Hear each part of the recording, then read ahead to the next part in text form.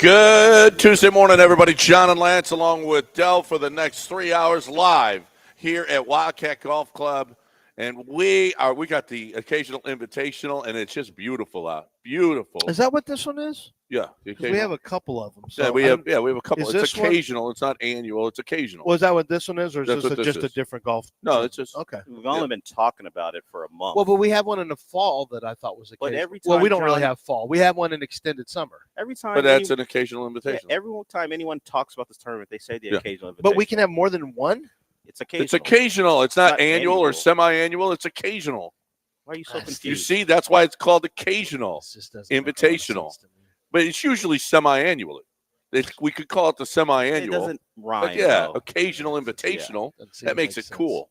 Okay. And that's what we're doing today. We're being cool out here at Wildcat Golf Club, home of, I'm telling you, I just love it. 36 championship holes. You are going to, if you haven't been here, you need to. And if you have, you know what I'm talking about. And the course looks beautiful. It is awesome. Love Elmer, Tim, Nick, everybody out here does a great job. We really appreciate you guys. So we are here today. We are going to be here. We want you to come out and hang out with us. Just come have lunch. Why don't you? Try to, you know what? You could pretend you're in the tournament and get a brown bag breakfast. No, don't pretend you're in a tournament to Oh. come get food.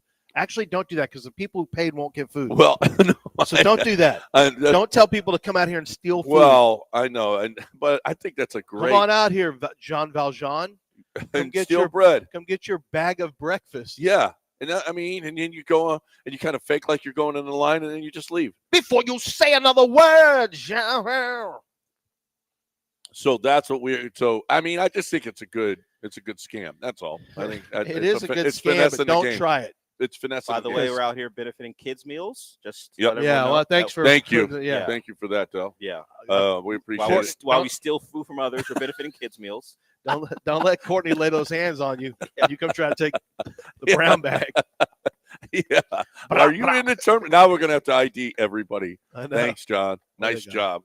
job. Anyway, That guy's got jeans on. you know, You sure he's playing? he's got, He's got 3 bags with a him ripped up T-shirt and jeans, and a hard hat on. Yeah. How about? Well, speaking of, you got to ID people. I had to ID people on the court last night. It was for the Rockets game. Yeah. Yeah. Ahmed Thompson out shoulder, lower back for Well, they have a back-to-back, and he just Alpi. said, "Screw it, we're going to lose this game, so let's just That's play." really what it everybody." was. That's what he did. That's really what it was. Let's just rest. So everybody. Alpram was out. It was good playing time for Reed Shepard, who had a good game. Cam Whitmore, who had a good game. Cam had a great game. Those two guys, Reed with a career high, much to Israel's chagrin, but Reed had a career high. You had Cam Whitmore with a really good game for Cam Whitmore. No, he was active. 11 rebounds. He was 10 of 19. Shot the 27 ball well. points. Yeah, from 3. when he was on the court, he was only -4, and they got Good for them. how about that? But it was a bunch of guys that wait, who? So What? it's an 11-point line before the game, right? Oklahoma City is Now no Alprin, no Yeah. Ahmed Thompson, and Right. no Dylan Brooks. and 3 I think starters they out. would have still been an 11-point dog with those guys. I mean, remember when the last time the Rockets went there? Yeah. When Yeah. the Rockets went there, they got blown out. They got their doors blown I out. feel like it'd be more like 8.5 Um, because they've beaten them before too. yeah, they beat them before, but there they got blown away. Yeah, well, and they're not playing their best basketball right now. So anyway, they're 11-point dogs. It's a 1-point game at the half. You know what the halftime line was? What? 10.5.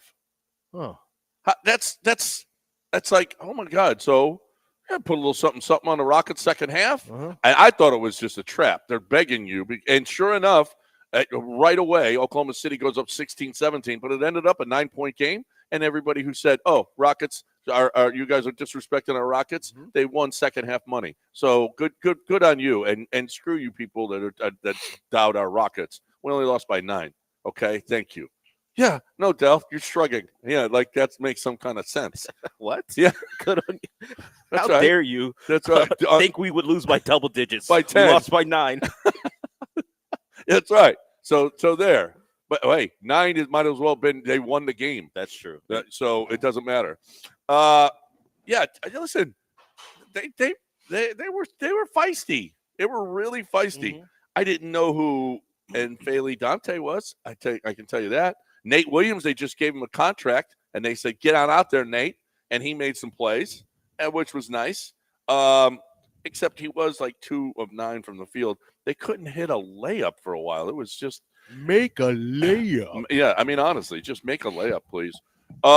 So the Rockets lost. They got it back. They got to go to Indianapolis. They had that game, which wasn't a late game, but they had a night game. They got to fly into Indianapolis and they got to play. All of those guys will probably be available. All those injuries that they had yesterday will probably be available today, and rightfully so. You weren't going to win that game anyway. Might as well take the L. You're not catching them, and go win this game. I like his theory on it, but it was a little frustrating to watch. Although watching those guys compete, watching Reed and Cam compete was nice. Yeah. I mean, it was a great opportunity for them to play a good team, to get some good minutes. They both looked like they were confident players. It was good. If you're going to lose a game because you're playing back-to-back, I mean, you basically threw the talent a little bit, but it's an understandable move. If the league wants to do what they're doing with so many of the back-to-backs, then you got to make business decisions as a team, because you're trying to finish in the top 4. And this was one that you could either grind out your players and make it tougher to win the second one, or you could just, some of your key players who are maybe a little beat up, let them have some rest. And that's what they did. And the benefit is that 2 of your young guards got a chance to play more. Yeah. And that's good. That's good, because they need those minutes. I mean, they're not playing in the G League. They're staying up there. And then Reed Shepherd's not really getting many minutes with the big club. He's going to be a good player. It's going to take some time. He's not ready to get the big minutes yet. And that's fine. It's because of the Rockets are too far ahead of, their lineup is just, they're just too deep. They're too deep for Reed Shepherd to play right now. So a situation like this is perfect. Yep. No, perfect. it was fun. I mean, they hung in there, get some minutes for the guys. That's good stuff. And let's move on to Indianapolis tonight, and we'll watch that, and we'll talk about that tomorrow morning. The other story was the Cougs taking on Kansas, and that was a pretty good basketball game. I was hoping it wouldn't be. Yeah. Because we blew them up by 40 last year. Kansas Remember? isn't very good. Yeah, I remember. They slapped the snot out of them at the end of the year last year. Uh-huh. Not so much this year. It was a good game, but the good guys ended up winning. And and it took and watching Kelvin Sampson before the game hugging Jawan Roberts. I mean, he couldn't. I mean, before he even got to the hug, the waterworks already started. Jawan's been with Kelvin Sampson 6 years. And the other day when we had him on last week, I mentioned that text that he got from Jawan after the last game that they played. They were getting on the bus, and Jawan sent Kelvin Sampson a text about how much he loves him, how much he appreciates him, how great it's been playing for him and everything. It's like a son to him. Yeah, he is. He really is like a son to him. And Kelvin talked about it when game day was out there. He said all the guys come back every year. This is where Quentin Grimes, who just had 44 the other night, he comes back every summer. Sasser and Jamal, they're all, it's like a family there. And you got guys that are with you for 6 years. Holy crap, that means so much. And I really believe this is the best chance Kelvin's had. You really do? I do. Their offense now, last night notwithstanding, this is the best offensive team that they've had. It's not the best defensive team, though. It's not the best defensive team, but it's the best offensive team. They play some games in the 80s, and they can play with you. They can score with you. Last night they sucked shooting the ball. They sucked. But that's the problem. Is I don't think they're a good shooting team. They're a better shooting team. And this is what concerns me, is they can't fall back on defense the same way they have in the still past. Can play D. They D you up now. They can, but they've had some games. It used to be they can. It's just going to be tougher in the things are going to tighten up a little bit. So we'll see. I feel like he has the same chance I always feel like he has. I don't feel any better or worse about it. I kind of feel better about this because they're not dependent on one guy. Now LJ is their scorer. But like the other night, Milos, he took over. He's good. Like he's really changed. Good. He's really changed. He played 3 minutes in the first half he had foul trouble. He played 3 minutes in the first half, and they still were. It was a tight game, and they could have used him obviously. But he came out in the second half, and then LJ got in foul trouble in the second half and couldn't play, and they still ended up beating that team. I mean, I just think with the front court with Jawan and JoJo and Javier Francis, and then the backcourt with LJ and Uzan. I mean, I think this is Well, it's the deepest team they've. I think it is. Deepest offensive team they've had. There's been some more tenacious defensive teams. I think there have been some better rebounding teams.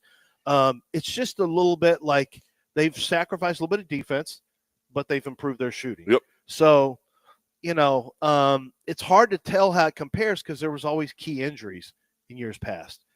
You always had to deal with a really good player out, or at least one, usually two, it seems like.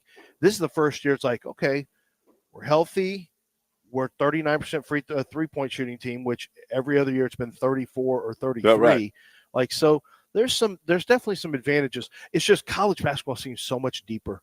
There's just so many more teams that are good this year. Really, I don't see a great team this year. Well, but I mean, there's a lot of good teams. A lot of good teams, Like and one point Like loss, and you're out. So. Auburn, Alabama, Florida. There's the SEC is stupid. The SEC is loaded. It's stupid. And then, Duke has the best player in college basketball. It's going to be a great tournament. It's going to be a fun tournament. Yeah, I think you're right. And there's nobody that's just so dominant over everybody like there has been in years past. But you're right. At the top, it is going to be a war. The final four, the Sweet 16, it is going to be awesome. And Kansas, we're watching a team last night that's so talented, that's got so many good players. They're going to be a 7 seed. Mm-hmm. They're going to be a 7 or an 8. Can you imagine being a 1 or a 2 and you got Kansas in the second round? No. Holy crap. No, but Kansas has also played like dog crap this year. Yeah. So I mean, you're afraid of they have talent. But they play like this, like they did last night. Yeah, they play better. But they have talent, and they got a good head coach. So you still don't love seeing them, even though if you want to see Kansas, you'd much rather see this Kansas than any other version that Bill Self's had there. Yeah. Rumors swirling around Bill Self. This is the first time that Bill Self is not going to be a top 4 seed since he's been to Kansas. This is the first time, let me repeat that he's not going to be a top 4 seed since he's been at Kansas. So there's some rumors swirling that maybe, there's a new sheriff in town with the Cougs. Yeah, Kansas used to run this show, and they don't run this show anymore. And whether or not, Bill Self can survive that, whether or not he wants to survive that with Kansas fans, you know how stupid they are. Yeah. So whether or not he wants to go through that or move on to another place. And I've heard there's some rumors swirling about another place that he might go to. And, we'll see whether or not, I'm not going to put it out there. I bet you're saying Texas. Not Texas. No. Not for Rodney Terry? There's another one. You're right. They're going to offer a ton of money. Yeah. They're going to have a ton of facilities. Do you know that who was that I spoke with who's been to all these NBA facilities? I was talking to think of who it is in a second. They've been to all the NBA facilities. And this person was at Texas. He said, it's the best facility I have ever been in. Better than any NBA facility. Really? Have you been there? I haven't. I haven't been there. He said it is the most incredible. Oh, it's Money Smith. That's what it was. Money said, have you been? I said, no. He goes, listen, I've been to just about every NBA facility, the new ones. He goes, Texas probably blows them all away. It's smaller because, it's a college facility. Yeah. So whatever it is, 12,000. So immediately it's got a seating advantage. He said they've got all these TVs that are slanted on every section to where you can't like. He said, I've never seen anything as nice as that stadium anywhere. So now it made me kind of want to go see a game there now. I want to go check it out. So, but yeah, he couldn't stop raving about how it's better than any NBA facility he's ever been in. Huh. I mean, they've got all that money. Yeah. If Bill Self is out there, Texas is going to be in the mix. Look at the athletes playing golf right now. Yeah, I like this. Yeah. I mean, that's it. This is nothing as athletic as golf, Del. Okay, no. So you can stop. The argument is over when you see guys like this playing. Barstool that guy playing, yeah, it is over. Is this dude perfect? Is this Barstool? I don't know. He's about this? 3 bills. He's 3 bills plus tax, and and he's killing these guys. That's athletes. Del. Oh yeah, that's what we call athleticism, right there. Okay. I don't know why he's yelling at you.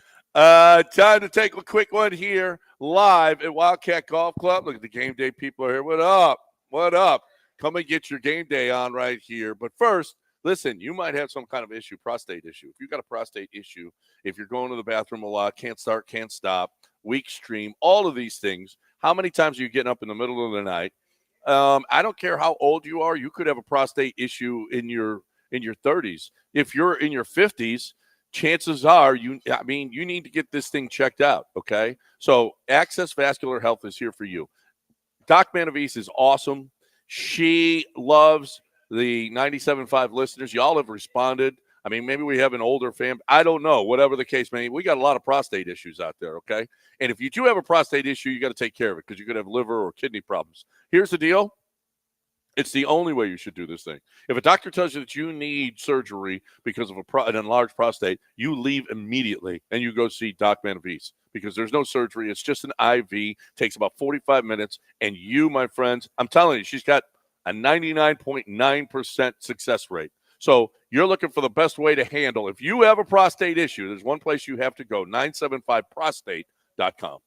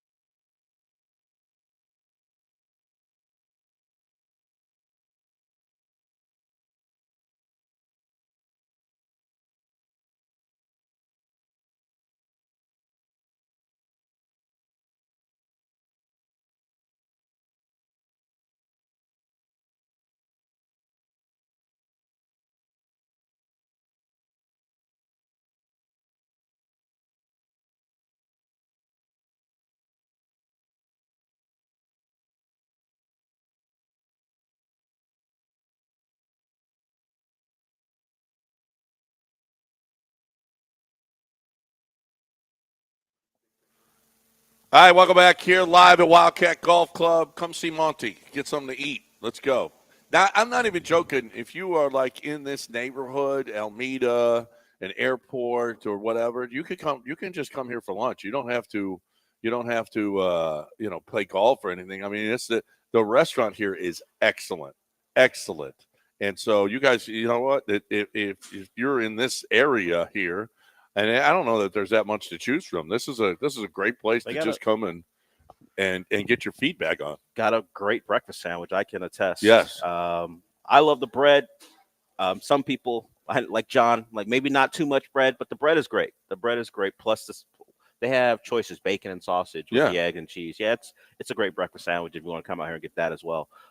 I should eat probably today because I'm going to drink. Today is the last day that I can drink. Yeah, it's Fat Tuesday. Fat Tuesday. Lent is fast approaching for you, so it'll be better for all of us working with you, but not for you. Not for my friends. They hate me during Lent. Well, your coworkers don't like you outside of Lent, so. Okay, so that 46 days is the only days people here like me? I mean, it's the only days that my friends hate me. It's the only days you're tolerable as far as working with you. now your friends, I mean, I can't speak to that because I'm not your friend. Right. You don't know. There's two categories, and you're not in it. Yeah, your name's Bennett, and you ain't in it. I'm barely an acquaintance at this point. That's it. Anyway, we're live at Wildcat Golf Club. We got the occasional invitational. People are going to start to pour in. It's at 10:30 this morning. Speaking of pouring in, the rain looks like it's going to dissipate, and we're going to have action. So anybody that is thinking, oh no, it's rainy, we're not playing. Oh, we're playing. We're getting our golf on today. Man, you see, this Cam Smith thing is starting to get a little. Cam Smith is having himself a big. Is it too early? It too quick to be thinking about he can play this year? There's a lot of stuff. The top prospect in a big trade you made in the offseason comes in and he's physically impressive and he comes in and hits the way he has. People are going to get excited. Now, the old school baseball people are like, relax. Beyond the fact that it's spring, there's just the belief that he can't make his way into this roster.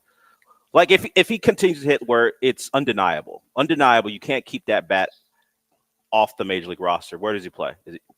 Is he starting? Yeah, he can play. He's an outfielder. Okay. So you know what they need right now? A bat in the outfield. Outfield. Yeah. So 571, a triple, 2 homers, 6 RBIs, 4 walks, 1 strikeout. Listen, just because you can hit spring training pitching doesn't mean you can hit major league pitching. But I always say, I'm hitting it here. So maybe give me a shot to hit. So here's the deal. If you can't hit spring training pitching, then you're not ready for the bigs. Why is John yelling today? He's excited. I am excited about Cam Smith. You are Smith. excited. I thought it was about game day. The game day's here. Game day is going to hook a brother up. Okay? Cam Smith, I'm worried that we're going to get another one of these, like, keep him in. Oh, it's the new George Springer. Keep him in the system. I don't see how you can. Like, I guess you can for 1 year. I guess. But I'm not even sure how you're going to do it in 1 year. Why? Well, because you just signed.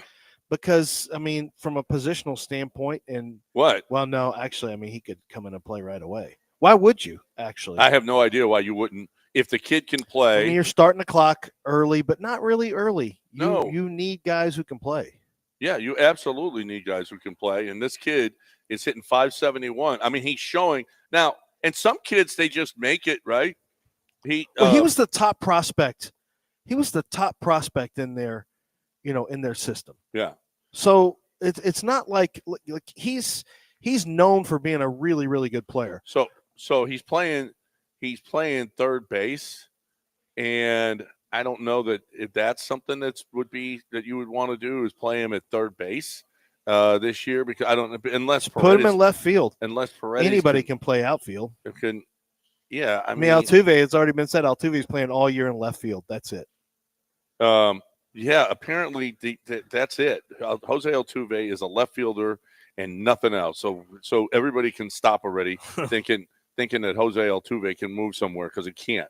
The dude is a left fielder now, and there's nothing that we can do about it. Yeah, Cam's playing a lot of third base, which is not good for him, because Paredes is going to be entrenched at third base. So whether or not, I mean, can put the kid, he looks like he could play outfield to me. He just looks like he could play right field. If Chaz struggles, let's go. Put him out there.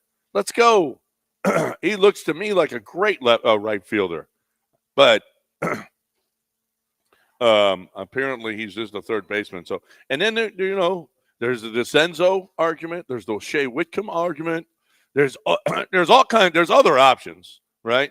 DeCenzo's been playing some left field, although that's going to be Jose Altuve's position.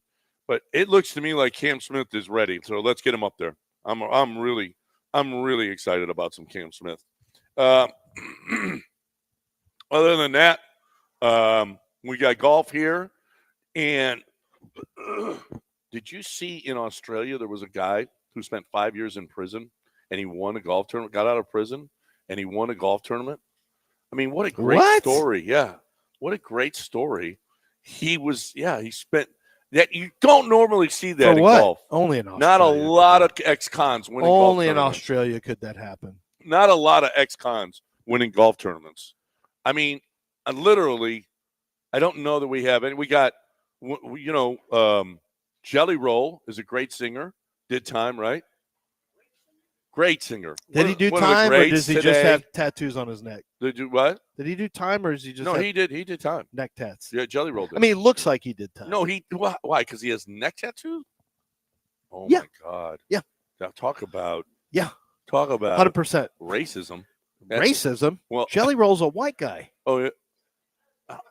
Do you know that? Yeah, but he's got neck tattoos. That's said not racism. Oh, it is profiling. That's what I meant. It's profiling. Same thing. It's profiling. profiling. That's fair. Yeah, that's you are profiling. Sometimes you profile correctly. So Birdman was he an ex-con? Birdman was an absolute mess. You want to go through his background? He should have been in prison.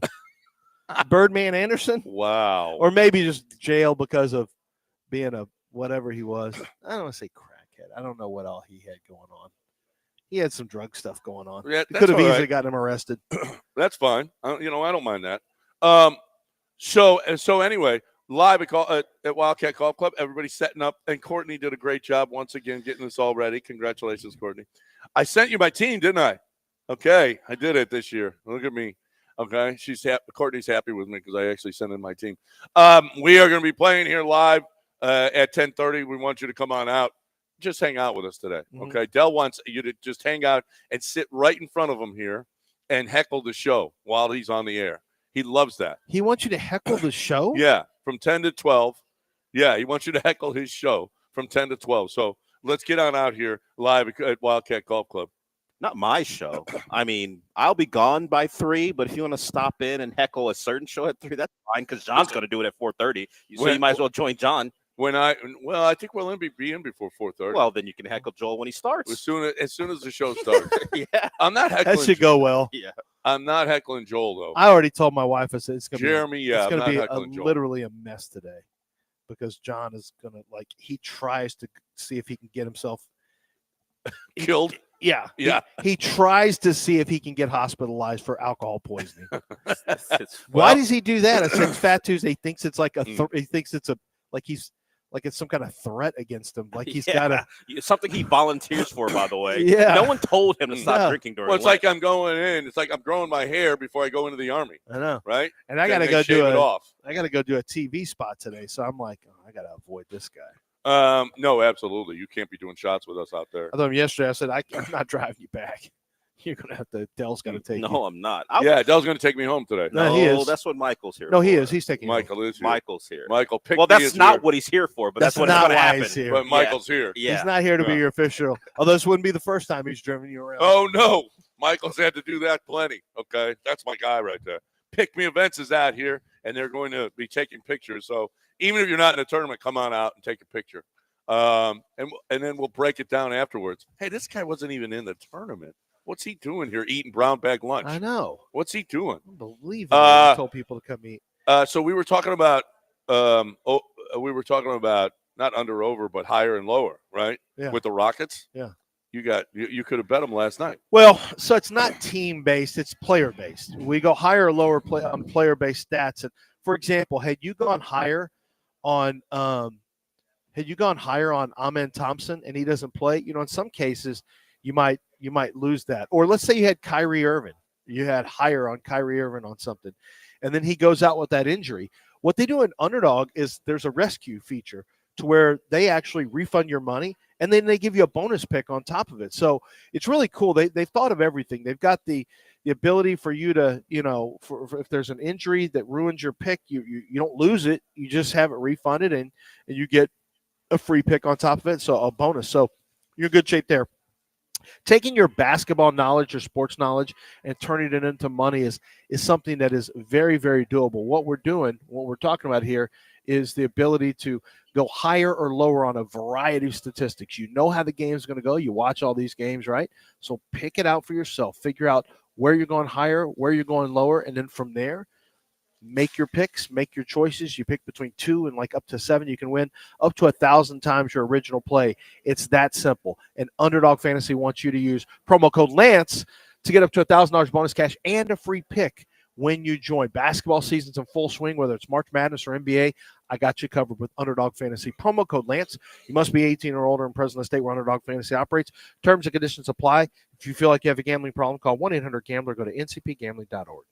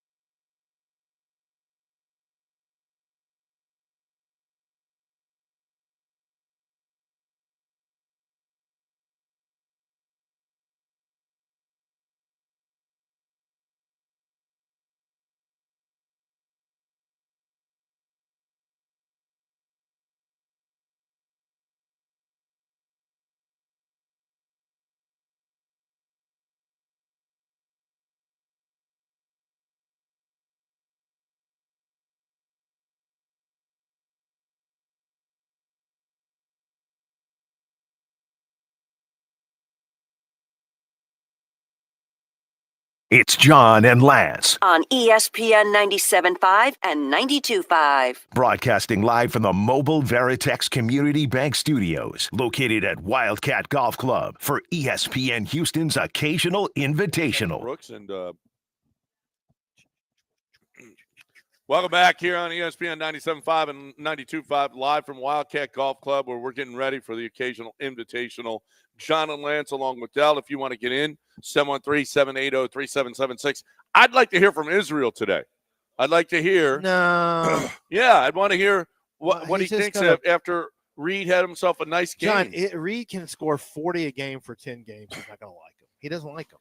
Why wouldn't you like him? He just doesn't like him. He's I can't third imagine. overall pick. I can't imagine why. He doesn't like him. He thinks he's trash. He called him trash. He called him trash. I mean, did you see him yesterday? Have you seen him? It doesn't matter. He's trash. Like Israel, call in. I want to see. why? He just doesn't like him. He might like him more after yesterday. I'll bet $1,000 Israel doesn't like him. Well, He just thinks he's trash. I think he's always going to think he's trash. he Just he doesn't does. like him. He looks like a 15-year-old out there. That's for sure. Yeah, he looks young. He does look. The mustache actually helped him. It makes him. It didn't to look me- great. It didn't look great, but To me, that made him mustaches- look younger, like he was trying hard. Well, mustache is a big thing now. Like there's a lot of guys with mustaches, and it had been, but now it's making Why? Because of Sam? a second resurgence. No, No. you got to see how many draft prospects have mustaches now. Oh It's yeah. disconcerting. The kid from Alabama who looks like an ironworker. I even put in his write-up. I put Robbie Oots is built like an ironworker with a squat rack in his garage. That's one of the most accurate write-ups I've ever had in my life. This guy's got massive quads. He's got a mullet, a mustache, and he looks like a 34-year-old man with kids. Like he looks like an ironworker. I must have spent 40 minutes coming up with that. More disconcerting, the mustaches or the new shorts they're wearing? New shorts. New shorts? I'm not a mustache guy, but Drake has one too, so I'm used to it. But yeah, the new shorts is just. I mean, it's been going like this for a little while now, so it's not new anymore. But they're bringing. I mean, first they brought back Crocs, and I was like, oh, do they know who wears Crocs? Like their arch enemy, the Boomers, wear Crocs, and then it turned into short. Then it turned into mustaches. Then it turned into short shorts, and I'm like, what are we doing here? What are y'all doing? Then they told us they're done with the '90s. Style clock, Lance. That's what it is. I guess it is. Clock. And now they're wearing they've been wearing slides with socks. That's kind of but now it's like Birkenstock sandals with socks. Like it's weak as ice water. Birkenstock. White socks, like white old school, just white socks with Birkenstock sandals. Oh my God. Yeah. This is a thing that they aspire to. That's why they can't get laid. I'm just being real. Wait, what? I'm just being real. Wait a minute. Was that a question by I'm just teams? being real. They're not having any relations. Did the team, We're not going to be able to have our Are you still talking about draft prospects? Yeah. Oh no, I'm off of that. Okay. Oh. No, not they. They're doing fine. Yeah. The draft prospects are doing fine. That's what I'm thought. talking I about. thought that's what you meant. I'm talking about Gen Z. I'm a little worried. They're talking about I don't want to date anymore. We're not having kids. Like, who's going to pay for Social Security? Dell started this trend. Dell started it. I'm a millennial. I mean, yeah, but I get it. They were the first ones that I started didn't say anything fussing too about much. dating. I just said kids. Who's looking for that? Who's looking to do that? So Besides everyone, I guess. So there's a new development that something that happened yesterday. Really, this guy looks like he's a college player. I know, right? Look at him. That's who I'm talking about. That's not a college There's player. a national development now. Apparently, one writer, NFL draft expert, put Shedeur Sanders at 29. One writer. One writer put we know this Shedeur guy? Sanders at 29. And apparently he's lost all credibility. He has no idea. This is why NFL.com has got CNN ratings now. Yep. Okay. We're going out of business. Yep. And because you can't be trusted anymore. It's fake news what you do for a living. Can you please explain? No, I was way more aggressive. Can you please explain how you pissed off an entire state of Colorado? An entire group of state of Colorado. These them. are just fanboys around the country. Oh, yeah. Are you kidding? You latch onto somebody and then you live through them vicariously. Right. Because your life is terrible. And then you then you get attack. mad. And if anybody has a mock draft, which is literally trying to predict what will happen after I got back from the combine and realized all these teams don't like him. Yeah. And so I dropped him. I'm like, well, if he didn't go 6 to the Raiders. Now I do think Tom Brady is the one. I think Tom Brady will take him. Will I don't Carroll know. Take him? See, I don't know.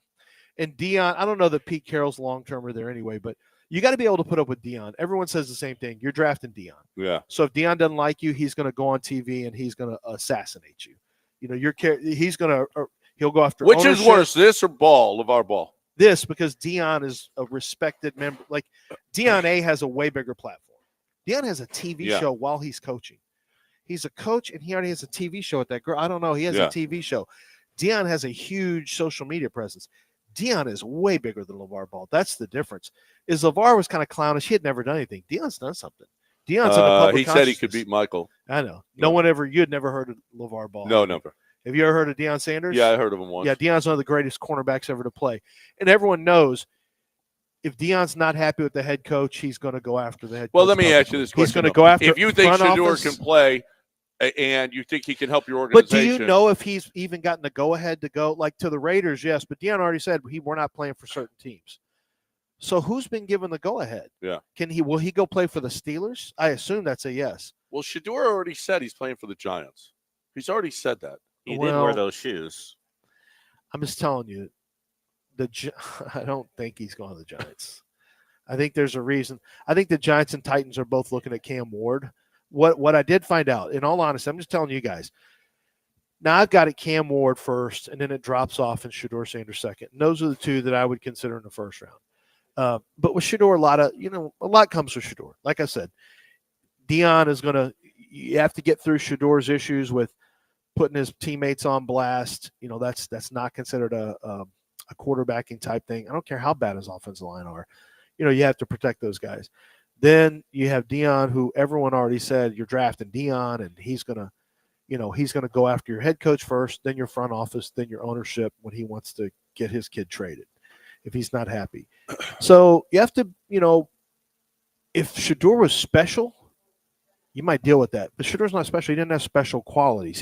His qualities are poise and accuracy and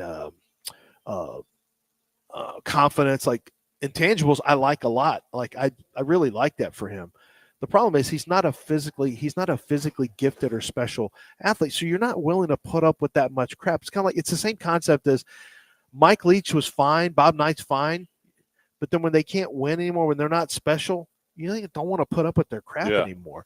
It's I would say like Terrell Owens, but he was always good. It's like that with any athlete. So I think with Shedeur, if he doesn't go to Tom Brady, the Raiders at 6, which I do think Deion will chill out. If Tom Brady's involved, Deion's not going to take a bunch of shots. So that's the one that makes some sense. But if I'm a head coach, if I draft Shedeur, there is always the speculation that Deion will be the next guy at where I am. Yeah. Wherever Shedeur is. Uh-huh.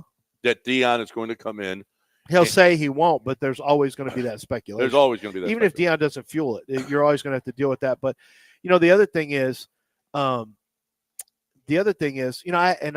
kind of, I mentioned that where Deion said we're not going to play for certain teams.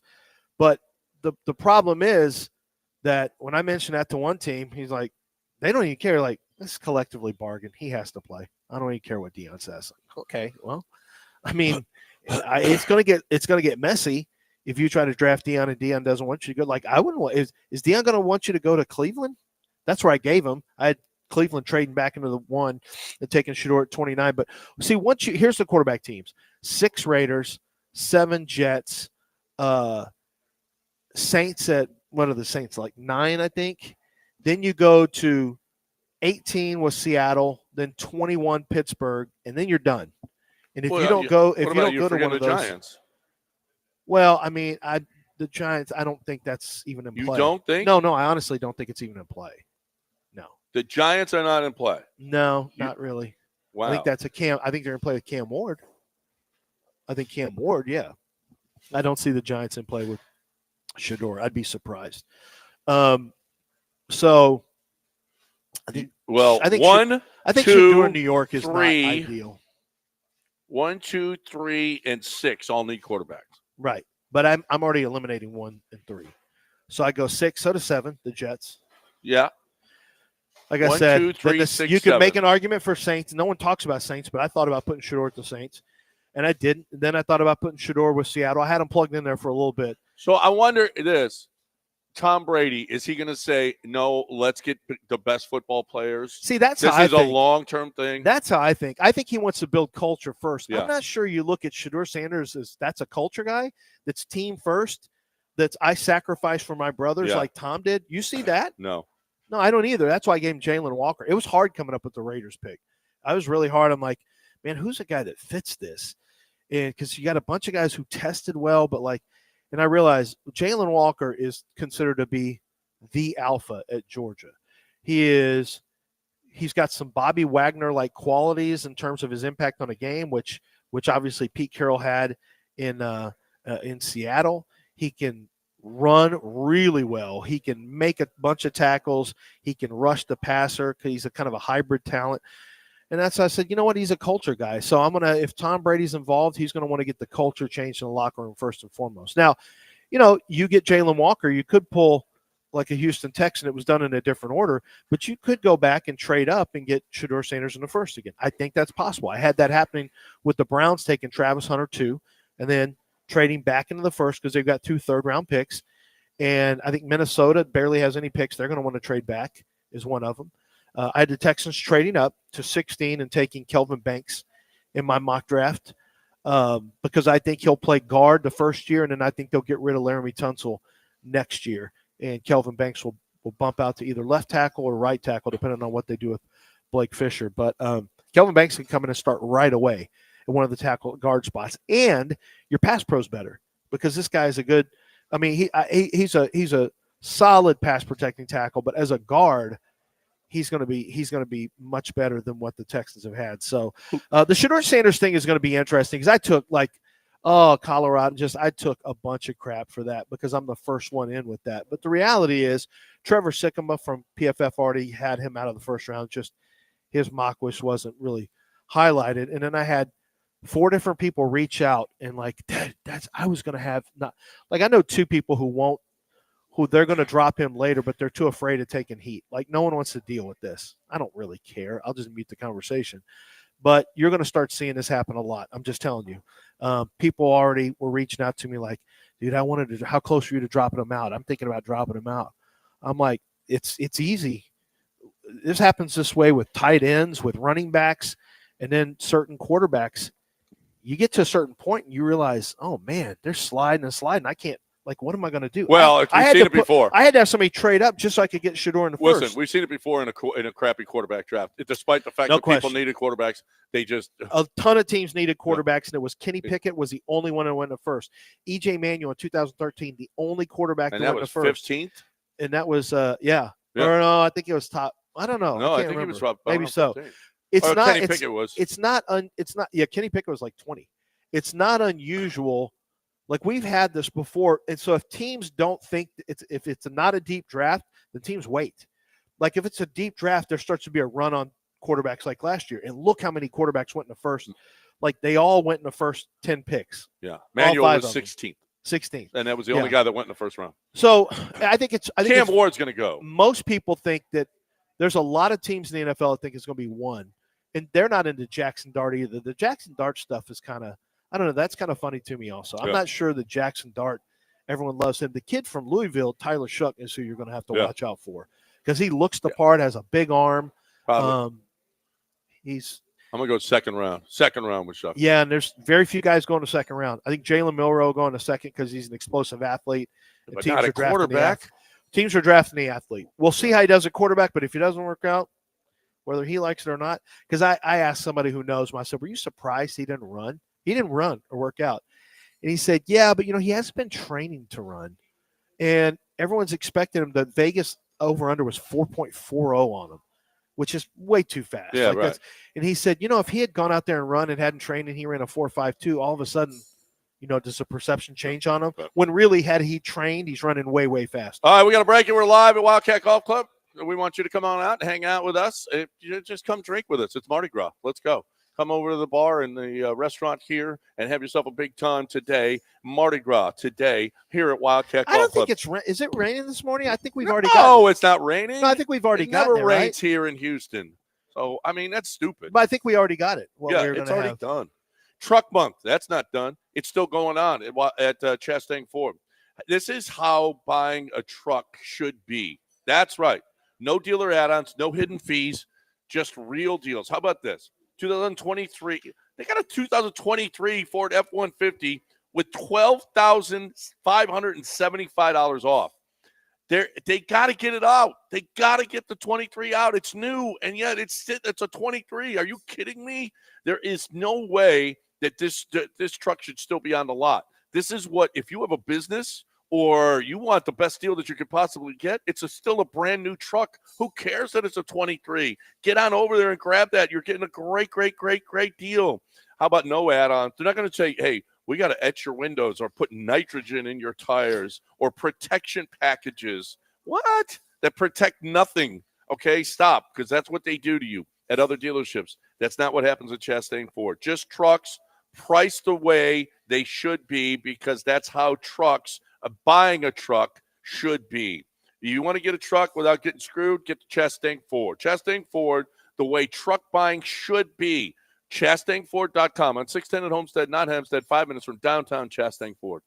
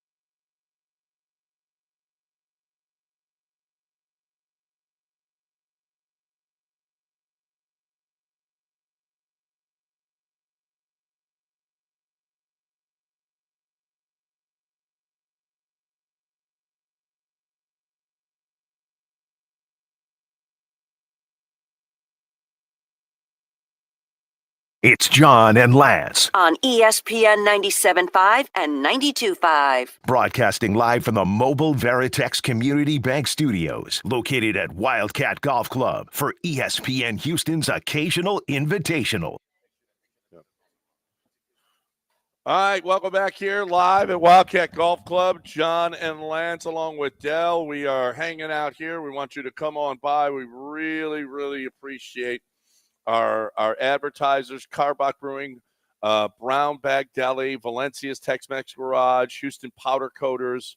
Game Day Men's Health is out here. They're giving away like $3,000 worth of packages. And, oh, by the way, if you're on your way out here and you got some kind of pain, they got the OmniWave machine here, which if, pain in your elbow or knee or lower back or whatever, they can put that on you and you know what, and help you to get through the round today. Of course, some alcohol will help that as well. So either way, you want to do game day with the OmniWave or just alcohol, you can do that as well.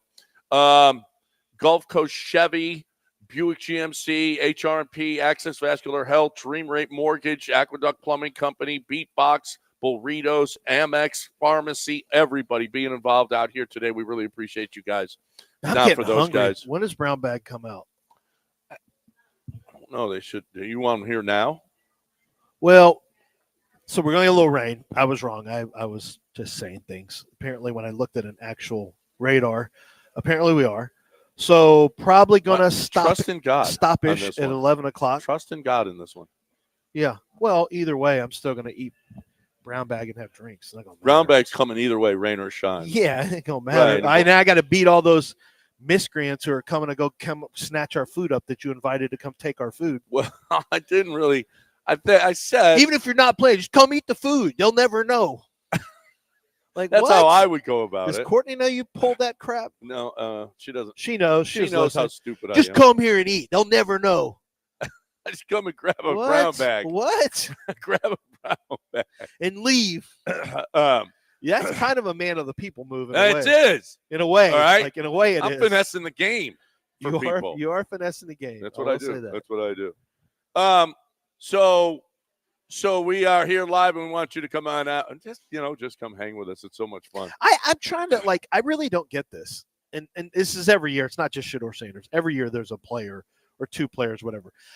I get if you went to college at a place and you get an affinity or an affection for a player, right? I mean, I get that. I've seen that with my wife, with people with Vince Young, with Johnny Manziel. We called them Manzelites.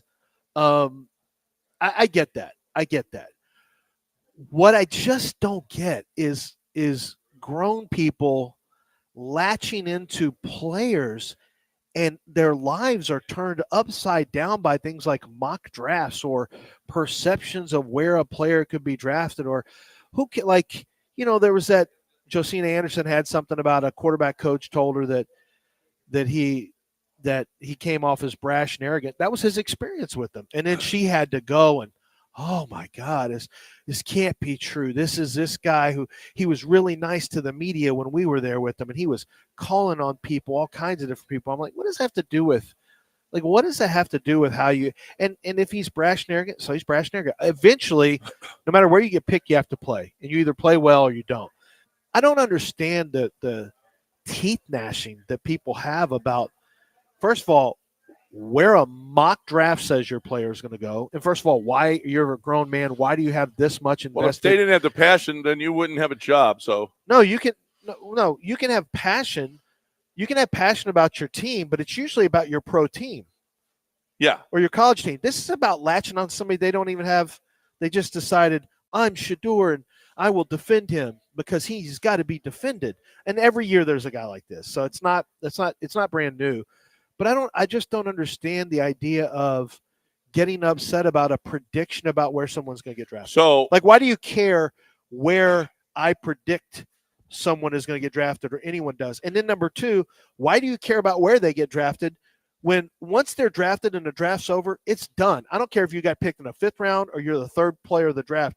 You got to go in and start playing well. Like, that has to happen. Now you got to go in and play well. So Josina Anderson, here's what she tweeted about the Shedeur situation. I'm disappointed to hear that a quarterback's coach from a team drafting in the top 7 referred to Shedeur Sanders as coming off brash and arrogant in his team interview and making his assessment known to a number of people per source. He's not going to, she says, I'm not naming him. Okay. Sanders appeared, okay. With the reporters, she said he appeared to go out of his way to acknowledge multiple media members, regardless if they were recognizable or not. He seemed cordial, polite, witty, thoughtful, along with being confident, as many athletes are. Blah, blah, blah, blah, blah, blah. He's literally Deion Sanders' son, and despite growing up different from most, seemed fairly grounded. Hopefully, any potential biases towards the culture are being checked at the door as to not unduly impact stock and business. The modern-day college athlete is evolving, as is the scale of business opportunities surrounding them before entering professional leagues. Adaptation sounds necessary, not just for Sanders. What she's saying is the players are different now. They got money. Coaches don't like that. They're coming in. They've got confidence. They got money. And maybe you have to adapt and not the players. They don't care about the money. What they care about, if you're an a-hole, this is what they actually care about. What you need to understand is it's not all coaches. Like, first of all, the racial composition, it's black and white. There's a lot of, so from a culture, I know what she was trying to say with culture that he's got, because, he wears his chains. He had his 2 chains, got the hat sideways. They don't really care about, like, that's so overblown. That's so overblown by people who don't really know. They don't care about all that. They understand. They deal with so many players year after year, hundreds of players they talk to. That's not that big a deal. There's always the assumption that everyone is just like Dick Vermeil, who is talking to these guys. That's not what it is. There's a lot of young guys who are involved in interview rooms, and a lot of general managers are much younger now. It's not that big a deal. The players getting money. I asked this question. I said, so the question I always ask is, what will a player do with more money and more time and more access? More time on their hands, more access, more money. So that's a question you always ask about all these players. With Shedeur, you already have kind of like, he's been around money, so it's not like you don't worry about that really. So that's kind of actually what she's saying doesn't really make a lot of sense. You already know about that. You're not worried about that. You're more worried about the new money stuff and can you handle yourself? It's like kids in Europe or kids in Louisiana who've been drinking since they're 15. You know what I'm saying? They can handle themselves when they're 18, 19 years old. Kids that went to Tulane, I went to Tulane with, that never had a drop, became alcoholics and felt like were out of school in a year. They weren't acclimated. So there's it's kind of that concept. But really what teams did say, I said, now that all these players are starting to get money in NIL, like, does that change? Like, are you getting to figure out who guys aren't, how they handle money? They said, yeah, but they were already getting money. So you just didn't know how much money they were getting. Now they're getting fame. It's not under the table.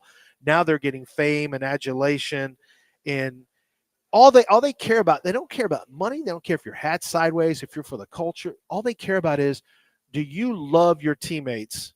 Are you going to do what's best for the team? And can you ball? That's really all they care about. Do you ball?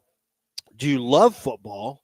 And then are you going to be a good teammate and work? That's all they care about. All this other stuff is just that's for us. That's for fans and media to act like it means more than it does. When you start talking to people who really work there, you get it. In the business, you get a slap in the face. They're trying to find guys that help them win. Because if you don't help them win, they get fired. So they don't care how you act, what you are. They just care, do you love football? Are you good at football? And are you going to be a good teammate so you can get the best culture possible to sustain winning over the long haul? And I do think that Shedeur's got some questions to answer about, the idea that he's changed culture into. He had a losing season the first year at Colorado, and he had a winning season. You had Shedeur Sanders and a 5-star player in Travis Hunter, and Deion has the advantage of bringing it. Yeah, of course Jackson State was better. Of course, they had Travis Hunter there playing both ways. Of course they were better. And Shedeur's a pretty good quarterback. But this idea that changing culture means it lasts for a long time. This is what it's going to be. Not 2 years. If Colorado becomes a powerhouse, with or without Deion Sanders, I will say yes, that he had a big part in changing culture. I also think Travis Hunter is a big culture changer. Yeah. This dude loves his teammates, balls out 2 different ways, like Wants Travis to be on Hunter the field. and Deion. Yeah. And Deion, I think, Deion's lost a lot of there's some good and bad with Deion if you get into it. But, but if it keeps going with Colorado, yeah. But if it's like 2 and done, or if Deion takes off and they just go back to the doldrums, you didn't change any culture. All right. You know who changes culture? Jim Fiume. He does. He changes the culture of your house. Okay. How about Gulf Coast Windows is endorsed by Tom Tynan and Chris Salcedo and John Granato. Okay. Us 3 home experts. That's what we do. Okay. Me, Tynan, and Salcedo. This is what we do. We know beautiful windows, beautiful doors. They're the best doors. Nobody's had better doors ever than these doors.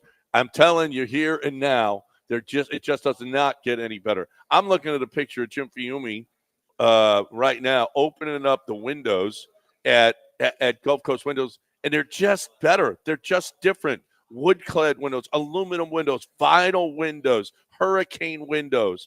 It's the best new home construction. So listen, you're building a house, and I don't know what windows your builder is going to try to go cheap on this. Don't go cheap. Get the best window because this is it's the long haul. You're going to be in this house and you're going to want the best window that you could possibly have. Security, privacy, beauty, all of them. Okay. And the warranty that's second to none. Looking for the best way to get that new window, whether you're replacing windows or building a new home or building, GulfCoastWindows.com. 713-849-5454 or GulfCoastWindows.com. Tell Jim Fiume you heard it here.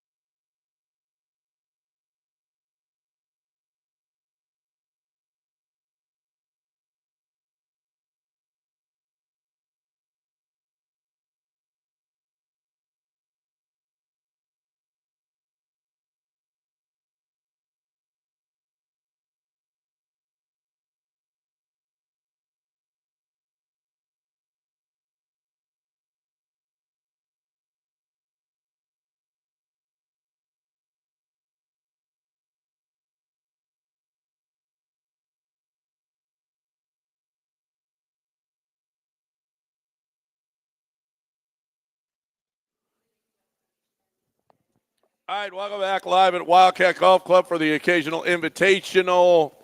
We really, really appreciate all you sponsors out there. Thank you so much for being here. And we will name them for those of you just joining us you didn't hear. But if you've been with us, you know this is a big day. It's Mardi Gras. And it's also Reed Shepherd Day in the city. Why is it a big day, by the way? Because it's Mardi Gras, because everybody's drinking and then stops. Everybody not Mardi Gras quits. Today. It's tomorrow. It's today. Does it start with Fat Tuesday? It's Fat Tuesday. Oh, Fat That's Tuesday when Mardi it Gras. starts. Oh, okay. Yeah. That's why we have beats on. Ash Wednesday, it's over. Now we go. It's not over. It's not. You're literally one of the only people it's over for. You know, the rest of us are just getting started, right? What are you, a Gregorian chant? Yeah. Are you a monk? Yeah.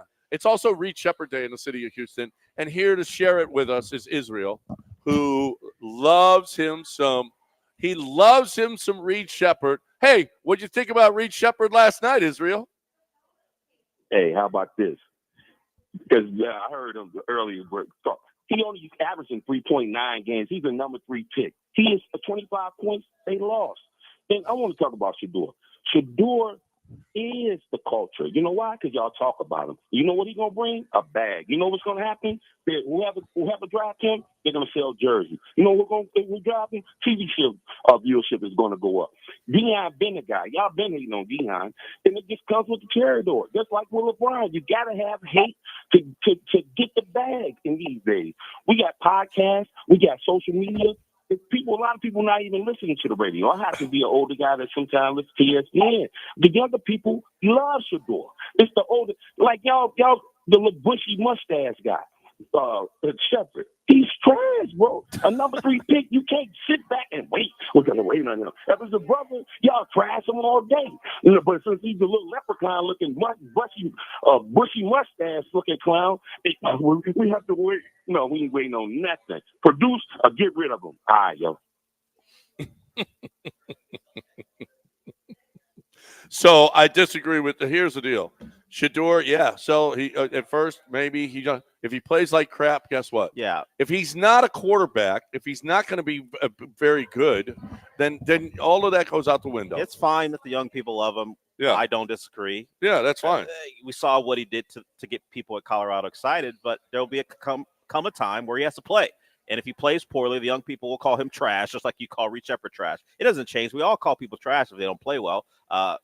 So Shedeur, once he gets drafted, wherever he gets drafted, will have none of that stuff is going to matter because he's going to have to deliver and he's going to have to lead and play. And if he plays well, none of this will matter. If he doesn't play well, it'll all come back on his head. But he's invited the talk because I don't think he minds it, which is fine. Whether he's arrogant or brash, whatever the words you want to use, just play and play well. And it's not. Yeah, I mean, matter. he is arrogant and brash, but he doesn't care. That's by design. Like, Yeah. he's like, I don't care what He's critics Deion's say. son. Yeah, he already told you, I don't care what critics say. He said that at the combine. Yeah. You think I care what critics say? So why is, like, there's no reason for anyone to get all upset. Like, Josina is a fan, okay? She's been tweeting about Deion and Shedeur in Colorado for a long time during games and all that stuff. I get it. He'll tell you himself, yeah, I'm brash, I'm arrogant. What? Like, you think I care what anyone says? Yeah, I'm not sure. He doesn't care what anyone says. Why are we pushing back on something he would acknowledge himself? Now I don't know. Now he doesn't. He would say it's a detriment. It's been couched as a bad thing. He would say it's part of who I am and how I play, and it's not a bad thing. It's confidence is what he would say. Yeah, but it's who he is. Look, he's going to rub some people the wrong way, and there will be other people who are fine with it. Just like there is, but I see this happen every year with different players. He's just got a bigger name because he's Deion's son and he's had national spotlight. I deal with this every year with not a ton of different players. There's probably 3 to 5 that I have to hear about. And y'all won't care about it if it's an offensive tackle. You won't care about it if it's a linebacker. You will care about it if it's a quarterback. Josh Rosen was slandered more than anybody I've ever seen, and with good reason. Yeah. Like, he got murdered in the draft process behind the scenes. A little different. And he was a tennis player. We put it out there. Yeah, well, no, he was a lead quarterback was, from UCLA who was higher recruited than Shedeur Sanders. You got to remember his own quarterback made a comment that his own head coach Jim Mora made a comment that, if you could have one quarterback in this draft, I think he said something like Sam Darnold, everyone said, "Excuse me." He goes, "No." He had to walk it back, Yeah. and you knew that's what he meant. Yeah. You knew, but he couldn't say that. Like, Josh, we had to be careful what we were saying about Josh. We had to be careful what we say about Dwayne Haskins. There's always quarterbacks that a fan base is going to. Justin Fields. Yeah, Justin. Well, Justin speaking of which, who's on the line, though? Dan Orlovsky has called in. Dan Orlovsky on a mobile. On a mobile. Known quarterback defender, Dan Orlovsky on a mobile. Dan Orlovsky on a mobile is joining us right now on ESPN 97.5 and 92.5. Hey, Dan. What's up, guys? How are you guys this morning? Good. Good. I was just at Dion's compound this weekend. And, Lance, I completely disagree. Shador's accuracy. Do you know what he was in high school, his record? 47-5. And Jacksonville State, 23-3. This guy can swing the ball. He reminds me a lot of Anthony Richardson. You know, our riders are vastly different, and I'm going to prove you wrong. It reminds me of Justin Fields. So I definitely think that you're being, I don't know, opposite of what Israel thinks you're being with Reed, with Shador. So can you tell me why do you have him going so low? Is it leadership? Is it accuracy? I'm not going to tell you, Dan. Racism. I'm not going to tell you, Dan. I don't have to explain myself to you, Dan Orlovsky on a mobile. Dan Orlovsky on a mobile. I don't have to. I don't have to explain myself. Thank you, Dan Orlovsky on a mobile. Do your work, Dan. Could be Orlovsky on a racism. mobile. We don't know. It's always a chance there's racism involved. Always. And this whole Reed Shepard thing that he just dismissed because they lost the game. Oh, there was another number 3 overall pick that lost a lot of lost a lot of basketball games his rookie year, and his name was Michael Jordan. Okay, so that's right. Reed Shepard, 3rd overall pick. Michael Jordan, 3rd overall pick. You know what? Michael Jordan lost a lot of basketball games. Didn't he play?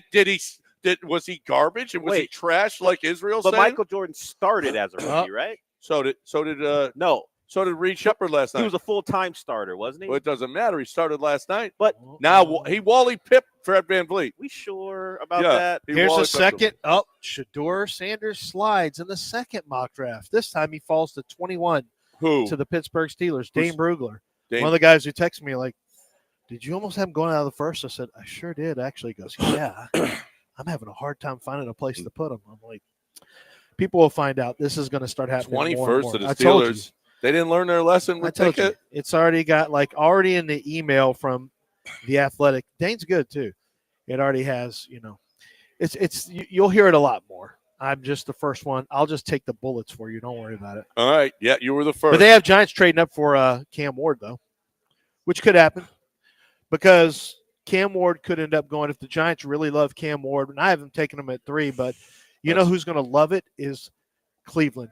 Because if Cam Ward gets traded up there, Cleveland gets to take Abdul Carter, and they can try to trade Myles Garrett for a boatload of picks. Yeah. All right. We're live at Wildcat Golf Club. And out here today, Game Day Men's Health has a booth set up where they're giving away $3,000, $500 packages, 6 of them. So when you come out here, you sign up. And to go over to the Game Day Men's Health table, meet Angelia, and she is here with us right now and talking about what Game Day. I always say this because I've been doing testosterone replacement for years and years, like over a decade. Testosterone replacement. Game Day is just different. Mm-hmm. I've never seen the attention to detail like you guys do with the peptides. Just making sure that it's not just come in and get a shot. It's let's make sure that you're feeling the best you can. Yes, Game Day has one goal and one goal only. And we want men to feel their best, right? So you don't have to feel the certain way that you feel. And we have a lot of different kind of options, peptides, TRT, and vitamin shot, medical weight loss. And we also have a machine that does musculoskeletal pain that help you feel the best. So if you're trying to recover for some kind of injury or whatever, you got the OmniWave, which will help do that. But you also got, everything about this, I find that you guys, it's just let's get you optimum. Be it if it's you can't focus, be it sexually, be it I want to lose weight, I want to gain muscle. All of those things you guys got solutions for. Everybody wants to feel better about themselves, especially men, right? You want your energy. You want to sleep better. You want to lose some weight. You want to lose a love handle. You want to gain some hair, right? And then some body muscle also. So we have the solution to help you to get there. All right. Where's your location? I'm in Pearland. We just opened the clinic about 3 months ago down Broadway and Kingsley. So sweet. Jarrett's in Edo, right? Yes, Jerry's downtown. And Willowbrook, then- Sean's in Willowbrook. Yes, But we got Sean is locations all over Willowbrook. the city now. So this is it. Guys, feel better, look better, everything about it. It's Game Day Men's Health. I love it. It's just different. GameDayMen'sHealth.com.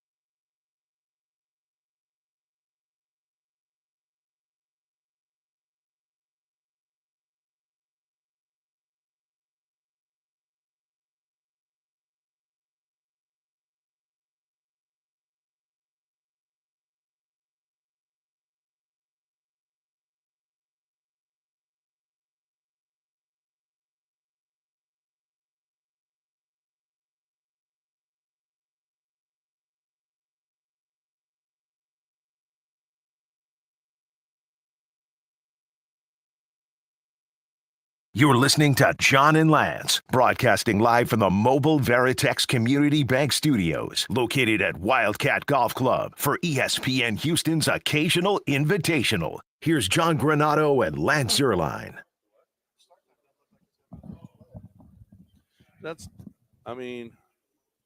God wants us to play golf today, Hey, Lance.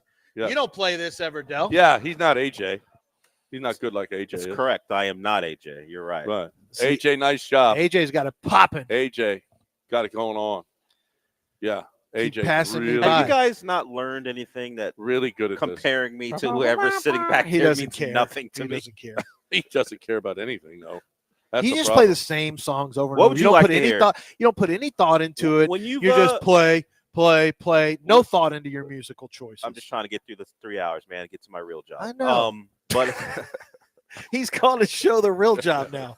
Oh, unbelievable. He doesn't care about we this. made Dell a star. This is why everyone loves Dell. That's why he just took us off the air a little while ago. Oh, you're gonna blame me for that. We don't know what happened. We weren't even on the air when it happened. So how about Lance is pulling plugs on this thing? He just I thought it was to that, but it turned out it wasn't. It was to the station. You ask me. Don't touch anything going forward. Yeah, I will take care. He pulled us off the air.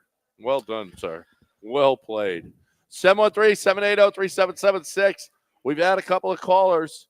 We agree wholeheartedly with Israel with his take. The Reed Shepherd's trash? The Reed Shepherd what? The Reed Shepherd's trash? You agree with that? No. You co-sign that? He said Reed he said Reed Shepherd is one of the great players today. No, he didn't. Yeah, he did. He did not say that. That's what I heard. I heard Michael Jordan. You said brought up Michael Jordan. You said you agree. Third overall pick. Do you want to keep going through 25 points? 25 Would points. you like to go through all the What did Michael picks? average? What did Michael average? I don't know. You 20 because Reed had 25 last night. What is Reed averaging over I the don't season? care about that. I'm talking about it started now. Okay. Let me know when Reed hits that 63-point game. Pipped Fred VanVleet. Let me know when Reed hits that 63-point game. By the way, my son's all pumped up. Mason got all pumped up because he's getting his car back? Yeah, but eventually, he's got to come up with some money, so he better go get a job. But no, he's getting pumped up because NBA Central, not Centel, NBA Central. Oh, how about Colin Cowherd got Centel? He got Centel. Well, they took it off the air. Like Centel's not around. And they brought it back. It's back? Yeah. He just did something the other day. So and got Colin Cowherd. It's unbelievable how often people get tricked.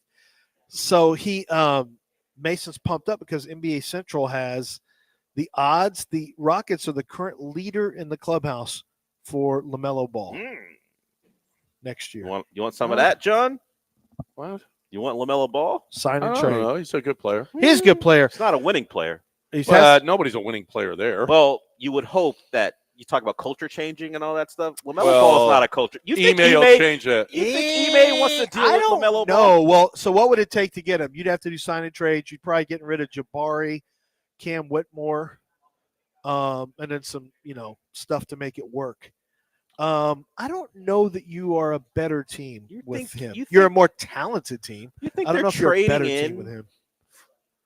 The whatever you think of Fred VanVleet, the consistency, the intangibles Because of Fred VanVleet has to go. LaMelo, you won't have enough money. Yeah, you won't have enough money. I don't think Fred VanVleet's coming back, and they've already talked about he's going to make less money. There's no LaMelo. They're not bringing in LaMelo. There's no LaMelo. They won't have money. No. Who said? Is this NBA Mason Central? This rumor? No, there's a casino that's doing. It's like one of those AG sports books, or or your sports book. They just put that out there. They don't know. They just say, "Here's the favorite." And so the favorite is the Rockets. You think that Ime would rather have LaMelo Ball than Fred VanVleet? I don't think so. Although he's a better player than Fred, but they're different players. Yeah, they're different. LaMelo is leading the team in categories. That's not what the Rockets need. The Rockets need a steadying force or a good player. Like LaMelo's a good player. He's a good player. He'd be worth a conversation. You just have to kind of work through it. I don't know that he's an NBA guy. He and Fred have one thing in common. They both are 40% shooters. Yeah, I don't love that. From the field. Yes. Yeah. Well, Fred has a hard time breaking. He's 39-40 all the time. Let me ask you a question, John. You enjoy how the Rockets play. Are you interested in 1-footed 35-footers? Are you interested in watching your point guard jack up 1 foot 35-footers, like off of 1 foot, 35-footers off of 1 foot? Yeah. Are you interested in that? You sure? Yeah. Okay, because that's what LaMelo brings to the table. Yeah, you're basically asking for LaMelo. Did Dirk do it? Yeah, I was going to say from 17 feet away. He thought that was going to be a. He thought that was going to be a Fred question. It's a LaMelo question. Yes. Are you interested in that? How about with 18 seconds left on the shot clock? Are you interested in that? For $44 million? Yeah. Is that what you want to see? For $44 million? He's a good player, but that's part of what you get from LaMelo. Why are you listening to Mason now? It's not Mason. For your NBA information. It's not Mason. It's in a casino. We talk about these odds all the time. He just told me that it was on it was mybookie.ag, I think is the website. You thought you lost your mind when they did that against the Nets. How about watching that for 40 minutes a night? Oh my gosh. How about it? That make me nuts. He might curtail it because he's playing in a different environment, but he gets to do whatever he wants in Charlotte. So the bad habits have been built, and he's been rewarded for his bad habits. It's going to be tough to rein in LaMelo. The Charlotte Silases? Yeah. What? Who's there to tell? You mean the team who would bring back and pay Miles Bridges? Yeah, that team. Oh my gosh. But he's a good How player. about Michael? You gotta do your work on him. How I don't know what awful. the deal is. I mean, how awful that Michael can't establish a culture there. That I mean, it's just unbelievable. What's that Michael this actually long, doing? Michael he's got his hands on that whole organization. Yeah, that guy's been a disaster with personnel moves. It's terrible. Well, from the time he was with the Yes. Bulls, it doesn't mean you know what you're doing. It doesn't mean you know what you're doing, but you would think that he would want to get it right. Like he'd want to hire the right person who could get it right. It is crazy that some of the best coaches and managers in baseball, they weren't good players. And the reason simple is because, I think Larry Bird talked about it before, or it was either Larry or Magic said it came so easy for them. They get frustrated, like, why can't you do it? Larry was actually a pretty good coach. Yeah, he went back. But Magic wasn't good. And Magic even said, I just got so frustrated because, like, I see these things. Like, how do you not see them?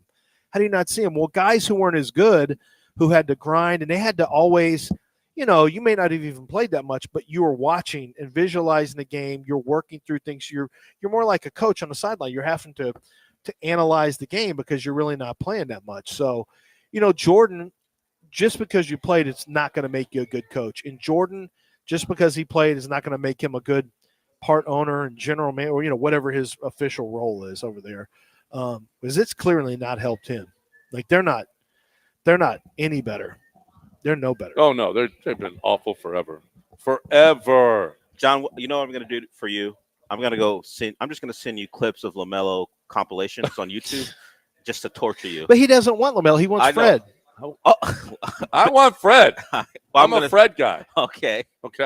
So let's stop already. All right. Live at Wildcat Golf Club for the occasional invitational today.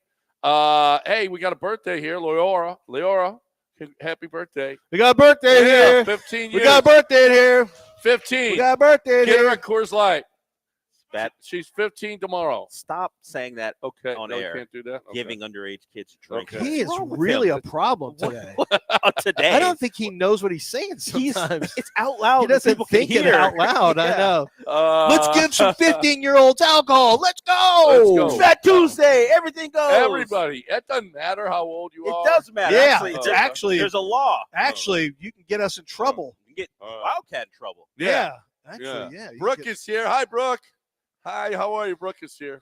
And so is Carbach Brewing Company, Brown Bag Deli, Valencia's Tex-Mex Garage, and Houston Powder Coaters. Thank you, along with all the other sponsors, Game Day Men's Health, Gulf Coast Chevy, Buick, GMC, HRP, Access Vascular Health, Dream Rate Mortgage, Aqueduct Plumbing Company, Beatbox Burritos, Amex Pharmacy. Thank all of you for sponsoring today. We really appreciate it. Pick Me. Can't get any Pick love. Me is here. That's right. Well, it's Michael's daughter. He just tried to corrupt his daughter. Wouldn't give him a mention. Yeah. That a boy. Pick Me. Take your picture out here today. Let's go. Have Pick Me at your next event. Let's take a break. Lance, let's talk a little Zadig. Zadig Jewelers is the place for you to go when it comes to getting the perfect gift for her. And I'm talking about for Mother's Day is coming up. But don't forget, a lot of people get engaged in the spring or engaged in the summer. You want a perfect engagement. Zadig Jewelers has two different. They have an upstairs, so it's two different. You got downstairs, upstairs. It's 28,000 square feet. And the upstairs, you have dedicated to the bridal experience. So they will help you put together the perfect, not just get the perfect ring, the perfect bridal experience, the perfect engagement experience. Let the experts there help you with everything. They know every designer, Mickey Moto. They've got Cartier. They've got all the finest designers around the world.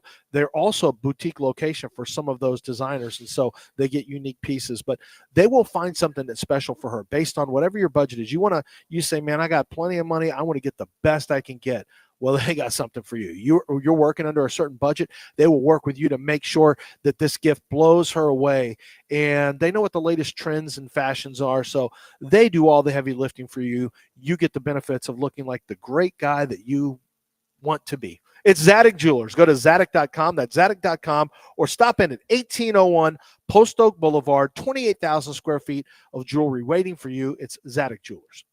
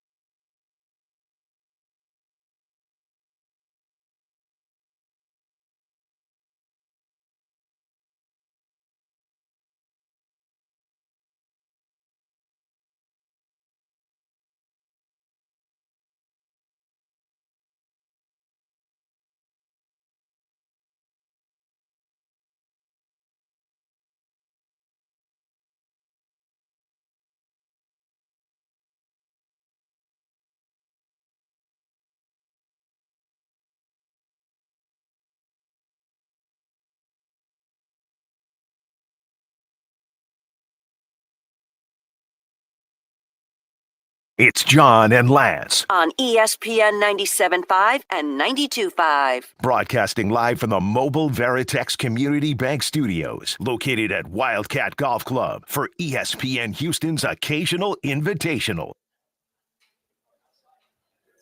All right, welcome back live at Wildcat Golf Club here and near Pearland. I don't think we're in Pearland, but we're close to Pearland. No, we're not in Pearland. No. We still got a little ways to go to get to Pearland. Yeah, we're close though. We're close. We're on Alameda and Airport. Come on by. If you've never played here before, you need to. Not far from NRG Stadium. No, it's not far from NRG. Well, the exit. I guess you have to drive a little bit. Brooke and Sam are behind the bar today. You don't usually have hot bartenders at golf courses, okay? What do you say about Sam? They're usually hags. Are you But allowed here to at say Wildcat, that? Are you allowed- He's You saying got- whatever he Is wants he allowed today. to say any of what He just acts like said? he's got some type of free Yeah. pass Yeah. to say whatever So- today. You got hotties behind the bar here I don't, as opposed to I don't know, other man. golf courses. Just let him do his stuff. which Okay. is- All He right. was at the All right. Oscars. Were you at the Oscars? I no, was you not. weren't. No, but also, it I'm could the be only person. you know what it could be for him? What? Time's up. What? It could be time's up for you. I listen, I'm the only person at Wildcat Golf Club that was at the Oscars the other night. That's true. That is true. That is Okay. true. So, Yep. so I So can that- say whatever I can say whatever I want now. That's it. Is that the rule? That's the rule. Well, That's the rule. I don't know if it's If the you were rule, there but and nobody else was there, I that's don't know if it. it's a rule, but that's what's seems to be happening. All right, Rockets last night just gave it away. Let's just talk about tomorrow's. I mean, today's Rockets. Today, yeah, they're playing Indy. I mean, you had Alpern was out, Alpy was out, Dylan Brooks was out, Amen. and Amen was out. How many of those guys play today? All of them. You think Dylan? Yeah, plays they're all too? going to play. Okay. Yeah. So you're trying to play for real. Yeah, well, you You need to win this one. Yeah, another back-to-back. We're going to lose this one. You Let's need to just win why this one. waste all our players? You need to win this one. Yeah. Just the idea of a back-to-back is just insurmountable now Hey, for people. nobody's. I don't get that. But back-to-back- nobody's played more back-to-backs. And you know what? The record proves that the back-to-back is harder. It's harder, but I mean, it's not an insurmountable obstacle. No, When but did it become but that why people do they just have quit the on most? back? Why do Well, they I'm have just the most? asking, when did this become a thing where you have to just quit on back-to-backs? Like, I just can't. It's just too hard. I don't know. it's, Well, it's a little weird, right? But wait, but I see a back-to-back when you're home. All right. But a back-to-back when you're traveling both games. That's crap. That's so crap. why is this such a crap schedule? Like, why are there Well, so an many? email he said, so many well, glitches in when the you get schedule? good, guess what? They give you a better schedule. Okay, well, I mean, you got to get like it'd be nice for them to get to 50 wins. Then get to 50 wins, that would be nice. You get a little more. So respect. you're not sweating 43 and a half? Well, no, just Okay. 44 is not great actually from where you were. No. You know, Well, it's 44 and 38. That's 6 games better than you were. yeah, but that's still not where you were No. this year. You were It's a no. huge You were disappointment. 41 and 41 last year. Yeah, but it's a huge but it's a huge disappointment from where you were this year. You were the 2 seed. You end up with that record, you're going to be about. Oh, no. You're going to end up as an 8 seed. No. You want to be at 49 or 50. Yeah, you want to be at 50. I Yeah. think 50 is a goal. So you got to win 13 more games. It starts tonight. You got to, you rest guys, which is understandable. Give yourself the best chance to win tonight, and that's one of these games you need to take Indiana down. You need to take them down, and from here on out, it's really about finishing strong. Yeah, you got off to a great start. You've kind of wavered a little bit. Your defense kind of fell apart a little bit in January. And so now, and then February was just okay. February is just okay for you. This needs to be, you're going down the stretch. March and April's got to be strong. Well, frankly, you got to play strong. 13 and 8 is actually you should aspire to 14 or 15 wins. Yeah. I mean, 13 and 8 is worse than you've done this season. Get you to 50. Yeah, but I don't know if it's crazy. Well, I haven't looked at the schedule. How tough is it's not that, look like? It's not that tough, right? Not that tough. We've already faced a really, really you got tough stretch. Indiana, New Orleans, Orlando, Phoenix. These are all not good teams. How about Dallas lost Kyrie last night? I know. I mean, they don't have Gafford. They don't have fans. They don't know. They hate them. Your fans have literally turned on. Chicago, Philadelphia, Orlando. This is an easy schedule we got now. They should ask for a new stadium. See how that goes. Why are you like that? Dallas. Why are you like that? Fred, I was on with Freddie D. You know who was on our station for a while? Freddie D. I was doing a show for him. He's doing a show in Dallas, and he has the evening show. So I came on his show to talk draft. And he mentioned something about, like, just in passing, about the Texans trying to get a new stadium. Like, I guess they're trying to strike while the iron's hot or something like that. And I thought I was going to have to do stadium talk. And then luckily he mentioned it coming on, and then he got away from it. So I didn't have to worry Stadium about talk is the best. Stadium talk. talk sucks. Everybody wants to talk about it. Right? It sucked back in 2000 or 99 and 2000. Like, I remember watching, glued to my TV set, Channel 51, you and like Dan Patrick, and I don't know who else. Ken Lay. Oh, was it Ken Lay? Yes. Oh, because Ken Lay wanted one. Yes. Yeah, he was for that. Yeah, he was pro. Dan Patrick was and then against it. Ken Lay Dan Patrick stole everyone's yelled at money me and said, "You're supposed to be unbiased." I said, "No, I'm not." He yelled at me, and I was like, "No, I'm not. I want the stadium. Why do I have to be unbiased? Unbiased. Just because I'm a sports guy. I'm I want the hosting, team yeah. to stay here. What are you the talking team. about? What are you, crazy? You know what he's up to now? That's John opened up a Coors Light, if you guys are wondering. Yeah. Thanks sure. to What? Thanks to Gil. Thanks, Gil. Thanks, Gilbert. Like he needs any help with this. Yeah. Have you heard him this show? Is your brother here? I'm gonna arm wrestle his ass. Dan Patrick wants to change the name New York Strip in Texas to Texas Strip. He's proposing that to be changed. What are you doing? Why are y'all? And you can buy it in the Gulf of America. Possibly. You can buy steak in the Gulf of America. Well, when you're in the Gulf of America, you can get you a Texas strip. Do they sell steak in bodies of water? No, not typically. I don't know. Not typically. No. But yeah. Why is it so important to change names? Like, I thought we kind of goofed around with the whole freedom fries thing, whatever it was back in, like, you think that was a goof? After 9/11. It's not goofy. Well, it never hit. Yeah, it's true. It never took off. It just became like a joke, and now we're actually doing this stuff. He's working with lawmakers to pass the resolution. Lawmakers? Yes. We gotta get Congress New York on this. Strip. It's a New York strip, the way the same strip. thing with Texas toast. Now they're going to call it New York toast. He Well, says, maybe what are if we New York doing? wants He to says change it. New York has mostly dairy cows, so it doesn't make sense to be naming things after I don't care. New York Strip. I'm not playing any of y'all's dumb games. Yeah. Just You want me to change? Here's his I'm not quote. changing how Listen to the I man's call quote. food or water Maybe or any of this he will stuff. convince you. Just because of Like New time I York, talk about Gulf of Mexico, so if there's a hurricane storm? coming in, just why else should I even think about just it? because a New York restaurant named Texas Beef a New York Strip in the 19th century doesn't mean we need to keep doing that, Lance. Yeah. That's aimed directly at you. He used your name. So get ready. Texas Strip coming to Texas. Thank you. I agree. I don't care, but I'm just letting you know what Dan Patrick's up to. What's Ken Lay up to? I don't know. Oh, he's dead. He is, isn't he? Yeah, he's dead. Yeah. Anyway, we think, but some people think he went to. He died in He's 06. with Elvis. He died in 06. Yeah. In an Aspen Valley hospital. Yeah, but some people think he's on With on Elvis. an island with He Elvis. just shows up. Ken Lay of all people Yeah. is who they think shows up with Elvis. Yeah. Elvis would be mad dead by now. There's no chance he'd still be alive. Ken Lay too. He's pretty old. Elvis Yeah. was born in 1935. Elvis is super dead. Yeah. It's only Well, 90. maybe. Well, 90? well, the way he treated himself, yeah, he'd be dead. That man does not look like somebody who had lived to 90. Yeah. He died when he died on a toilet eating fried peanut butter sandwiches. That guy had death all over him. What are you talking about? Wow. Well, I mean, just certain guys Man's look a like. saint. We're watching John Is he? Daly. I'm okay. Over under 10 and a half more years on Daly. Oh, under. Wow. See what I'm saying? Wow. See what I'm saying? I mean, John's being a pragmatist I today.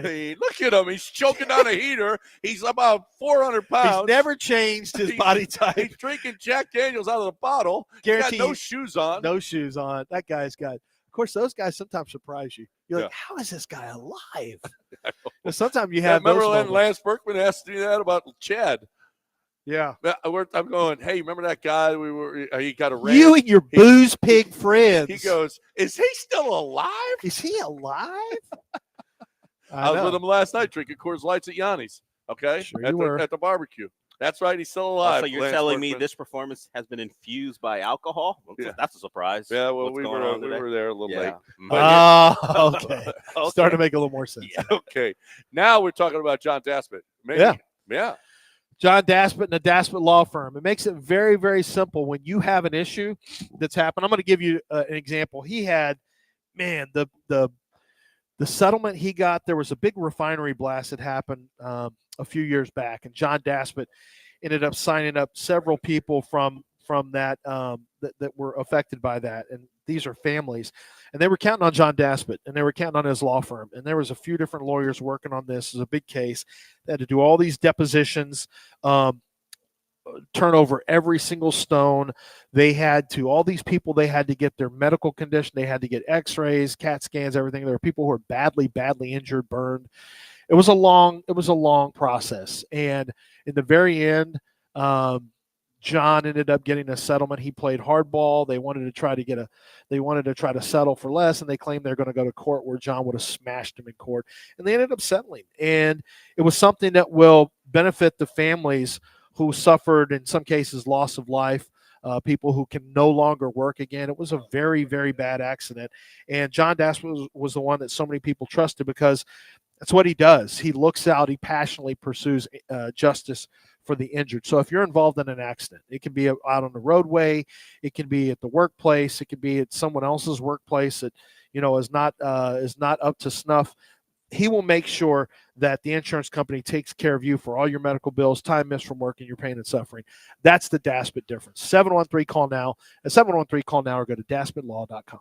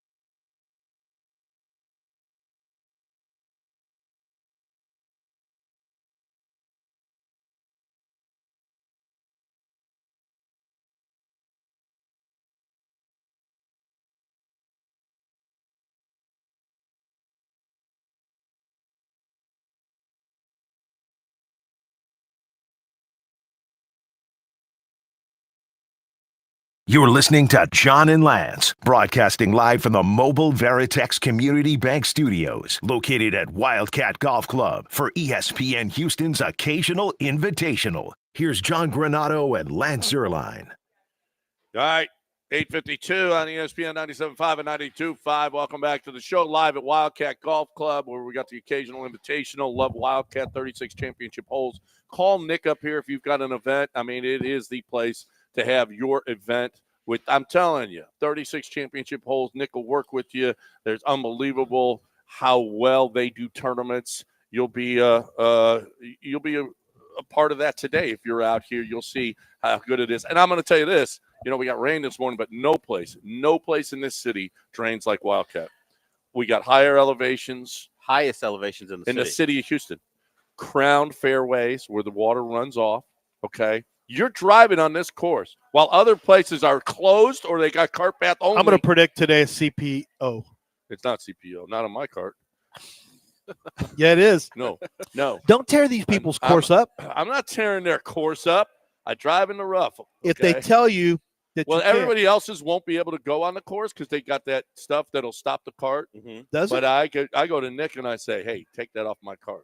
Okay. Yeah. What an elitist. A man of the people No. would never. No. That and listen, it's awesome. The man is screaming about hotties behind the bar, having his golf cart I need mine modded special. so he can drive Yeah. on the grass. I'm going to I'm going to play a different set of rules than He's you got guys. a modded golf cart because cart path only isn't something he will ever do. Cart path only is the scourge of man. Okay. He's trying to take care of these God people's has course. the worst things in I that thought you God respected created. the nature of a golf The course. worst thing God's ever created. God didn't create that. Hurricanes, pestilence, and cart path God only. didn't create cart path. Is that only. in order, or do you want to rank cart path above the other ones? Cart path's right there with him. Okay. Yeah. I'm not in no Don't. particular order. Don't, Del. Don't give him a chance. In no particular order.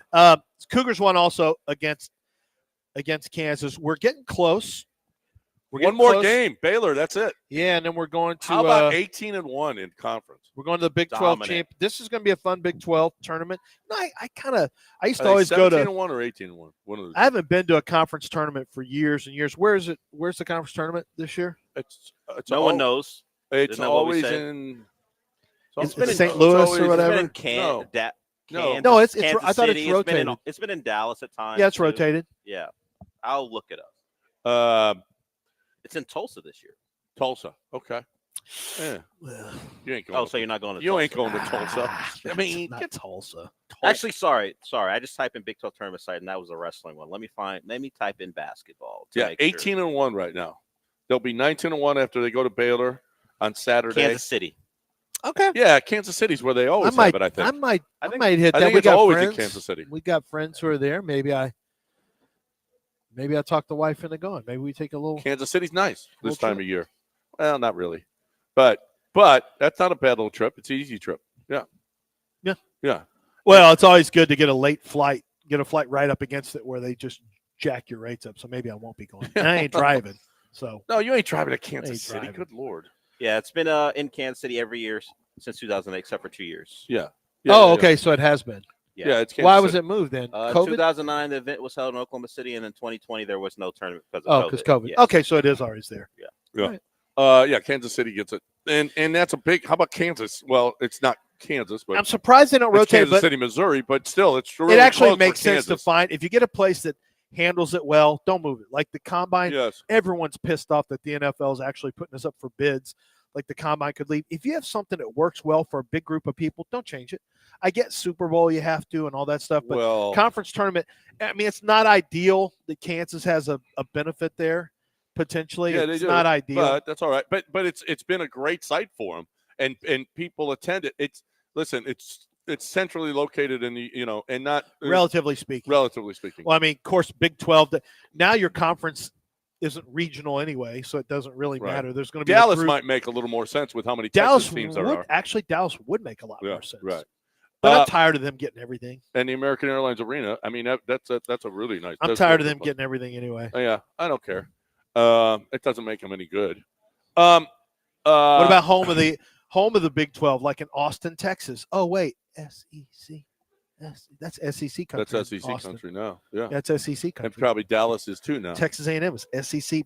Bryan College Station, SEC country. Yeah. They carve a small little patch in there. It doesn't go through Waco. Doesn't go through Houston. Doesn't go through Dallas. Just Austin Well, and Probably a lot more A&M and Texas fans in Dallas and Houston than anywhere than anything else. yeah, but their home base isn't. Huh? Oh, look at Jason looking like a leprechaun. That's neat. That's fun. So you're not gonna so you're done drinking after this. After today, Yeah. you got one more day, one more hangover day. That's it. Great. Yeah, So tomorrow. we got to deal with tomorrow in Yeah. person. It's too. gonna be bad. Yeah, it's too. gonna be rough. Yeah. Oh yeah, in person. Yeah, You which got makes me it for over worse. 2 weeks here right now. Yeah. Yeah. That's not an enticement to come to work. To be honest, the best part about work was you not being in the building. Are you getting hyped up for Dodger season at all? L.A. Johnny. Are you going to go to games? No, like no. I would. I've been to. I Yeah, went I'd to see the go. I'd Cubs. want to go see Otani. I went to see the Cubs. Go see him. You going to go when the Astros come to town? Oh, absolutely. Yeah. Oh, yeah. And I'm wearing all my gear. No, you're not. And I'm going to I don't believe that. And I'm yelling. He He's ain't- not brave. Oh, I he ain't ain't? about that life. How much you want to bet? He ain't about that. How life. much What, you wanna what, bet? What's Are you what, sitting what in the gear? bleachers? Huh? What gear are you going to wear? I'm going to wear my Astro shirt. And we're going to have to hear about you getting stabbed in the parking lot by Yeah. a father-son. Yeah. Multiple I stab. want- Multiple No, stabbings. I want them to bring cheater. They're Bring going it to. on. Bring it on. Don't worry about it. They'll bring it. Yeah. Don't worry about And it. I'll get my boys to come in that weekend too, and we'll Who's go. your boys? You're rolling You think up on Dodger Yanni and Stadium. Chad are going to Justin and- scare? Yeah. They Yeah. ain't scared. Yeah. They're not scared of Vatos and Yeah. Chavez No, Ravine. we'll see. Trust me. Yeah. No. You don't Trust think, me. You think they're going to roll up on The Chad? parking lot is not afraid of Chad Chad or Clay. Justin? No. Yes. Hey, don't go to the bathroom by yourself. You saw it happen to that Raider fan who tried to. Listen, the worst place we went to, because we go to we've been to Boston, Cleveland, Tampa, Chicago. The worst, New York. The worst place was Chicago, the White Sox.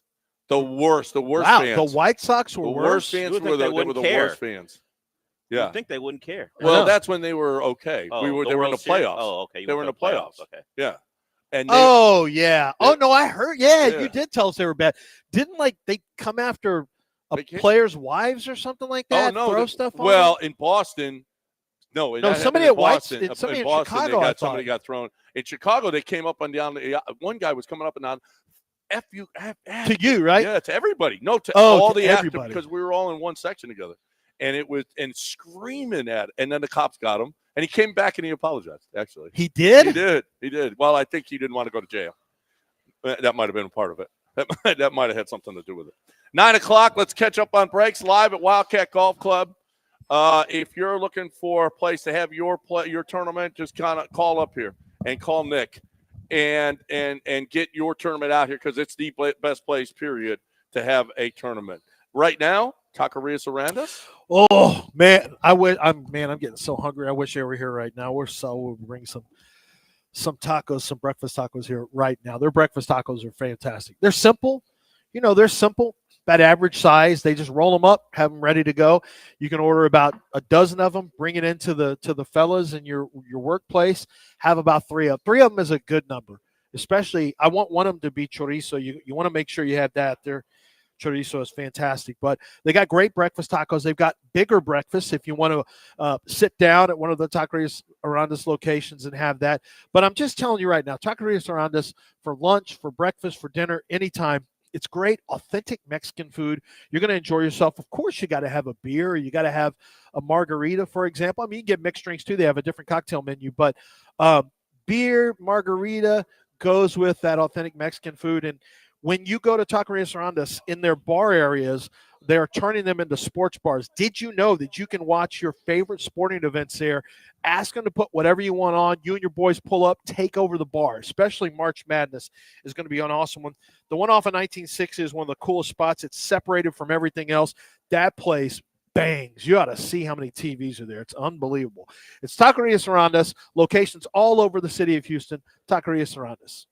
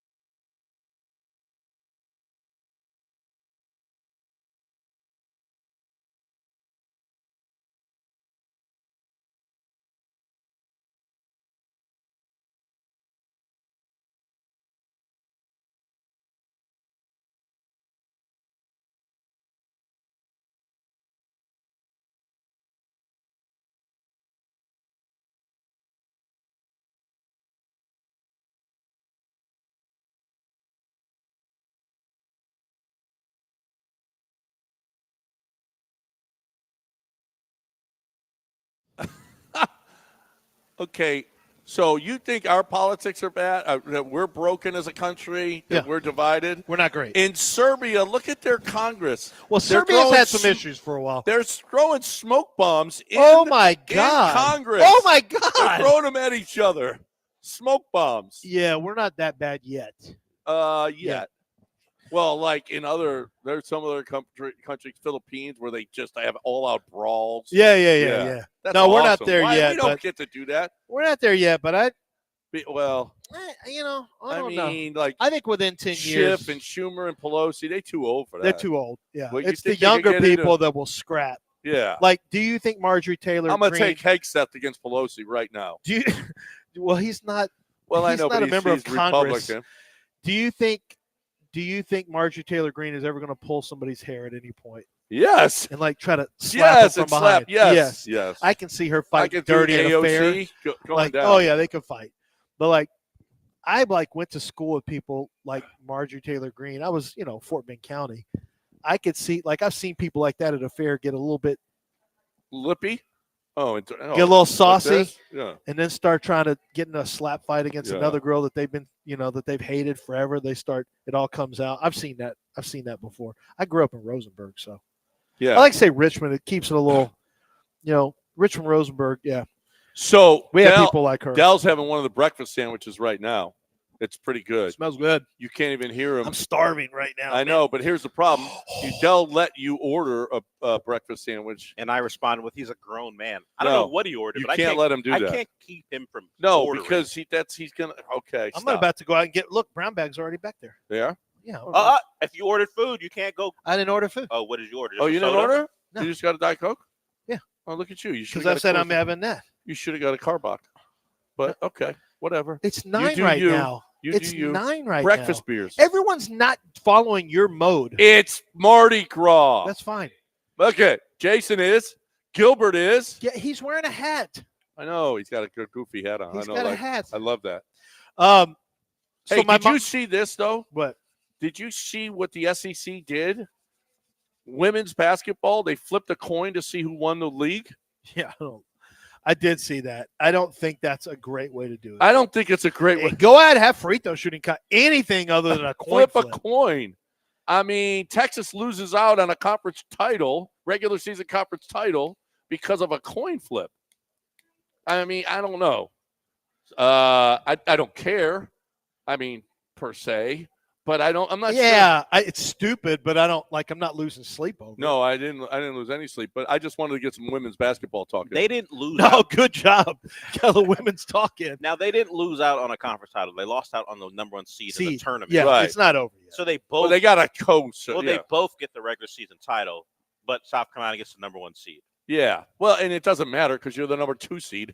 Yeah. Right? Doesn't really matter. You just won't be able to wear white on the championship game. Yeah, if you happen to meet South Carolina. Right. yeah. Yeah, that's the only thing. You won't be able to wear white. I'm sure the second to last team who made the tournament in the women's SEC is probably not great, and Texas will handle them pretty easily. Yeah, You would think. I would imagine. Yes. Either that or you get a bye up until. Yeah, whatever it is. Right. I'm not sure how they I think format. 2 gets a bye too. So you're going to be okay. You're going to be all right. But they made it a made-for-TV event. Sankey was on television and flipped a coin. Oh my God. Yeah. Oh my God. I think What it was on happened? the SEC network. They're like, hey, Everything's so self-important. now. let's It's turn this unbelievable. into something. And he stood on TV and Let's flipped the coin. turn this into something. Yeah, they had a Longhorn side of the coin. I mean, and a Gamecock side of the coin. my Flip the league coin. does schedule release things Sure. that last 4 hours. So Yeah.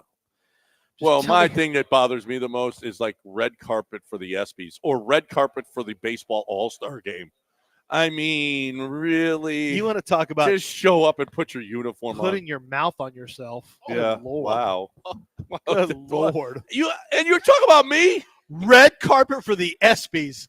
Here's a celebration of us. Yeah. Well, So we're going to celebrate it's us. no different. We than, do the NFL honors. Yeah. We And do it the same thing. It's the same thing. John was at the Oscars. They're celebrating themselves. The NFL's doing. I guess But that's we're where the not- red carpet started. It's true, but let's not move past so quickly. Those what he people are just said. important. All-stars, not important. Let's not move Yeah, past. anybody can be an all-star. Yeah. Will Harris was an Let's all-star. not move past what he said. Are you What? taking out a rib to do that? What you said? Taking out a rib. What are you putting talking your about? mouth on. it? Oh, you went too far with I it. did. Yeah. You said it. You went way too far. Okay. Oh, right. that's Are you removing? This Keep it a show- little clean. Are you okay? removing 2 ribs? Let's keep it a little clean. Wildcat is the home of Christianity, and here you two are. It is? Okay. Yeah. Tim, Tim, the owner, Elmer, very really. Tim goes to prisons to talk to guys about Coming transforming their lives. Work release He program? really does. to pick up No. Oh. He actually goes to prison every year for a weekend, and they Sounds they fun. they well, he's talk more to him committed about than I am. Christianity. I'm not doing that. No. And you think you should be referencing? Well, a lot of people are better than you are. For but- what? For who? Right. I'm not trying to For be who? number For one. what? Right. I'm not trying to be number one. I'm not trying to be in the top 10. I'm just trying to. Just get there. Yeah, I just want to be left alone mostly. That's I'm it. a lot like Dell in some ways. I actually do like to be left alone. I was talking to Mark Ross, who was, personnel director with the Giants. He's on NFL Network now. We have a lot in common. He loves good restaurants. Goes and searches them out when he's on the road. Mix a lot of cocktails at home. Is basically a little mixologist at home for he and his wife. Loves good movies and shows. We have a lot of things in common. And then we were talking about, I said, I don't go out much here in Indianapolis. Everyone goes to this Prime Steakhouse where they take all the tables out. Somebody leaves, they take another table out, another table, and then it's just like a big club, basically, with a bunch of dudes and some women. And everyone's, you going to Prime? You going to Prime? I went there once. I'm just like, I don't care. A, I have radio in the morning, and B, I just don't care. I just don't, it doesn't matter to me. And so we were talking, and I said, yeah, I don't go out much. He goes, yeah, me either.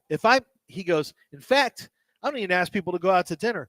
I just like to sit there and be by myself, and I'll watch something on. I said, that's what I do. I post up. I got this little thing on the back of my phone just so I can watch shows like that. Put my headphones in. I and want eat. that. Where'd you get that? I love that. Amazon. Thing. I need that because on a plane, It's a case. I need that on a plane. Yeah, exactly. That's why I did that. I got tired You're of able trying to stand up balance your phone. it against stuff. It's on Amazon. Yeah. Oh, I got to get there.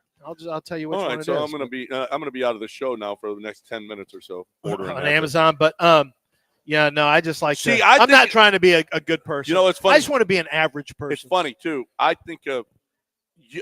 I'm a little more like Dell. I think in that as soon as the show is over, when I'm at home, or even when I go home when I'm here, I make a sandwich. I don't go out to. You like to go to play. Oh, the Thursdays you got this prime rib over, or you got this pastrami sandwich over here, and I don't care about that. I go home and I eat a sandwich, and then I take a nap and I go out. Right? That's not like I'm Dell. not like it is. Dell will eat at home a lot. Yeah, but he doesn't go out. He eats at home and stays at home. Yeah. Well, right, but I mean, I don't like to go out. I don't like to go out to eat. I It's like to go out It's for fine. dinner. Yeah, but No, it sucks up your money, Yes, it does. Yes, it does. and it's not Especially great if you're from a with my calorie wife. standpoint. That's why I'm losing weight. Is I'm not going out anymore to eat. I'll just grab that for lunch, grab this for dinner. It's funny when you eat, when you can Go out to restaurants and stuff. Yeah. Yeah. Or Roostar. I love Roostar. I'd have it every day if Yeah. I could. But it's funny if Might you have a gain some sandwich. Yeah. If you have a sandwich and it's kind of self-contained, or you have these factor meals that I eat. Yeah, you're locked in. You're set up. That's it. Chris, what's up, baby? We are live at Wildcat Golf Club. HRP's in the house. What is up? Oh, Todd's here. Our friend Todd is here with his red shirt on. He's going Tiger Woods today, or is that a Make America Great shirt? That's a Make red. America Great That's again. not a dark red. That's not no. Tiger's red You is a think little he's going different. Tiger? You think he's going? No. No. Tiger's darker red. Well, Tiger, no, he goes light red too. It's any red. He wears red on Is Sunday. it any red? Any red. I just felt it was more of a blood red. Sweetheart, how are you? And we are going to be here all day long. All of our shows are going to be here. And Del, as soon as he's done, we're drinking and we're playing golf. Right, Del? At noon. As soon as noon hits, we're playing. as soon as noon hits, I'm going home. I gotta catch up on my Dynasty, not the TV show, CFB 25, PlayStation 5. I'm not doing any things you want me to do. I'm gonna do all the You're not drinking and playing golf. I'm gonna do all the opposite things of what you want me to do. There's probably gonna be a nap involved too at some You point. think there's a nap? Yeah. But yeah, I'm gonna do the show from 10 to 12. Sean Mapes is gonna join me out here. He also will be out here with Paul. We know the Paul Gallant Show is back. It's not just Joe and Paul. And then, of course, Killer Bees. You'll be back in time to heckle Jeremy and bother Joel. I am going to be here to heckle Jeremy and not Joel. I don't heckle Joel. I'm a little scared of him. That's all. Jeremy, not scared at all. Is it because he's volatile? Not because of that. I don't know what you're talking about. Are you sure? You said you're a little scared. I'm assuming it's because there's a reason. Maybe is it because Joel's a little volatile? Is that why you're a little scared? Yeah. Yeah. Maybe. Yeah. Maybe just no, that's not it at all. We just know confrontation could be coming. Yeah. And I don't like confrontation John either. Neither do I. Because John can be a little volatile when he's especially when he's in this mode right here. This mode will not be a good mode for anybody. Coors Light mode? Well, him arm wrestling Gil's brother. Gil's making the motion arm wrestling. That's just John being jovial. John was sauced up for that too. There's a different version of John when he wants to be confrontational. Don't try him. I've seen it. It's rare for me at least, but I've seen it. All right, that was a big dude. I took on the biggest dude in the house, and I said, "Let's go." It's not prison. No, it was just arm wrestling at the conservatory. It was that night for me. Okay. And he didn't even know he's going to arm wrestle. And he started laughing in the middle of it. He couldn't stop laughing. And you're in the middle of wrestling. Well, he's trying to take me down, though. And he couldn't. Guess what? He couldn't. Okay. Like, go to your thing so I can get my brown bag. All right. I am right now going to talk about my peeps. I'm talking about Robin. You know what I love about Robin? She's probably coming here with a bunch of alcohol. She comes with bottles out here, and she sets up, and she got a wheel of fortune out there. And if you hit the bottle, you get to pick the bottle that that's the kind of, is there a nicer person that brings alcohol to a place and says, here, you want some? There's no nicer person in the world than Robin. Okay. So that's what I love about her. And that she'll bring product out. She brought out here, the first time that I saw it, I was like, oh my gosh, a chair that had the Astros colors on it. And I was like, how cool is this? If you're a Texan fan, if you're an A&M fan, if you're a Texas fan, get your patio furniture when you're out there tailgating.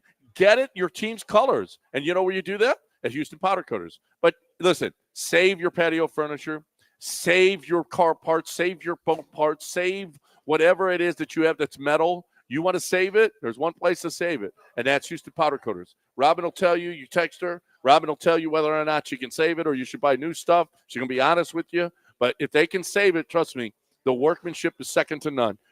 Free pickup and delivery. Houston Powder Coaters is the best. You're looking for a great way to save whatever it is that you need saved metal. HoustonPowderCoaters.com, HoustonPowderCoaters.com.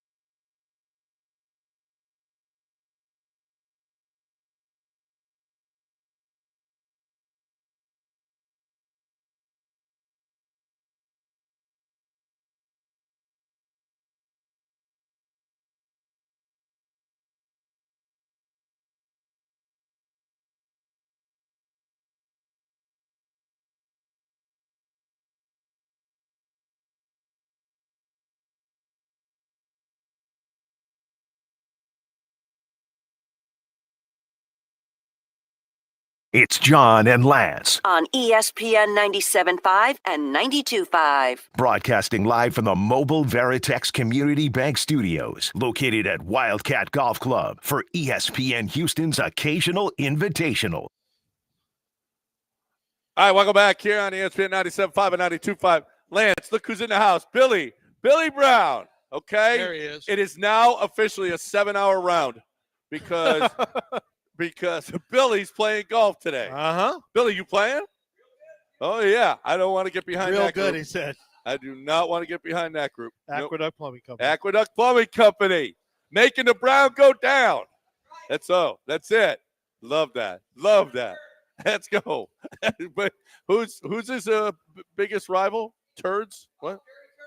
Gary Turds. Yeah, I don't even remember. Something I said. Gary I Turds. couldn't even remember what I said. Yeah. All right. So we are making. Well, we are playing golf today. Yes. We're not making the Brown go down. That's what Billy does. No, Okay? we're not even making good radio. No, it's terrible radio. But Right. but it's Mardi Gras. Yeah, I don't think people care. Yeah, they do. I think they want good radio. Everyone cares. They want to talk mock drafts. This is the last day everybody drinks. They No, it's care not the about last this. day. Many people will drink tomorrow. No, nobody. You won't be you. Everybody. Many people will drink. And you even told us If you you're don't not even. okay, if you want to go to hell, you can drink You tomorrow. even said when you're sober, you don't like your friends anymore. No, I don't see them. I don't like them. No, I don't want 'Cause to be you around didn't- them. You don't like when They don't like you're me, and I don't sober and like drunk them. people. Yeah. They don't like me. I don't like them. So No. I did put out my my mock draft officially came out yesterday, and it was like some general disdain, nothing too bad until the NFL puts it out. Once the NFL account puts it out, here come the mouth breathers. Right. Oh, I took a lot of crap. Most Texans fans are they're okay with Who'd you my give 'em? choice. I had them trading up with trader Monty Ossenford again from Arizona. I think they're in win now mode. I could see them saying, look, we're not waiting to 25. We need to go get a guy that makes an impact now. So I had them moving up to 16 and taking Kelvin Banks. So Kelvin Banks, left tackle, University of Texas. And if you say we need guard, a lot of people think he will end up playing guard. What I think you do is you plug him in right away to either left guard or right guard. He becomes a starter right away.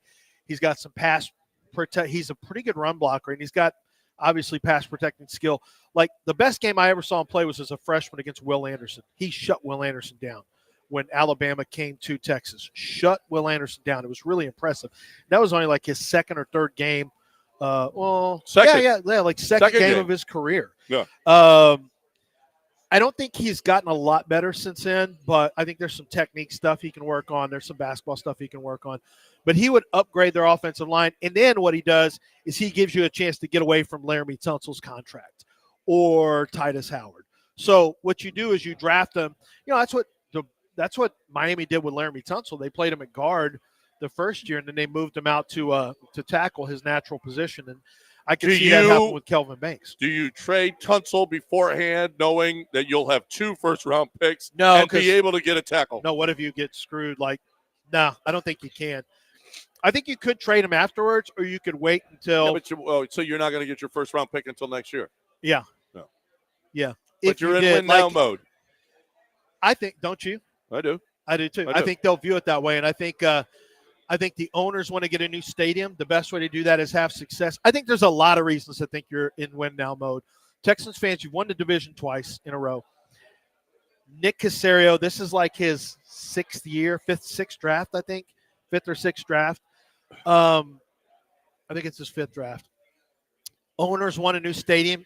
Can't do that going out. You can't do that in the second round. You got to go a lot further to get people to want to put public money. And you may only be able to put 30% public money behind it anyway. But any public money, when you're still paying on, the dome still, and you still have, the issues you have, is going to take winning at a much higher level. So I think that's a consideration in the background that maybe most people won't consider, but the owners probably are thinking about it. That's why they made a change at team president. And then you have a weak division. Like you got a chance to really. That's what I wanted to ask you. I think you got a weak division, but you're barely winning it the last couple of years. Well, who got close last year? No one got close. Well, you were close 2 years ago with Indianapolis. Yeah, but you had just come off you were just terrible before then, though. Yeah. Well, you got to fix your Anthony Richardson problem. But the Colts could absolutely – the Colts could make a run. In theory, they could make a run. In theory, Jacksonville could make a run. Yes. Jacksonville's got talent, too. Okay, what do you have the other team? Let's start with the Titans. What do you got them doing? I had the Titans taking Abdul Carter. You don't have them taking Cam Ward. I did not have them taking Cam Ward, no. I've heard they like Cam Ward better than Shador. I don't know. They spent a lot of time with him on the combine floor when the guys from the Titans talking to Cam, just kind of getting a feel for him. They could. It really depends on – so in 2 years, your quarterback draft is going to be Arch Manning, DJ Lagway. Like, you got some real potential game changers coming up. You draft a quarterback this year. I'm not sure Arch is a game changer yet. I'm not sure either. We got to see. Right. But he will stay for 2 more years. Like, he's not just going to be 1 year as a starter and done. Because the Mannings, it's not about money. The Mannings want him to be the best he can, and to be the best you can. Arch, both of those 2 guys were 4-year players. All 3 of them. Yeah, they're Eli, Archie, and Trent Payton. Yeah, and they're all 4-year players because they know that's the best way. Because you're going to play a long time in the NFL. He comes from, he's well off. I say he comes from money. I don't know what his dad Cooper does, but he's making money himself. I'm sure. He's making money himself. I found out what the number is. Yeah. I found out what the number is for backup quarterbacks in the Big 12. Do you know it's like $150,000 in a year? Look, imagine making $150,000 doing almost nothing. So old. He could have been a backup. So I was asking Ballard what his son makes, and he gave me a number. He's a backup at Kansas behind Jalen Daniels, and I was like, "Oh my God!" He goes, "Yeah, we didn't even ask for it. They just give it to you." Really? He said they just give it to you. So what do the Colts do? What are they doing? I don't know. They're tougher. They need help at cornerback. They need help at safety. They need help on the offensive line. I mean, you're not going to get a new quarterback. Who you got him taken? I gave him Tyler Booker, the guard from Alabama, because he's tough. He loves a tough guy. Yeah, but he also loves traits, and he's got long arms, but his testing wasn't very good. So I don't know if that would affect – I don't know if Ballard would – I just know Ballard cannot get away from defensive lineman and offensive lineman. He just wants to bully you, and I just thought the ability to put him with Quentin Nelson, 2 bullies together – on the same offensive line, because if you run the ball well, you take pressure off Anthony Richardson. Let me run a scenario by you. Jacksonville, I gave Tet McMillan because I think my concept was Chase and Higgins, Brian Thomas, and Tet McMillan, because Tet's kind of the same type of players as Higgins. They'll have a couple of really nice receivers there. Let me put this scenario by you. The Titans do what the Texans did. They take Cam Ward and they take Abdul Carter. How do they do that? By trade. How did the Texans get Stroud and Will Anderson? They had to give up a lot. But they had 2 firsts. Remember that. Yeah. The Titans don't have 2 firsts. No, but they got the first and the second, and they got a first next year. They'll have to give year. up your first next year. Yeah. And they got the 33rd player. You have to give up your second this year and a first next year and maybe a third next year to do it. Oh, man, that's a lot. It's a lot, but the Texans gave up a lot. I don't know that that's a lot.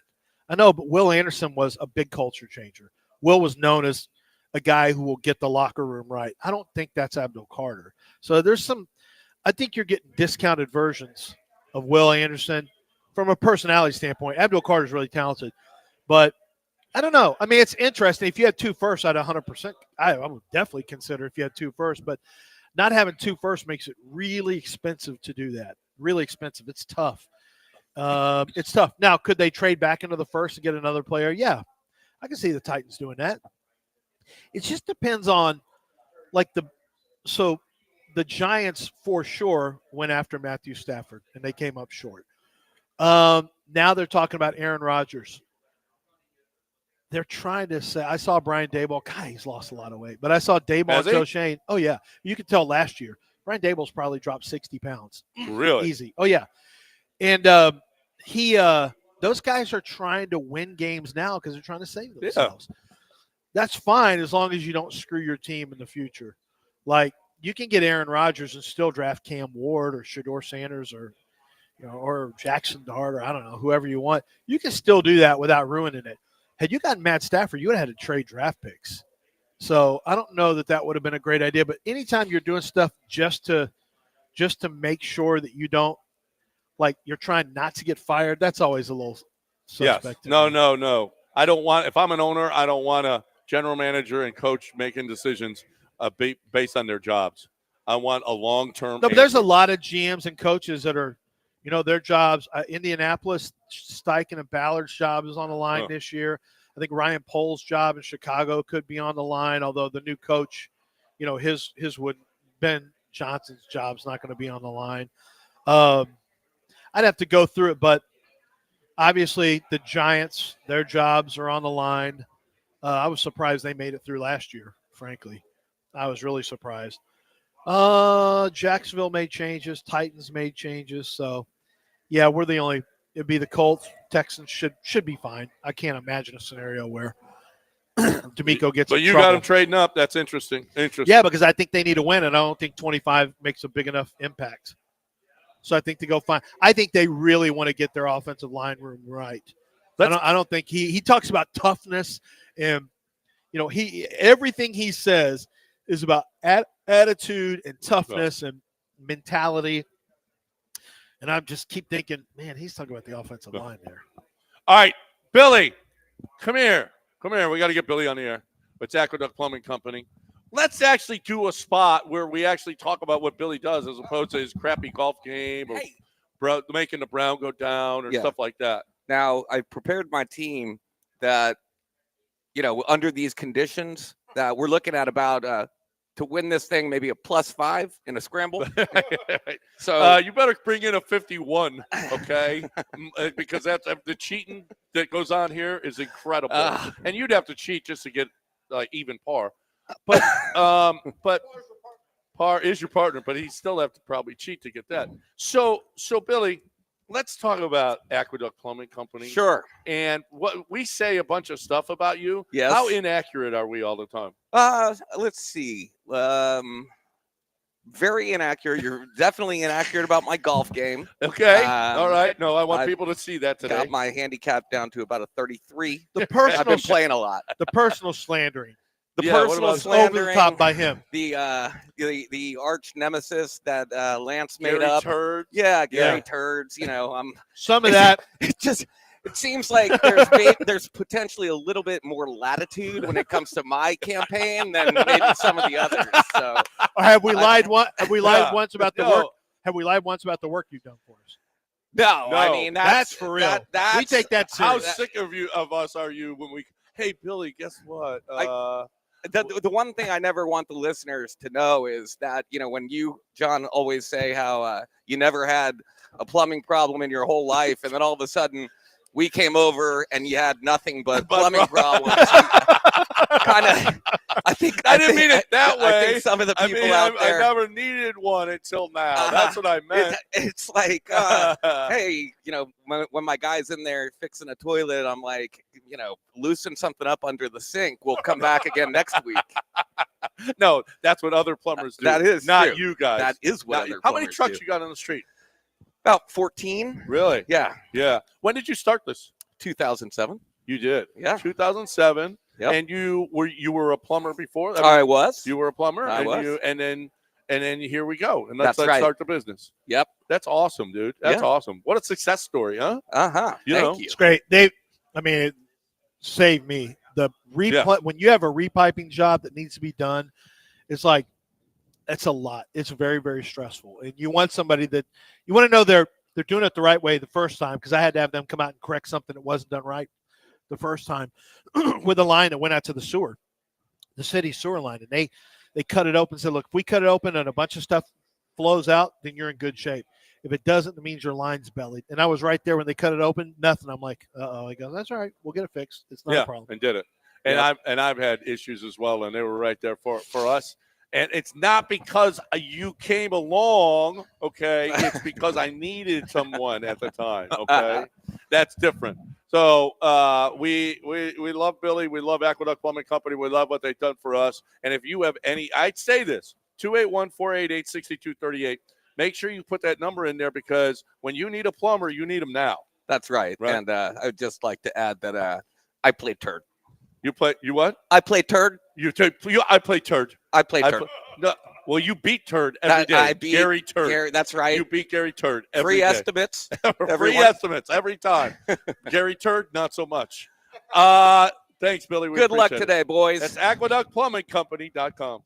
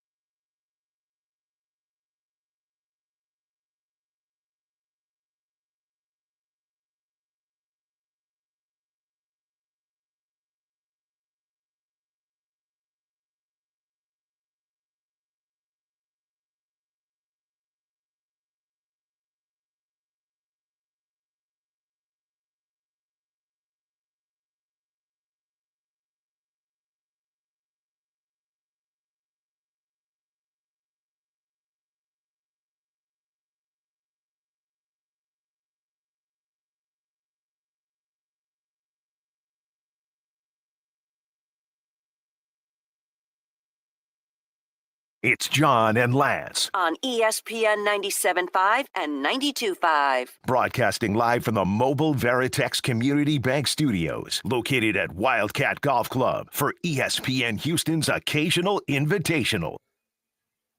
All right. Welcome back here on ESPN 97.5 and 92.5. We just got a couple segments left here, and then Dell takes over. And then Dell comes out playing golf, drinking beer with us. It's going to be a great day. I'm not doing any of that. Yeah. Dell and I were talking about the fact that how do you like that the Jets handed their entire organization 2 years ago over to Aaron Rodgers? And they're like, we'll do whatever it takes to get you, okay? I want some of my friends at wide receiver to come over. Good enough. That's fine. We still have Garrett Wilson. That's fine. You bring her along, Randall Cobb, Alan Lazard. We're good. That's fine. Okay. Then he had some. I also want my play caller to come along as well. So he had that. Who was awesome. Well, he went to the Denver Broncos. Then he came back over, and he was terrible. He was terrible. What was his name? Nathaniel Hackett. Yeah, Nathaniel Hackett. Then he had that weird interaction on the sideline after he threw a touchdown pass. Well, he tears his Achilles, can't do anything. Then he has all the off the Robert field Saleh. stuff. Yeah, they try to Pushed hug him away. And then he's on Pat McAfee every week, Yeah. saying whatever he wants to say. He may run as a vice presidential candidate in the middle of the season. He's talking about this. No big deal. You got, another podcast guy who's got to talk the whole year. You're trying to win games and you're on podcasts all the time. Basically, McAfee show. And now you look at it and they end up getting rid of him. Joe Douglas fired. Robert Saleh fired. So the GM, the head coach, got fired. They're going to release Davante Adams today. You traded for Davante Adams because Aaron said he And had then to have just Davante release Adams. him. Like, you literally got the entire front office and head coaching staff whacked. You brought in Davante Adams. You had them do that. He ended up being a nothing for you. That was a disaster. I never thought the Aaron Rodgers stuff would end up as a disaster. Well, how can you see that coming? I mean, he was a great quarterback. He was. And after the Achilles, it was exactly what they thought they needed. Well, 4 plays into his career, you never know out, when you get done. old. That's the problem, though. You never know when a player gets old what's going to happen. Yeah. You just Well, never an know. Achilles, you can't. Yeah, that could happen at any. But that's what I'm saying. The body is going. You got to be careful because when you get, I mean, he's 40s. Like, he was an old quarterback. That's old. We didn't used to have quarterbacks playing that long. Yeah, we did. No, you had Blanda. DeBerg. That's fair. When was DeBerg? DeBerg was in the early 80s. Blanda was in the 60s and 70s. Right. Well, can you name somebody within the last 40 years other than Brady?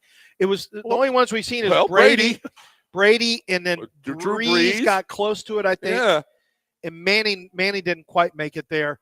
I don't think. Maybe he made did. 40. Maybe he did. And those are the greatest outliers. And then you have, but Manning broke down. Like, Manning couldn't even throw at the end. It happened in 1 year. Remember that? He went from being he never had a touchdowns big arm. to He never had a big arm. leading the league in interceptions. Yeah, it was like overnight he sucked. Yeah. It was crazy. Tom Brady worked at his game and worked at his body unlike anyone we've ever seen. I don't think he does ayahuasca. No, he takes care of himself. You didn't see the doc. He takes care of himself. Does he? Yep. He cares about Aaron Rodgers. Well, that's surprisingly. Why you mean Aaron Rodgers when he was producing a documentary about himself? Mm-hmm. That's one of the problems, by the way. Yeah. He's got a doc about himself that he sold. Yeah. Right. Okay, dude. Just play and try not to boss us around too bad. Well, he'll go to the Giants now. He wanted the misconception of how egotistical he is. He wanted to change, so he made a documentary about himself. To show how he didn't care that much about himself. Yes. Yeah. So, I mean, you did your job. You showed people that you're really just about the team, and you're not egotistical. You know how I know? That documentary you produced. Yeah, about yourself. About yourself. Yeah. You were the executive producer that sold it also. Yeah. To Netflix. So I mean, so what you're saying is the Aaron Rodgers experiment was a failure. So nobody picks up Aaron Rodgers this year. No, I mean they do for the same reason. But again, I don't think because of all those things that you said, he didn't look good I don't last think year, Aaron Rodgers is going to be able to call the shots anywhere. Will he be okay with that? He's got to be. Well, he's got to be, but he also doesn't have to play. And he may not be as good anymore. He wasn't very good last year in a lot of games. No. Remember the Texans game? He didn't look good. The second half, you know what? You know when he got good? When the Texans got mismatched Jalen Petrie on Davante Adams. All of a sudden, Aaron Rodgers was way better. Yeah. Mismatched, that's their own doing. That was the game plan. So and that I got a problem with. Well, again, you need another corner on this team. If you don't travel you corners, need another corner on this team. Well, they're going to get another corner. Oh, I thought Jalen Petrie we're good. They are good. He's They're our getting nickel. No, he is. They're not changing that. They're getting corners. They're getting corners at backup corners. They got to get depth. They're not. Jalen Petrie's going nowhere. Jalen Petrie, they love Jalen. Put him back at safety. No. Yeah. They're not doing that. I don't need him on the nickel. Now, when Jimmy Ward's gone, which I don't know why they gave Jimmy Ward another contract, but when Jimmy Ward is gone, maybe that will change. I hope so. I mean, to me, Kamari Lassiter's the perfect nickel corner. Draft an outside guy, move Jalen Petrie to Jimmy Ward's spot. I feel like it should be a done deal, but man, they're just I feel like they're hard-headed about it. Jalen Petrie, Kamari Lassiter was going to be the inside slot, was going to be the nickel, but then they were Okudah and Henderson were so bad that they're like, we got to play him outside. Then he played well outside, and they're like, okay, we'll keep him here. Great outside. Jalen will play nickel, and we're going to stick with that. They're the best combination in football. What do you mean? Stingley and Lassiter were the best combination and no, those two. And Petrie. Not Petrie. You got to say it, John. He was out for how long? Petrie and Lassiter. Say it. I'm saying say all of them. The two. First, Petrie couldn't tackle, and you hated him then. Now you hate him because he's not fast. God made him that way. I thought God don't make junk. God don't make mistakes. Okay. God don't make mistakes. He made him as a safety, and the Texans won't listen to God. Okay, all right. He is a safety. He's a got sa- safety vibes, but this is everyone in the league is trying to put, safeties because that's the college thing, right? Star position. Star position is basically a box safety. I'm like, excuse me. I get the idea that you don't want a team to be able to run at you. You want a guy who can match up against pass catching tight ends. You don't want a team to run at you in 11 personnel, so you want to be tough. But every once in a while, if your guy can't cover man-to-man and you don't travel your corners and you play a lot of man-to-man coverage, what are you going to do when Devontae Adams is on Petrie? Every quarter, Garrett Wilson. Garrett Wilson starts out here and you roll him in motion into the slot Then what? Yeah. Yeah. I don't like this. I know exactly what that play caller is trying to do. Yeah. That's why you got to be a little unpredictable. You have to match up. You have to mix and match your man and zone. You can't be predictable in your coverages. Nope. All right, we got a break. We got news of the weird coming your way. Finishing up strong Noticias on this de los locos. the day of my daughter's wedding, right here at Wildcat Golf Club. Here, just a perfect place to come. Everybody's on their way right now, as a matter of fact, and it's going to be beautiful. Look at this; it's going to be beautiful out there. So let's go. Come on out to Wildcat. Don't be scared. We ain't worried about no rain. We got it going on here. Wildcat Golf Club. And thank you to all our sponsors. We're taking a break. News of the Weird coming your way next. Don't go anywhere.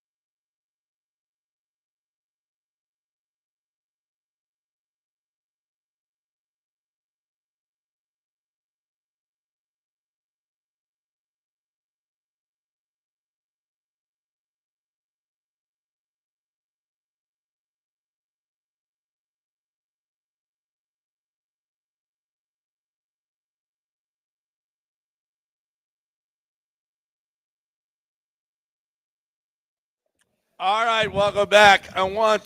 Before we start, I just want to give one more shout out to all of our advertisers here at Wildcat Golf Club, Carbach Brewing Company, thank you, Brown Bag Deli, Valencia's Tex-Mex Garage, Houston Powder Coaters, Game Day Men's Health, giving away $3,000 worth of gifts today. Wow. Okay, and that's just some of it, what they're doing. So they're out here. Come and get better. There was a guy that had some pain in his foot. He had plantar fasciitis. They put the OmniWave on him, and he's like, "Oh my God, it's like a totally different." So if you got any pain when you're on your way out here, you got any pain? They got the OmniWave right here to help you. Yeah, that's cool. I got something in mind. Gulf Coast Chevy, Buick GMC, HRP. Chris MF, what's going on? Access Vascular Health, Dream Rate Mortgage, Aqueduct Plumbing Company. Billy was just out here. We saw him. Beatbox Burritos. Thank you. You guys are awesome, awesome, awesome. Love you guys. All right. So this is the GOP have a bill. They want to put Trump. They want Trump to replace Benjamin Franklin on the Hyundai. You guys up for it? No. What are you talking about? No. We'll keep the same money the same. You don't want. What are we doing? Well, quit trying to change all this stuff on me. Well, they're trying to just do your job. I think the Mount Rushmore, they're making Trump. They're putting Trump instead of Teddy Roosevelt. Is that what they're doing? They're going to tear down Teddy's face? Either that or Abraham Lincoln. I don't know. One of the two. Okay. So I'm pretty sure that's going to happen. Scientists are aiming to bring back the woolly mammoth, and they're creating woolly mice. Do you want the woolly mammoth to come back? Not really. Really? Not so much. How about woolly mice? Do you want some? No. What's the purpose of the woolly mammoth today? What's it going to do? Is it going to be something we ride? What do we need it for? Never watched Star Wars, apparently. Okay. Mammoth meat? Yeah. Oh, it could be a meat source. So we're going to get off of cows and chickens and pigs and go to mammoth meat. Mm-hmm. Okay, Can you guys imagine are against a mammoth it. burger? You guys are against it. Okay. Yes. You guys are against everything. Remember great. Fred Flintstone, that big bone that he had? That was a woolly mammoth, probably. That's a brontosaurus. No, that's right. A man has been charged for the second time with attempting sex act with a Metrolink seat. Have you ever thought about a Metrolink seat and thought, man, I'd like to get me some? Nope, but I haven't met one yet, so we'll have to see. Yeah. It's a subway seat. Well, nope. Let me get to know her. Huh? Let me get to know her. I don't know. Well, it's a them. seat. It's not them. a her. Well, it's them. Let me get to know them. No, she better identify as a woman. Well, I don't think the seat identifies as any. Dell's straight, okay? Yeah. Okay. So he's going to need his seat to be Doesn't matter if identified it's as a woman or a Metrolink seat. He's straight. She better That's identify. That's his orientation. That's you're straight. Yes. Okay. You want a straight Metrolink seat. Yeah. No, specifically a female Metrolink seat. I got you. Yes. I got you. An Australian whose blood saved 2.4 million babies. Take my blood His here. blood saved 2.4 million babies. Saving babies? How did it do that? How John? so? What's the weird part? His plasma saved the lives of more than 2 million babies. Oh, they just replicated his plasma? One of the world's most prolific blood donors. Apparently, they couldn't save himself. He's dead. Okay, there's the news of the All weird. that blood. Yeah. Did he die? He If gave you up- tell he me he gave too bled much out, blood. then that's news of the weird. Well, no. All right. That's generally how his stories go. I know that's not really Apparently, weird. he paid.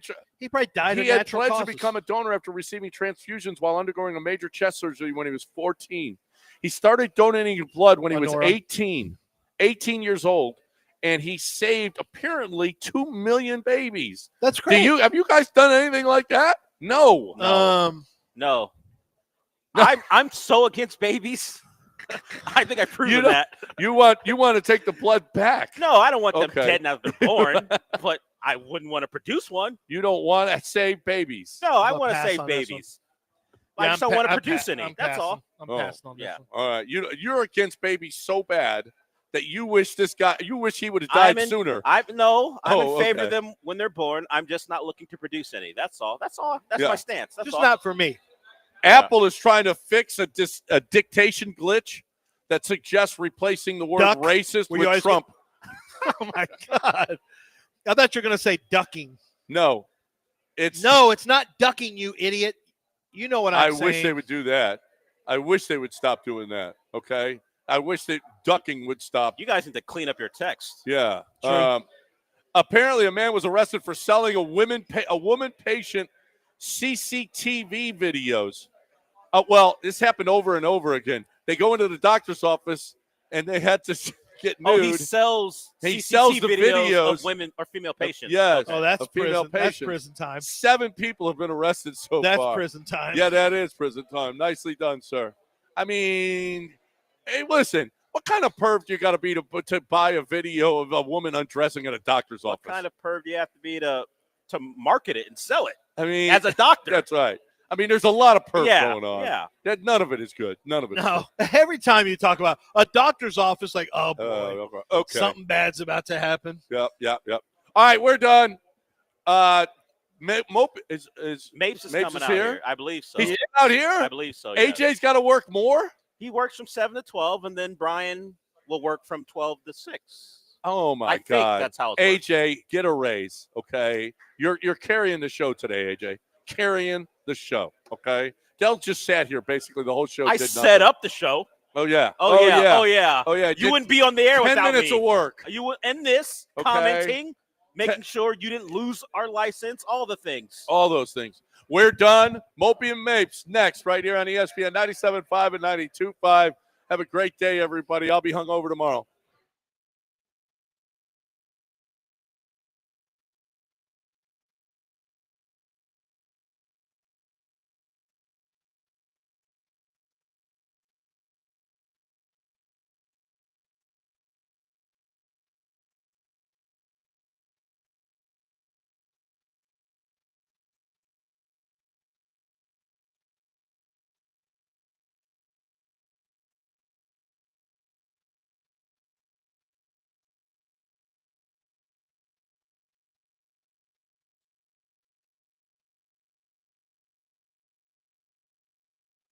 I'm Nicole Murray with Your Money Now. Stocks are moderately lower as Trump's tariffs spark retaliation.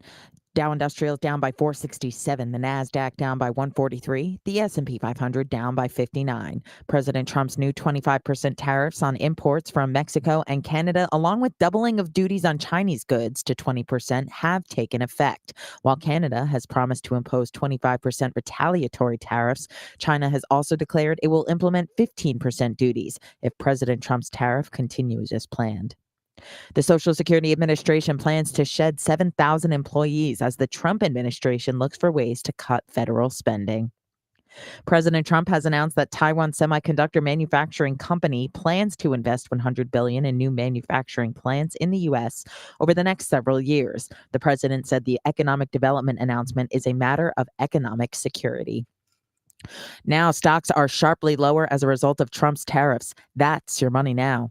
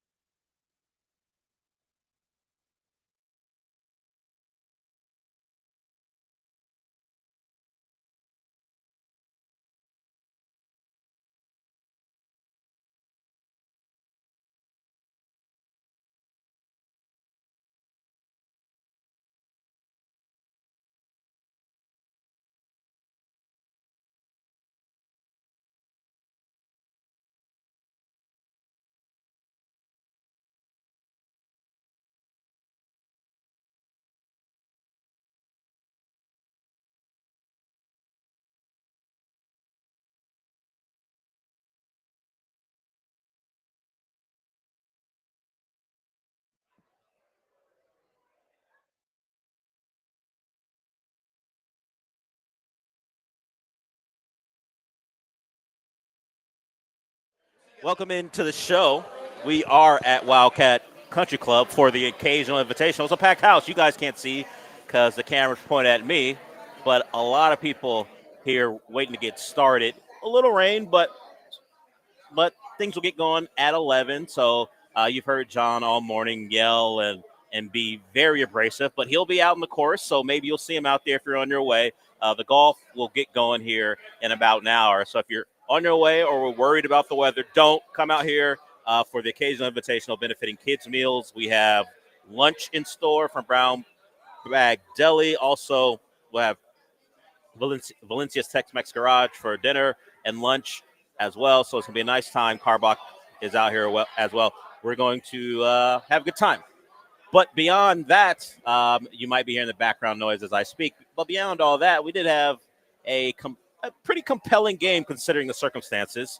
The Rockets played last night. They did drop a game to the Thunder. But when you look at that lineup and you kind of got word yesterday that guys are questionable, like Dylan Brooks and Ahmed Thompson and Shingun, among others. We knew Fred wasn't going to play at all. You think to yourself, questionable could mean, hey, game time decisions. But it looks like this was never going to be a thing where they had most of their starters. They knew they had a back-to-back. They've got to go play in Indiana tonight. A tough place to play it, considering the pace the Pacers like to play at. That should be an offensive game tonight. You'd like to have a team at full strength, and if you want to win one of the games and you think the Thunder one is one you might want to throw away or you're going to lose anyway, why not make the decision? It's a little rough if you're a fan of the team thinking, all right, we're playing the best team in the West. Let's give it our best shot. But if the guys are a little banged up, Ime had a choice to make, and he made it. And now to pay off that choice, you got to beat the Pacers, particularly if your guys are going to play, or if they could have played last night, but they decided not to. If they're really injured, then they're really injured. There's nothing you can do about that. But if this was all the plan, you need to win tonight against a Pacers team who has played pretty well. They won their last game. They did drop a game a couple nights ago in overtime, but they won their game, and I think it was against the Bulls, so it'll be Pacers-Rockets tonight. But I guess the story from the game was the emergence of Reed Sheppard. He got the start, which was a bit surprising. Maybe Ime wanted to keep the rotation as close to normal as possible, like bringing Aaron Holiday off the bench. But we've seen Aaron Holiday sometimes start when Fred's not available. But with so many guys out, and he had to maneuver that rotation, he just brought Reed in, and he played well, at least scoring-wise. I think the way the Thunder set up defensively was a big help to him. They played plenty of drop coverage with their big, so you just put him in pick and roll and let Reed flow into jumpers, and he shot the ball really well, which is something that he's known for. He just happened to not do really throughout the year. It affected his playing time because as a smaller combo guard, if you're not shooting, what's your actual benefit of the team when you have enough wings who can go play defense? Wow, the Rockets didn't get any stops. Like, you look at the game last night, Cam Whitmore and Reed Sheppard combined for 52 points, and they outscored Shea by 2. They had a good night from their backcourt, and still Shea goes for 50, 10 for 10 from the foul line, which you come to expect. He's just going to get to the line. And in a game where you thought the Rockets were cooked from the start, they were competitive. That's all you can really ask for. You know, you were never really in it in the fourth quarter, I would say. Ime made the decision to pull the guys like Jalen, who is a guy who plays all the time. He decided at a point when they were down by 14 to just pull him. You're playing guys like Nate Williams, who they just signed to a guaranteed deal just to see how it would go. And they stayed in it, but it's one of those games where you just toss it aside and go, you know what, we were never supposed to win the game considering our circumstances.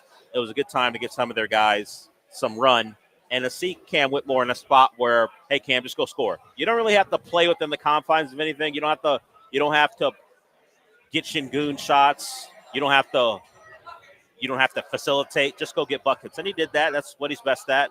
And Reed Sheppard did that as well. But they do drop it. And they got the pace tonight. And I welcome Sean Mapes to the show. What's up, Sean?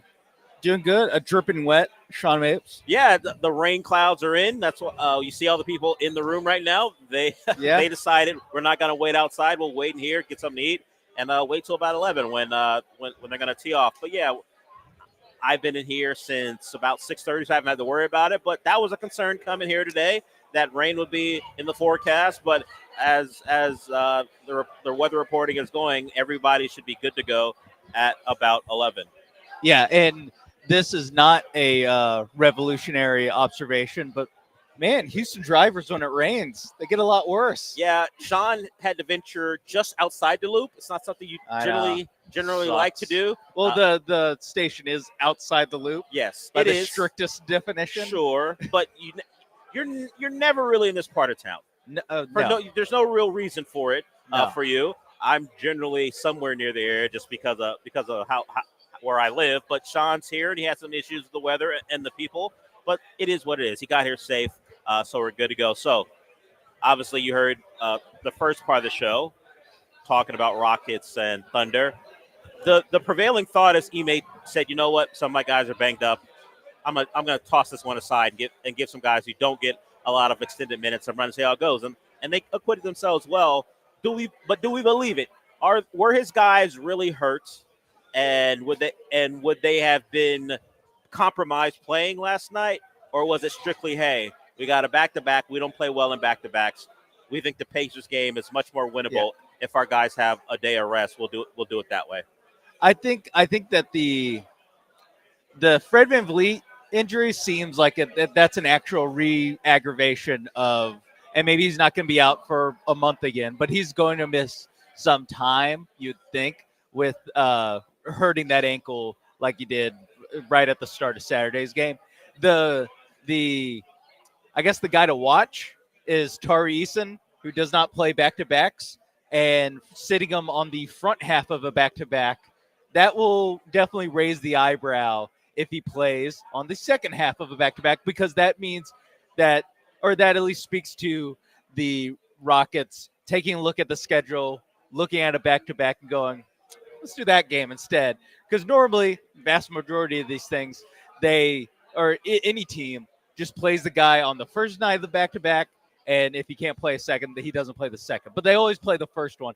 If you flip that speaks to some strategy and picking your spots. Yeah, Tari Eason is the pressure point of this thing. Yes. Him not playing last night would suggest the Rockets were like, you know what? We're probably not going to win this one anyway.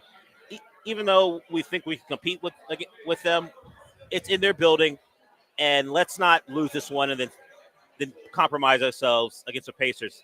When they'll have a rest advantage because they did not play on Monday night. So I think that's a solid point by you, that the Tari Eason part of it lets you know that there's some strategy here, and they're going to give it their best to go get a game. It's a tough 2-game stretch.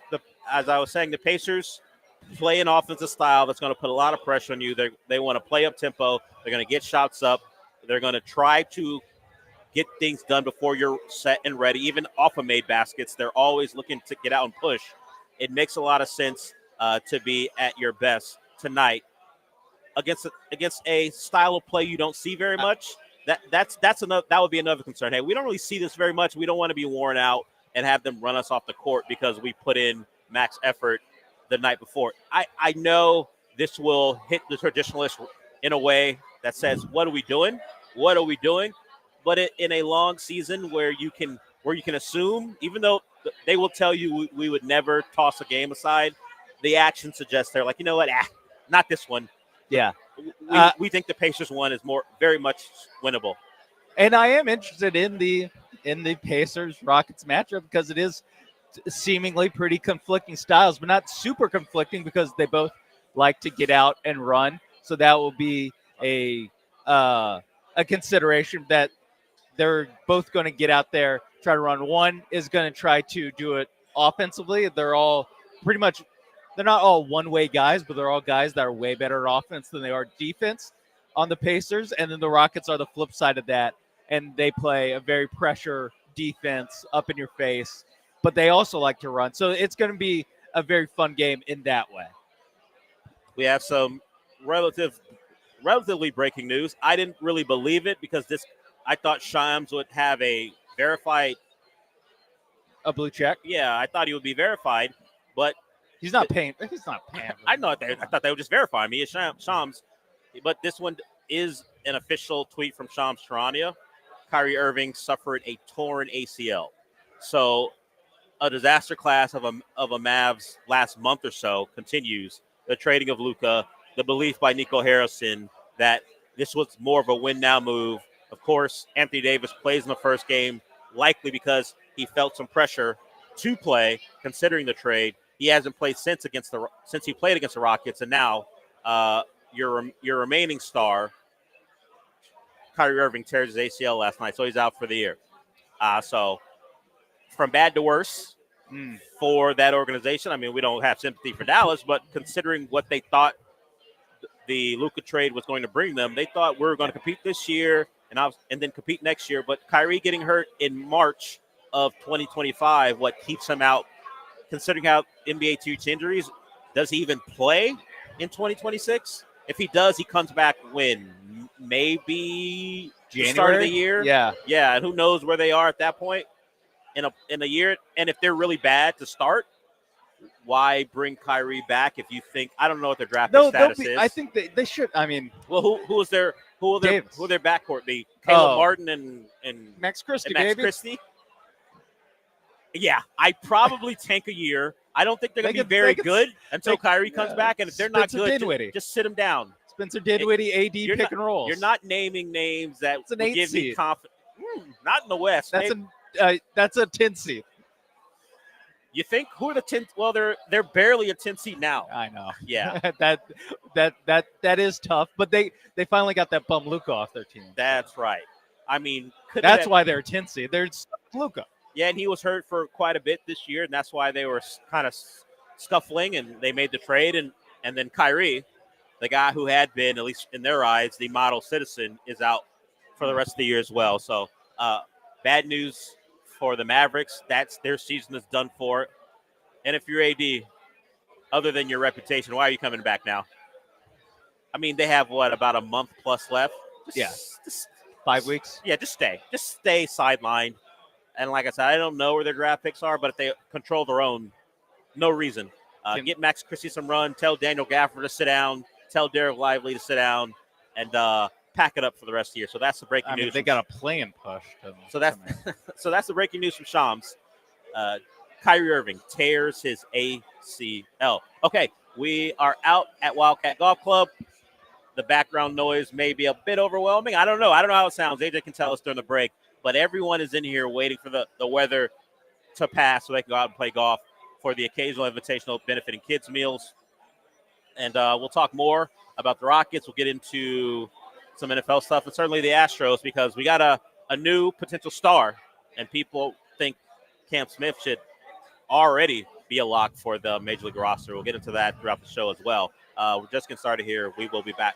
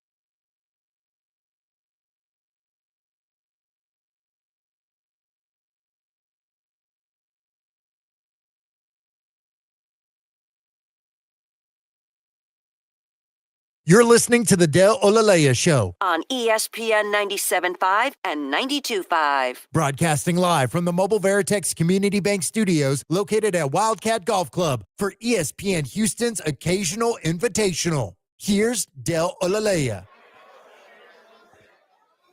I'll apologize to AJ right now because I'm going to make an assumption that you don't play golf. Am I right on that? Yeah, you're right. So, Sean, you don't play? No. I don't play. So I'm trying to figure out the foursome of the least likely people to ever play golf at the station. So I think us three clearly, because we don't play. Yeah, Is there? Who's the good fourth? start. Does Paul play? Paul's played before. Okay. Though. He doesn't play. He mentioned that he hasn't played in a while. So obviously, I don't know if John and Lance play. I don't know if he would self-report as a golfer. But he has played. Yeah. Neither you haven't even swung a club on a golf course, right? Oh no, I have. Oh, but okay. I mean, but you don't play. I haven't finished a round. Okay. So AJ, me, you. What about BMAC? Is he a golfer? I don't know. He's never mentioned it. So if he's never mentioned it, he's not a golfer. Yeah. If he's never mentioned it. Yeah, he's a 40-year-old man who hasn't mentioned golfing. Yeah. So yeah. So we know the morning show plays John more heavily than Lance. Paul certainly has. Jeremy and Joel, right? They both play, I assume. I've gotten a text from Brian. I'm not a golfer at all. Okay, so there it is. The at all cements it for me. Yeah, at all. All, not at all. So I'm gonna go. Our foursome would be the least likely foursome to ever play golf here at Wildcat if it ever came down to it. Yeah. But so there won't be a lot of golf talk. Not that there is any reason for it, other than hey, it is the occasional invitational. And the people are waiting. Art tells me you can hear them in the background. He says they're loud. He also added some other things I will not say about them, just because I'm not looking to get beat up by golfers. But beyond that, I did finish Honora last night. We talked about it, and it did go from whatever you want to call it, right? Whatever you want to call the first 25, 30 minutes of it. It went from that into like the slapstick comedy. The last hour plus, hour and a half or so. It was fine. I would say I can't judge all the other movies and whether they were worthy of an Academy Award because I didn't watch them. Other than no, I didn't watch any of the other nominated Dune 2? ones. I did watch Dune 2. I forgot that was nominated. But I mean, if this is the winner of the Academy Award, I'm like, all right, okay. I'm surprised. It didn't seem. I always think of an award winner as something that's epic, that maybe sends a message. You mean to tell me a sex worker's life is tough? I knew that already. It's hard. It's hard out here. It's hard. Thanks, Sean, for rubber stamping that as well. I knew that it was tough. I didn't know that if you were in bed with a Russian oligarch's son at noon, that you could be getting a divorce in a matter of hours. I didn't know it could happen that quickly, but it did in the movie. As long as the mom doesn't like you and calls you a prostitute over and over again, much to your chagrin, but it's fine. I would say that movie's fine. Okay, that's all. Okay. So you didn't see Conclave? I haven't seen. I'm gonna watch Conclave. I haven't. Was the Substance? I don't know. I've seen once again one of those movies. I've only seen the first 20 minutes or so of, but you kind of get most of them. I mean, you do need to watch the entire thing, sure. but you get what it's about in the first. Yeah. So that's maybe one of the reasons I kind of tuned out. As I said, I'll get to it at some point. But credit to Honora, credit to Mikey Madison for winning a Oscar at 24 years old. Quite an accomplishment. But as far as the overall movie, I think her performance was great. But as far as the overall movie, all right, sure. It ain't Return to the King. It ain't Lord of the Rings, Return of the King. That'd be crazy if it was Return to the King. You're like, it is a turn. It is the sex worker version of Return to the King. The sex worker marries a Russian oligarch, and guess what? It's just like Return to the King. That's right. The mom is Sauron. Okay. Igor's Gandalf. All those things. There's a Igor in this movie? In Honora, yes. Wow. So it is about Russian oligarchs. Igor plays the henchman with the heart of gold.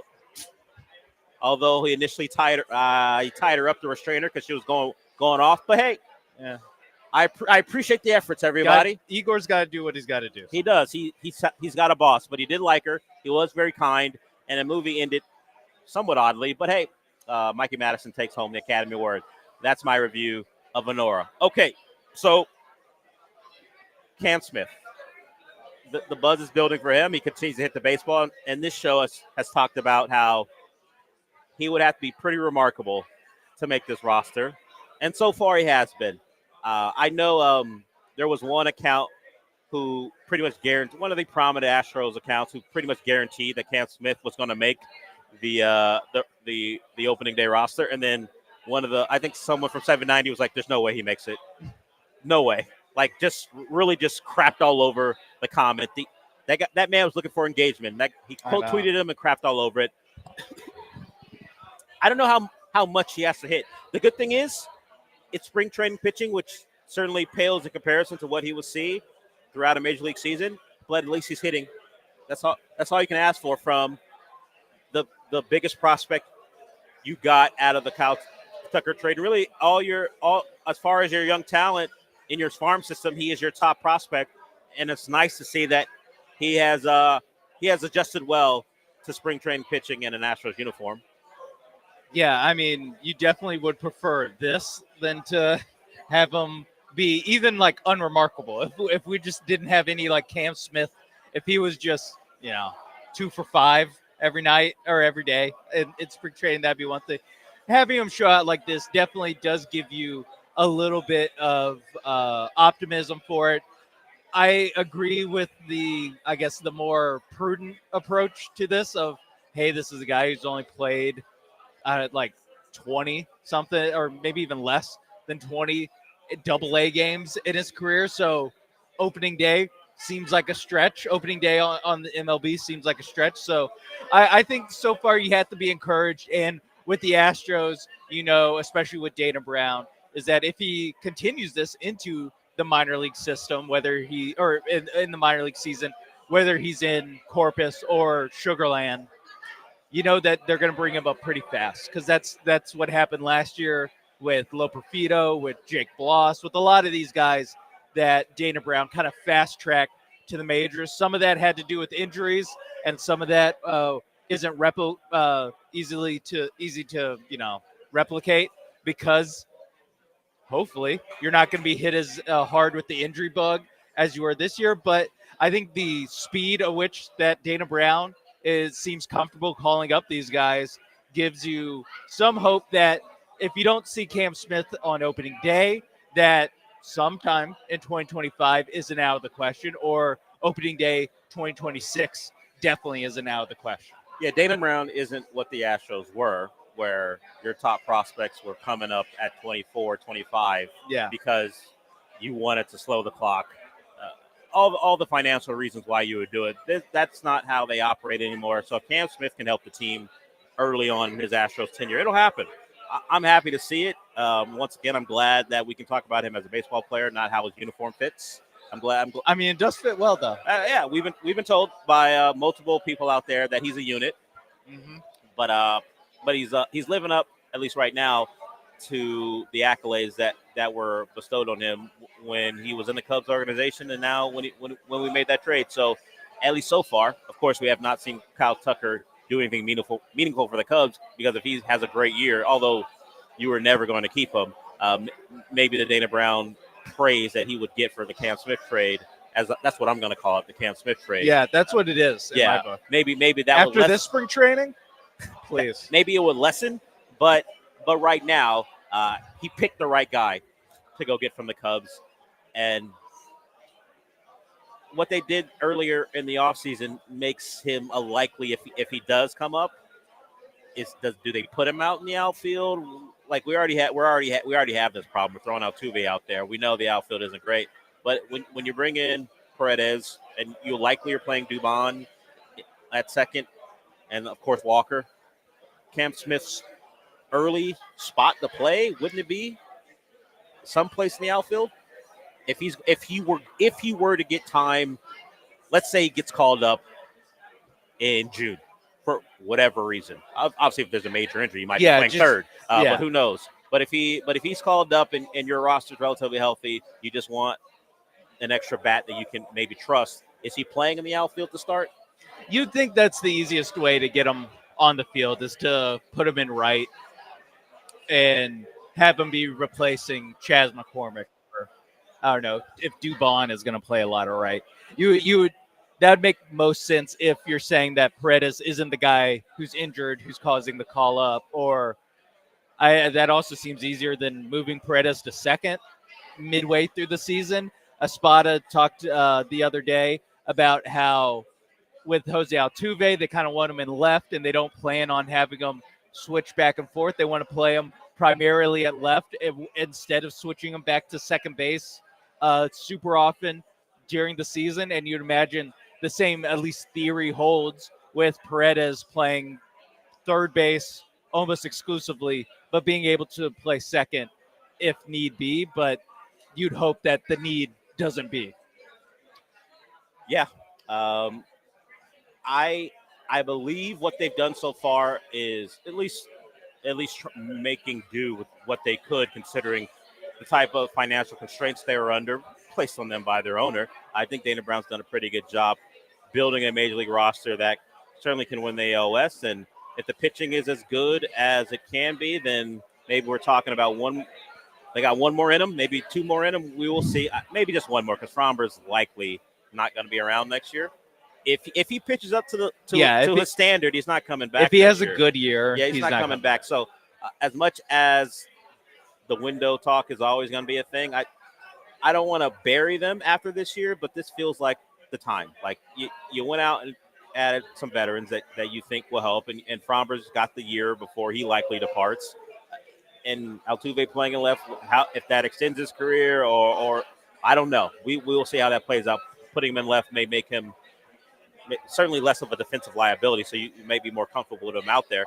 I think this is, if not the last year, then they've got 2026. So I think they've done a good enough job to be in contention. And who knows what shakes out when it's time to maybe make an acquisition around the trade deadline. But at least with the Giant trade this offseason, they got a player who appears to be a keeper, and that's good on Dana Brown. Okay, when we come back, we'll talk about what the Texans can do to add to their roster. Lance Zierlein has his latest mock draft, and the big story out of it is the fact that Shedeur Sanders has dropped, and he's not the only guy, as far as Lance, to drop Shedeur into the draft. I think Dane Brugler from The Athletic has Shedeur in the 20s. Lance has him in the 20s as well. But we'll talk about where Lance has the Texans, well, at least what they're doing and who they're taking.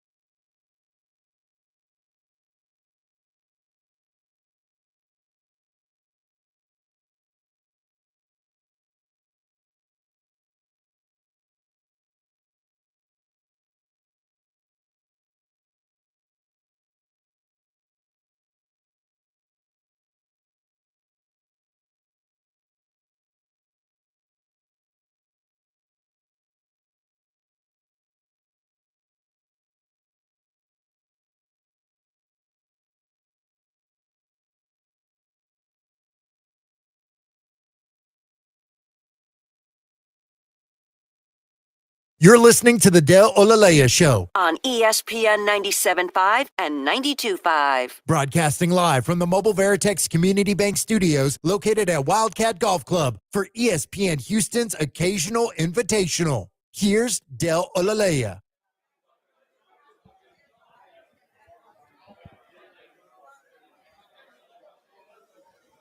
Welcome back. Sean and I are out at the Occasional Invitational. The entire station will be broadcasting live. You heard John Lamb from 7 to 10. We go to 12, and then Paul Gallant from 12 to 3, and then the Killer Bees. Of course, the golf will begin. It was supposed to start at 10:30, but there were weather issues, so it looks like 11 o'clock is when the golf will begin. And really, that's only important for me and maybe for anyone listening because it'll get quieter in here.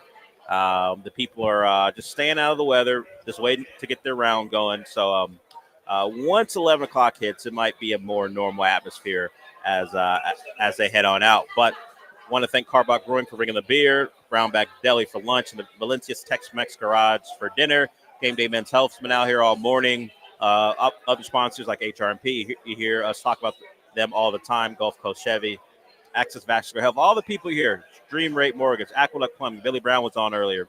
Beatbox, Burritos, Amex Pharmacy, all proud sponsors of the Occasional Invitational. I want to thank all of them for helping get this thing off the ground. Of course, Courtney from the promo team as well, and benefiting a great cause in kids' meals.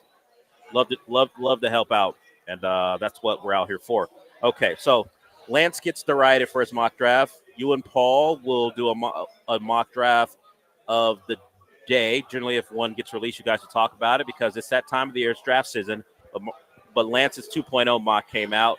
And beyond, as I said, the Shedeur Sanders news, or at least his projection for Shedeur Sanders, it's the fact that he has the Texans moving up and taking a Texas Longhorn, Kelvin Banks. Now, Kelvin Banks was a tackle at Texas. The Texans seem to be pretty locked in at tackle. Of course, the left tackle, as Lance mentioned earlier this morning, was a guy who started out at guard because when he was drafted by the Dolphins, they had two tackles they liked, and then they eventually moved them to tackle. They eventually moved Tunsil to tackle, and then we saw what the Texans have had with him as he's been here for the last several years. So I have a noted Longhorn fan to my left. I don't know that I saw anywhere that Kelvin Banks could be a guard, but Lance thinks he can. Kelvin Banks, as a player, first off, let's stick with that because I won't ask you to project him as a guard because at Texas he played tackle. But what you saw of Kelvin Banks, is he not just a first-round pick, but if they had to put him at right tackle and be a starter? Yeah, I've no doubt that he can play tackle just because I watched him play tackle in college, and he was one of the best in college football, basically from the second he started playing at tackle. I mean, his second game at Texas was against Will Anderson in Alabama, and he didn't give up a pressure to Alabama. So that's why I think every draft season you look at these tackles, and if they're not like perfect, meet all the benchmarks, it's just move them to guard, and just like everyone just gets moved to guard. And because I see it with Campbell, the LSU tackle, LSU tackle, where if your arms aren't a certain length, it's just move them to guard. Which I get some of that where you want the benchmarks for measurements to like, okay, can you actually do this in the league? Like, we don't need. I get why Tez Johnson gets looked at a certain way because he weighs 155 pounds and ran a 4.5. Like, I get that. But at a certain point, it's like, well, this guy was a good tackle his entire time he was in college, including a year in the SEC, and we're moving him to guard because of what? Because you have a need if you're the Texans. And we're trading up to do it. We're trading up to move a guy. I don't understand why you don't if you want to draft a guard and maybe there's not a guard available in the 20s, we'll just draft another tackle. If you're going to have a tackle move to guard anyway, if you're going to draft a guy to play a position he has never played before, just why do you have to trade up for the right to do that? I guess because the thought is that eventually you'll move off of Tunsil. And then he'll move to left tackle? Yes, if you're making this projection. Or maybe you – because Blake Fisher appears to just be a tackle. They did not move him inside. They moved Titus Howard inside to play guard. He's not a good guard. They're paying him tackle money. But as I said before, the money he's getting paid to play guard is one of the top guards in football. The top guards in football make what Titus Howard's making right now to play that position. So you have a poor guard, poor money allocation, and now the choice. Now this is just Lance's thoughts. I don't know that the Texans feel this way, but the thought is to put another guy who doesn't play guard. At least we don't know that he can. He just hasn't done it. He just hasn't done it before. Put him there, and then have your other guard be a guy who doesn't play well, with a center currently that's not good, and that's the fix to the interior. You have to hope that Kelvin Banks is a offensive line genius. It can just move there and be great at it, because it doesn't address the issue if there's a question mark at still remaining at your guard spots.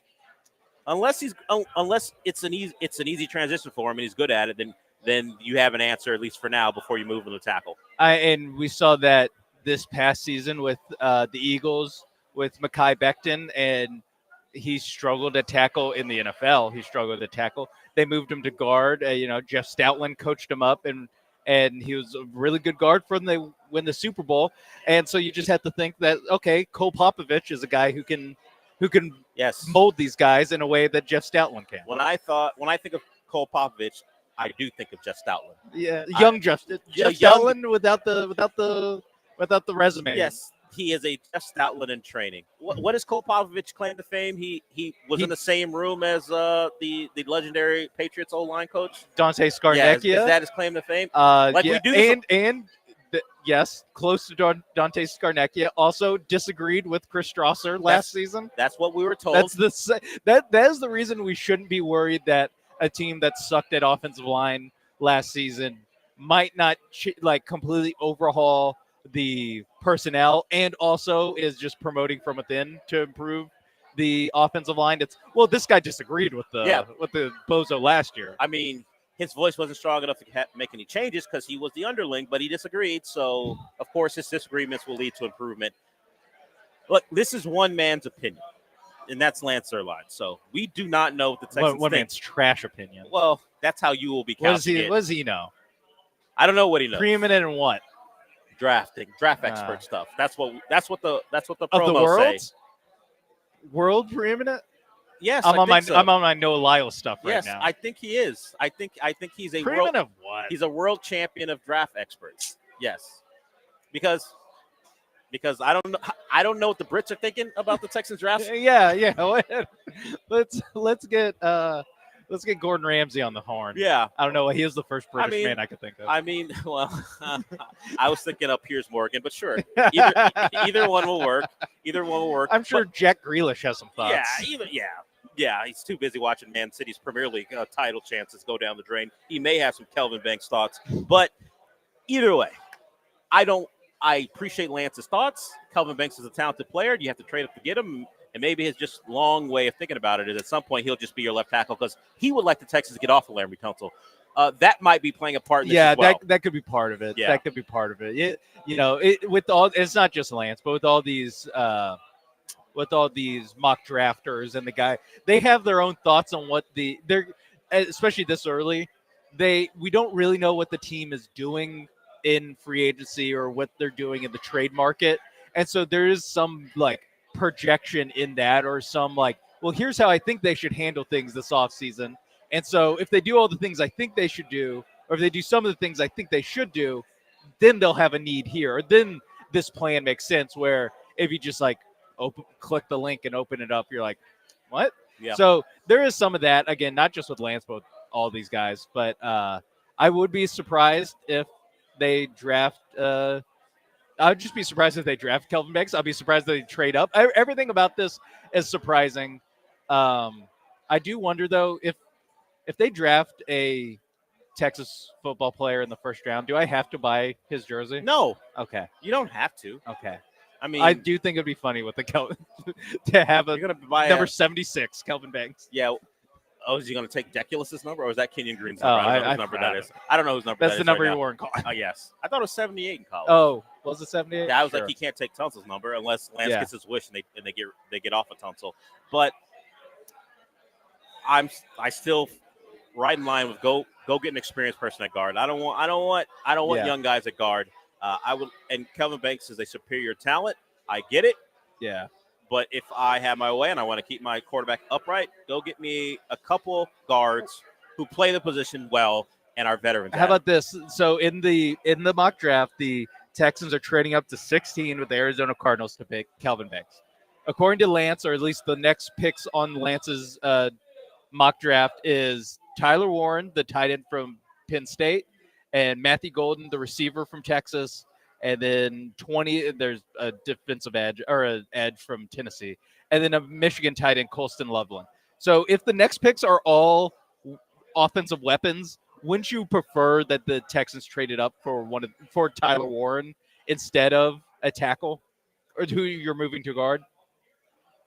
Yes, because it would suggest that no one in that range thinks Kelvin Banks is worth the trade up, unless. But I have to look at their rosters. I don't know if they're in desperate need of a tackle, or maybe those teams are all set. No, I'm saying if the Texans trade up to 16 with Warren, Golden, and Loveland all still on the board, wouldn't you just prefer that the trade up is for one of those guys? And then Roger Goodell walks to the stage and says a tackle's name, who they're going to move to guard. Yeah. Okay, you would prefer that the Texans make the trade up to 16 and try to get Tyler Warren.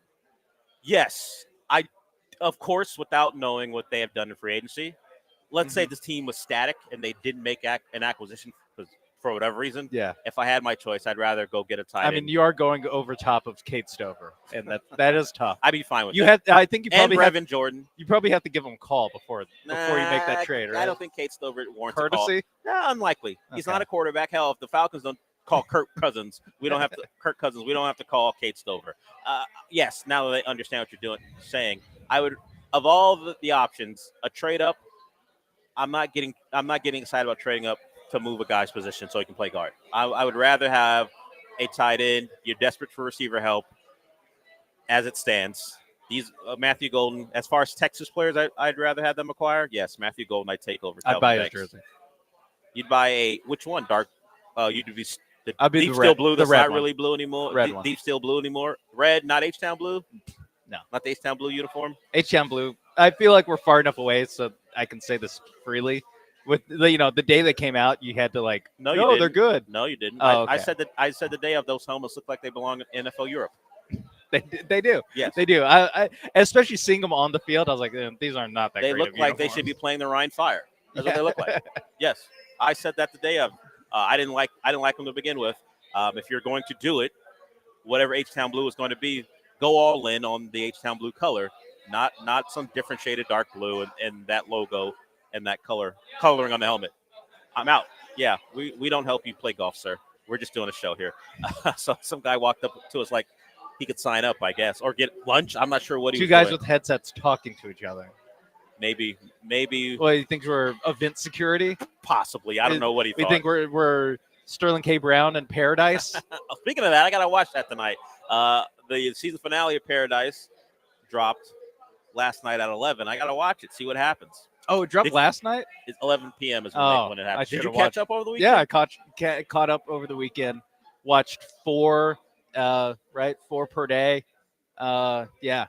All right, so we're there. Good stuff. Telling you. Good stuff. Told you when we talked about it. So Paradise, that's what I'm going to watch when I get home. The Paradise season finale. Already renewed for season 2, so we don't have to worry about it. That bumped me out. You just wanted it to end? Yeah, I wanted it.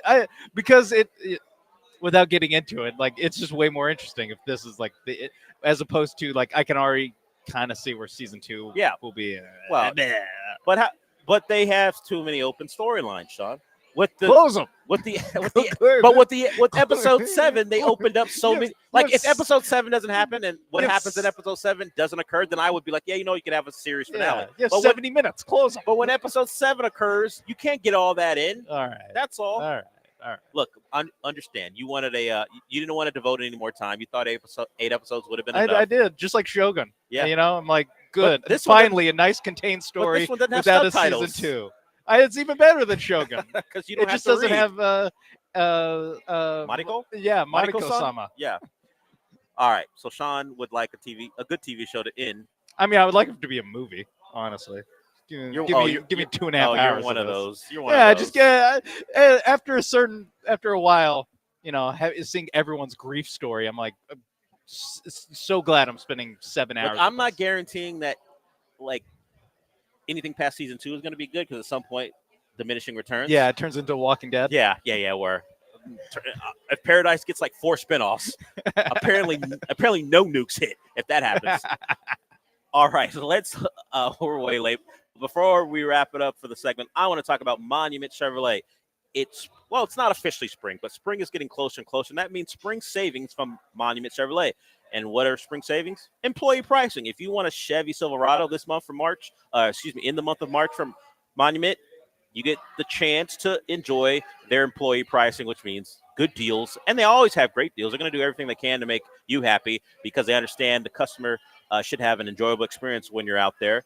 They're not going to be pushy. They're going to be friendly and get you in the best vehicle they can and make sure it's right for you. So you have the new Chevy Silverados you can get into with employee pricing. Of course, they have pre-owned inventory that you can take a look at monumentchevrolet.com.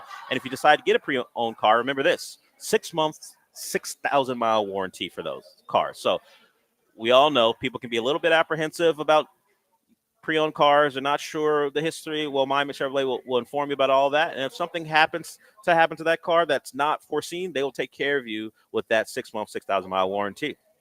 And of course, they have a great service center as well. I'm mentioning the service department because it's a one-stop shop. It's not just about buying a car. If you have any problems, you can bring that car right back. And the service people have been there for years. They know the people that bring their cars in by name, and that's part of the entire Monument Chevrolet experience. So check everything they have to offer at monumentchevrolet.com. And of course, you can go on out there in Pasadena off of Beltway 8 and 225, Monument Chevrolet. Just remember this: Chevrolet, together, let's drive.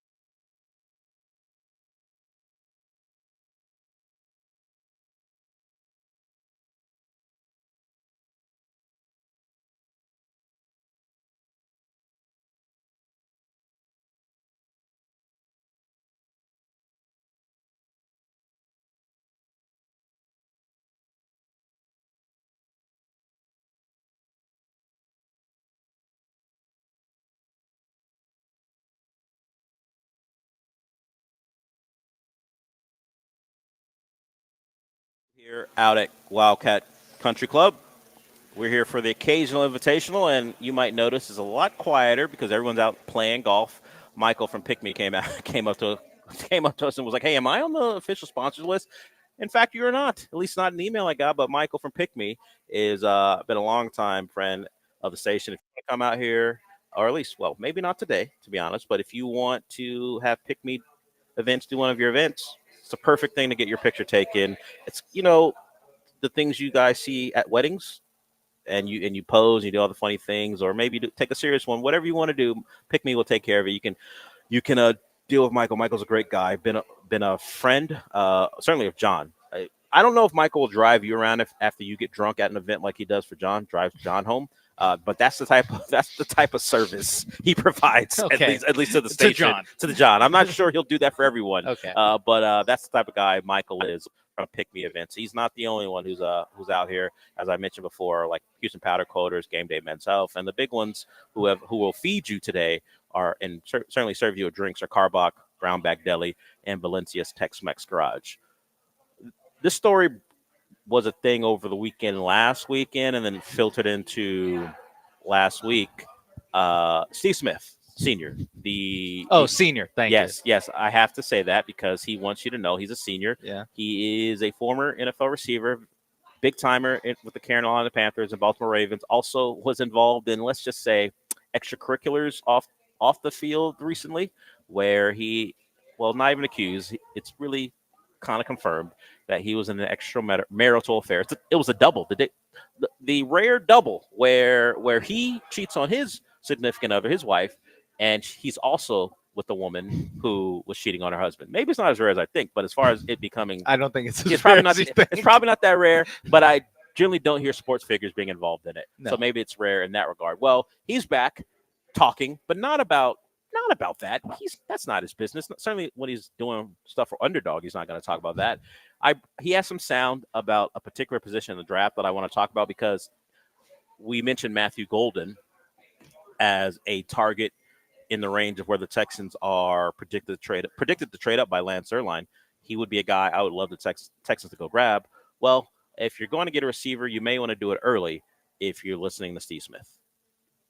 Last year's draft class was oil. This year's draft class, water. There were free agents in last year's draft class that would be 3rd and 4th round picks in this year's draft class. There's going to be a lot of guys who don't understand they probably should have stayed. To put what you're saying in context, in 2024, we had Brian Thomas Jr., Malik Neighbors, Brock Bowers, who's not a receiver, but a pass catcher, and Ladd McConkey all go over 1,000 yards this season. I don't know if we get a 1,000-yard receiver. We might get 2. There's some guys that I like. And also where you land plays a big part in it. You could be an outstanding football player and not be on a team that knows how to use you. We had 1,000-yard rookie receiver in 23, 2 of them in 2022, 2 of them in 2021, 1 in 2020, 1 in 2019, and we had 4 in 2024. Unbelievable draft class. We'll see. I don't know if we're getting that again, like you said.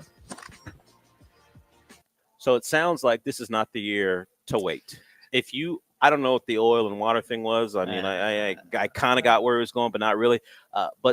From what it sounds like, if you want an impact player, if you identify one early, go get them because it's unlikely that you'll find one. And this is to the Texans.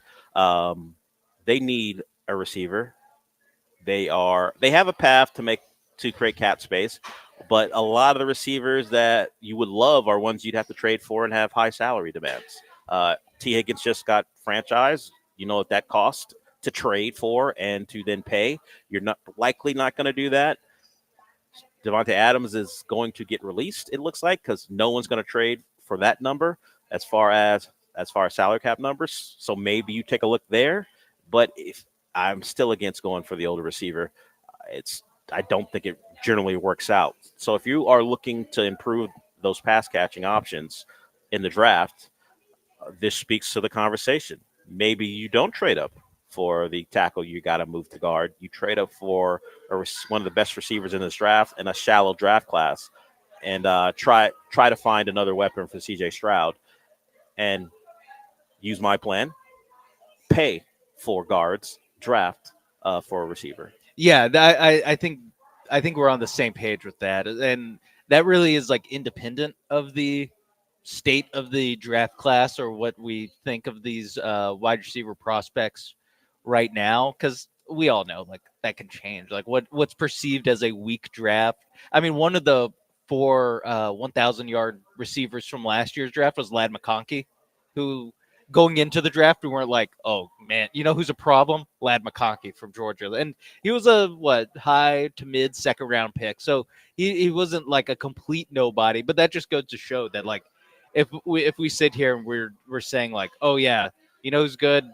Zach Becht from TCU, or one of the Iowa State receivers, either Higgins or Noel. Like right now, we just have it so beat in our heads that like, well, these guys are third round picks. Like they're who knows what you're going to get from these guys. But we see every year that the draft is sometimes deeper than we think it is at a certain position, or sometimes we think it's a great great quarterback draft, and all the quarterbacks stink, or we think it's a great running back draft, and there's only 1 or 2 running backs that are difference makers early on. So I think just so much of it is just like perception, and it's kind of like a it just kind of cycle that feeds into itself, where it's a bunch of people saying how bad of a wide receiver draft this is, and then oh yeah, so it's a bad wide receiver draft, and just kind of gets beaten into your head that that's the way it is. And I'm not saying that you're going to have another 4 1,000-yard receivers in this year's draft, especially as rookies, but I do think that some of this stuff is just kind of overblown. So Lance has Ted McMillan at Arizona in his top 5, and the aforementioned Matthew Golden at in the 17, teens. yeah. He has him 18 to the Seahawks, and then those are the 2 wide receivers. Oh, take it back. Luther Burden at 25, and those are, as I look at it, his 3 receivers. So he didn't have Emeka Buka in his top 32 in the first round. Hater. Nasty, hating on a champion, Yeah. a winner, Emeka Buka. And of course, everyone tries to make the connection. Well, CJ threw the ball to him, so let's draft him. Not sure NFL teams should operate that way unless you're Howie Roseman. Howie Roseman, and you just draft Georgia players. That's defense. different. That's different though. Yeah. That's like if you had CJ Stroud and then also drafted Marvin Harrison. Like he's drafting top end former Bulldogs. What would the Bengals say about drafting your do it? It always works. Yeah. The only bad part is when you have to pay them. Yeah, and you refuse to, and you don't want to, and that's why T. Higgins is getting franchise tagged for a second consecutive year, and he's not thrilled with that.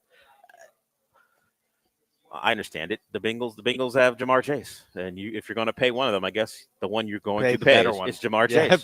Pay the much and better you can keep T. Higgins around for another year. Eventually, it'll come down to you can't franchise him anymore, so he's got to go. But understandably, you pay the better one, and you say, T. Higgins, we appreciate your time here. We're paying you a lot of money on a yearly basis, sure, but it's still guaranteed. And we understand you want a long-term deal, but trust us, you're getting top 5 wide receiver money 2 years in a row. Yeah. How much can you actually hate us? T. Higgins is like, don't test me. Yeah. Don't test me on that. Let's see what I tweet about. Huh? Do you want me to tweet another cap emoji? And what was the other one? Oh, tag. Yeah, period. tag. Yeah, he wrote tag because I think maybe a week or so ago, which preceded the cap tweet, a Bengals executive, their general manager, was talking about how they want him there long term. They're trying to get a deal done, and he pretty much said that's not true. And apparently, he was correct. He was correct. So that's where we stand. So yes, receivers cost a lot, but they mean quite a bit, and I hope the Texans can find a way to not have to pay one this offseason like they did last offseason. And injury aside, giving up the second round pick and then maneuvering his contract so instead of it being a 1-year deal, it turned into a 1-year deal, but there's like dead money afterwards if he's not that's around. How they did it. Yeah. So did you get enough out of your second round pick? Probably not. No, but it's a situation. But it's a risk that you took, and it felt like it was working out until the major injury I was going to say, like, it was working out, not just on the field, was about, like, acceptable level. I mean, I don't want to make it seem like he was tearing the world up. But then also the, off the field questions were just, like, completely honestly, the other way. It was like he was so good in the locker room. Everyone loved what he was bringing to the group so much that I think it was working, and literally until he tore his ACL, then it was a, we talked about on Gallant George, where it was like, is this trade a failure? And it feels bad to say yes, because on the field it all worked, but it just tore his ACL halfway through the season, so you can't call it a success. No, you can't call it a win. You can look at their thinking and go, all the things, and you said the concerns beforehand, whatever research you did and digging you did to make sure it was going to work out, they were right. Yeah. Because they talked about it, how Stephon Diggs will get a new opportunity here. We don't judge people before they get here. And it was working. According to the guy we just heard from, Steve Smith, Stephon Diggs isn't even the lead dog in that room. It's Tank Dell. Tank Dell's the guy who gets everyone in line. Surprising from such a young player, but if Tank's the dog, he's a dog. And it was working until the injury occurred. And, of course, Tank's injury has kind of fast-tracked and fast-forwarded the type of urgency the Texans are, I think, should approach when it comes to acquiring a wide receiver. But we are just over a week away from the start of the legal tampering period. So maybe they go against what I think is a smarter approach, and maybe they spend in the offseason. Not for a giant name. We know they're in on Devo, so they were willing. They were willing to get involved. They're not completely shut off from it. Yeah. So, but maybe it's a lesser name, which means lesser money being paid out, and hopefully a younger player as well. We'll see who they legally tamper with next week. Such a stupid term. The point is tampering is illegal. Why call it that? Yeah.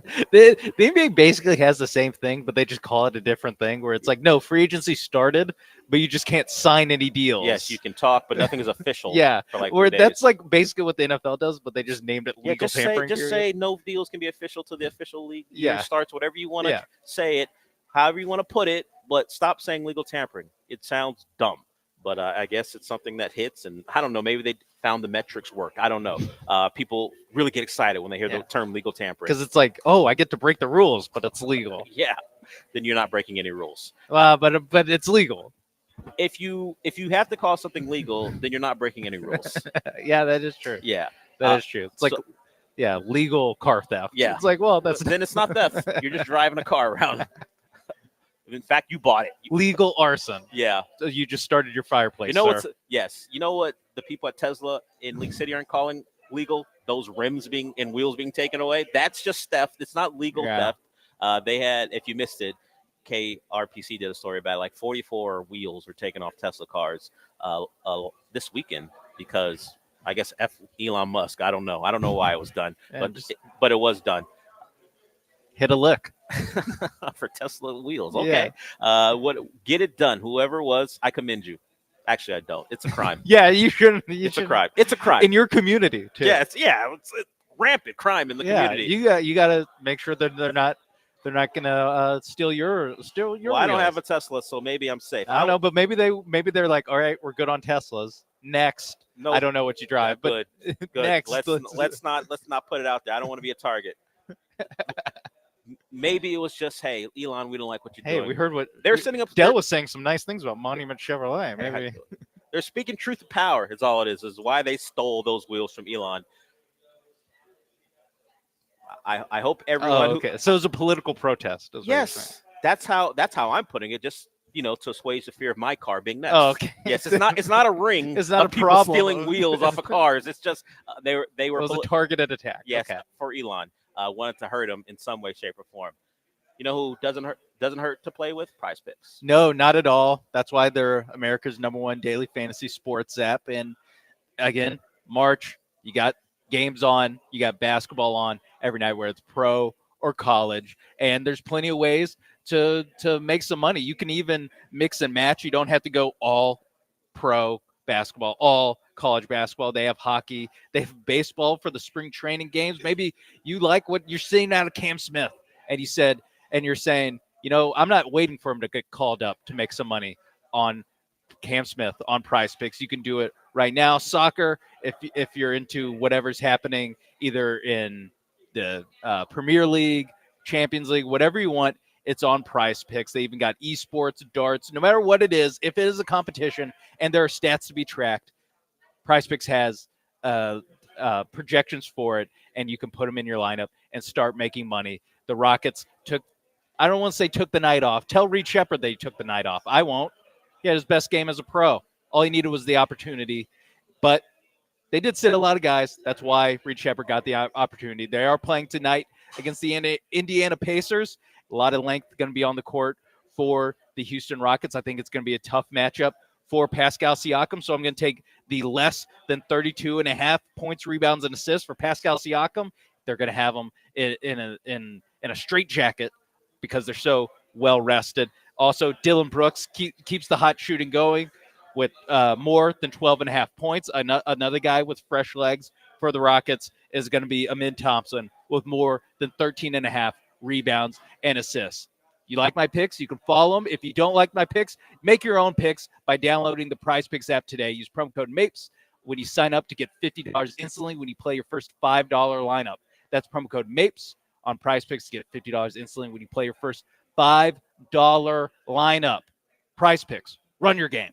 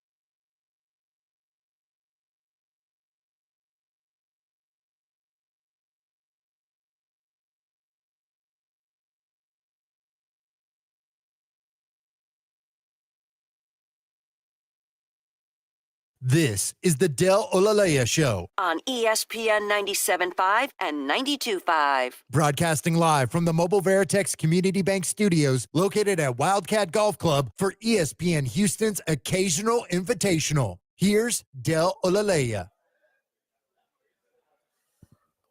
We are here at the Occasional Invitational. It's cleared up. People are out there enjoying themselves playing golf. this tournament benefits kids meals, and some of the people who are helping us get that done are HRMP, Access Vascular Health, Pick Me, and also Gooder. If you're looking at us, Sean and I, Yeah, on that's Twitch, why we look YouTube, so cool right now. Yeah, or Twitter, we're wearing glasses from Gooder. Yes, Goodr, and the glasses are great. They work inside or outside. Look, we're not normally guys who are sunglasses inside guys, but hey, Oh, you're for not? good, no, generally not. But for Gooder, we're game. And hey, I walked outside to take a picture of Wildcat. They still work. They still work. They Inside, work outside. outside too. I've yeah. guaranteed that these sunglasses work inside and outside, thanks to Gooder providing sunglasses today. Okay. We will get to reach Shepard because you mentioned him in Prize Picks, I believe, and Yes. he had his first start, played really well in the offensive end. But first, let's get to Eric. Eric's got a question or two or three. What's up, Eric? Hey, Bill. With Cam Smith playing the way he's still EPN coming up at the middle of the season, also with the World Cup coming to the United States, do you think there'll be any issues with teams getting visas? And when is Messi going to play in Houston ever? I'll hang up the listen. Okay, I want to repeat them so I don't forget. Yes. When will Messi ever play in Houston? World Cup, maybe. Possibly. Argentina has a game here. That's out of the way. He also mentioned visas for players because, of course, America and travel and immigration. I don't think that will get in the way. If there are any visa issues, they'll be the normal ones, not the American government trying to, I don't know, put the screws to anyone. Or I think no matter what, they want a major event to go off well.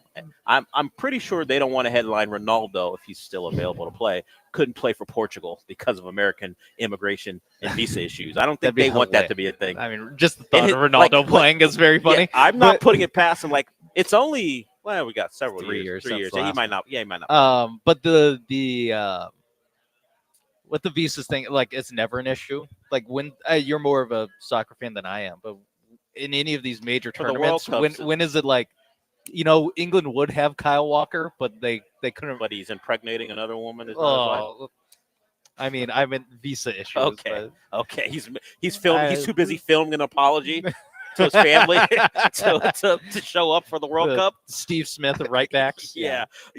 Except Steve won't go on record and apologize, like Kyle Walker has done to try to save his family. He did apologize to the man himself when he called him. Yes, but he's not filming anything. Kyle Walker has done that. We don't hear about the things in major tournaments. I don't suspect there will be an issue. I mean, we have heard about issues with federations, like when they're not paying their players, so their players are potentially going to boycott. Then eventually they figure it out and the guys can play.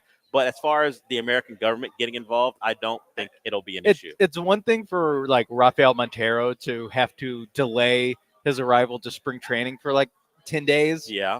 While this works out, it's another thing for like the biggest sporting event in the world, probably other than the Olympics, maybe including the Olympics, for anyone. I mean, not that whatever, but anyone of any note, really, to have them not be able to play this 3-week-long tournament. Yeah, you would imagine the things that need to get cleared up will get cleared up long beforehand, considering all the lead-up time they will have, because we will know who's qualified for the World Cup long before the event actually begins. And his other thing, Cam Smith. Yeah, we talked about that earlier, that Cam Smith, the way he's hitting, could be a call-up.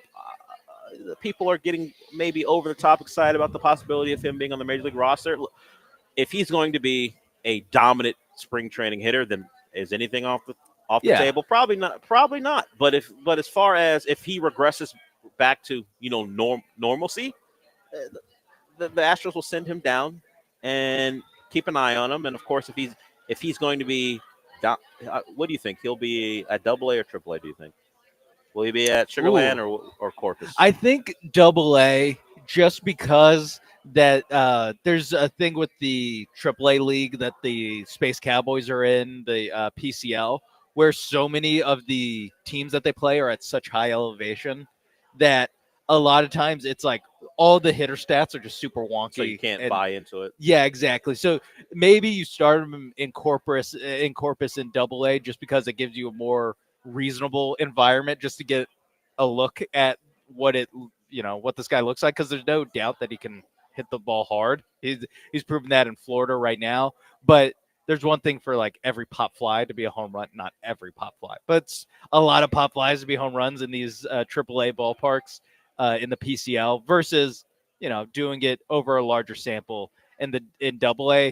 I think he probably starts in AA if he keeps playing the way he's playing, which going against spring training pitching, it's like not that far away from playing AA-ers. So I think that all this assumes that he's going to continue playing well. Like if he struggles this season during the minor league season, then we're not talking about him coming up in 2025 anyway, or maybe not breaking camp or making the opening day roster in 26. So all of this kind of assumes that he continues playing pretty well, not 2 doubles and a triple in like 3 games, but still playing well, hitting the ball well. It's just the lack of any time he spent in AA makes me think that he'll start there to start the season. Yeah, we have in some ways talked about some of the Astros acquisitions and what they look like in their home ballpark and what they look like on the road. We don't need that version of that going on with Cam Smith. Well, he's playing in the PCL where every ball you hit turns into a deep fly ball to left. Anything with like a 90 exit velocity. Yeah. How do you make a determination? The left fielder's going to have to make a play on it at the very least. Yeah, Altuve's worst nightmare. So let's hold off unless he can't be stopped. I'm in favor of if the guy proves that spring training pitching is something he can handle and handle in a dominant fashion. I mean, it's not like the outfield is teeming with answers. So you think it's on the table, or like I don't for really you think it's on personally? the table. But for you personally, you'd be open to him if he is coming up. If he is dominant, yeah, this spring continues it for another 2.5 weeks. Yes, I wouldn't be against them giving him a shot. Okay. I don't expect it. Yeah. I really don't expect it, no matter what he does. Well, maybe it's mostly because I expect it not to be this great. Just guys, he's not going to be Barry Bonds. Yeah. Yes, it's a nice thought to have, but it's a fleeting one. I don't think much of it. It's great. We talked about it early. It's as I hit my own mic. It's great that he is hitting the ball well at this level. It means that at least so far, you were right to make him the prize in the trade for Kyle Tucker. It is very small validation for the trade, and we'll see how he progresses. But I don't suspect that he will be down very long if he continues what he's doing, even in AA. I think he is not one who's going to spend a lot of time down there if he continues to hit the baseball. Yeah, no, I think again he's proven that he can hit the hell out of AA pitching, which is probably what you're getting. I mean, you'd have to look at each pitcher that he's faced in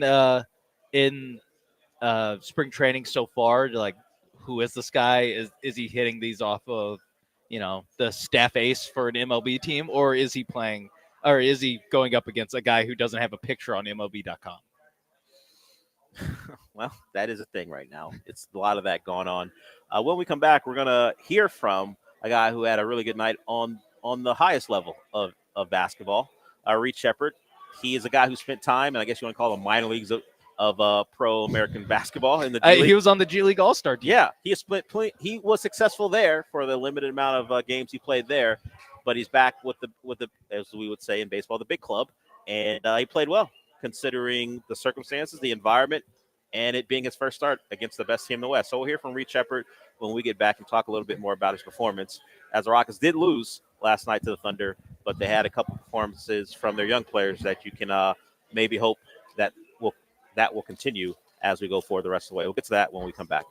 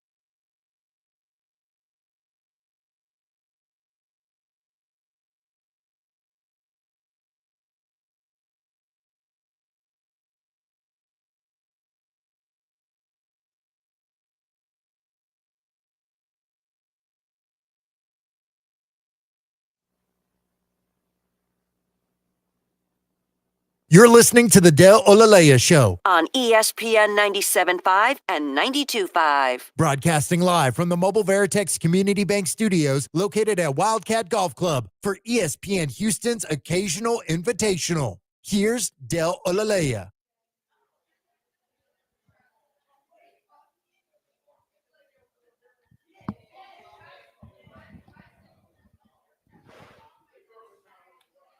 More evidence that you're here and not back in studio. You've never played this song. Well, yeah, I mean, I have played, well, not on your show, but I have played it before when, big Texans game. It's the Texans anthem from the first time they won the division? Or maybe it was the year after. I forgot. I can't speak to it. It was from something. 2011. Okay. It was something. What was that, AJ? I said, yeah, it was from 2011. 2011, yeah. So AJ, you heard his voice. AJ back in studio. He's done a great job. He was here this morning producing. Well, he was there in the studio producing for me because I was out here as we are out at Wildcat Golf Club.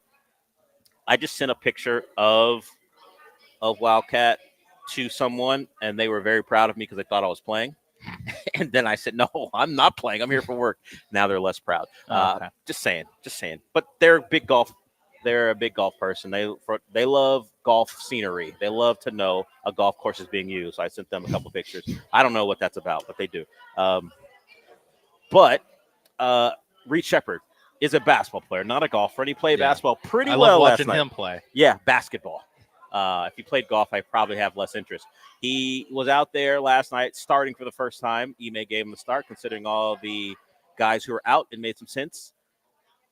There wasn't thought, considering how the rotation has gone, that it would be Aaron Holiday starting with Fred VanVleet out. But Ime chose to give Reed Shepherd minutes, and he performed. Shot the ball really well. Here's Reed Shepherd on his first start. New career high. What did it feel like to be out there and have such a great performance, significant minutes? Yeah, it felt great. Just getting the chance to be out there and play was a lot of fun. Getting a rhythm, getting the flow, getting up and down. Being able to knock down some shots, get some assists. It was a really, really fun game. Obviously we didn't win, so that part sucks. But being out there with the guys and just fighting and battling was a lot of fun. Your mindset, just knowing that this is the number one team in the West, they've kind of been where you guys hoped to be and ended up being a really, really tight one. Yeah, just fight. Go out and play as hard as you can. Fight, be aggressive, have confidence, just go out there and play loose and have fun. Reed Shepherd, after his performance, he and Cam Whitmore started along with Jalen Green. They combined, Cam Whitmore and Reed Shepherd combined for 52 points. Only two more than Shea. Shea Gilgeous-Alexander goes for another 50. And at this point, number one seed in the West, one of the best scorers in the NBA. And it's probably about that time to hand him an MVP award. Voter fatigue maybe still remains for Jokic, although he's playing really well this year. And the Nuggets now are the 3 seed with the Lakers at the 2. So the Nuggets certainly are winning enough games. But if it's time to give to someone new, I think Shea is that guy for what he has done. Our jokes about foul baiting aside, he did get to the line 10 times, so it's not like it didn't happen last night. 10's that's a normal number. Yeah, that's an acceptable amount, because there is a line of you do want to go to the free throw line. Like if a guy never got fouled, that'd be bad. Yeah, you're not very efficient if you never get to the line, considering how much he handles the ball. I do think I agree with you that I think he will win the MVP. I don't know if I think he should, though. Who do you think he should go to? I think Jokic has been just as good as all of his MVP years. Yes. And so that's where it just comes down to, okay, well, I think they're 10 games back of the Thunder, 10, maybe more now, back of the Thunder in the standings. And it's so is that the big difference in whether he wins MVP or not? It's just if there are 7 games apart, if they're 5 games apart, how big does the gap between the 1 seed and the 3 seed need to be to where that's a actual defining or deciding factor in these two guys' cases? That Shea's been awesome, don't get me wrong, but what Jokic has been doing is just more insane stuff that he's done every year. It's gets an MVP for it. Yeah, it's unfortunate. Well, unless they want to give Joel Embiid that 1 year, They feel bad for him. Yeah. It is unfortunate that that's the way these things play out. We just don't give it on merit, though. We don't have a vote. But I would if I had a vote. I would merit only. You stand up. You'd stand up For for what's what's right. right and true. Yeah, I understand. That's how you operate. It'd be Jokic 1, Kevin Durant Shea- 2, no matter what. Shea 2, Shea 2, Jason Tatum 3. I don't think you'd ever vote Jason Tatum 3. I think you would make sure that your vote could contribute like- to a win. I'd be like, wait, didn't he? He didn't play 65 games. Remember right? that thing where he did that F out thing to the Cavs And then that they came back lost. and won? Yeah, he's out. Yeah, He's you out. know what? Give me Donovan Mitchell was more important in that game than he was, despite how many points Jason Tatum scored. Yeah, if we were just basing off of the season, I could see Jokic deserving it, and hell, certainly would. It's just how these things. It's just play every out. year that Jokic wins, it's look at all the box score plus minus stats. Look at all the And floor how bad they are without him on the floor. And like yeah. all those numbers are even more extreme than they are when he won MVP. Like their numbers are better. So it's a little bit of like if you told me these numbers are so important for the last or 3 of the last 4 years or 4 of the last 5 years, shouldn't that still hold? Even if you do have a guy in Shea Gilgeous-Alexander who's really good and has a very conventional MVP case where it's a guy who was all-star, all-pro, all-NBA, and now has kind of taken that leap with the rest of his team, being not just the 1 seed like they were last year, but the 1 seed by far this year. Yeah. Didn't that one come down to the final days last year? Yes. As far Or as, it was the last couple days. There's some maneuvering going on late, but they were the one, and they hope to avoid what happened to them last year. Where that question where there's like they've been where you want to go, and then my second round of the playoffs. That's all they've done. Like they haven't actually made a long run yet. So and obviously, if they were to do it, this year's the year.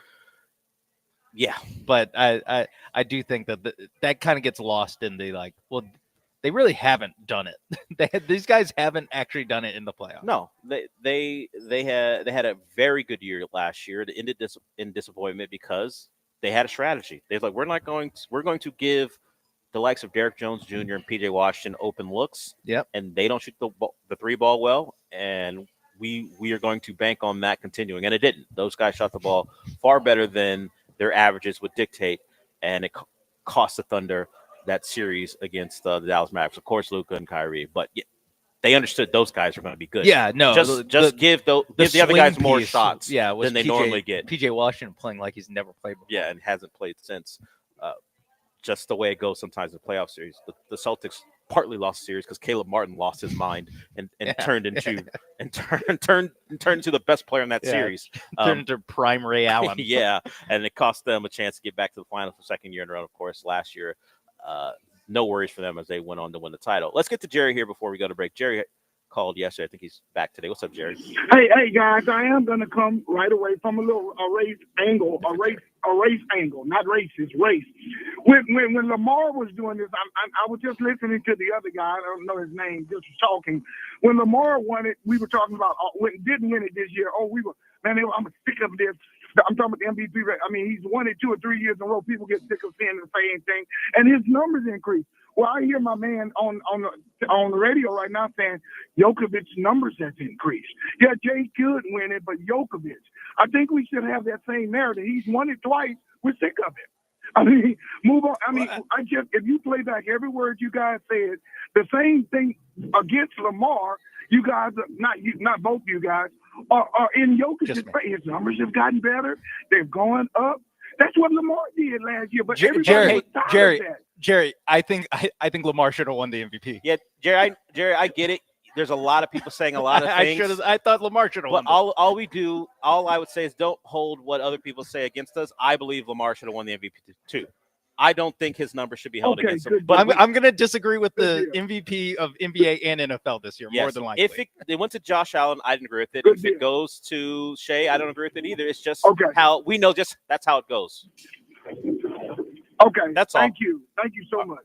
All right, Jerry, you certainly call into the morning show, and I think you've called into the show a couple of times. We appreciate it, but yeah, like I said, I understand. There's a lot of noise. You're going to hear a lot of different things, but at least I would ask that you hold us to what we say.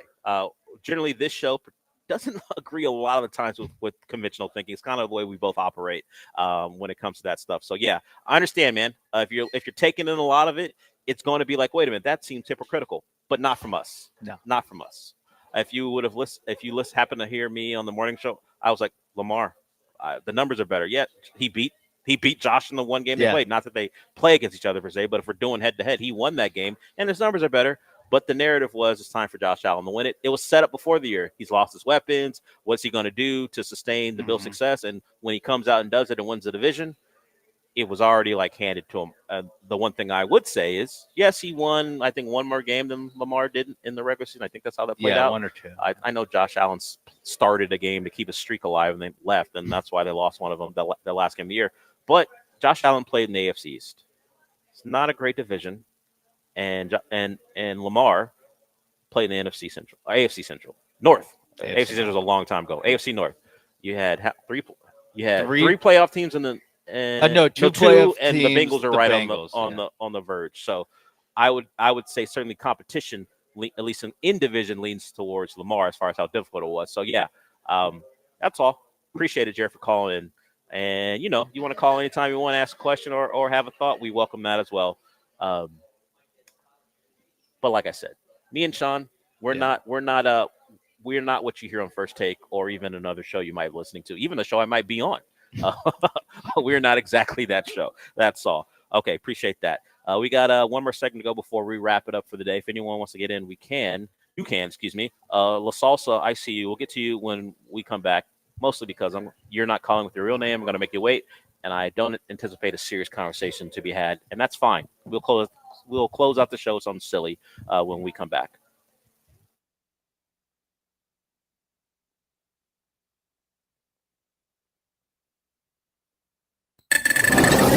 This is Ron Ansana with your market scoreboard report on ESPN 97.5. Stock index futures are flat this morning, though mixed. The NASDAQ starting to pop up just a little bit, but the Dow and the S&P still under pressure, reeling from yesterday's slide after President Trump confirmed that there will be tariffs imposed on Canada, Mexico, and a doubling of tariffs on China. China already starting to retaliate with its own tariffs on U.S. goods, that creating some interference in market behavior, to say the very least. European markets are down across the board. Asia mostly lower, though China is holding up reasonably well. We have oil prices down as OPEC plans to increase production at a time when tariffs could slow the global economy. Target out this morning saying its February sales were soft, indicating some worries about the health of the consumer. We have bond yields holding steady at about 4.17% on the 10-year note. Gold is trading up in a flight to safety once again. The president addresses Congress tonight. We'll get ADP's jobs data tomorrow and the unemployment report on Friday, so a hectic week still to come. Expect more volatility.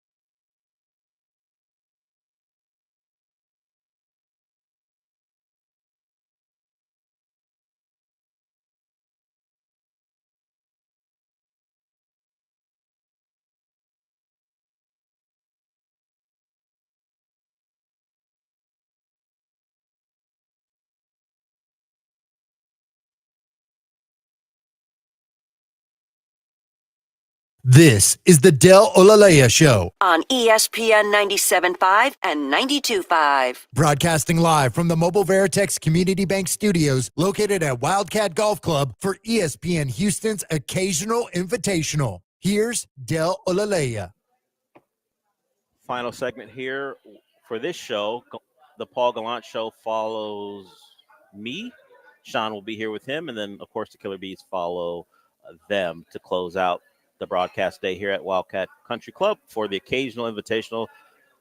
The golfers are out on the course, and, of course, they'll come back in here at some point. So it'll get louder at some point today, but we experienced that. It's been quiet for the last hour or so. We want to thank Carbach for bringing the beers, Brownback Deli for providing lunch, and Valencia's Tex-Mex Garage, which will provide dinner. And we have some other great sponsors that you hear on the station quite a bit, from Dream Rate to Aqueduct Plumbing to Gulf Coast Chevy, HRMP, Game Day Men's Health, which is still here, and we're here this morning as well. So appreciate everyone coming out, supporting a great cause, the Occasional Invitational benefiting kids' meals. All right, let's get to La Salsa before we wrap it up. What's up, La Salsa? Hey, what it do, Jelly? Hey, my I don't know if it was a 7 to 10 program or if it was your program, but I'm super hooked on that Paradise Show. Y'all have a good day, and keep those egg rolls frying. Later. If you don't know what that final thing was, it's in reference to what Gilbert said as a catchphrase maybe a couple years ago now, maybe longer than that. So let me explain that to you, since that's a plot hole, since he brought up a TV show. Let me explain that to you. Yes, it was this show that brought up Paradise earlier. I'm a Paradise head. I don't even think that's a real thing, but I am one. I did not see the season finale because it dropped at 11 p.m. on Hulu. I was too busy waiting for us to advance in our dynasty to get to it. Then I fell asleep. So I didn't get to it. Sean is now caught up on Paradise. We may both watch the season finale tonight. Sean, because he likes things to be compact, he'd rather have it be an 8-episode run of one season. But unfortunately for him, the show's too good. It's going to get a second season. Unfortunately, yeah, there will be a second season. I can't really talk about it without spoiling whatever. But it's just, I thought the last episode was really good. I enjoyed that. I was kind of waiting the whole season for that episode to find out all how the we things got that here. led us to be there. Yeah, they kind of start in the middle and kind of work your way back through different flashbacks, but not of the main incident. One, yeah. But I think I really like the show. It's good. It's just you don't want to dedicate a second season of time. Well, because I was just like, man, how are they going to close all this up? And the answer is they won't. They won't. They won't in the 8th episode. They've Yeah. got another season, maybe more, to do that. Yeah, and so that it's just a natural, just kind of like, oh, okay. Yeah, Sean wants less of a good thing. Honestly, yes. I wasn't joking. That's what Honestly, yeah. I mean, just think of all these great TV shows. Like, everyone hates the last season or the last episode. At some point, they all overstay their welcome. At some point, you're going to run out of ideas to make something compelling. That's why Brits have it right.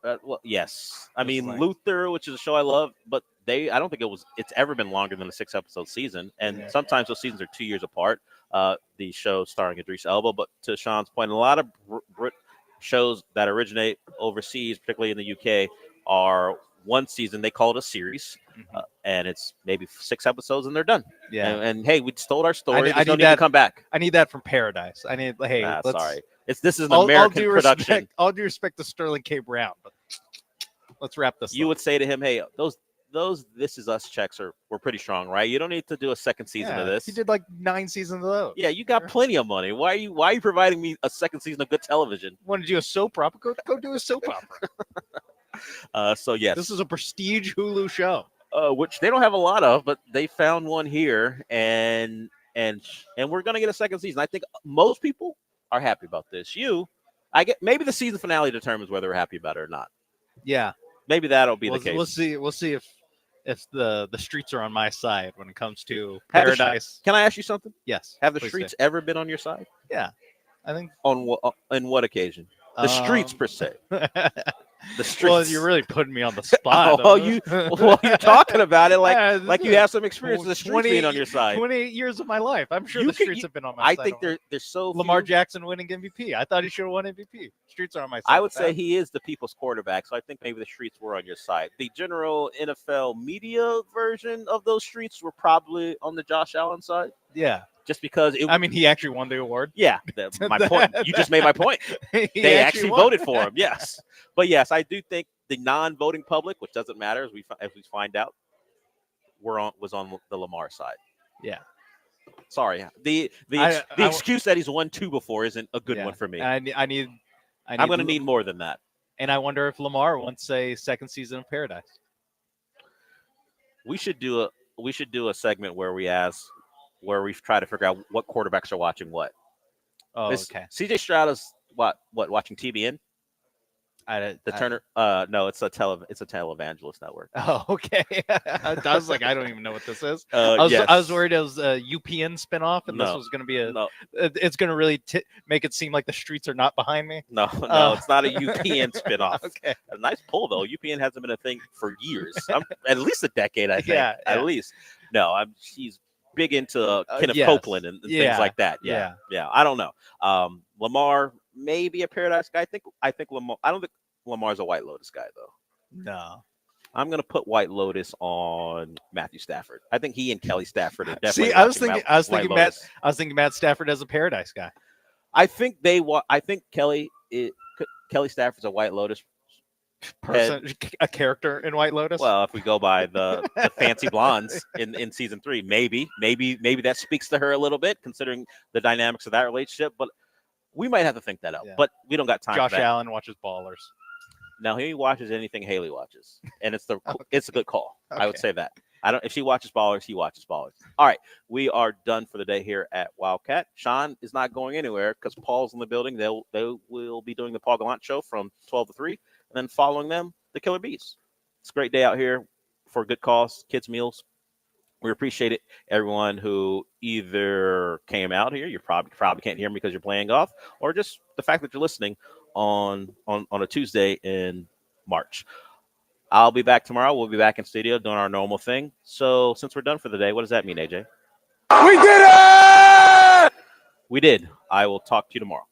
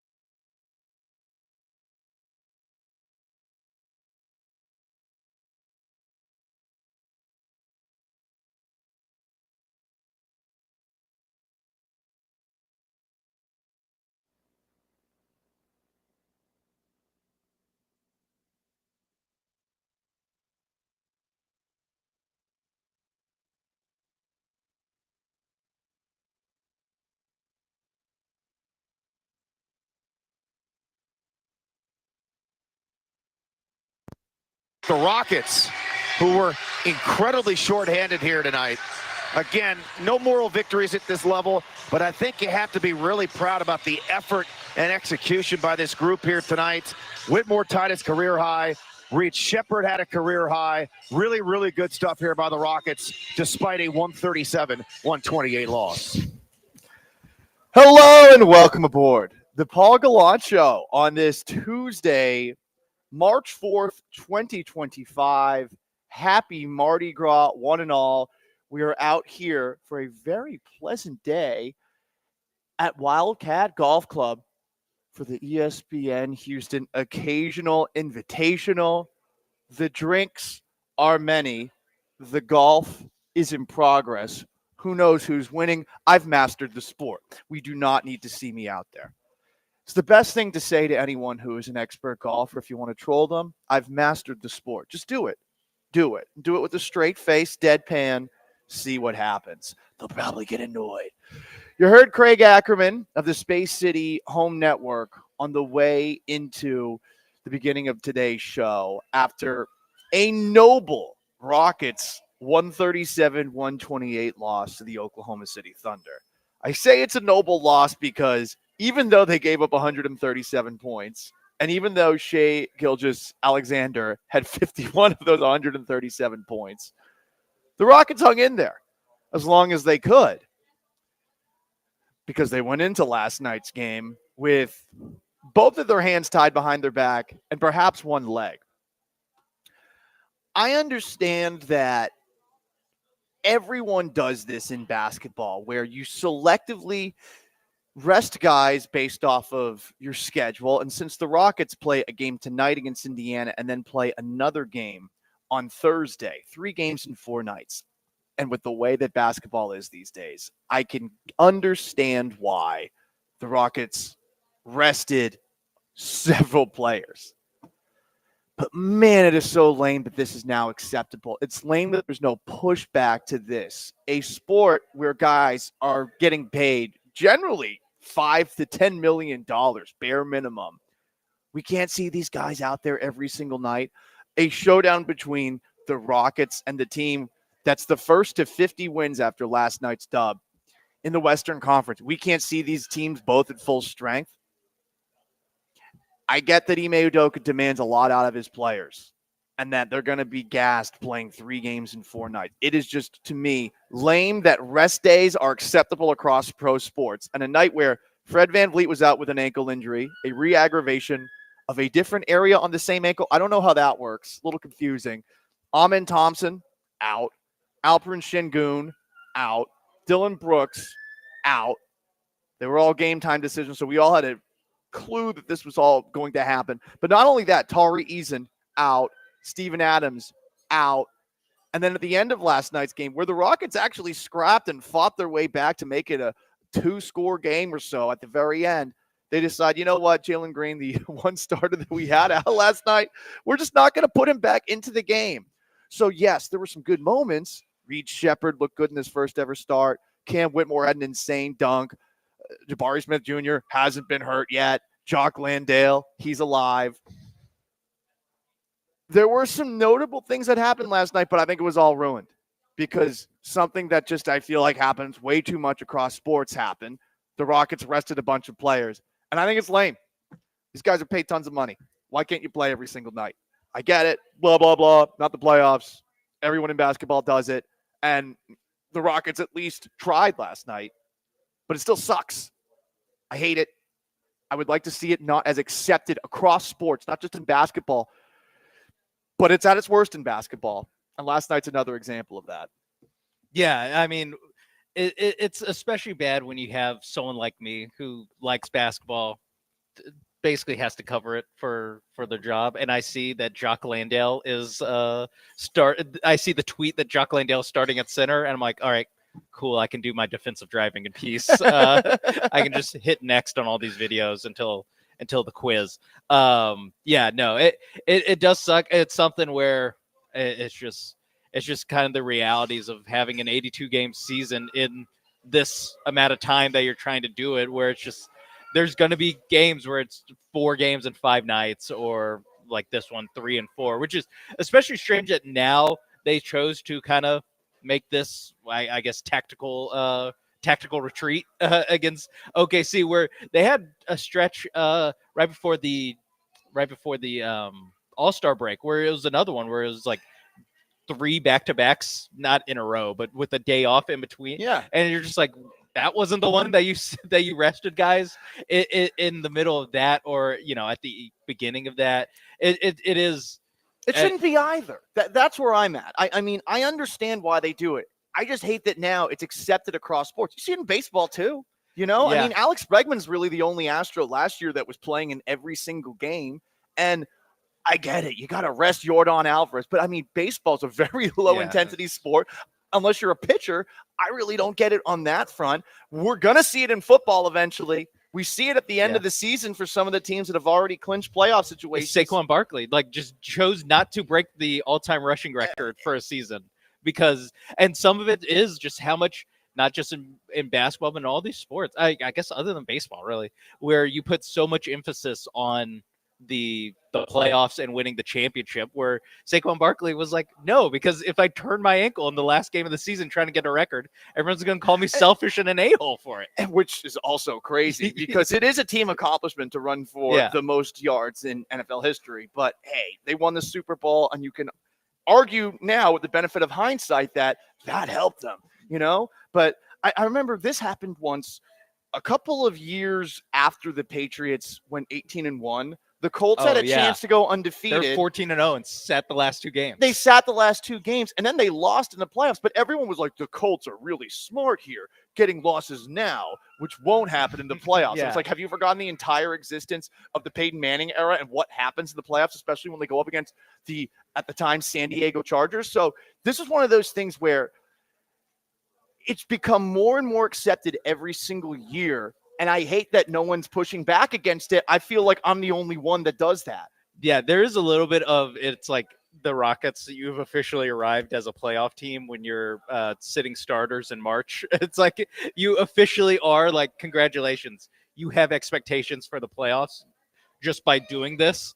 But there is a little bit of, I think more teams need to be realistic with, like, so we need to sit guys to make this long playoff run, and I'd include the Rockets in this, where it's like, so we think we're going to be playing until late May, early June. Yeah. Like, no, this is kind of, for me, it's most important that these guys get the 4 seed for a chance to advance in the playoffs. Like that, I don't really have any aspirations as far as, or expectations of what they're going to do deep into the playoffs. For me, it's like, no, getting to the playoffs with the best seed you can. That is what the Rockets season should be about, not like, well, and I get with like Fred VanVleet re-aggravating an injury, like case by case, like a couple of these, I can kind of see why they sat him, but sitting like all of them and like basically anyone on a borderline case, you sit them, like Şengün, Amin Thompson, Dylan Brooks, guys that we didn't know had injuries. Right. Like sitting these guys, that's where it kind of stretches the level of like, okay, this is acceptable. We put rules in place to stop this literally last year, but it applies to star players, it's all stars, which is and like the vaguest term possible. And I mean, I've said on the air, I think Amin Thompson's a star where other Rockets players aren't. But I mean, that's me saying that and projecting more than that's actually reality. So the Rockets have almost a get out of jail free card with this. And I don't want to dump on them too much because honestly, the way that they played last night, they played their asses off, all things considered. It's a close game in the fourth quarter. And everyone in the NBA does it. So it's not like they're the only team that does it. I just feel like this has become accepted, and it's at its worst in basketball. A couple of texts here on the most interactive sports talk show in Houston, the Paul and Gallant Show, 713-780-3776. From the 832, that's why the NBA is tanking in ratings. Sitting players sucks for the young kids. My brother-in-law sunk a lot of money to watch the Golden State Warriors for my nephew for a Christmas gift. The key players didn't play. My nephew doesn't watch basketball anymore. I don't know if I fully believe that last part, but I would understand why. It's very annoying how much they do it. And best case scenario, it makes the players completely unrelatable. You have an entire offseason. It's half a year.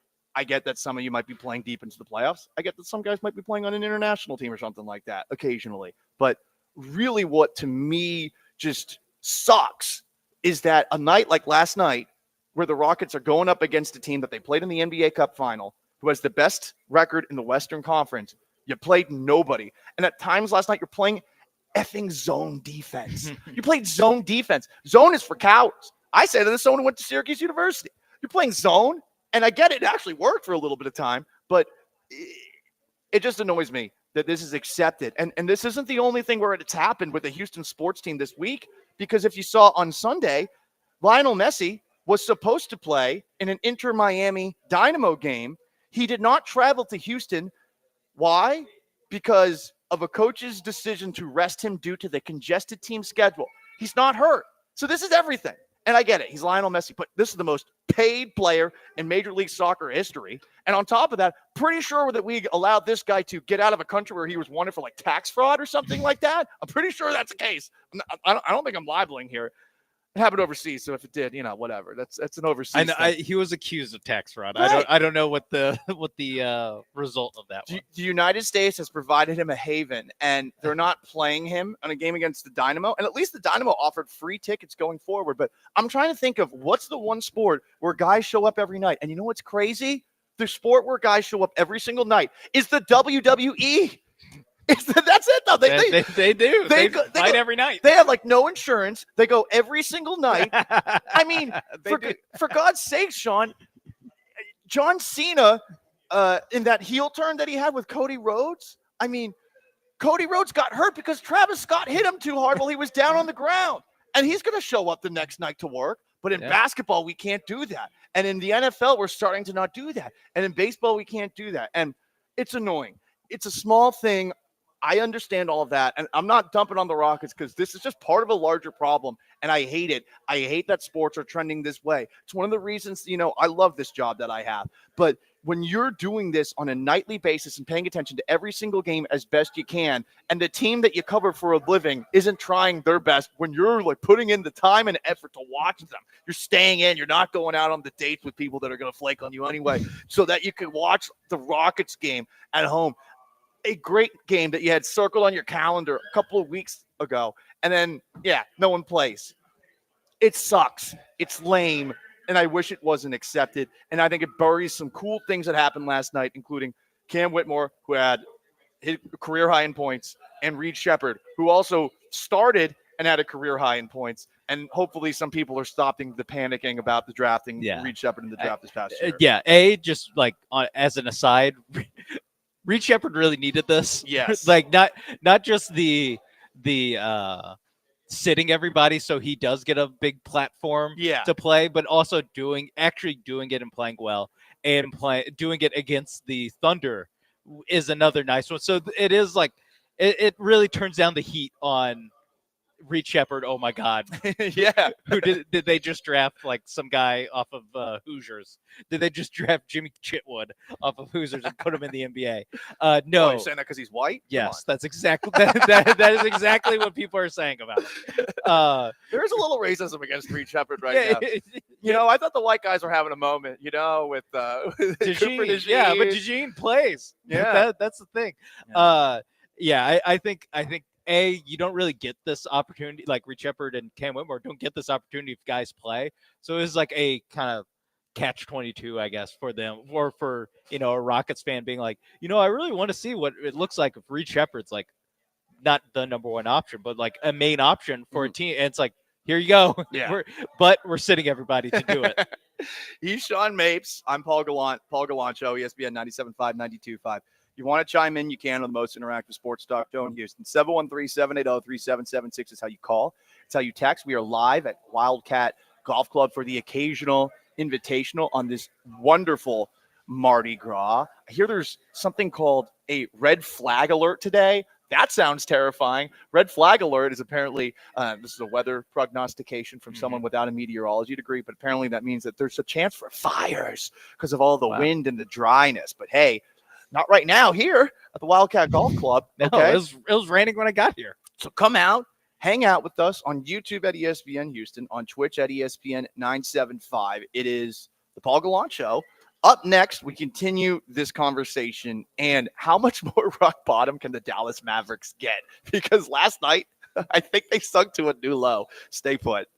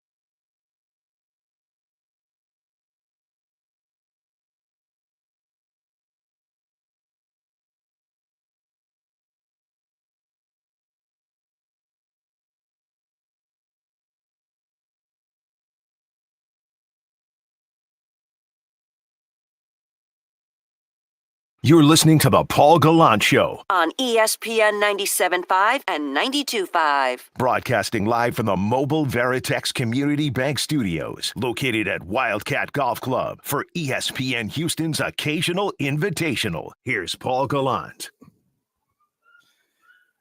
That Rockets loss last night, a noble loss, was lame because it is yet another game in sports where a team decided, you know what, the game doesn't matter that much. Let's focus on the big picture. Let's rest a bunch of guys.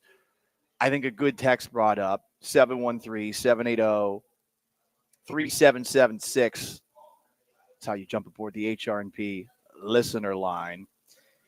Said, hey, look, the Rockets need all the wins that they can get right now to avoid the play-in. They were at the 2 spot not too long ago, and now take a look where they're at. They're the 5 seed in the Western Conference. And I think what's an even more scary thought, if you want to see this team actually make the playoffs, between the 2 seed Lakers. Yeah, the Lakers are the 2 seed now after getting Luka. They've won 6 in a row, 8 of their last 10.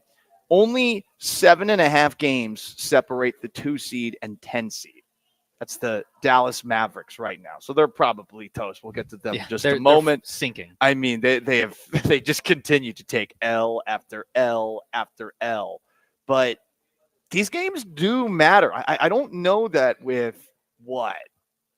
20 or so games left, 21 games left, that the Rockets can really afford to say, I don't know about this one. They're one of the youngest teams in the league. Do they really need the rest for 3 games in 4 nights? I mean, it's crazy to think that because they put in so much effort on the defensive side of things, that's almost a get out of jail free card for the Rockets. Well, they play hard every night, so they shouldn't have to go every night. No, what are we doing? Why is this so accepted across not just basketball, but all sports? Pisses me off. Anyway, update in the NFL. The New York Jets, who were just 24 hours ago desperately putting out feelers for a Davante Adams trade. The Jets have taken several calls about Davante Adams, which was a load of crap. That definitely never happened. The Jets are releasing Davante Adams. This is what you've been waiting for if you're the Houston Texans. Now, you're going to have to get creative with a contract that you would give to Davante Adams to make it fit in the salary cap. And there's also the possibility that Adams just waits for wherever Aaron Rodgers ends up, because Rodgers is going to meet the same fate sooner rather than later. But this is what you do. This is the move you make. Trading for a guy, trading for a veteran receiver, nah. Sign a guy. That way, you don't have to give up any assets to bring him in. And I'm not 100% certain of the specifics for the Davante Adams cut. If the Texans could get some sort of a discount by moving on from Adams because he's already earned a certain amount of money and the Jets have to pay some of the dead cap money or something like that.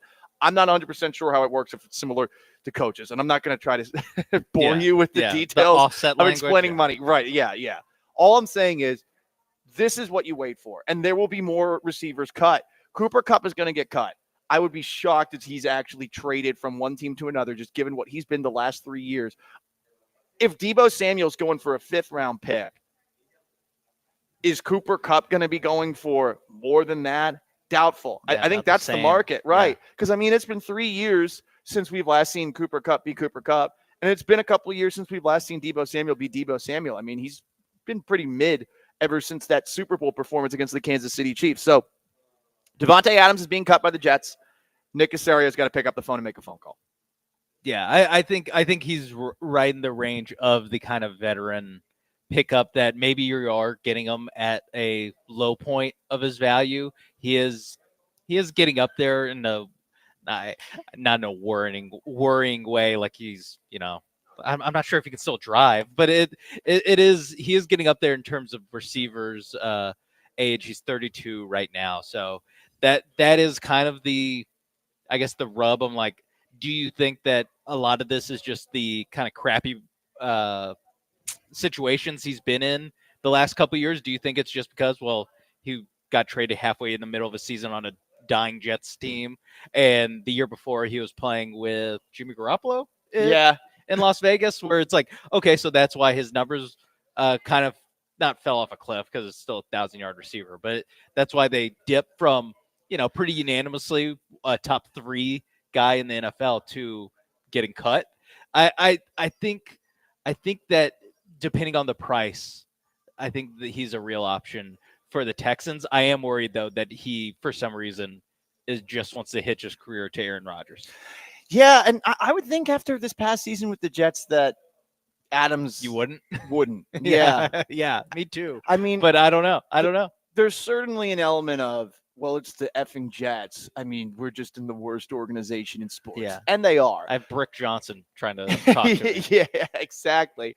But I also think there's an element of, hey, so Rodgers had some decent moments last season. Yeah, he wasn't terrible. But is Aaron Rodgers who you want to be with for what, one more year? Do you want to pick up and move again? That's the thing. Green Bay to Vegas to New York. Like, what's next? And you made a good point there with, do you want to hitch your wagon to Aaron Rodgers for one more year of Aaron Rodgers? Maybe a second. Like, how long do we think Aaron Rodgers is going to be playing? So is he a guy that you actually want to move with, or you see as a reason to go to a team is because they have Aaron Rodgers? Well, they might only have him for 1 year because he's a quarterback in his 40s. Mm-hmm.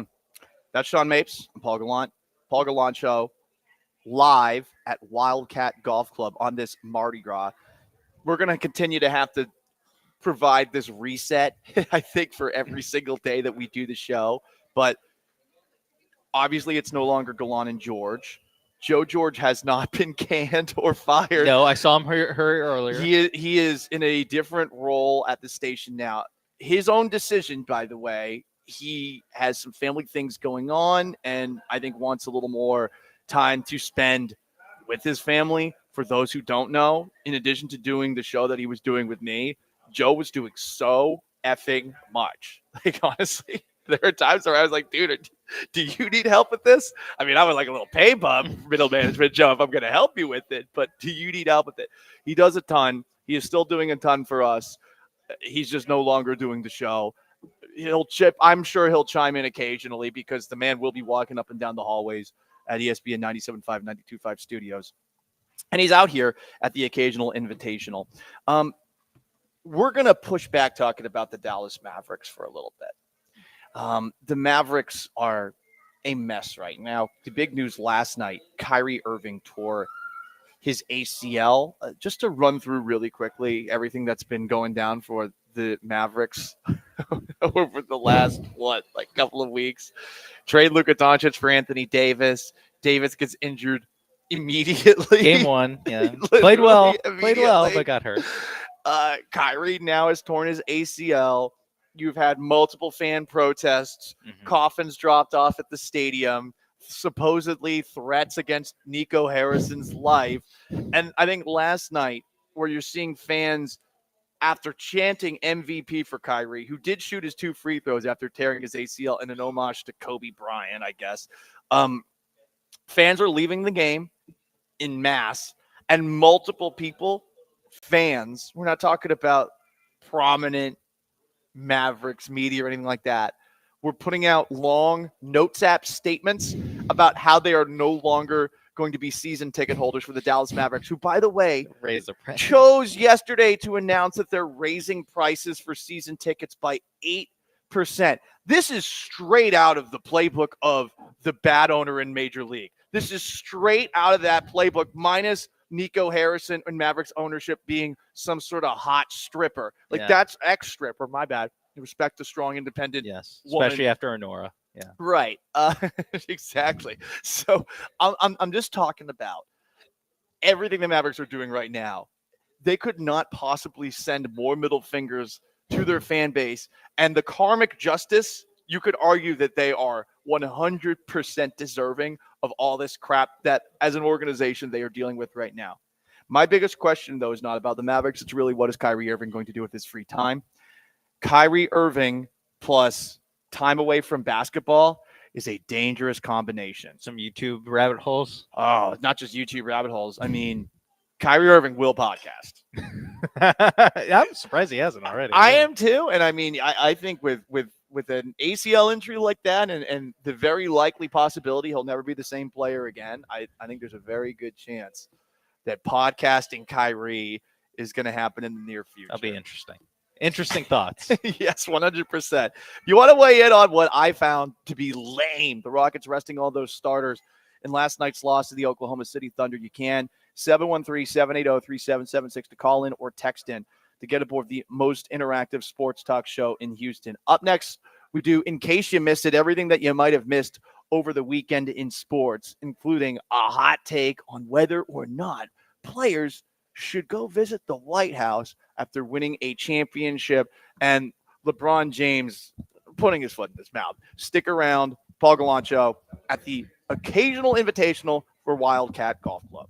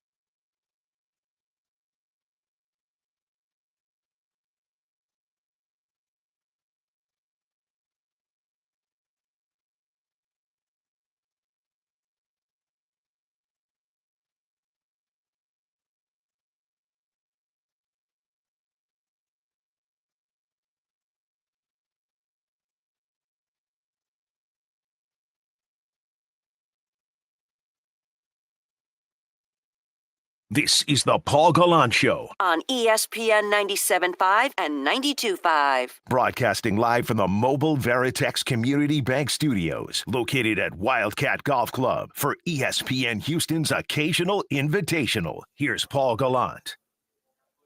Indeed, we are. I look so spiffy right now, wearing my golf outfit. You do look like a golfer. I got golf slacks on. I got a Cabo del Sol polo on. I even got some golf shoes on. Now, am I golfing? No.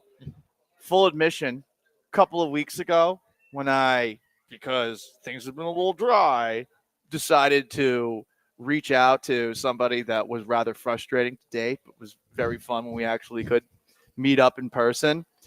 Not even kidding. I bought some nice golf pants and golf shoes because I was like, you know what? Maybe if I get into golf, we can make this work out. So I literally bought these pants and these shoes to try to reopen things with that chick. Whoops. We wish her well. She's actually great. The Q Scow. So there you go. We did give a date update yesterday. The Twitch always asks for the date updates all the time. No, stay listening. Stay on topic, okay? You don't run me. I run you. It's the Paul Gallant Show now, bitch. Anyway, it's a family-friendly show, so I apologize for that language. Devontae Adams got released by the Jets. Someone thinks he will end up on the Chiefs. Would be interesting to see him there. I would assume that they would be towards the top. Adams should be targeting a team with a good quarterback. Christopher Soriano on YouTube, and maybe we save this for our Tinfoil Hat Thursday segment. Aaron Rodgers told Devontae Adams, this is my tinfoil hat theory, that he'd list him as a beneficiary to his estate if he caught Rodgers' last touchdown. That doesn't sound that implausible given the relationship that those two have. It's 12:35 on a Tuesday. Every Tuesday at 12:30, we roll through everything that we didn't get to on yesterday's show that took place over the weekend. In case you missed it, starts now.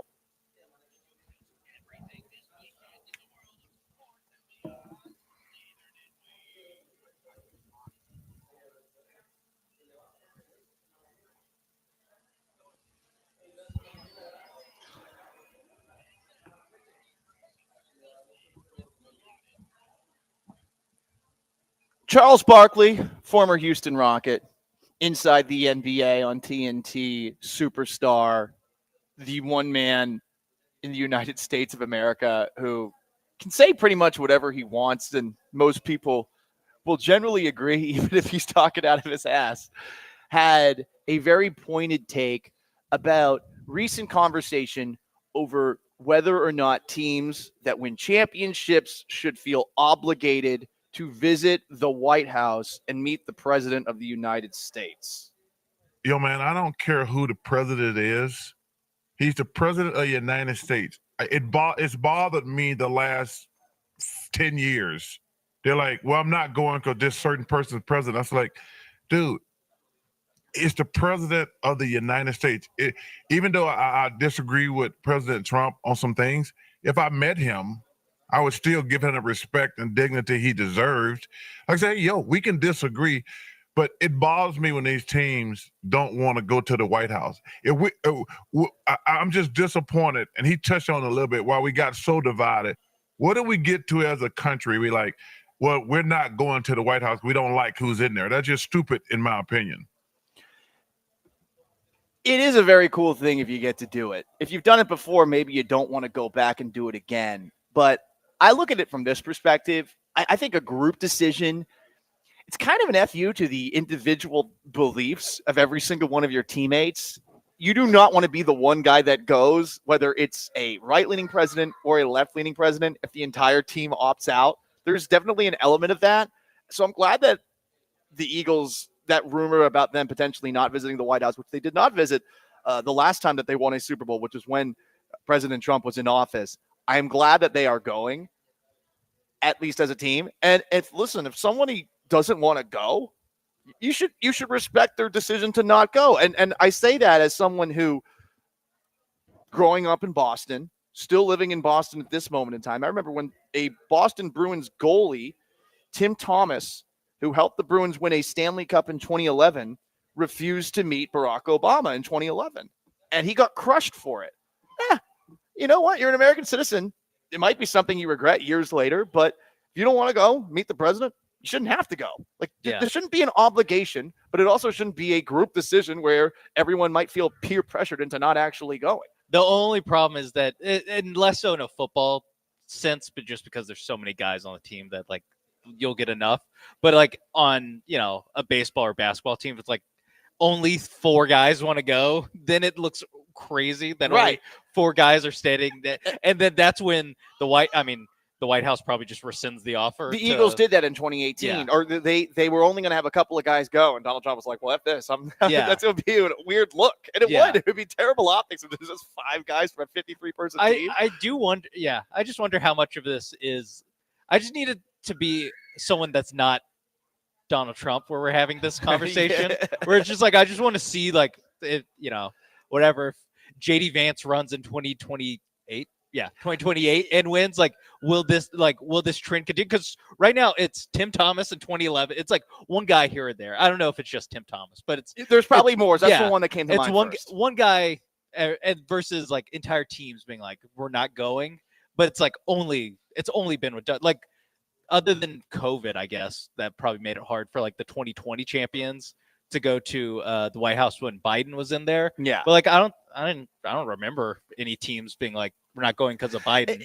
I don't remember any teams going, we're not going because of Bush back in the day. It feels like a very recent, a very particular thing. For sure, because the stories that pop up about it, everybody knows that if you have a story that involves the current president, it is going to get clicks, even if it is a rumor. And it seems that the original report that the Eagles weren't going to go was completely fabricated from the beginning. In case you missed it, continues everything you might have missed over the weekend.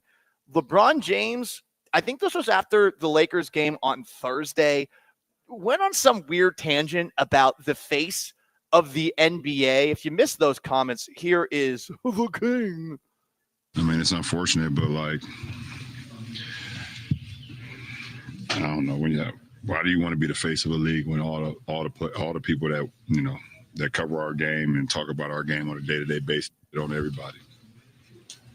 You have that responsibility. It's just weird. There's weird energy from the people that, I don't know. But Channing, he said it. He said it perfectly. Couldn't say it no better. But Ant said he don't want it. Obviously I didn't ask for it. But I knew there was a responsibility for me, not only to my family, my friends, my community, and whoever that was going to follow my journey throughout my career. That last part's so insufferable. Like, my community and my family, blah, blah, blah, blah, blah. Shut up. Like, God, it's just always so self-important. And I mean, talking about being the face of the NBA, as if that's not self-important enough. But LeBron followed up on those comments with a series of tweets. And this is what he had to say about the face of the NBA. It ain't about face of the game. It ain't about one person or one show. It's about the culture of basketball, the most beautiful game in the world. Our game has never been better. Incredible young stars from all over the world and some older ones. Let's talk about Steph Curry, OKC, the Cavs. Even that can be discussed in a way that doesn't bring finality to the player's game, but leaves room to see how that player responds. And let's watch the journey of that player, talking about the face of the NBA. And then he keeps on blabbing and blabbing and blabbing. And here's what I'm just going to say in response to LeBron James and those thoughts right there. Sure, basketball can be a great game, especially when you got a team like the Houston Rockets who play the way that they do. But I don't know. When you see that the day after Alperen Şengün had a back injury, Amin Thompson had a shoulder injury, Dylan Brooks had a knee injury, and Fred VanVleet had an ankle injury, and Tari Eason had an injury, and Steven Adams had an injury, that all those guys are cleared to play for tonight's game against the Indiana Pacers. That is where I look at LeBron and I say, this is why there is so much negativity directed at the game, because guys don't play in every game. Period. That's all. In case you missed it, continues. Yes. I wouldn't call any of those guys the face of the league. Right. But still, though, it's like these guys don't want us to call out the game. But over the last couple of weeks, like, there's been so many reasons to do it. You have the Mavericks completely screwing over a fan base. You have an all-star game where nobody cared. And again, it's not been cared about for a while, but it's really just boom, boom, boom. And now, for me, today, another example of the NBA saying, yeah, not all games matter. Screw you, fans, if you spent money to watch the games in person or watch this with your time on television. I will push back and say that like most fans don't watch all 82 games. I know. So that is where like we're kind of talking out of both sides of our mouth. Where like or baseball, like I hope that you don't watch all 162 Astros games because you need a life. Like yeah, that's a lot of time. And same thing with basketball, where it is like I get why you need to be available for all 82 or all 82 that you can be available for, but it's like fans also, this is something fans won't tell you. Fans take off nights too. Like fans don't watch every single one of these games. That is where I think a little bit of this just gets a kind of that's I like it, you're only hearing one side of it, and the one side isn't going to say, well, I actually won't watch a random Monday night game. Yeah. Well, look, that's true, but there's no reason to watch every single game too because they do this. Yeah. But that's also part of having an 82 game schedule. That's is fair. that every game is less meaningful. Like, 10 years ago, were you watching all 82? Like, no one was. I'm going to pretend I was. Yeah, so like I can keep you're making watching my all point. 82 of the Kevin Martin Rockets. No. They played every night. Well, actually, the 2011-2012 Rockets, you that's the one specifically season that Joel Blank and I, we watched every single game together on this tiny little TV that might have been in the back bigger than it was on the actual screen. It was like one of those old school ones that might have weighed like 40 pounds. A Sanyo. Oh, yeah, one of those. Yeah. The NFL Combine was over the weekend, some cleanup, things we didn't get to. Todd McShay and others said that Shedeur Sanders had an unprofessional interview with some team. They won't name the team. I bet it was the Jets. Travis Hunter said what he does on a football field, both playing corner and playing wide receiver, is harder than what Shohei Ohtani does. I disagree with that completely. Hitting a baseball is very difficult. Throwing a baseball is also very difficult.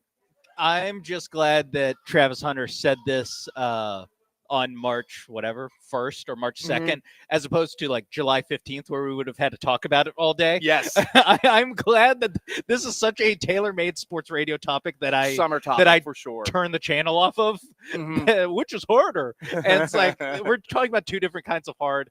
Yes, obviously, like hitting a baseball is freaking impossible. And then also pitching is also impossible. Yeah, I mean, I think it's, as a defensive back and as a receiver, you're doing a lot of the same things, doing a lot of the same movements. By the way, LSU tackle Will Campbell, who a lot of people like, he's got the shortest wingspan of any tackle at the NFL Combine since 2011, and apparently that means he sucks. Apparently he's a T-Rex, and he's going to be a failure in the NFL. That's one of the things that was like the prevailing narrative coming out of the Combine this weekend. This poor guy has the shortest arms ever, projected first-round pick, and everyone's like, yeah, that guy sucks. Or it means the Combine. Or it means that you're a guard. That's what it means. It means like you're not. Guess what? Will Campbell, you're not a tackle anymore. Yeah, he's going to get the Titus Howard treatment. Jimmy Johnson retired from Fox Sports, and Jerry Jones said he cherished his time with Jimmy Johnson. I'm going to call crap on that. Yep. Also, Jerry, very quiet in Dallas, and some are speculating a big move could be on the horizon because they put a gag in Jerry, who used to always have a press conference on his bus, which featured sometimes a lot of Johnny Walker Blue. Fun weekend of college basketball. You saw our Cougs, our beloved Cougs.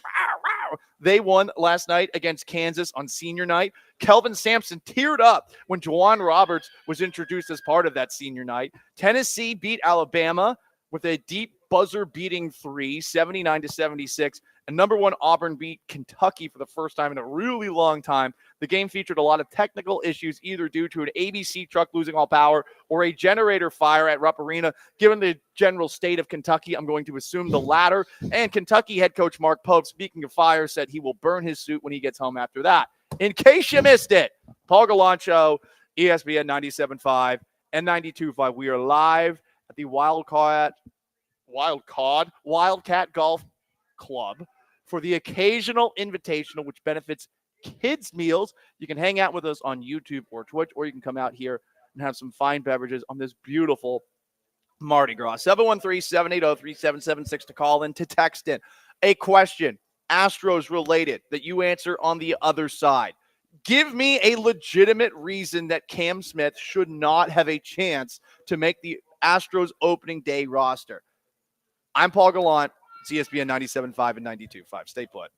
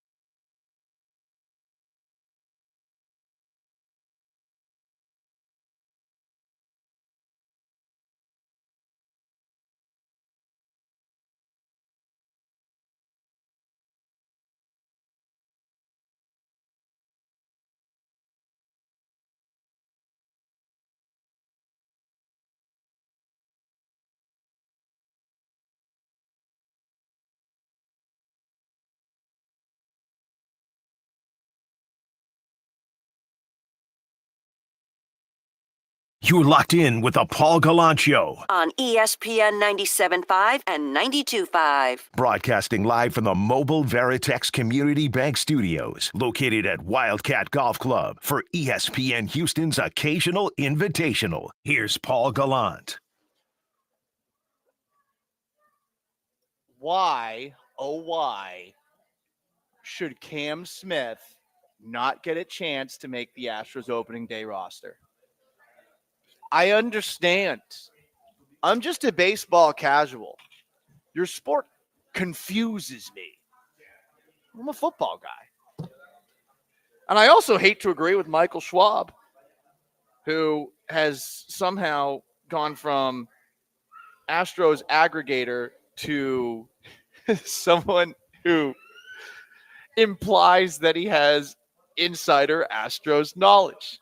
Not sure that I buy that he's as connected as he portrays, but that's besides the point. Schwab tweeted this out. If top prospect Cam Smith keeps hitting like this, he's making the opening day roster, and he's probably starting. He needs about 30 to 40 more at-bats this spring before we can know for sure, but I haven't seen a hitting prospect this special since Jordan. This sounds more like a hot take than something that he is hearing from inside the confines of the Astros clubhouse. And I imagine if I were to ask anyone who's more connected than Schwab about Cam Smith, even after his inches away from a grand slam yesterday, they're going to tell me that Cam Smith is not going to make the opening day roster. I saw this post from Adam Spillane, who covers the Astros for the Flagship and for the Associated Press. There is no chance Cam Smith is on the Astros opening day roster in 2025. Period. None. Period. Zero. Period. Wow. And, okay. I mean, I get it. He hasn't played any games above A ball. He hasn't played as anything other than a third baseman this spring. And Isaac Paredes is the guy who's at third base. But I need a legitimate reason as to why he shouldn't get a chance if this is what he looks like. I need something more than some of the explanations I saw from, yes, informed baseball minds about how, well, he's an infielder and he's not going to make the roster above Chas McCormick and Jake Myers and John Singleton's a bench player. Those three guys are in the way of this. That is crap in my baseball casual mind. I get it. Okay. You guys know what I am when it comes to talking about this, but I need a legitimate reason as to why there's zero chance, none, finito, nada, that Cam Smith can be on the opening day roster. Because what we've seen thus far, it was what, 2 games with 2 home runs in one, 3 games, and a bases loaded triple in the other. I need more. I need a legitimate reason. And it can't be, oh, well, what are you going to do with John Singleton? Cut his ass. I don't need John Singleton anymore. Even if he's in the best shape of his life. All the you can't call him up because of John Singleton or Chas McCormick. Like those are not good reasons. I agree with you there.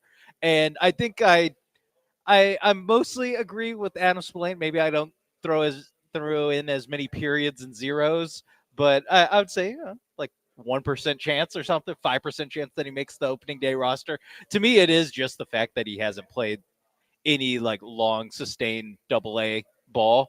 Like he's played 5 AA games in his career.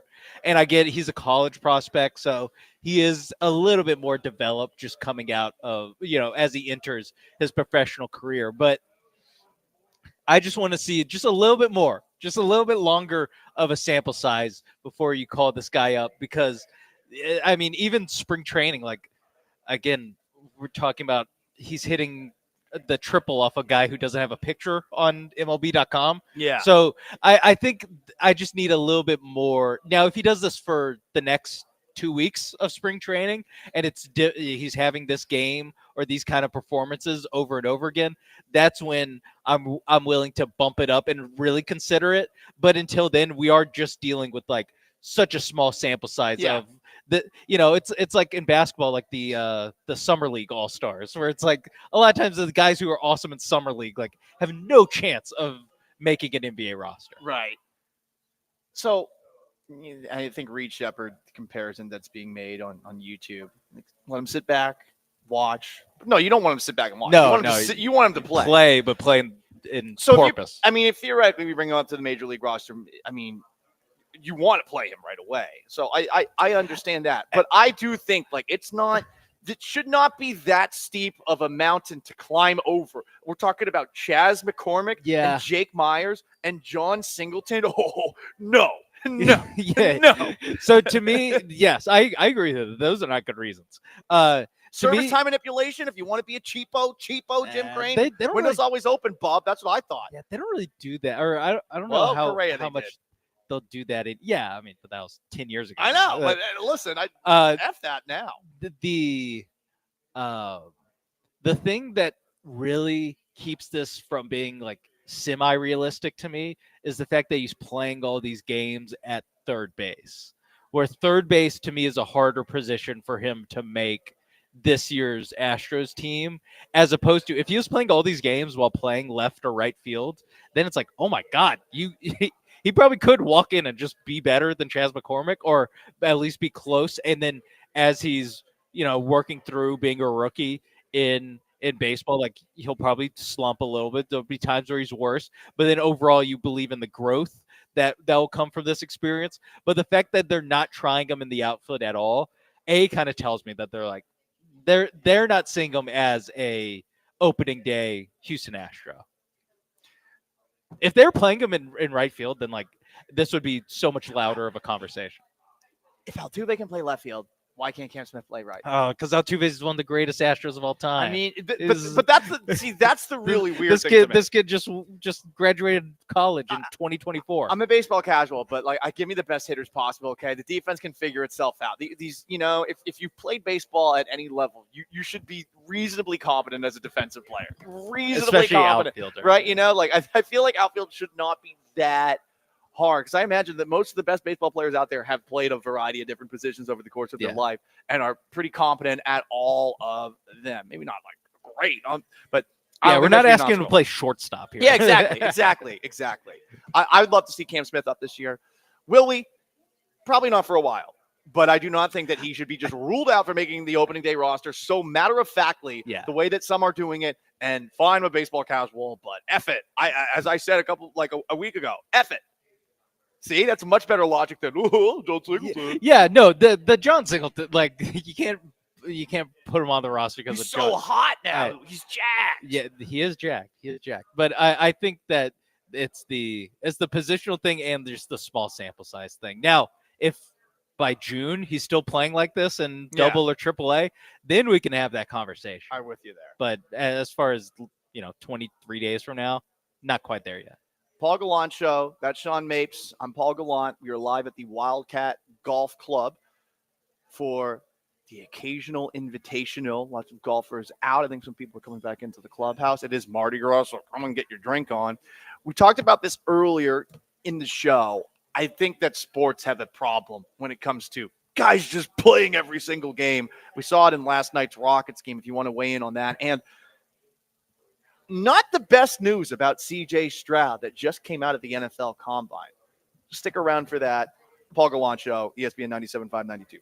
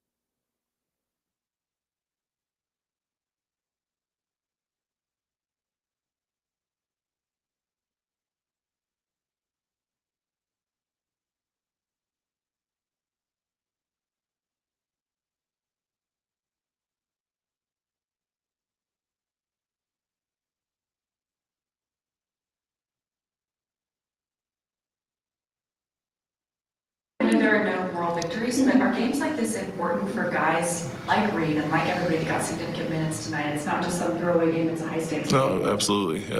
Every opportunity on the court matters. And, when, like I said, with the opportunity to play more and get those extended looks, we look at everything as coaches as opportunity for them and who can kind of handle themselves in a high pressure situation against a good opponent. And so, although some guys were missing for us, we were in the game and had opportunities. We wish we could have, got off the ball and not played in the crowd a little bit and got a better shot opportunity up. But for those guys to play meaningful minutes, and then deliver like they did was a good sign. The undermanned Houston Rockets, led by Ime Udoka, did have a noble loss last night. Yes, in a game where they gave up 137 points, and yes, in a game where Shai Gilgeous-Alexander had 51 points. It's the fourth time he's had 50-plus points in the last 7 weeks, which is insane. Yeah. He has been awesome. But a game like last night was a noble loss for these Houston Rockets. I don't want to call it a moral victory. That is the closest I'll go to calling it a moral victory. And you heard Vanessa asks Ime Udoka the question right there. Hey, this wasn't a throwaway game. There were some real things to take away from it. Reed Sheppard got his first career start, and he was awesome. And now you wonder, okay, can we see a little bit more of him than Aaron Holiday going forward? Cam Whitmore was awesome. One of the coolest dunks I've seen in a while on a steal and just 100 miles per hour down the court dunk that he had to make the game very close with about 10 minutes left or so. There's some good things to take away from last night's game. But I just think it's lame, especially with the confirmation today that clearly Alperen Şengün, Amen Thompson, Dylan Brooks, that Dylan Brooks, Amen Thompson, Alperen Şengün, and on top of that, Tari Eason and Steven Adams. Jalen Green, and all these guys who did not play in last night's game. Who else did I miss? No, Van Vliet is the only one who won't be in tonight's game against the Pacers. All these guys are back again for the game against the Pacers. After missing last night's game, I hate that sports have started to accept that guys can just sit out games. It's lame to me. These guys are paid a lot of money. And if you want to watch every single game, you want to see the stars play in every single game. I thought there were rules to combat this, and I think it's very clear the Rockets pulled a fast one here. The NBA has rules as of last year that limit how often star players can rest. Only one star player can rest per game. What if all your good players, what if all your starters rest for a game? Star players must play in nationally televised games. It was on NBA TV.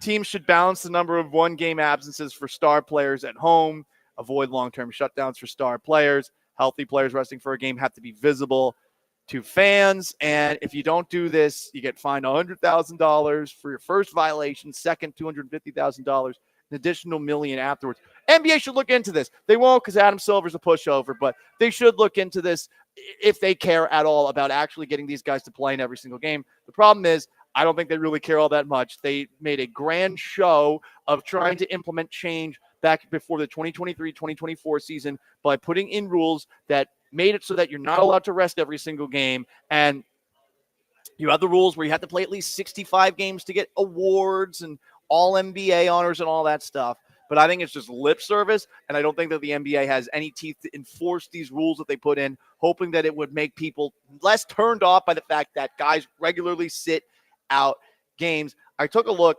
just at the guys in terms of total games played who lead the league in points over the last couple of seasons.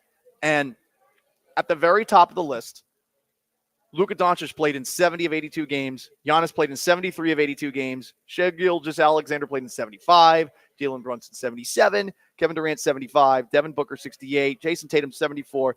De'Aaron Fox, 74. Steph Curry, 74. Nikola Jokic, 79. We're just taking a look at the top 10 players in the NBA. It's not like you're seeing them miss every single game, but you do a little math. Okay, you subtract 8 to 10 out of 82. You're talking 10% of the games. And it's just a further reinforcement that these seasons that have way too many games, they're totally fine just being out in the open, revealing what's underneath the kimono, saying, yeah, all these games don't matter. That's what they're saying. Yeah, I mean, there are times where like a guy is hurt and like just does need to miss 2 games. True. And that's it. That's very true. And like when the guys are only missing 8, a guy playing 70 games, like that's more than plenty. Like that's enough. I think it should be 82. Perfect attendance. If you look at a guy's at basketball reference page and he plays 70, 72 games every year, you're not going to go, well, this guy never plays. Right. This guy doesn't play enough. Mhm. No, that's a perfectly normal amount or good amount to play. I mean, the 65 game rule, and like you could make a argument that it like actually backfired last year because you had a guy like Tyrese Halliburton who should have missed time, but he would literally just start games, or he would start games for the Pacers, play like there's a minimum that you have to play, so you can't play like 5 1-minute games and then count. You have to play 20 minutes, and he would play 20 minutes and he would limp around looking terrible and then sit so he could get to 65 games, and by the end of the season it was broken down because he was playing while hurt so he could get to 65 games so he could make all NBA so he could sign a super max contract. And it's annoying. like you put the incentive in there for him to have to injure himself to get a contract that will be a bad contract because he injured himself trying to get it. It's a fair counterpoint. But I still hate this. And that honestly is a bigger deal with tying the all pro or the all NBA stuff to supermax escalators. Like a lot of this is just like, I don't know. But I mean, I'm going to make a not at all similar comparison here, but you know, for all that I roll my eyes at Kobe Bryant being put at the top player in the NBA history conversation, Kobe played every game. Kobe played with broken fingers. Kobe was somebody who was out there more often than not. He would gut it out if he was injured. And I think that he is the exact kind of person that this league misses because he's one of those guys that would say soft. He would call this out. I mean, LeBron played every game of his career. And I'll give LeBron, I give LeBron credit for that. LeBron's durability, James Harden's durability, for God's sake. Like there's an element of it, but now it's just becoming more accepted that you don't have to play in every single game. And these players get all entitled when you call them out on it. Yeah. And the Rockets are a bad example of this because they do play hard, but last night was annoying. You played the Thunder and no one played. And it's so funny that this is like viewed as a like player issue. Like it's the players that are lazy, where the whole like load management and resting your starters thing started with the San Antonio Spurs doing it on purpose, sitting all their starters for a game at Miami. It was going to be a finals rematch on TNT, and they sat all their starters for it. And that was like the first big time rock where bottom. A team just like was like open middle finger to like, this game does not. I know you think this game matters. This game does not matter to us. And I think they had even old as part of one of the injury updates. They would have. It was a middle finger. Yeah, it's just like, obviously this does not matter. We're the San Antonio Spurs. But the middle finger is directed towards the fans too. Like I think that they were being playful with it, but you have to realize that is what the middle and it's like, again, it gets framed as like these guys don't want to play, where it's also the teams don't want to play them. Yeah. Because they want guys fresh for the playoffs. Because if you're going to be the team that's like, no, we play all 82 games. Well, the second, like we see it with the Knicks. The Knicks are a perfect example of this. Last season, all their guys play. It's a classic Tibbs team where they play all these minutes and they run out of gas in the playoffs. They all get hurt and then run out of gas in the second round of the playoffs. Like that, and they lose to a terrible Indiana team. Well, I mean, but they're also the Knicks, like, you know, they're just not. Yes. But I get what you're saying. But it like these teams just like when you do view it as like, no, we're just gonna grind through the season every game. Like you don't benefit. So like the Kobe Bryant of the next Kobe Bryant to like fix this, it has to be a perception thing. It has to be that playing all 82 games is like a good thing. And how do you get that? Is there a fix? Right. I don't know what the perfect fix is. Because you do that by you tried it already. You're the best player who plays every game, and you're the best player by winning championships. But winning championships almost comes at direct cost of the regular season. That's the problem. Because you put more emphasis on the championship. Conceptually, you can tie the two together, even if that's not physically possible. You can't really prove it, but you can say, and you'll have the benefit of captain hindsight and the fact that it's just so hard to win a championship. You can say afterwards, "Oh, well, this is why. Yeah. This is why they didn't make it through." And maybe it was correct. In the case of the Knicks, no, that's a good example. But it's one of those things where it's become a thing where it's advantageous to not give a bleep. That's how I look at it. It's just like the fix is to play less games. Like that is the fix. Like I I said agree with earlier, that. people do not want to watch 82 games. 82 is a lot. I think 70 People would be don't fine. want it. 70 would be fine. These records are all being broken with all the threes and all the things Yeah. that are happening in terms of total points. So Or you I could do points per game. Like there's Yeah, a yeah. very easy thing of how we figure out, who's the best. and We all don't do that most stuff. hits. We do batting average. He's Sean Mapes. I'm Paul Gallant. Paul Gallant Show live at the Wildcat Golf Club for the occasional invitational. Got a question on the Twitch. Where's Joe? Joe has stepped away from the show, but he still is a part of our ESPN 97.5 and 92.5 family. I believe he's wandering around somewhere out here. Come on out. It's Mardi Gras. Drink with us. Get ready for Reba later tonight at the Houston Rodeo. I'm going in there tonight. We'll see how that goes. We might have a report for you on the date update side of Okay. things tomorrow. We'll see. Up next on this little radio program of ours, a damning update about C.J. Stroud from the NFL Combine. Stick around to hear it. I'm Paul Gallant. It's the Paul Gallant Show.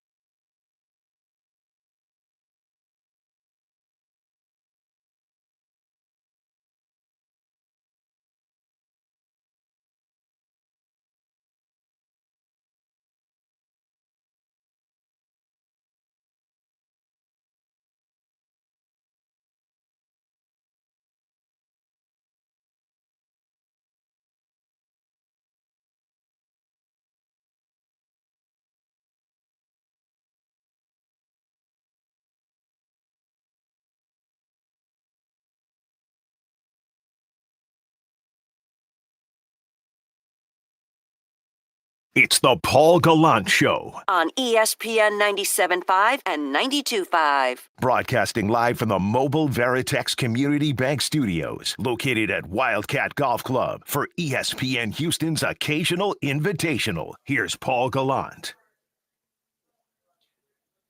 Matthew Berry covers the NFL for NBC Sports, and I suppose he has taken up the mantle where Peter King left of the longest effing column ever about the NFL.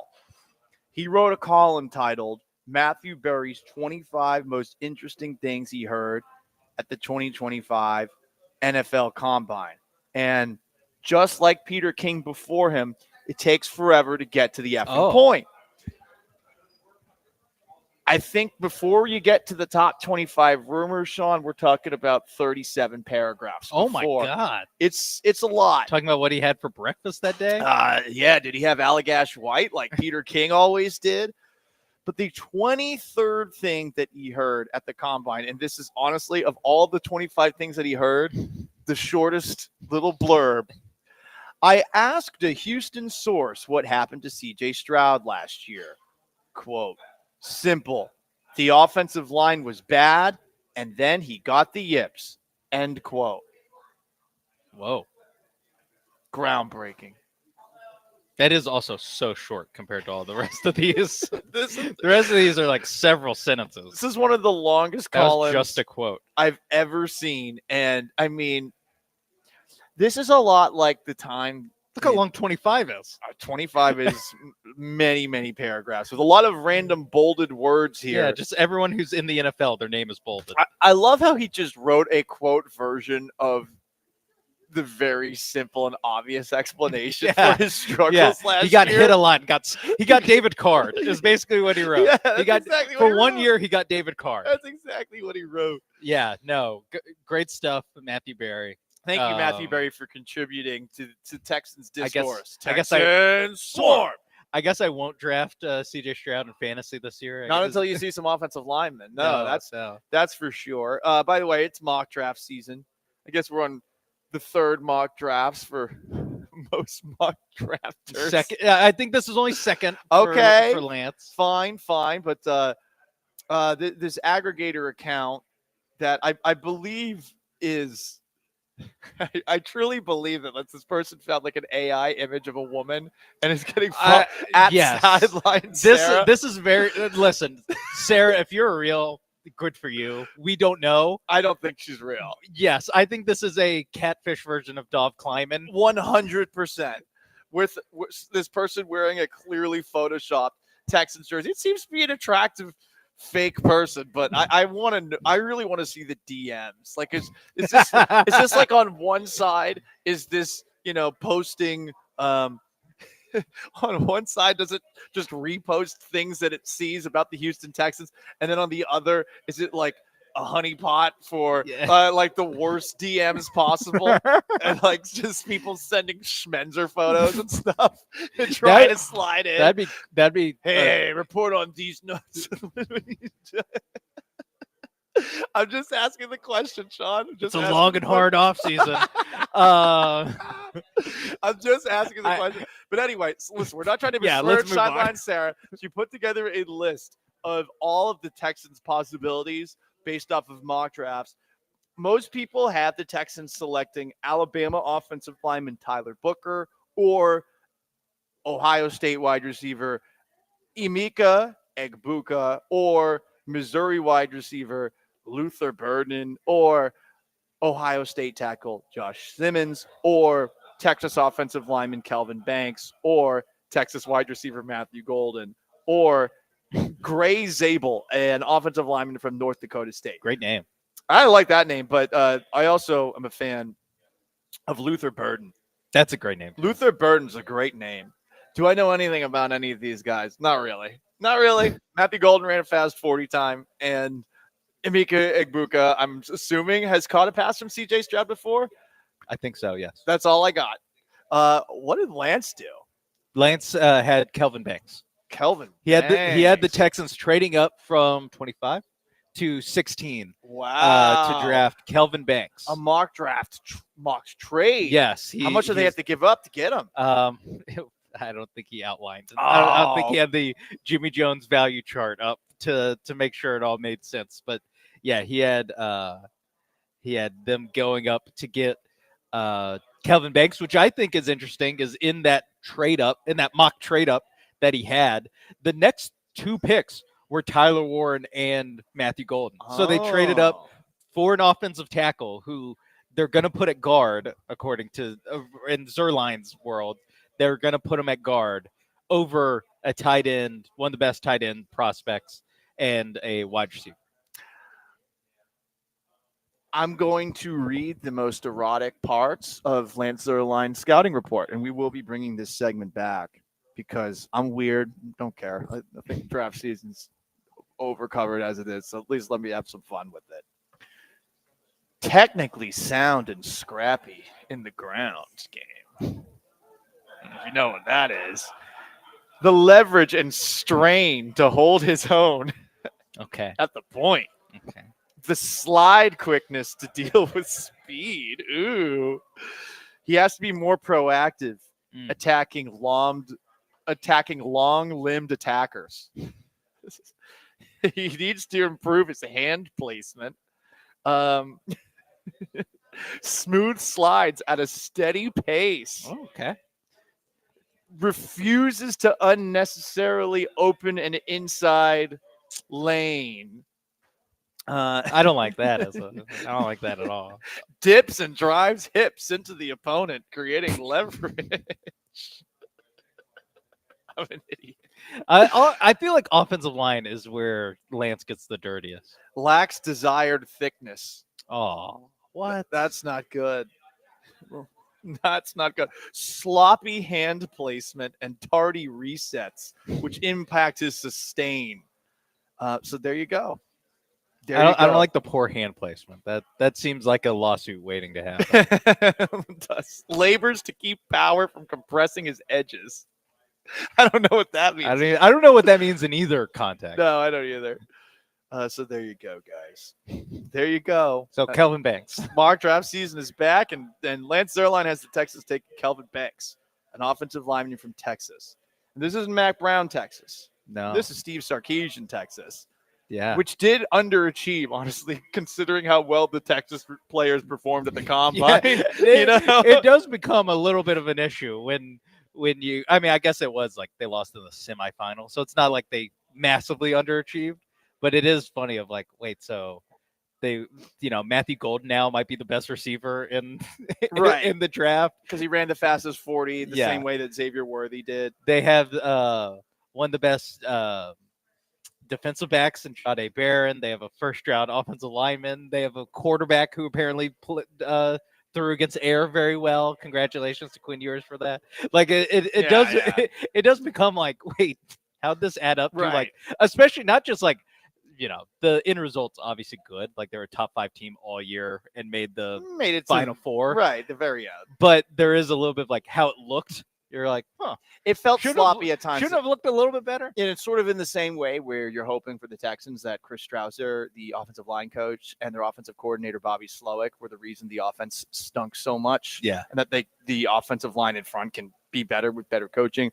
You're hoping that Texas is just way better with Arch than they are with Quinn Ewers, who was pretty good for them. You have to be buying the, I'm just going to assume the Quinn Ewers agent spin out of of the draft process where he played hurt basically since like week 2 of last season.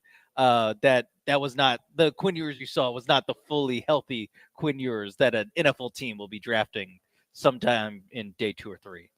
Texas posted on their Instagram, Texas speed, and the word looks blurry. Nice. Texas is the only team to ever have 4 individual players run a sub 4.4 40-yard dash in a single NFL draft. Matthew Golden, Jaden Blue, Jade Barron, and Isaiah Bond.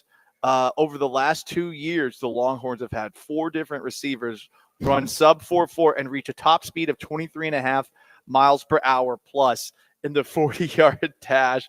Worthy, of course, Isaiah Bond, Adonai Mitchell, Matthew Golden, and Jaden Blue, and they have 3 of the 8 fastest 40-yard dash times in combine history. Xavier Worthy, Marquise Goodwin, and Matthew Golden. So that's nice, Texas. You got that. Nice. You got that. Kind of lame to brag about the speed, but Texas is back, folks. They're fast. Thank at you. least. I was at Texas that is game. Texas is fast.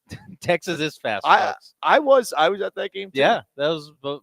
It's a great time. Great 7 night. years before we knew each other. Yeah, Whatever. I brought a date to that game. Had a great time in Wow. downtown Austin. My friend afterwards. passed out in the first quarter of that game. I had to carry him to the not carry him, but no man left behind him. I mean, to the it was like 100 degrees. Yeah, but there was a night game. It was 5 o'clock. Yeah, it was late. It was dark at the end. It was a long day. Yeah, it was. It was a long day. Okay, fine. Sean Mapes, I'm Paul Gallant. Paul Gallant Show, ESPN 97.5, 92.5. You want to weigh in on what I thought was a disgusting act, just in the grand scheme of sports. The Rockets not playing as many of their guys as they could have last night, especially given that they're all healthy tonight. Outside of Red Van Vliet, they play the Indiana Pacers later. You can. Up next, our 10-minute drill. In the 10-minute drill, some drama from the NFL Combine over an interview with one of the top quarterback prospects. And it looks like Matt Stafford actually was very close to leaving town. Stick around. Paul Gallant Show, ESPN 97.5, 92.5.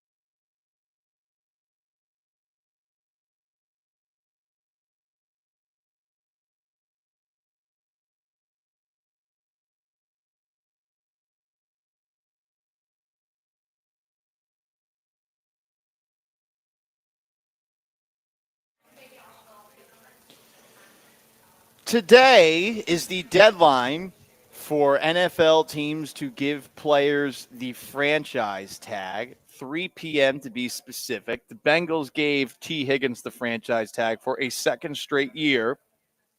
If they keep him or don't sign him to an extension, they will pay him $26.16 million. Last year, the Chiefs tagged and then traded L'Jarius Sneed to the Tennessee Titans, so theoretically possible that Higgins gets moved. I have a hard time imagining that the Bengals are going to pay him $26.16 this year. Also, I guess the one team that could potentially give out another franchise tag is the Minnesota Vikings, who are interested in keeping Sam Darnold, but they are unlikely to tag him. It has been a rather busy day in the NFL. First off, Devontae Adams released by the New York Jets. The Texans should at the very least make a phone call. I will wonder how much the Texans would have to pay for him. He would have counted $38.3 million on the salary cap. That would have been more than any receiver in the NFL. So in doing so, the Jets cleared $29.9 million in cap space. We'll see if Adams ends up with a contender or signs with an Aaron Rodgers quarterback team. The Cowboys made a move today. I guess this is selective aggression, as termed by Stephen Jones. They gave a 4-year, $80 million deal to defensive tackle Osa Odehizwa. I don't know if I said that was right. Perfect. That was perfect. Damn. That's how his mom says it. It is? Yeah. That sounds sarcastic. That sounds very sarcastic, and I don't appreciate that when I'm trying to pronounce names that are tough. Someone posted on our Twitch a tight end from Nebraska. His name is Equisquisitine Buble Schwinslow. That's real. I don't know. I don't know. Secretariat Jefferson. Is that real? I think that these are being made up on our Twitch, and honestly, yeah. Feels like it's the Key and Peele sketch happening. Yeah, you know what? I honestly think those might have been some names of the Key and Peele sketch. Sometimes we get caught in the most interactive sports talk show in Houston. Jonah Jackson, also, the Bears traded a 6th-round pick to the Rams in exchange for him. So offensive linemen are getting traded. Some are getting the franchise tag, and some are getting released. Are the Texans going to be aggressive on that front? One last note, Saquon Barkley got a 2-year, $41.2 million contract extension, making him the NFL's first $20 million per year running back. He can earn an additional $15 million in incentives and escalators, $36 million fully guaranteed at signing. That's pretty impressive for a running back. We'll see if it works out going forward for the Eagles, but it certainly worked out in year one. 2,005 yards rushing in the regular season, 2,504 total after 499 more in the postseason. So there you go. Lots of moves happening today across the NFL in the 10-minute drill. Sean McVay, after the Rams restructured Matt Stafford's contract with no details as to what said restructure was, they say they are going to take it a year at a time with Stafford. I feel like Stafford's the one taking it a year at a time. I don't see how the Rams do better than Stafford in the short term, because I assume that with Stafford, they're always going to be middle of the pack, always 7 wins at the minimum. Stafford's going to play through injuries. He's one of the toughest players we've ever seen play quarterback in the league. Like, the guys had broken back before, played through that. The Giants apparently had offered the Rams enough for a trade to happen, and they were going to pay him more money. But Stafford backed out and decided to stay with LA for less money, even though Joe Shane had apparently hired Matt Stafford's brother-in-law to make him come and sweeten the deal a little bit. I like that. I also like the Giannis Antetokounmpo deal. Yeah, it's Rick Brunson with the Knicks too, where they hired him as an assistant coach, and then that offseason, they signed Jalen Brunson. I don't know how much I believe this. Where it all seems a little too things are going to be perfect, and he was going to. They traded enough to get him. They were going to pay him more, and he was going to play with his or play for his brother-in-law. It's too good to be true. It's like so they're pulling the Jets. Why did he turn this down then? Like why? Like I don't understand why he would have turned it down. Because the Giants suck too, and that too. At the end of the day, that's what the leak won't tell you. It's like all this was so good. This offer was so good, but then Matt Stafford at the last second was like, "Nah, wait, I'd rather take less money to play with the Rams and stay in LA." As opposed to play with the Jets. The Jets and Giants are the two like biggest cluster bleeps. Yeah. And it's crazy that they share the same city. Like the poor people of New York who already have to deal with the choking ass New York Yankees. At least the baseball team is competent. These two football teams are constantly flexing about near moves. Like, yeah, we're fielding phone calls on Devontae Adams. They cut his ass 24 hours later because no one's going to take on that contract. Oh, yeah, we had the best offer for Matt Stafford. Oh, you did? Well, he still turned you down. Yeah, no, it is crazy that between the two teams, like, have they made the playoffs in like a decade? Yeah. I know the It's Jets been haven't. the Giants with Daniel Jones, which got him an extension. Oh, yeah. That's it. Brian Daboll got Coach of the Year. They won a playoff game, actually. They did. It was they pretty beat crazy. The Vikings. Yeah, they did. Yeah. That's wow. Yeah, that's such a terrible run of football in the nation's biggest city. That also doesn't care about college football. So like, not at all. All they have is these terrible Sundays with these teams. That's it's rough. It's rough. Yeah, like let's root for the Bills. Like, but you Yeah, can't even right. get the Bills in market necessarily if they're on the same at the same time. Debo Samuel, now a Washington Commander, he acknowledged he was too heavy in 2024. So Debo Samuel heavy is not us heavy. He was listed at 215, but apparently he actually was 225 pounds. Oh, I weigh less than that. I do too. I do too. He regularly has his conditioning questioned. Like Really? regularly. Oh yeah, this happened a couple of years ago. to Oh, the point yeah. where he was like sending workout videos to Kyle Shanahan, which I is kind forgot of about weird. that story. Like so that he would show that he was trying to do his best to stay in shape.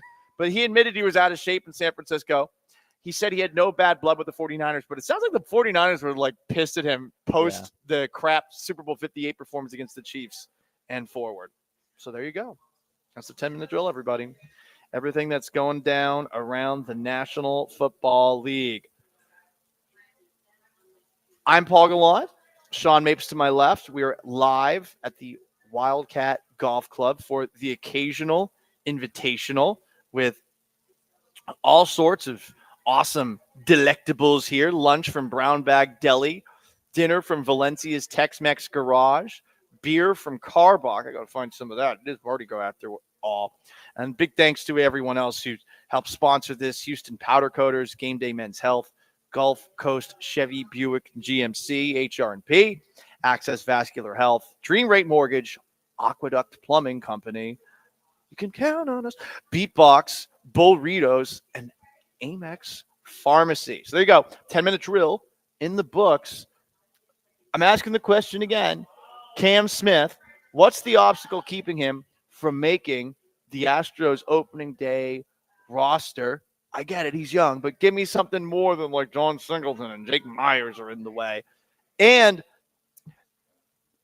this award-winning new Astro has quite an interesting take on why where he's at now with the Astros is going to give him the best possible chance to succeed. I don't know that I buy it, but it's quite an explanation. Stick around. Paul Gallant Show.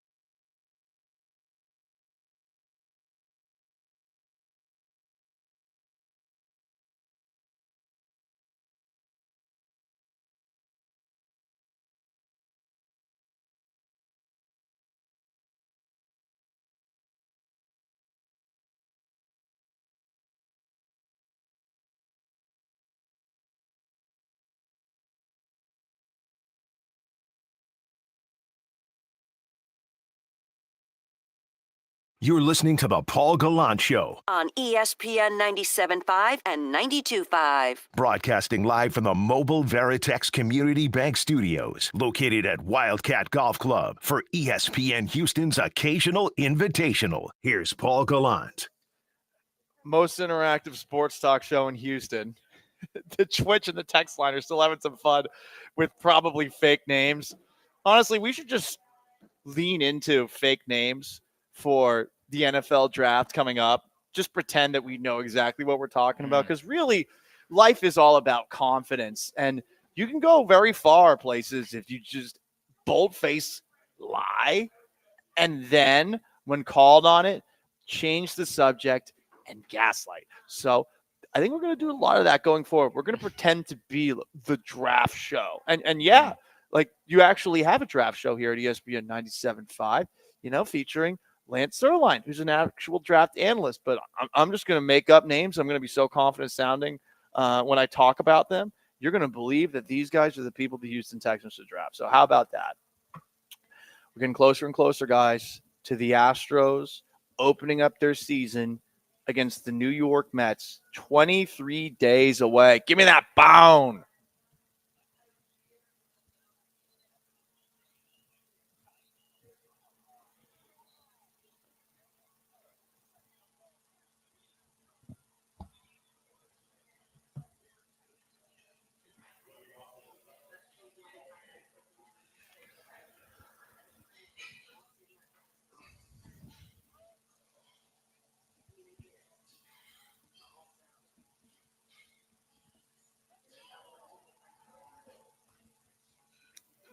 So once again, asking the question that I asked in hour number one, give me a good reason, if you can, as to why Cam Smith, who had a bases-loaded triple yesterday, had a 2-home run performance as well in spring training. You got to tell me why, and with a good reason, why he cannot make the opening day roster, why it's impossible for him to make the opening day roster. Because some of the baseball heads out there are saying that. And as I say all the time, baseball frightens me. I'm just a baseball casual football guy who, talks about it because that's the best team in town. I do it in a very entertaining fashion. To toot my own horn, yes. To pat myself on the back, yes. Shoot your own trombone. Sean, that does sound vaguely sexual, though. It does sound vaguely sexual. Whatever. That's not the point. The point is this. I need a real reason. Service time manipulation, I'd almost accept, but Jim Crane says the window's always open while here. If he has a great spring, I do not think that the Astros should say, well, yeah, but we need to see you do it at the AA level, the AAA level. Like if he looks good, screw it. Give him a chance. You're putting Jose Altuve in left field. Oh, well, you don't know where you'd put him. I figure it out. If the guy's hitting, if the guy's an aircraft carrier, and if Dana Brown is consistent with his love of playing young guys early, it should at the very least be on the table. That's all I'm saying here. Also possibly on the table, I wonder if this guy will be the Astros second baseman this year. This is from a piece by Brian McTaggart for MLB.com. And you know what? If this is what it takes for Brendan Rodgers to be a better, more consistent hitter, I hope that he's right. Quote from Brian McTaggart. Brendan Rodgers thinks a change of scenery and altitude could help him make an impact in Houston. Quote, I've been a sea-level hitter my whole life until I got the Coors. I think going there maybe once a year instead of playing 80 games, I think it's going to benefit me. Just picking up spin and knowing where my swing needs to start and where my swing needs to be. I mean, the way he's talking about it, playing at Coors Field, which is an elevation, beautiful park. I went to it last year, versus playing at, Houston, which is right on sea level, could be the kind of difference that you would have if you were to say, I don't know, play a sport on planet Earth and on the moon with a little less gravity. I don't know that I 100% buy it, but I like the spin zone. For a guy who has won a Gold Glove before, with second base theoretically up for grabs, with Altuve getting the majority of work in left field and the plan for him to start the majority of games in left field. C-level Brendan Rodgers. That's not C, like I'm a C, like C plus level. C level like as in SEA. I've been a C SEA level hitter my whole life. I've never seen that before.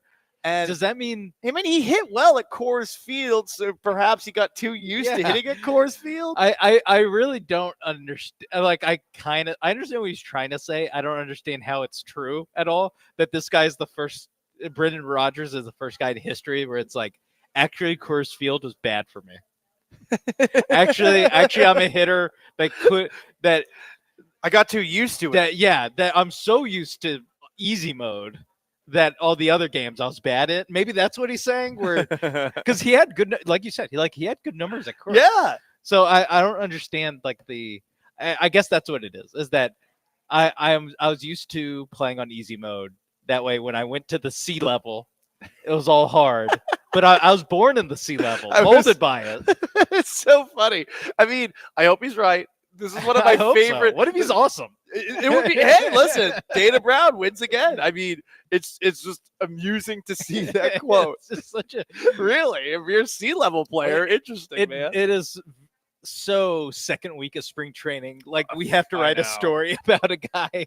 It's like here's why he's better off not playing at Coors Field. Yo ho. The C-level life for me. I'm Brendan Rodgers, and I couldn't hit a damn at Coors Field. But now here I am, and every at bat will be at C-level a meal. That was terrible. But I could see you. tried. Remember when people got into the sea shanties? Yeah. Oh, let's bring Corn sea shanties back. I could see Paul getting down with some. Brendan sea Rodgers shanties. needs a sea shanty because he's a As C-level as his walk-up song. Yeah. Yo ho ho, drunken sailor again, drunken sailor. Yo ho ho, and a bottle of rum. Fantastic. All right, guys. We do have a couple of responses because I asked the question: what's a legitimate reason for Cam Smith to not make the opening day roster if he continues to play like this? Because some people are saying it's not going to happen. And okay, fine. You know baseball, I don't.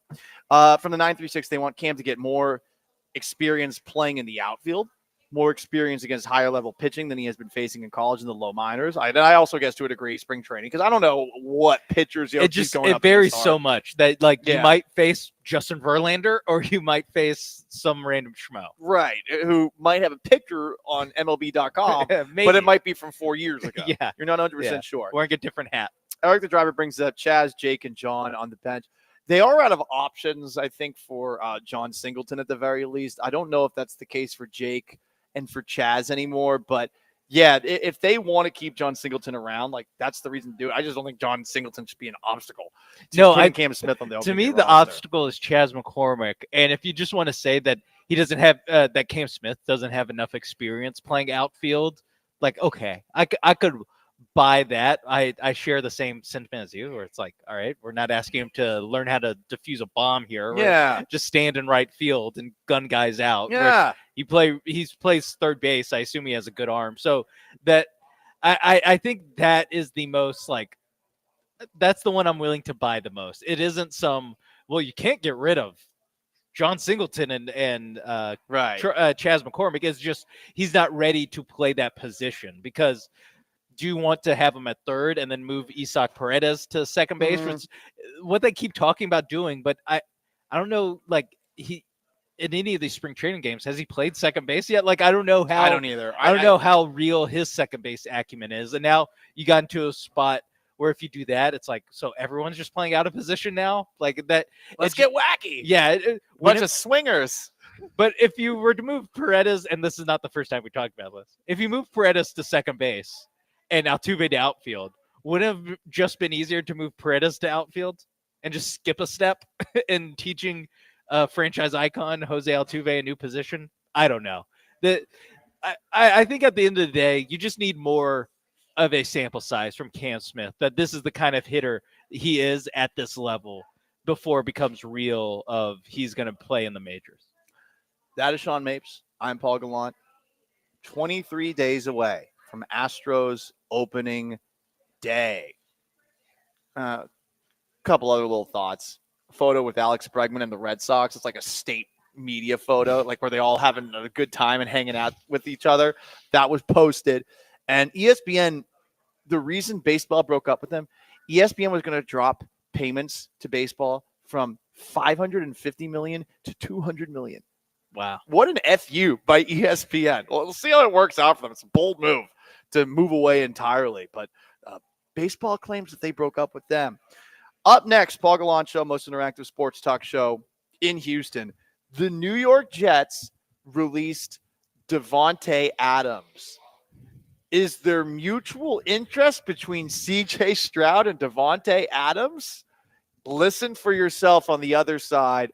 We are live at the Wildcat Golf Club for the occasional invitational for ESPN 97.5 and 92.5 benefiting kids' meals. I'm Paul Gallant. Don't go anywhere.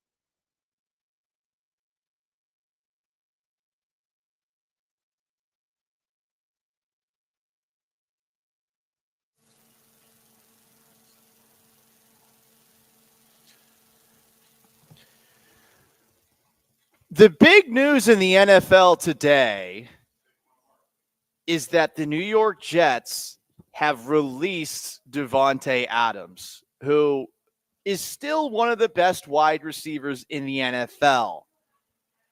It begs the question in what will probably be called Dog Watch 2025, where we keep an eye on all the potential dogs that the Houston Texans can bring aboard. I say that because no team says the word dog casually like the Texans. Yeah. It's just We want thrown some in. dogs. He's a dog. He's a dog.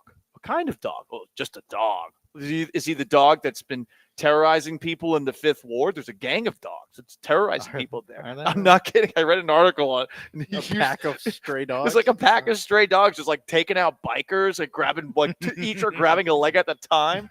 it's messed up. And Yeah, no, I shouldn't find this as funny. the owner is uncooperative as part of this No way. investigation. What a surprise. I'm sure that the owner might be saying, look, he never does that. Well, what about the other one? Oh, well, he does that every now and then. He's the mean one. There's some bodies buried in the back from him. Just kidding. Anyway, bringing it back to Davante Adams being available for the Houston Texans potentially. Is there mutual interest? Because whenever we hear about Davante Adams, we hear about Aaron Rodgers. Endless love, endless love. Like these guys clearly have a bromance that goes back generations. Or by generations, I mean just from their time 10 in years Green ago, Bay yeah. to the time in with the New York Jets. Here is CJ Stroud when asked about his favorite wide receivers in the NFL. I think he wanted to avoid being penalized for tampering. So here's what he had to say. Oh, man, this almost got me in trouble earlier. I don't want to stir up the pot. Retire receivers, I'm going Ocho Cinco. Routes. If you know anything about who Ocho Cinco loves, that'll give you your answer. So if you watch Ocho Cinco, who his favorite route runner is in the league, that's who I would like to throw to. He is very football nerdy. He is very nerdy. That he remembers something like that Chad Johnson tweeted out on April 13th, 2021. But that is a while ago. Davante Adams is Chad Johnson's favorite route running wide receiver. That's number one.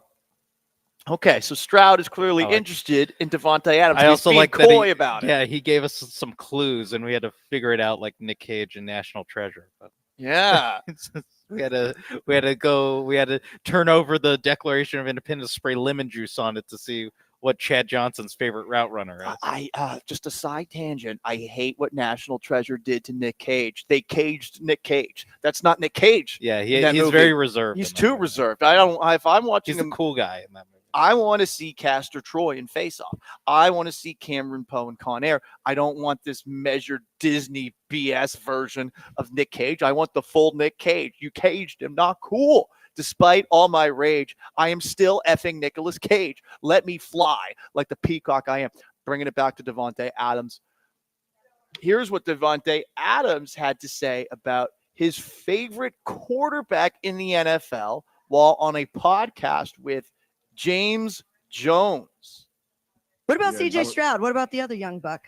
Oh, excuse me. I'm sorry. That he may be number one. I don't know. Yeah. CJ Stroud is on. Stroud. That was somebody I was campaigning for coming out. So I was really, I won't say I was anti-rookie, but I was not, pro-rookie across the board. It wasn't just get somebody young, in here. It was really, that was the guy that I felt strongly about, and he felt the same way. I know I've seen a couple of videos where they had asked him who he'd like to throw to coming in the league, and he said me. And I actually got to kick it with him at Michael Rubin's all-white party out there in the Hamptons, and we kicked it for probably like literally 8 hours. And dude is solid. Like I've never been around a dude that young coming in that that's that mature. Other than probably Trey Tucker. Like those two dudes, probably two of the most mature rookies that I've been around.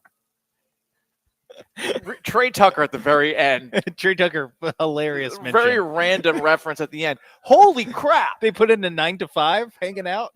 Davante Adams wants to be a Houston Texan. Based off of that, he wants to be a Houston Texan. No, there's no debating that. There's no arguing it. You just heard him talk about it right there. Yeah. That guy wants to be with CJ Stroud. So, Nick Caserio, pick up the phone. The guy, Davante Adams, his value is down, a la perhaps Randy Moss after a couple of seasons out of Minnesota. Does he still have that same route running ability? I would think so. I don't think he's all of a sudden lost it. I just think he's been in some really brutal situations.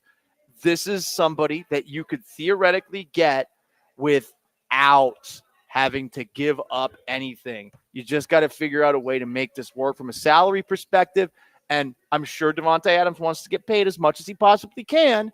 But much like Stephon Diggs, would he be willing to do the 1 year, let's figure it out kind of move? Maybe. And maybe the Texans do what they've done a lot of, which is those 2 to 3 year deals where they can push some of the money back and they're not necessarily paying it all at once. Salary cap continues to balloon. The Texans have a lot of money in escrow, so they theoretically can actually afford all of these contracts and move money down the road, blah, blah, blah. I'm talking about financials. You don't care about that. What I'm trying to say is this is so doable, and the Texans should think about this. Or any receiver who gets released, I would say this with Cooper Kupp, but much more so with Davante Adams. This is number one if you're the Houston Texans in free agency.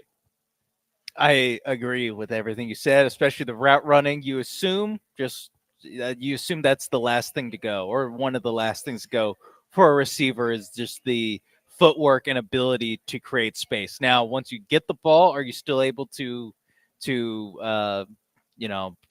explode away from player? I don't know about that. Right. Maybe that's what goes when you turn 22 or 32, 33 years old. But I think the ability to get open, which is something the Texans need, I think he fits in really well there. I'll be honest, Paul, I've just been thinking about what could they possibly have been doing for 8 hours. For 8 hours. By the way, the first time they met was an 8 hour, and obviously it's the Michael Rubin white party. So it's not a one-on-one 8 hours with these guys. It is a group. This makes me wonder how many CJ Stroud can throw back. And it's funny. I don't know what it is about these Texans, but there is a part of me that wonders how much they drink. I think it's something that Will Anderson said after the Texans won the game against the Chargers, and they're all smoking cigars in the locker room. Will Anderson said, oh, yeah, I'm not touching any of that. So it makes me wonder, especially with today's athlete, like how much do these guys drink? How much do they? Are these? But if you're at the Michael Rubin party and it's the off season and you're with somebody for 8 hours and you're an athlete, so you just have body parts that what? If you have a liver that's probably more powerful than the most body not parts. Not that. If you have a liver that could perhaps put down more. I'm wondering if CJ Stroud, like Tom Brady before him, the prince who was promised, if perhaps CJ Stroud is someone who can chug a beer or two. Yeah, I really don't know. Obviously 8 hours at the Michael Rubin party tells That's a long time. Yeah, he's up to something. I can't imagine water's good. Maybe a Sprite. I assume 8 hours of a water in a social setting. I'm sorry. That is too much. Yeah. So I that is an interesting question because you don't really hear about any of these guys. And I guess this is a good thing. You don't hear about these guys getting after it. Really, that it generally is what you want. Is you don't want their off the court habits to be the main thing or a thing that we know about them. Generally, if you don't know anything about it, it's a good thing. So I just have a hard time seeing CJ, and maybe this is first of all, I want to thank my Lord Savior Jesus Christ. I think maybe that it's weighing on me that it would be surprising to me if he was a big drinker. It would to me as well. But he wouldn't be the first guy to be very religious and also a big drinker. No, that's for sure. Growing up, going to Catholic Mass, and also at a point in my life, looking down on those who drank, I used to judge them so hard. For drinking the wine? I used to judge everyone for drinking alcohol. Oh, I was Mr. Teetotaler little bitch. I sucked. No, I wasn't cool. And then I was trying to impress Taylor Clavins in my senior year of high school, and I had that first Bud Light, and I was so disappointed by it. I was so disappointed. No, shout out to Taylor Clavins. But listen, you know what?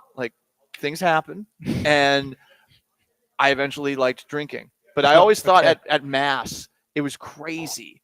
It was absolutely crazy that people would drink wine. I was like, communion? I'm cool with.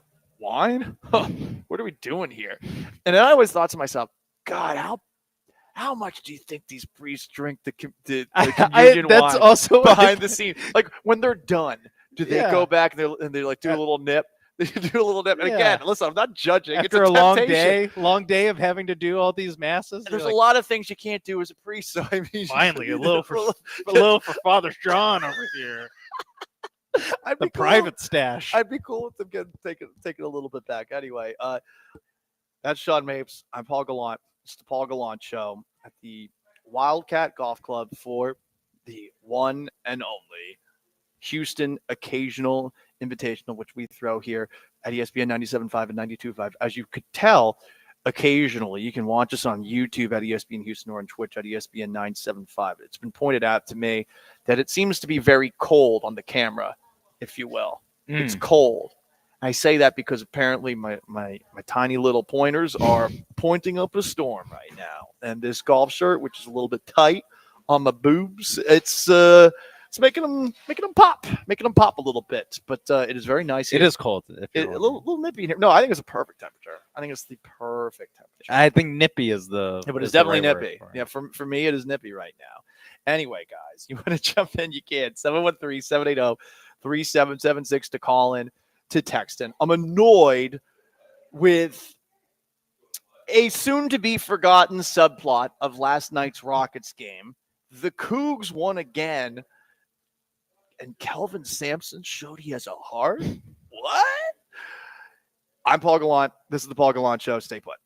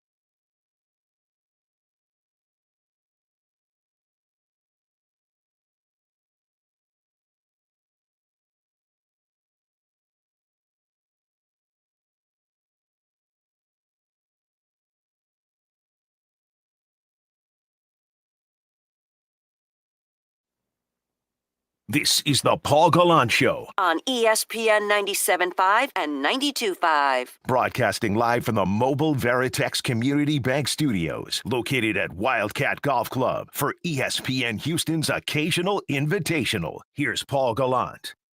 Back to no! Stolen by Whitmore, and he will fly, and he will slam. Timeout Thunder. If John Cena can make a heel turn, Ryan, anything is possible. Oh, it was a good call by Craig Ackerman. That was a hell of a dunk. Probably the coolest moment for the Rockets in a 137-128 loss to the Thunder, a game where a bunch of guys had injuries that they no longer have today. They healed for their game against the Indiana They're Pacers. better now. That's correct. Talking about the healing power of less than 24 hours. I'm annoyed that they rested as many players as they did last night.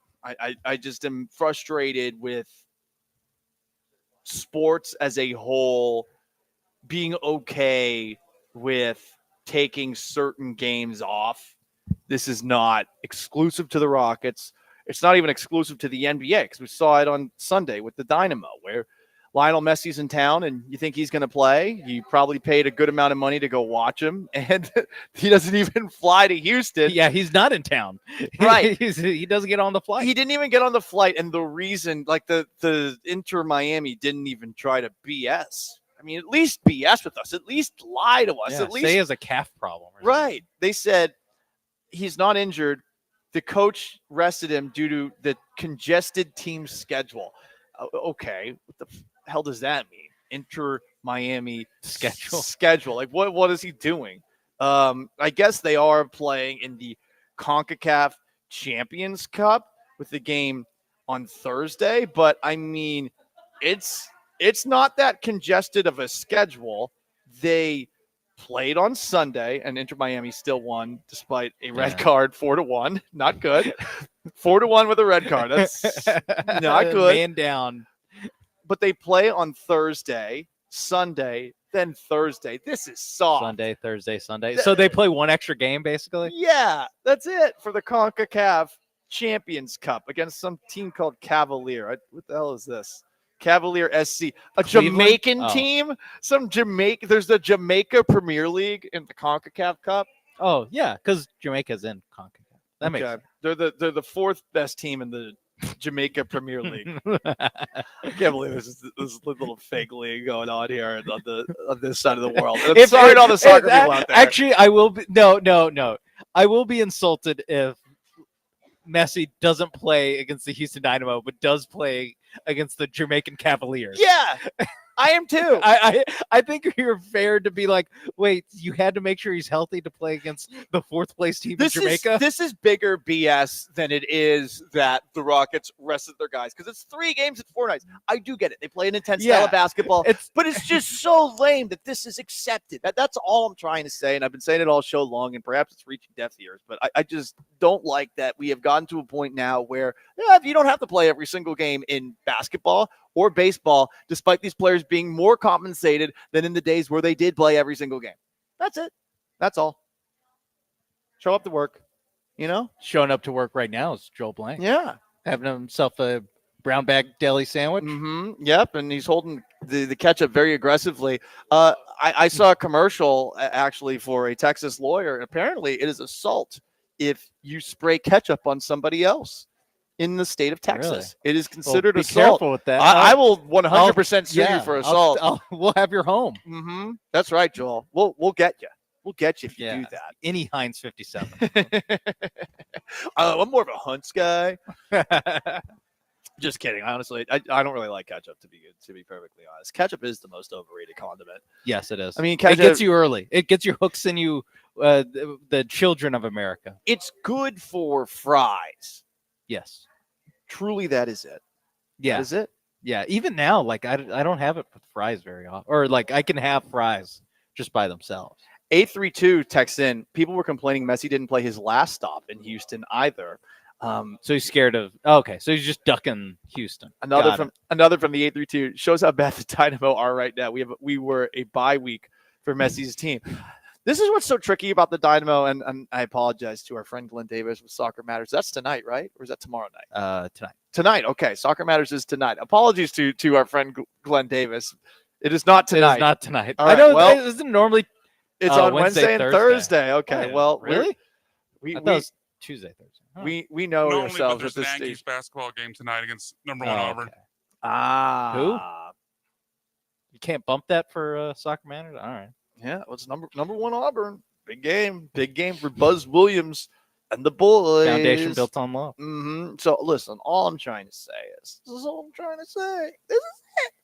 All I'm trying to say is it would be nice if these guys played in the majority of games. And yes, they do, but it's annoying that a game against the Thunder, the first 50 win team in the West, it's annoying that the Rockets did not have their full team with them for that game, but they will tonight against the Indiana Pacers, who are also a good team, 34-25, but it's different. And especially when you take a look at last night and Shai Gilgeous-Alexander is scoring 51 points against you, and the Thunder are scoring 137 points against you.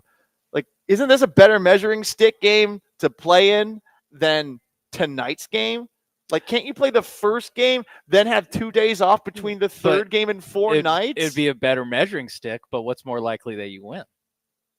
It's more likely that if you're going to play everyone, you play everyone against the game that you're more likely to win. I get that. Also, the Thunder, like, this is what, the fifth time that they played the Thunder because they had the extra time in the NBA Cup. And the Thunder are 3-1 against them this year. Yeah. So the standard There is reason. a little bit of like, how often do we have to play the Thunder? But I mean, this is the measuring stick. This is the best team in the West. I mean, like the second best team in the West right now, the Lakers are 11 games back of the Thunder. It's crazy. The Lakers have vaulted all the way up since getting Luka Doncic. Thank you for absolutely nothing, Dallas Mavericks. Crazy how that happened. Who deserve all the bad things. They really do. I will say, in defense of Nico Harrison, they've had a lot of bad breaks after the trade. The trade was terrible. But then after it, the Davis injury. But you know that Davis is going to get hurt. Like, it's going to happen. That is part of what makes it bad. That's part of what makes the trade bad. But the fact that they haven't even gotten to look at their real team. They had injuries with the big men too. So they did for a little against the Rockets. Yeah, exactly. For like 5 minutes. 3 quarters. Yeah. You got hurt in the third quarter. A non-contact injury. And now he's probably not going to play for the rest of the season. It is kind of funny. I don't know. I mean, now with Kyrie Irving, he's torn his ACL, and like I can't wait until he starts, going back down the rabbit holes that he and Kanye sometimes go down. Different approaches to said rabbit holes, but Kyrie's going to have a lot of free time on his hands. Podcasting Kyrie could be back. The Mavericks increased ticket prices for their games as well, which is really the funniest part of all. After getting rid of your best player, getting Anthony Davis, who got hurt right away, which everyone thought was a possibility, and then Kyrie Irving tears his ACL hours before you had announced an 8% ticket increase, which has led to Maverick fan after Maverick fan putting out like 2-paragraph statements announcing, I will not be renewing my season tickets. Like just rando Mavericks fans. And I kind of love it. Like everyone's just putting a statement out there.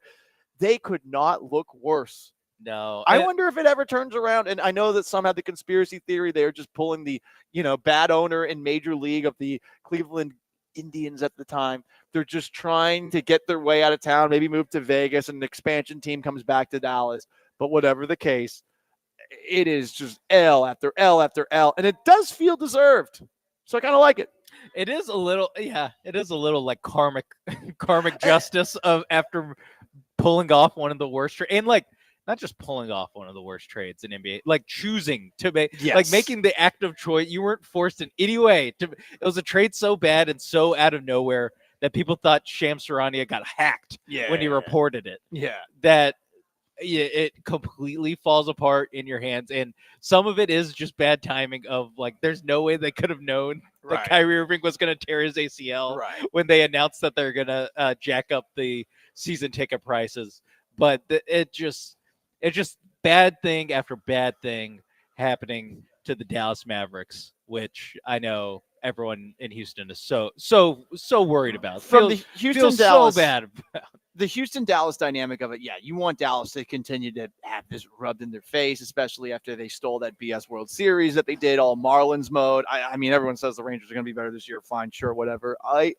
But I will admit, and I brought this up, there was a part of me that wanted to see this work out because F Luka, like F people like him that play this sport, slobs who don't stay in shape.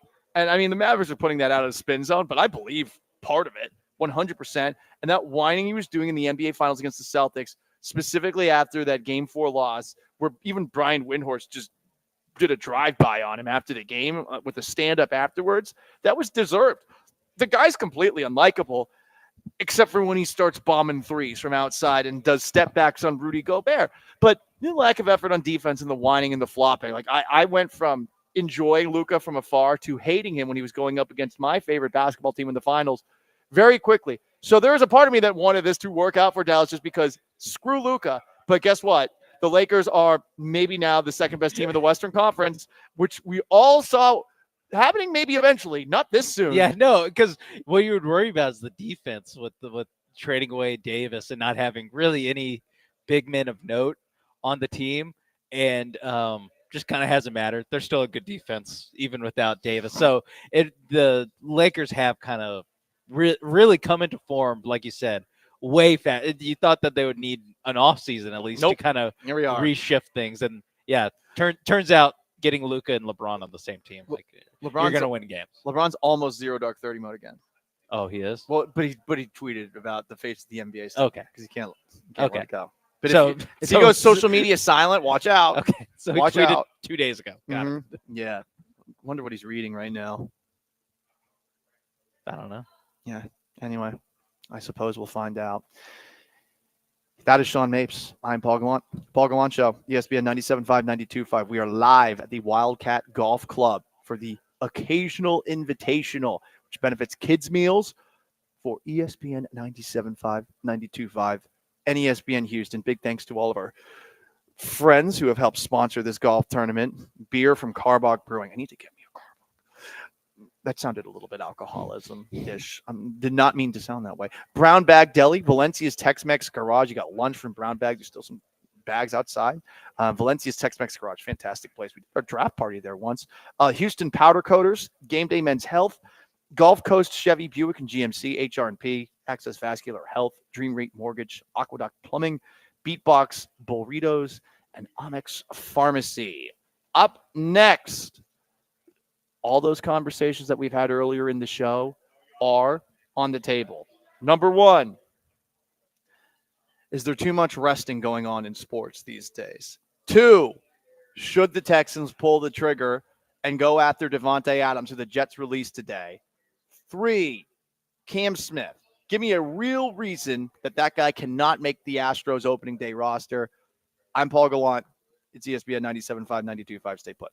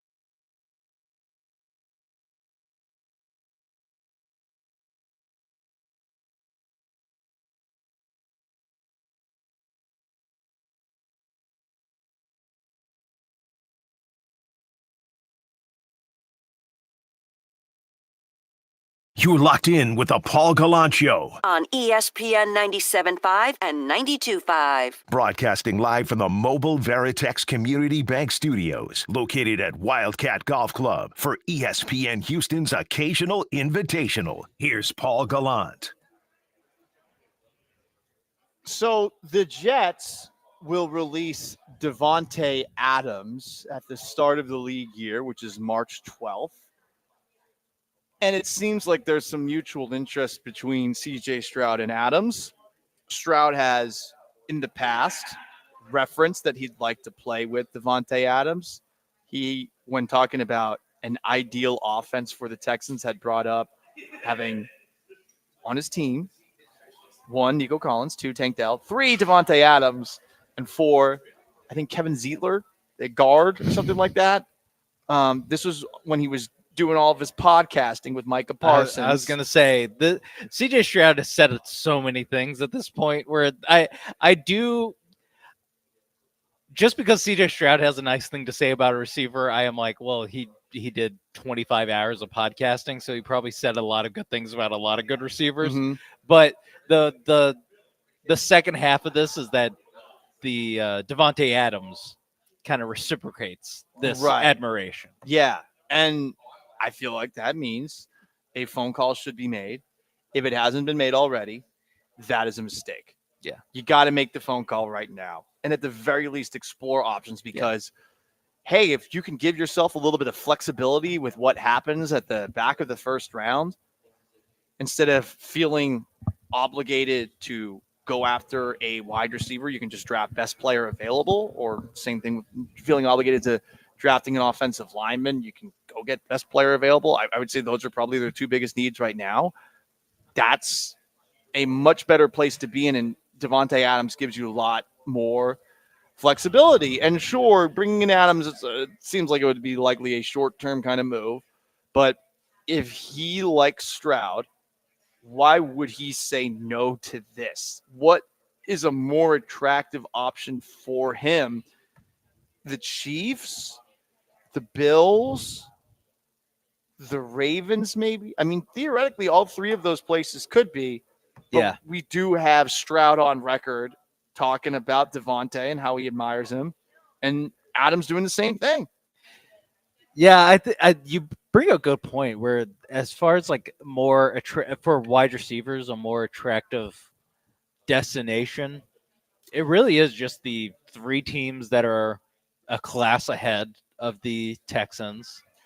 And then I don't really know who else is up there. I mean, the easiest way is just kind of like look at the quarterbacks, because you imagine that you're a receiver, you want to play with a good quarterback.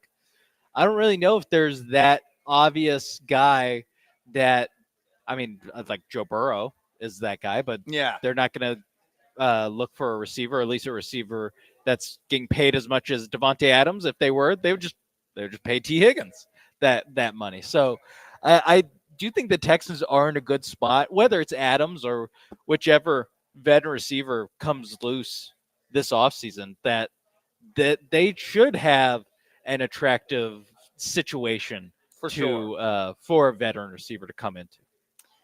We'll see what ends up happening. So that's the news on that front in the NFL. Saquon Barkley also got an extension from the Eagles. Well deserved. It's good to see running backs get paid, even if it's not the smartest move. First $20 million running back. Like, I was like, it Crazy. shocked me. And then I was like, I guess that makes sense that there hasn't, because the money has just gone up recently. And that's while people have refused to pay running back. It's generally been like, you don't go over 13 a year. Yeah. And they're giving him almost all of the money on that extension, which is, I think, 2 years, $41 million, 36 of it's guaranteed.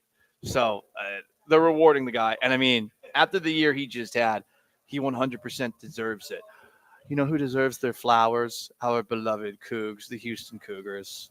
What a way to wrap up the home slate at Fertitta Center with a sweep of the hated Kansas Jayhawks, or the now fraudulent Kansas Jayhawks, whatever you want to call them. Now the sad Kansas Jayhawks. What happened to this once proud program? It's a great question. What did happen to them?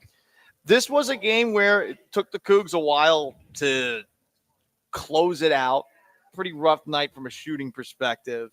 But before the game, it was very cool to see. And it does make you wonder just about this year going into the tournament, the pressure that's on them, given how emotional Kelvin Sampson got, specifically with Juwan Roberts as part of the senior night introductions that they had last night at Fertitta Center.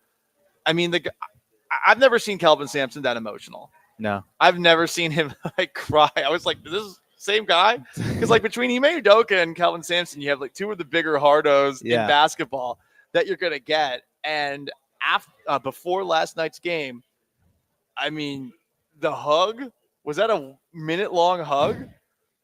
Do you think Juwan Roberts was the first one to be like, do the tap on the back? Or was it Kelvin Sampson who did it first? No, I don't know. I think if you're Juwan Roberts, you just whatever. You just live in the moment. However long Coach Sampson needs you there, that's how long you'll be there. It was cool to see that before, and really my hope is now that you're in the clear, you've clinched your 1 seed, you're the first 18 Big 12 win team, I think, in conference history. Like, you did a lot of very cool things over the course of this year. Now, do we do exactly what I've been bitching about all show? Do you shut everybody down for the Cougs until you get to the conference tournament? That's BS. No, I think the last 2 games of the year, the Cougs they have 2 more games. It's at Baylor. Oh wait, no, it's that's one game, it. right? The Baylor, just one game. It's I thought one it was game, 2. and then the conference tournament. And I'm Saturday at 9. Why is it a 9 o'clock tip off in Waco? Waco needs to F off. I thought 12. I thought everything was closed at 9 p.m. in It Waco. definitely is closed, except for that Twin Peaks. You want to get in a little shootout. I do think that LJ Cryer there's no need for LJ Cryer to be playing in any. I of these. agree with that. Even like Baylor might come for revenge. Yeah, Like, he even left us. What the hell, man? Big 12 tournament games. Because how much have we said that this year's team, this Cougs team, like the difference between this team and previous year's team is that LJ Cryer provides that kind of go-to scoring option in these late close games, which you're going to have to win in March to make the Final Four, to win a championship, is that you're going to need specifically LJ Cryer to be balling out in a way that Jamal Shed got hurt. So I'm not going to say he couldn't, but he just didn't. The way that Marcus Sasser didn't, the way that all these great Cougs of years past that were the lead guards didn't do in March, that you need LJ Cryer to do it. So yeah, should he play against Baylor? It is funny that it makes it complicated that he is a former Baylor Bear, where it's like, does he want to play in that game? Like, is there extra stuff going on? But yeah, I mean, for me, it makes pretty clear sense. Like you said, you already have a 1 seed in the tournament locked up. Like you're going to be a 1 seed already. I don't know what the point is of putting a guy out there who's playing through injury. By the way, a note about Kansas. I just saw this story. This is on the front page of ESPN. Kansas is not handling falling back to irrelevance very well. No, and again, might be temporary, but Kansas's Zeke Mayo said he was the target of hateful social media posts following their loss to Texas Tech on Saturday, and it was not from our Red Raider friends. It was from Kansas Jayhawk. It was fans. Kansas Jayhawk fans. He went to social media after a 1 of 7 performance for just 5 points. Well, no, I'm just kidding. He put out an apology on social media, and 4 screen grabs were sent to him. Among them were threats of violence, racist comments, and wishes for him to die.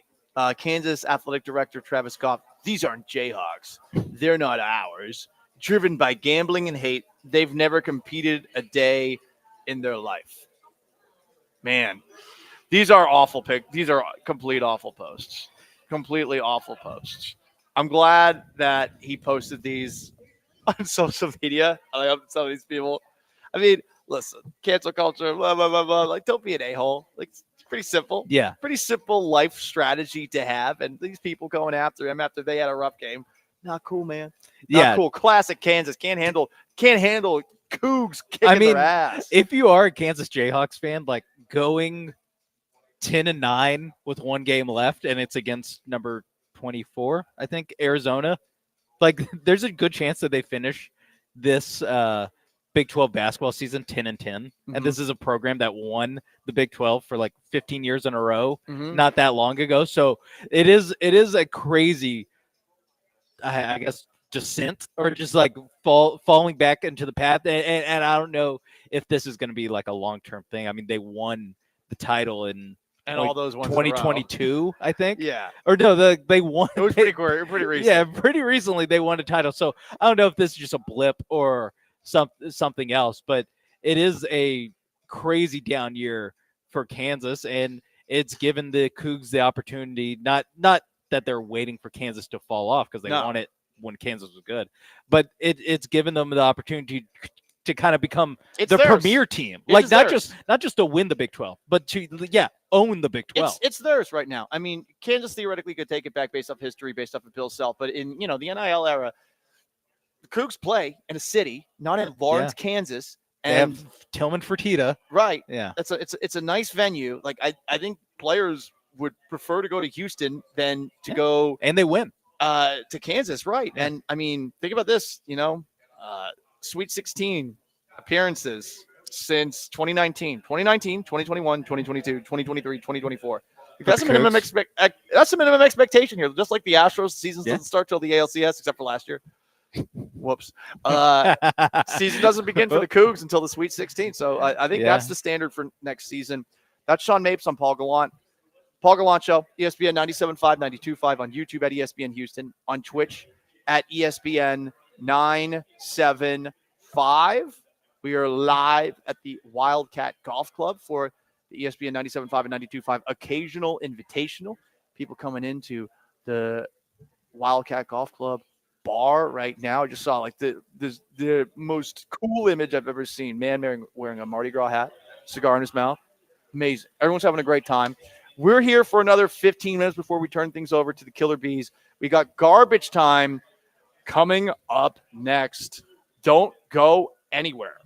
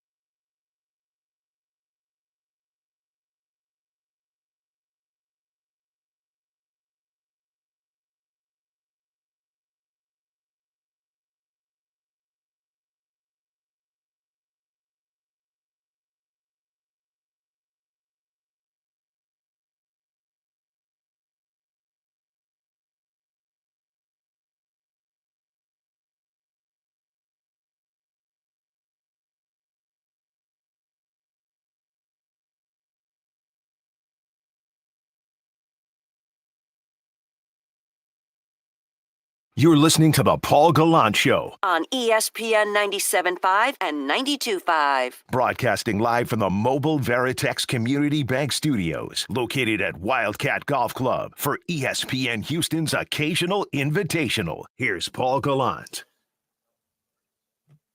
A lot of fun out here at the Wildcat Golf Club. It is a beautiful day. Rather windy. This may be a little difficult to play golf, but everyone who participated in the occasional invitational today, we hope that you had a blast. Big thanks to all of the people who helped to make it happen. It's that time, 2:50. Before we get out of here, let's do a little garbage time.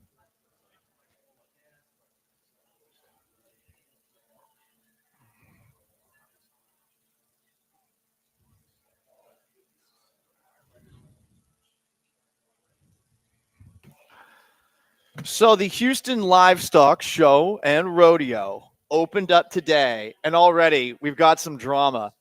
A cow got loose at Rodeo Houston and was spotted running away from the rodeo grounds at NRG Stadium. They are still looking for the cow. Wow, cow on the run. A cow chase. I wonder if there's a helicopter so we could get some sort of eye in the O.J. sky. Simpson-esque coverage of it. It's not a white Bronco. We're actually talking about a cow here. The Houston Police Officers Union posted a video showing the cow running away from the gates. A guy actually almost grabbed onto the cow. You are a bold person if you're trying to stop it. I'm watching the actual video right now. A guy came very close to stopping it. He got the it's rope. There's like a rope hanging around his neck, but the guy was not able to complete slowing down the cow, and he ends up eating bleep on the pavement. The wet pavement. Oh, in that's that got to guy's be defense. rough. Yeah, no, that is tough. That is also very funny.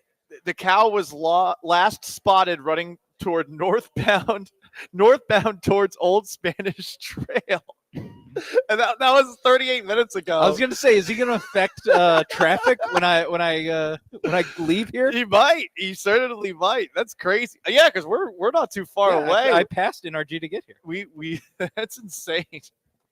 It's a big old cow. That was pretty big. I hope he enjoyed his almost ride to freedom. Yeah, a little taste of freedom. There's a pack of wild dogs biting the bleep out of everyone in the 5th Ward. At least 2 of the dogs have been captured.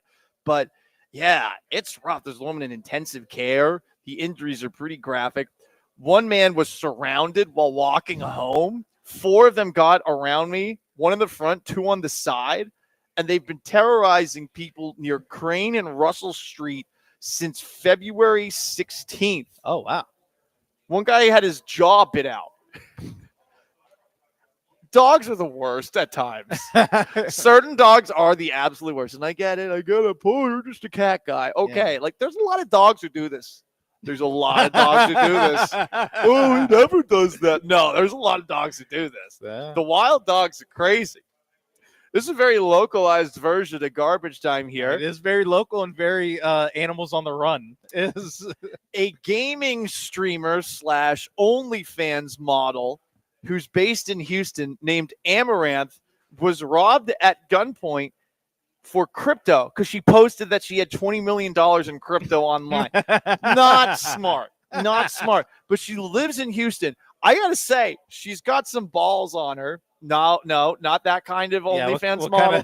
Not that kind of OnlyFans model. I'm just saying she's got some chutzpah from this perspective. So she's outside. She got pistol whipped in the face. She ran back inside her place. She had posted on social media that she is being essentially like robbed and assaulted. I'm being too robbed at gunpoint. Right. So she posted that. She walks into her house and you see 3 guys come in with her to, I guess, get everything that was in the house. And the husband, I guess, saw her social media, had a gun, plat, hits one of the guys who all 3 are seen fleeing out the front door. One of them, he's like, I got shot as he did it. Wow. Wild day in Houston. Wow. That could be, wow. That is like out of a scene of a movie where it gets robbed at gunpoint. Then she tweets that she's being robbed and her husband comes out firing. Yeah, you know what? Well, okay, I have two things. One, don't brag about having $20 million Don't do that. of cryptocurrency. They're going to find you. Or any currency, but especially cryptocurrency. B, how do you rob someone of cryptocurrency with a gun? You just make them do the transfer, and then it never comes back, right?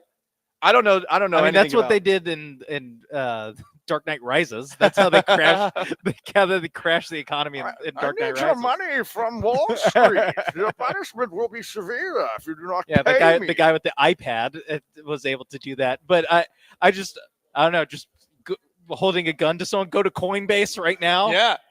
Well, listen. Here's my number. Here's my routing number. Who's the heartthrob that's overtaken America these days? Hawk Tua? No. The actor. You know what I'm talking about? Heartthrob is taking a. Yeah. The guy who's in every movie now. He's like the new Ryan Gosling. You replaced him. Well, that guy was the guy in Batman who got robbed on the motorcycle. Oh, Glenn Powell? Glenn Powell, yeah. I couldn't think of his name. And on that, Glenn Powell was the guy who got robbed. And on that note, guys, it's been fun. It's been real.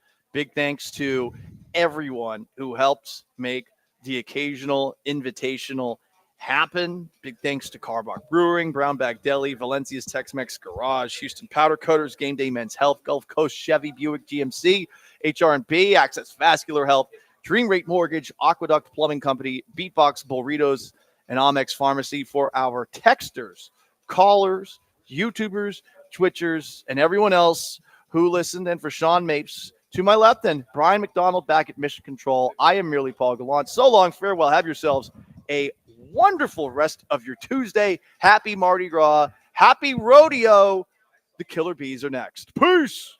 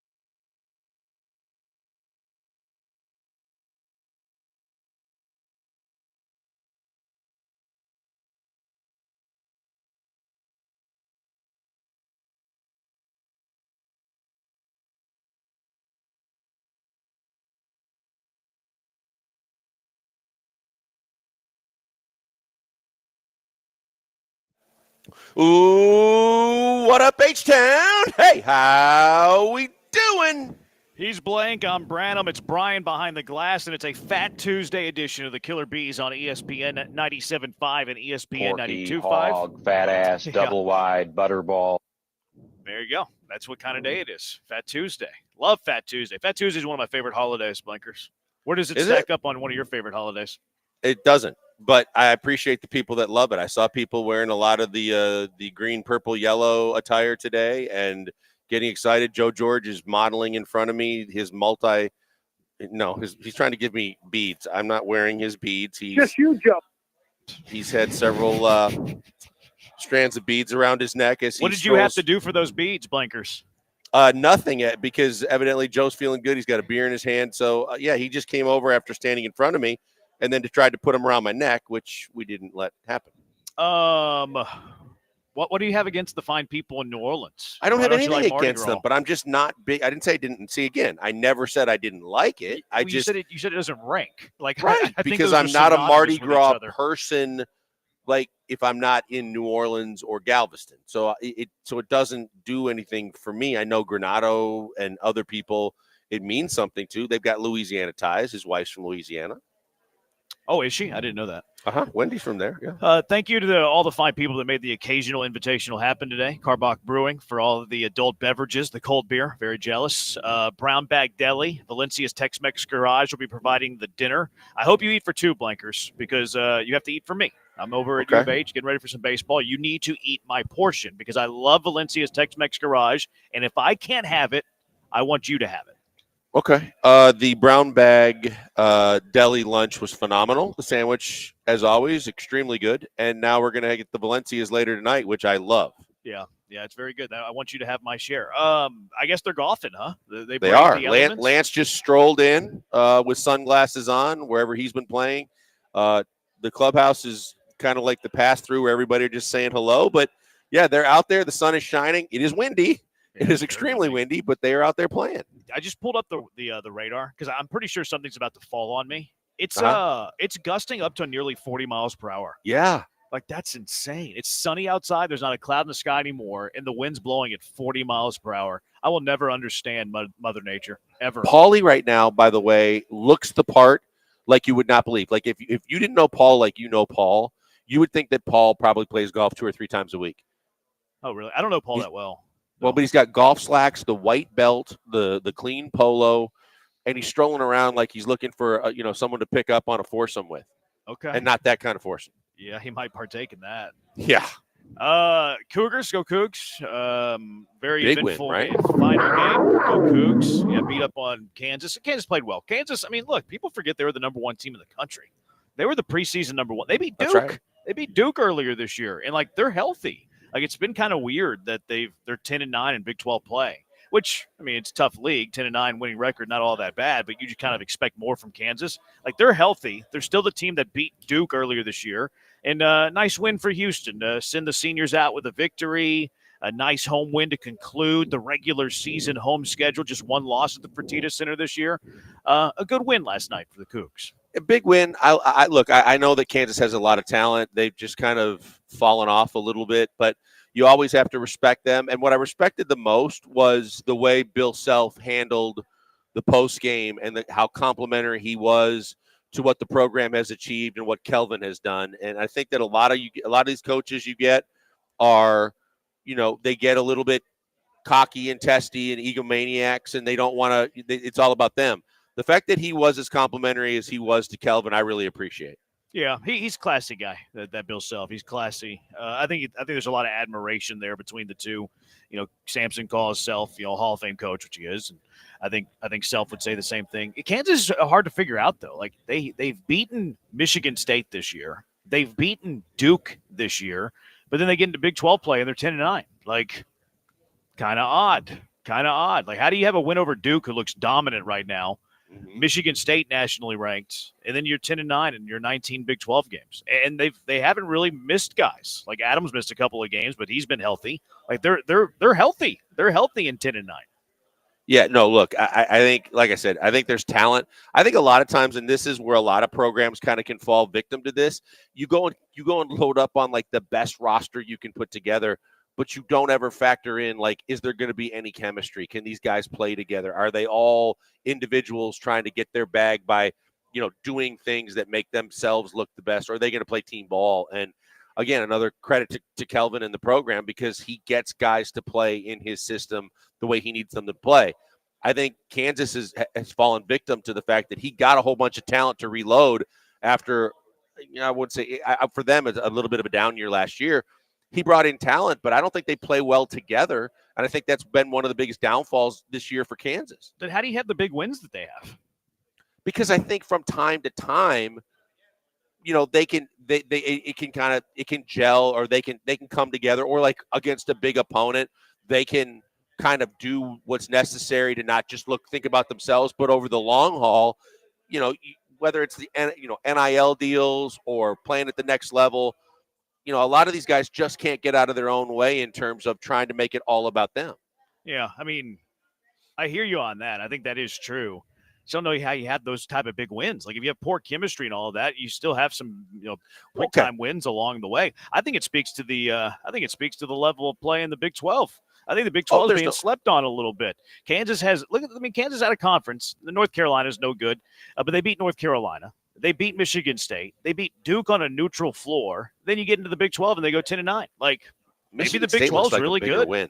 Yeah, Michigan State continues to look like a bigger and bigger win for them too. But okay, so the example of you're playing pickup ball in a gym with a couple guys that can really play, and that you're playing lesser than competition. To your point about the conference, so you go into the games where you feel like you're going to win, and then you're just looking for yours. I mean, I know enough guys that I used to work with that even if we were up 20 in a game, if they didn't have their season averages, then they had to get theirs. And I think that all of a sudden that you roll into a Duke, or you roll into a nationally known program that's ranked very highly, and suddenly it's like, hey, let's dial in, let's focus, let's do this. And then they're able to, in those small windows, kind of play a different style of basketball. What leagues are you playing in where you're keeping your stats?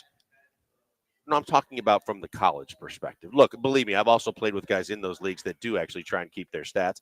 And I actually have a guy that we play with now that has a little money that got one of these AI cameras, because I do not partake, and you can verify this with others, but they film all of our games, and a lot of guys go back and watch them the next day and over the next week. And now he bought an AI camera, and he goes, hey, Joel, because I got everybody Rockets like reversible tank tops. And he's like, hey, can you get those numbered for us? Because the AI cameras can keep our stats. I go, absolutely not. If you are so focused on trying to keep stats in your pickup ball, you don't belong in this group. This is your Saturday morning league where you're keeping AI cameras and statistics? They want to keep stats, and I'm not going to let it happen. What's a basketball savant going on there? It's your shooting map, like where they're hot, advanced analytics. They're not going to give you the corner. Like what's going on over there? Well, and the moral of the story is if you got the money, you can spend it on anything. And, some people do. That's fascinating. He went to the links to do that. Fake Tony Stark says changing of the guard in the Big 12, go Cougs. It is pretty fascinating. Like Houston and Houston does have the benefit. The Big 12 moved to 20 games this year. It's been at 18 games forever. But Houston, with the win yesterday, became the first team in Big 12 history to win 18 games, which they did it in 19. Unbelievable. Like maybe they can win 19 and 20 if they're fortunate enough to beat Baylor on Saturday. It is one of the more dominant Big 12 seasons ever, quite frankly. Yeah. And like Kansas, sure, they had a dynasty in the Big 12. They're still very good. They're still going to be very good. Kansas ain't going anywhere. But what Houston has done, that they have a 4-game lead. They're a 4.5-game lead over Tech and Arizona with 1 game left for Houston. Tech and Arizona play tonight. They have 2 games left. But they're going to win this league with at least 18 wins. There's not a person in America that if you would have asked at the beginning of the season, how many wins would it take to win the Big 12? How many would it be? No one would say 18. No one would say 19. I remember I was going on some Sirius XM shows before the start of the conference play, and they asked me like, "Hey, they kind of got me on the off guard a little bit, put me on the spot. How many wins would it take to win the Big 12 this year?" I said 15. I thought 15-5 would win this thing. They have 18 with 1 to play. It's incredible. No, and again, and I think that you get a lot of guys that just play selfless ball, which is amazing because of what we just talked about. When you know that a guy like L.J. Cryer, who was so highly recruited when he came out of Baylor, and when he went to Baylor, and it was different when he played for Scott Drew, there are nights that he knows he can take this team and put them on his shoulders, and there are nights that he knows, hey, we're going to play this style. I'm going to need to do this, or I'm going to need to be more because they're going to focus on me, more of a facilitator. But he's got so many different guys that are willing to do whatever he tells them to do. And then in the process of doing that, they play at a different level than most any other team in the country. Because I really believe the structure that they play with is a structure that I really can't name another squad in America that plays anywhere close to it. There's a lot of guys that just throw the ball out and they just have a ton of talent. But you look at Auburn, you look at Florida. I mean, Duke may be closest. But, once Krzyzewski left, and I know that Shire can get the most out of his players, other than Duke, I don't see many programs that can do what Kelvin does and when he asks everything that he asks of his players. Auburn's pretty good. Auburn, yeah. Pearl does a good job there in Auburn. They're really good. Duke's really good. There's a Tennessee, Florida. I mean, there's a bunch of really good teams. But, this is fun to watch. It is March. It is the season. So it's a lot of fun to talk about right now. You mentioned Cryer. Go ahead. You're right, too. Barnes is a guy that I should throw in there. Barnes more of an old school guy the way he coaches. So I think to some degree Barnes can do that, and he's got great talent. But, yeah, it is a rarity in today's college basketball. Yeah, Barnes is really good. Barnes and Sampson are pretty good. They know each other forever. Even going back to the old NAIA days. I remember Sampson telling me, but a variety of ways they can beat you. Milos Uzan, who's been phenomenal as of late, he played 3 minutes in the first half yesterday. He picked up his second foul 17 minutes to go in the first, did not play the rest of the half. He played 23 minutes yesterday. L.J. Cryer, who was unconscious in the first half at 18 points of his 22, 18 in the first half. He got into foul trouble in the second half. He played 25 minutes. So you had Cryer played 25, Uzan played 23, Roberts was 3 for 11 from the floor. They still win by 6. They shot 35%. Kansas shot 45%. Kansas shot 19 free throws. Houston shot 14 free throws. So Uzan in foul trouble, Cryer in foul trouble. You shoot 10 percentage points less than Kansas. You go to the free throw line 5 less times than Kansas, yet you win by half a dozen. They find ways to win. And turnover battle there is big. Kansas turned it over 20 times. Houston took care of the ball, only turned it over 6 times. Offensive rebounds. Houston had 17 offensive rebounds. So, who cares if you're missing shots when you're grabbing all the offensive boards? No, I was going to say the two key factors to me were the turnovers that they forced and their ability to get offensive rebounds. And again, those are the little things when you start talking about how can you win night in, night out, especially in the tournament when it's a crapshoot. There's going to be nights where the ball's not going in the basket and you need your calling card. Well, between defense and the 50-50 balls and the hustle plays, that's how games get won in the NCAA tournament. And that's what they're capable of doing because they're not ashamed of doing the little things. They're not too cool to do the things that they need to do to the little things, the dirty things to get the job done. And that's what's you respect the program that much more when you realize that the kids respect the program enough to do the right thing and play the right way. Yeah, Texture says don't forget about Rick Pitino. What he's doing at St. John's, boy, he's done a hell of a job. Yeah, they're a fun team. They'll be fun to watch in March. And then Texture Tech beat Houston at home without their best player. If you're referring to Toppin, they had Toppin in that game. He played in that game. He just earned himself an ejection. Now, I like Texas Tech's team a lot. I love Grant McCaslin. I think McCaslin's a great coach. I really like that roster. I think Tech can do some damage too. So I'm very interested to see what they do over March as well. Tech's going to have a good run in them. A&M's very good. You can listen to all the A&M games here. Houston, obviously, very good. But yeah, should be fun. We're going to get some college basketball gusts too after the bracket comes. We got Auburn tonight, right, on our station. Yeah, we got A&M Auburn tonight. Is that game in Auburn or is it in College Station? Auburn. It's a late start, but yeah, it's at Auburn. Yeah, 7:30 pregame here on the 97.5. That'll be fun to watch because that Buzz Williams defense. They have a lot of Houston elements too. It is in College Station, by the way. Brian said it was such conviction, and it is in College Station. That's the way they show it on the crawl, but mistakes happen.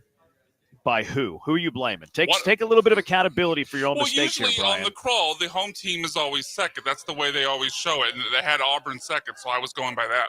Yeah, it's in College Station. Auburn 4.5-point favorite. That should be a good game. I mean, A&M, Wade Taylor can get hot. Their defense is very good. They get a lot of offensive rebounds. That'll be fun to watch how Broome. Did Wade Taylor have sophomore day? Is Wade Taylor's sophomore day tonight? sophomore day? I don't get it. Yeah, I mean, What's he's the been in joke? college forever. It's like Roberts. I mean, he's one of those guys that seems like he's been at A&M for a decade. Yeah, Roberts has been an institution. He really has. He's been 6 years, winningest Cougar of all time. How many Big 12 teams make the tournament? I saw 8. Although there's probably like Baylor's been slumping. Like they might need to win a game here. Like if it's not Saturday against Houston, like maybe don't lose your first Big 12 game. West Virginia might need to win another game. But other than that, the other teams are set. Like Houston set, Kansas is set, Texas Tech is set, Iowa State is set. Who else am I missing here? I'll say this too. Arizona. I forgot they're in the Big 10 or the Big 12.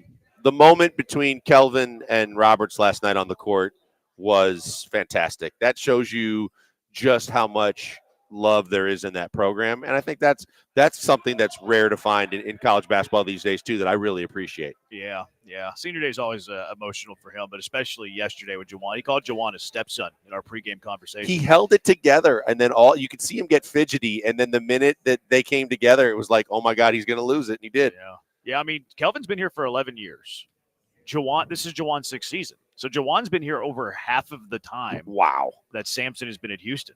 And I mean, obviously the last 6 years. So, I mean, this in U of H it's a culture and it's a foundation built on love. 713-780-ESPN HRP listener line, 713-780-3776. We're on the YouTube at ESPN Houston. We're on Twitter as well at ESPN 975. Blankers at Pac-Man Joel, also from Wildcat. Brian at Sacked by BMAC at Twitter, at Gal. I'm at Jeremy Branham. I'm over here on campus. Lots to get to today. Cash them or trash them with the Killer Bees. A lot of good ones. Devontae Adams, he looks like he's headed to free agency. I can't imagine anybody would claim him. Do you want Devontae in Houston? Should we overreact to some Jose Altuve plays in left field? Of course we do. It's what we do. We overreact with the best of them. But coming up next, Rockets played a basketball game yesterday too, kind of a shell of themselves, but they played a basketball game. When we thought of that one, 713-780-3776. Killer Bees, ESPN 97.5 and ESPN 92.5.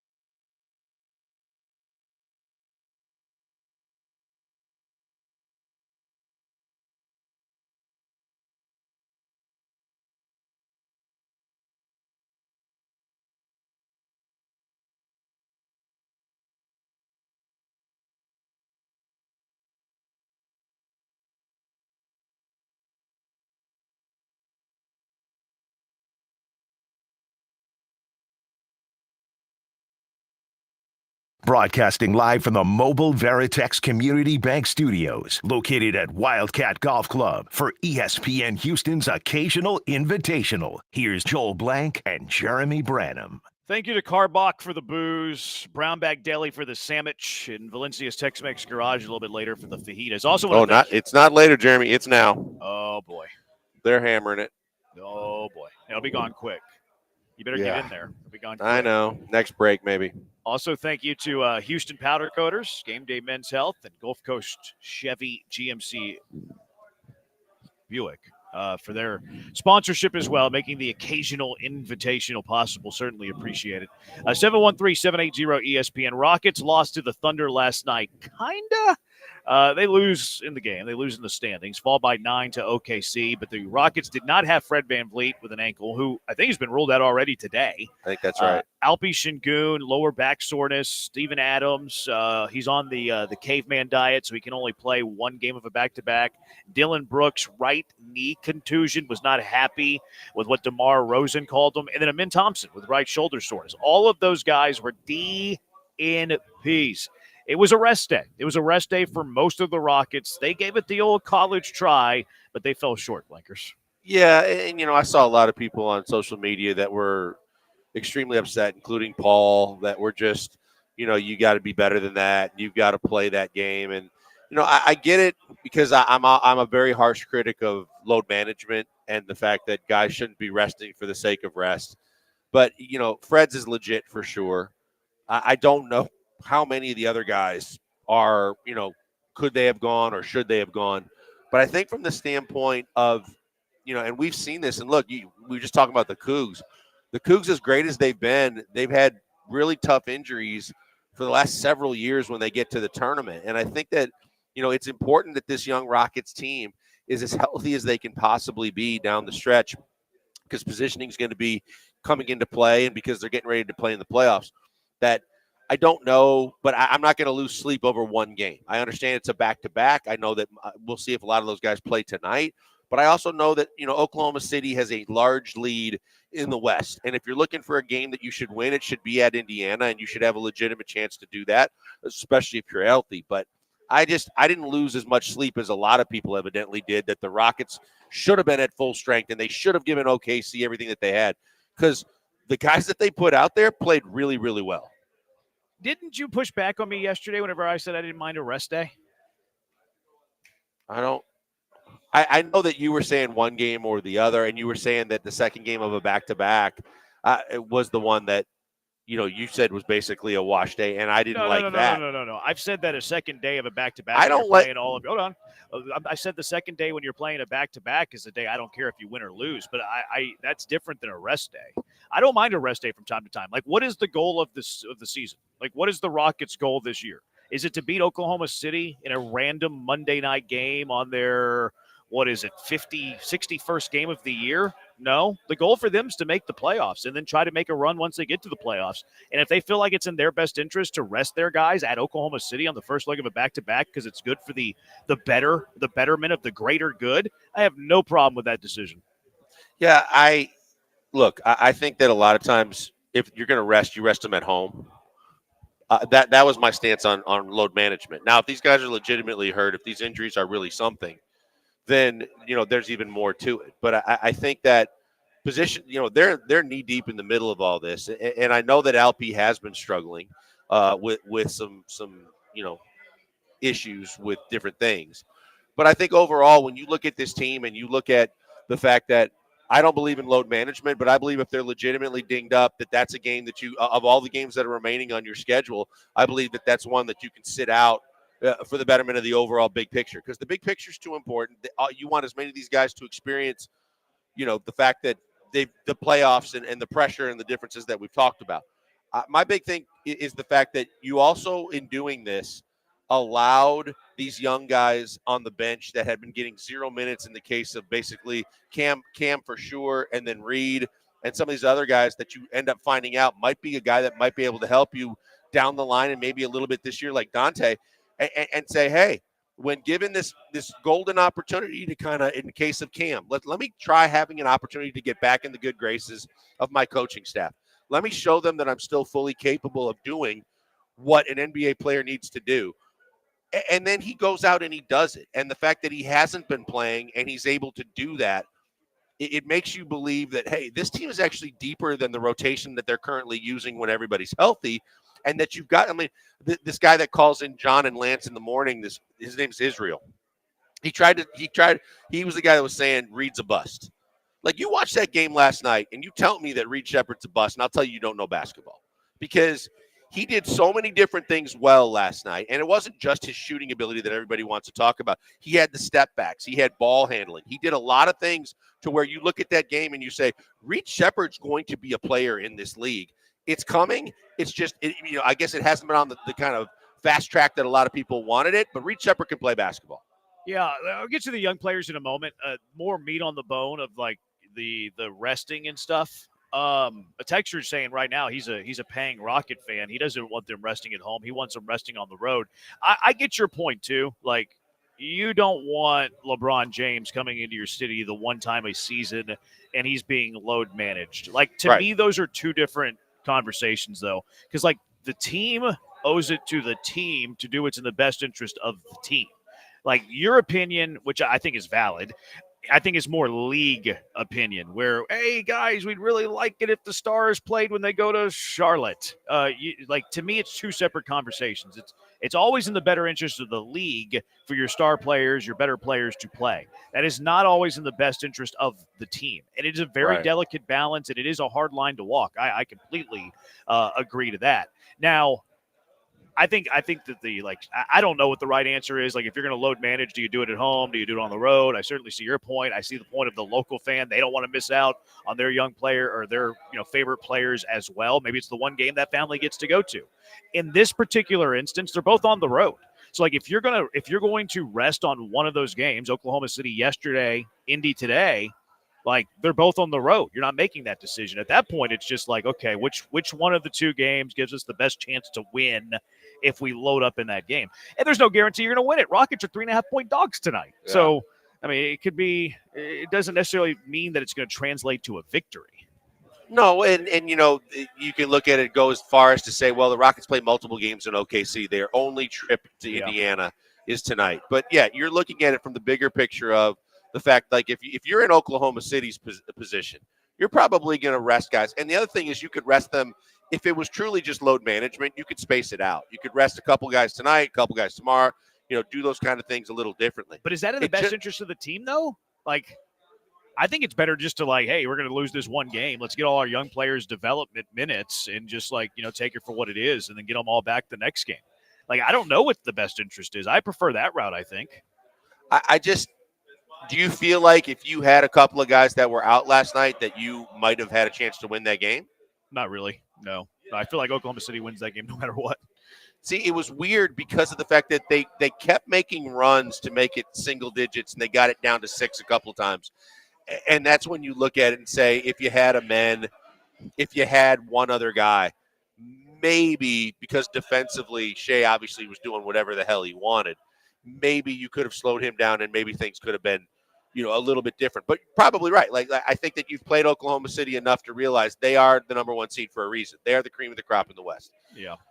And you have a chance at Indiana. There's no doubt. It's just, you're right. There is no, complete science that says you rest guys this way.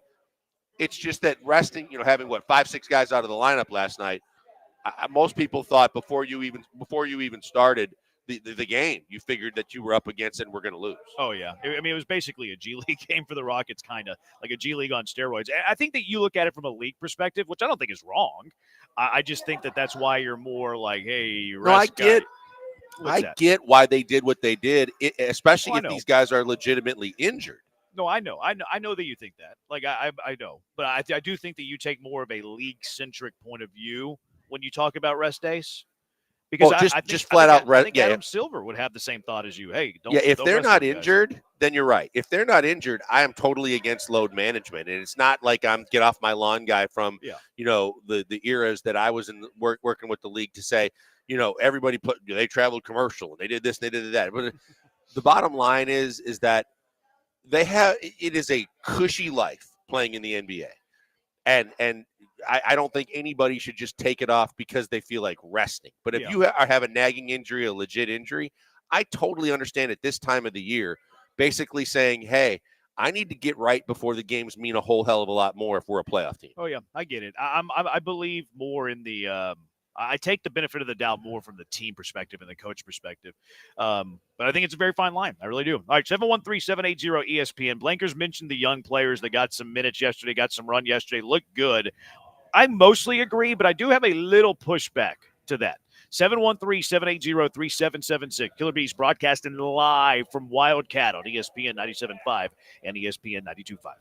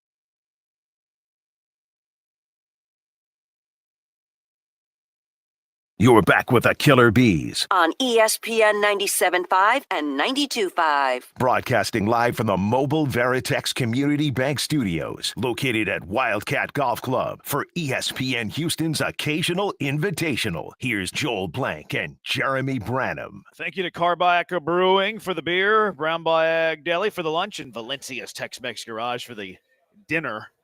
I also want to thank HR&P, Access Vascular Health, and Dream Rate Mortgage, making the occasional invitational possible today. Good time had by all. Rockets didn't have a good time yesterday. 713-780-ESPN. We'll get to the young players in a moment, but first let's go out to the HR&P listener line. Marshall, you're in the Hive with the Bees. What's up, Marshall? Yeah, man. At this point, they can't. How are they resting people? If they don't make the playoffs, it's going to be a travesty because it was in second place not too long ago. Yeah, I was debating about that, and Milwaukee said that they might get into the play-in seat. But in the thing, okay, the young guys played last night, right? Shepard got 25 points. Earlier, John was talking about Michael Jordan. He's a number 3 pick like Michael Jordan. He's averaging 3.9 points a game. Why is everybody like, how do you have to be patient with him? When you use a number 3 pick, you are expecting him to produce. He came in, in the summer league, he did well, but he got to produce. They drafted him to develop him right. I'm not saying that he's supposed to be a starter, but at least be somebody who's supposed to stretch the defense, hit the 3, and do all the things that they said he was going to do. He's not doing anything. And if they keep on a number 3 pick, are you kidding me? Mike was the number 3 pick. Hey, Israel, why are you comparing Shepard to Jordan, Israel? I'm not. John said it earlier. He said that the Bulls was losing, and he was a number 3 pick. What I'm comparing, he was a number 3 pick. Is he the worst number 3 pick in NBA history? Because that is it's not even close. I'll tell you one thing. He's garbage. He's trash. Well, give me one person off the top of your head. Number 3 pick was worse. Where was there's been number 1 picks worse than Reed. Yeah, I can give you Bennett. I can give you right now. Then him. Anthony Bennett would be Anthony one. Bennett. Anthony Bennett. Israel, look it up. Look it up. Who? Anthony, exactly, Israel. Anthony Bennett, a number 1 overall pick out of UNC. He was absolutely garbage. What was his first year? What did he average his first year? Nothing, because he sucked. Why don't you look it up? I'll look it up. Hold on. I'll mediate here. He sucked. He's a trash. That's it. Bennett averaged 4.2. He is garbage. And they'll get rid of him because he can't produce. It's over. Well, I hope you got your better talent evaluator and other things, because looking at a kid that's his age coming into this league, and not everybody flourishes the minute they step on the floor. Guys blossom at different times in their career. Some guys get it right away. Some guys it takes a while. But when you look at his skill set and you look at what he's able to do, and you also realize, hey, he's also at a team that has a lot of good young talent. And not every team is going to open the door for him to start or play right away. That you have to take all those factors into consideration before you go out and make the blanket statement that he sucks and they need to get rid of it. I don't understand the Jordan. Like, I know that they both went 3, but they never said Jordan. That came from the morning show. John Granado said it's so very tongue-in-cheek that, hey, they're both number 3 picks. They had 25 points last night. It was one of those things. And for some reason, Israel, who called in and told me his name was Marshall, only for that's what I thought you said. Well, because he said Marshall, and 3 seconds into his call, because it was the exact same take he gave this morning, I texted Jeremy, was like, this is Israel. And then as soon as I said it, Jeremy said, followed up with Israel, and he answered to it right away, completely giving himself away. But yeah, that's what it came from. It came he from knows Granado he got right, morning. guys. He knows he got. I was actually listening this morning to see if he would actually have the stones to call in, because of the fact that he was so adamant that Reed Shepard sucks. And then you watch what he's been able to do last night. And we've said that, look, he's going to make mistakes along the way. But when he's gotten some minutes, you can see the talent is there. To make the blanket statement that he sucks is ridiculous. Yeah, I think I think that Israel has some points. I think I lean more that he's not going to be a good player in the NBA than he's going to be a good player in the NBA right now, like not in the future, all of that. But I don't think he's a very good player right now. Could he mature into one? Could he carve out a role in the NBA? All of these things. Yeah, I think he could. I do think that some people were overrating his performance yesterday. Yes, he scored 25 points. Yes, his shot was falling. Okay. He had the nice one-legged fadeaway. That's cool. Like, he showed some promise yesterday, not denying that whatsoever. He also couldn't defend his ghost. Like, he was getting abused on the defensive end. Like, between Cam Whitmore and Reed Shepard, I was far more encouraged by Cam Whitmore than I was Reed, because Cam can defend a little bit. Reed Shepard's a defensive liability, and even though he scored 25 yesterday, he still was a defensive liability. I still think he might have had more harm than good in that game yesterday. Let's not overrate the points. Let's look at both sides of the floor. Now, I'm with you. Showed promise yesterday. It's way too early to be casting like any sort of judgment on Reed Sheppard. But I do think he has a long ways to go. I agree with Israel on that point. Okay, but here's the thing, too, Jeremy. To the point you were making, we know there's a lot of guys in this league that can't play a lick of defense, but we know that Oklahoma City played their full complement. They had everybody, and they threw everybody out there, and he was still getting his. If you're playing one of the worst teams in the league or a team that's completely decimated by injuries and you're playing less than players, then I'd say, okay, I can understand that. But he got points in a variety of different ways against one of the top 2 teams in the NBA, and they were at full strength. So I give him a lot more credit for what he's able to do offensively. I give him credit offensively too. I thought he was a disaster defensively. The young Rockets looked great yesterday. Cam 27, Reed Sheppard 25. OKC scored 137 points. Like, that young team did not play a good game yesterday. Did they look good offensively? Probably a very disinterested Oklahoma City team that knew the Rockets were without some of their key players. I'm not going to sit here and celebrate the young guys with a game that they gave up 137. Do I like Cam Whitmore scoring 27 after not playing for a while? Yes, that encourages me. Do I like that Reed Sheppard scored 25 whenever he probably doesn't have 25 points combined on the year prior to yesterday? I exaggerate a little. Yeah, that's encouraging. At the same time, they gave up 137. Like, they didn't play good. They scored a little bit, but they didn't play good in that game yesterday. But you're also – and look, I saw the isolations. I mean, they were trying to single him out on possessions. I get that. But I think overall we also have to say that for the most part it's a team game on defense too, and the other guys on the court have to do what they're supposed to do too. And we've highlighted that over the development of this young team with some of the guys that don't know how to help and don't know how to rotate, don't know – the kind of responsibilities on defense. And you had some guys, from Dante coming from the G League and some of the other guys that were on the floor for the majority of the game, where there isn't the same kind of reliability if you had Dylan Brooks and Amen Thompson and guys that can defend.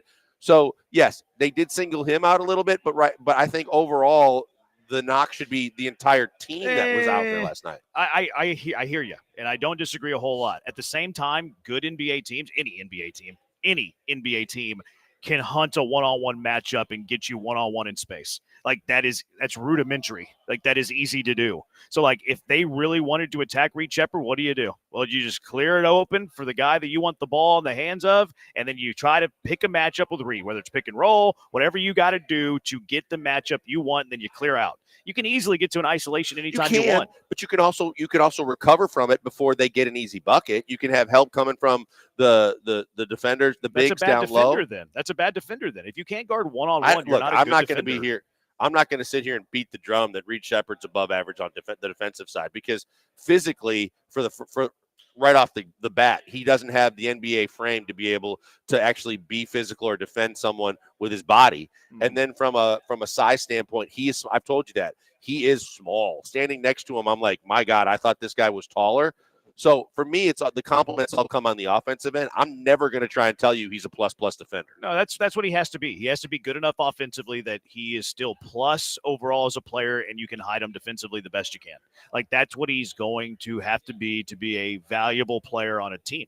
Like, he has to be good enough offensively to overcome his defensive shortcomings. I mean, people joke about Steph Curry, but Steph Curry for his entire career has been the exact same kind of guy. Teams will isolate him and go at him all night long, whether it be a big game or a regular game, but he's just the best shooter that's ever played the game. So he is that, and I don't expect Reed Sheppard to be that, as much as people jokingly make those, the comparisons. But yeah, I mean, look, it happens in the league a lot, and there are guys. Look, Luka doesn't play a hell of a lot of defense. No, he doesn't. That's why Dallas got rid of him, although Dallas looks awful right now. 713-780-ESPN. Let's go out to the HRP listener line. Gary, you're in the Hive. What's going on, Gary? Hey, what's up, guys? Just want to chime in on that conversation about Israel, which was slightly unhinged.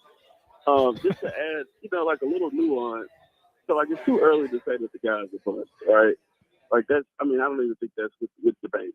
However, I will say, Stephen Castle in San Antonio, Dillingham in Minnesota, 2 point guards were picked after Reed, who both are contributing to their team. So I don't think it's unreasonable to want a number 3 pick to contribute some, right, during his rookie year, which I will say that Reed has it. The other point is, I would say it's definitely some cause for concern. I'll just use Jabari and Alfred. Like, Jabari is by no means a bust. He's a solid NBA player. But I would say within his first year, I was pretty sure that guy's not going to be like a first team all NBA MVP candidate. Like, I'm pretty sure all of us noticed that immediately. No different with Shingo. It was pretty clear this dude had talent to maybe do something special, even though both of them were not finished products. So with Reed, there should be some level of concern simply because he's not contributing. But you can't say he's a bust because he just hasn't been in the league long enough. So I think there's some nuance there that could be had with this conversation. No, appreciate the call, Gary. Look, I think you look at the development of everybody, and you think, where certain players are. And I think that Jabari Smith, you're higher on him than I am, Jeremy. I think that we've talked about like ultimate ceiling is, I've said is a Chris Bosh type. I don't know what the floor is. I'm not higher than Chris Bosh. No, I'm saying, but you still see a lot more than I see in him. I see him as a slightly above average role player. I don't see him, and he was a number 3 pick, and I think that he's not a max type player. He's not going to be a guy that's a perennial all-star. I think he's a guy that if he's willing to play the role on the right team, that he can be an advantage because he can play some defense. He can rebound and block shots. He's capable of making open shots, and he can be a rotational player to a fringy starter on a lot of teams in this league. That's where I'm at with Jabari.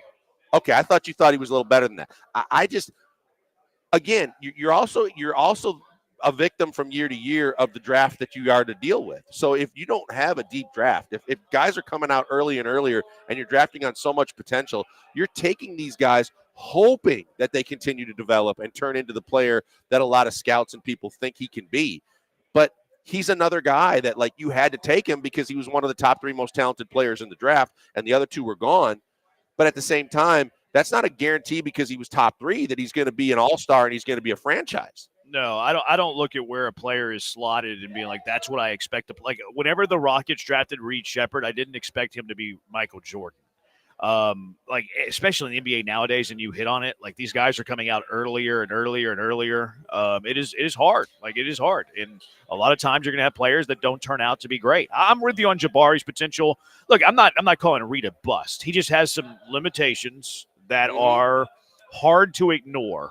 He is a good offensive player, and it's good that he showed that in an NBA game yesterday because it does bring back some hope that might have been lost from the Rocket fan base. Let's go back out to the HRP listener line. Shane, you're in the Hive. What's up, Shane?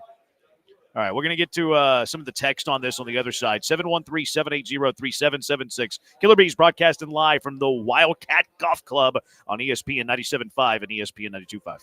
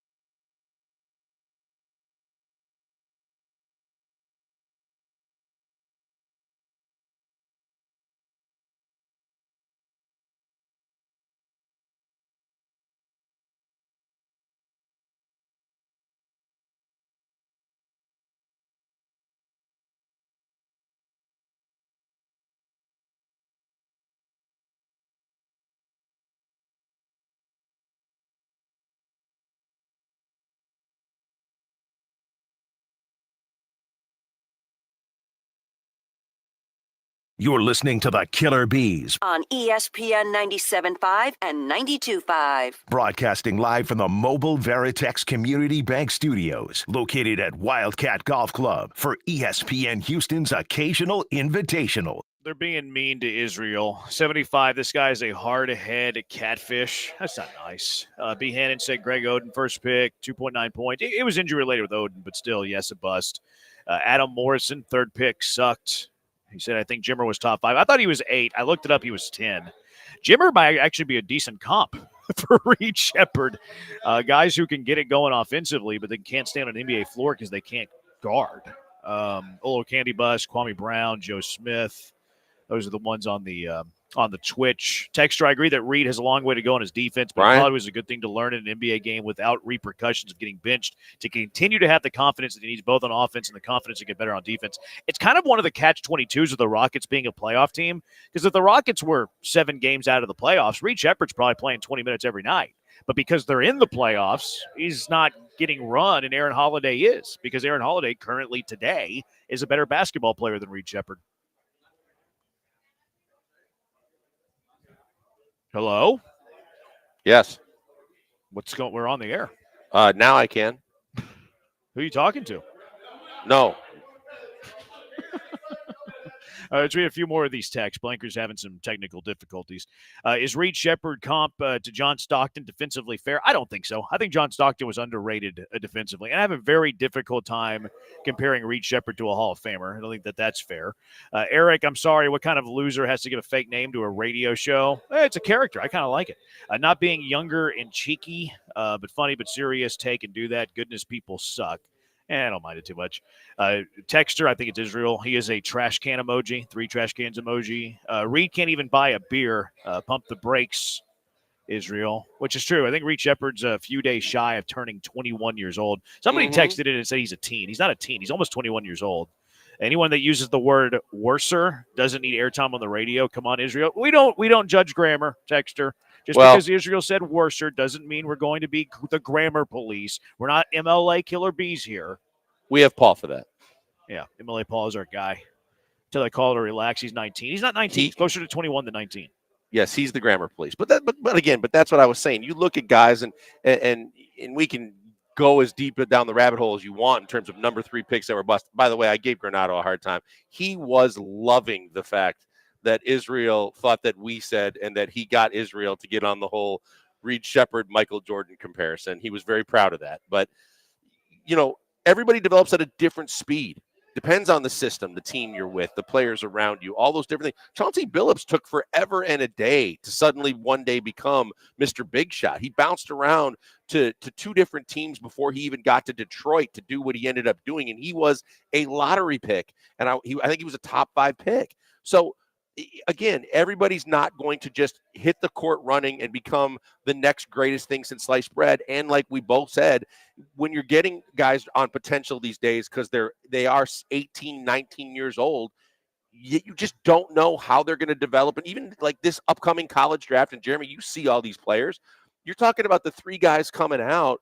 They're all based, for the most part. Yeah, I mean, Cooper Flagg is supposed to be the head and shoulders number 1. But when you talk about Harper and you talk about the guys at Rutgers as the other 2 picks in the draft, you don't know if they're going to continue to develop. You can be 7 foot, but if you don't fill out, you can be Hasheem Thabeet as easily as you could be someone that's going to, come into the league and then have an all-star career.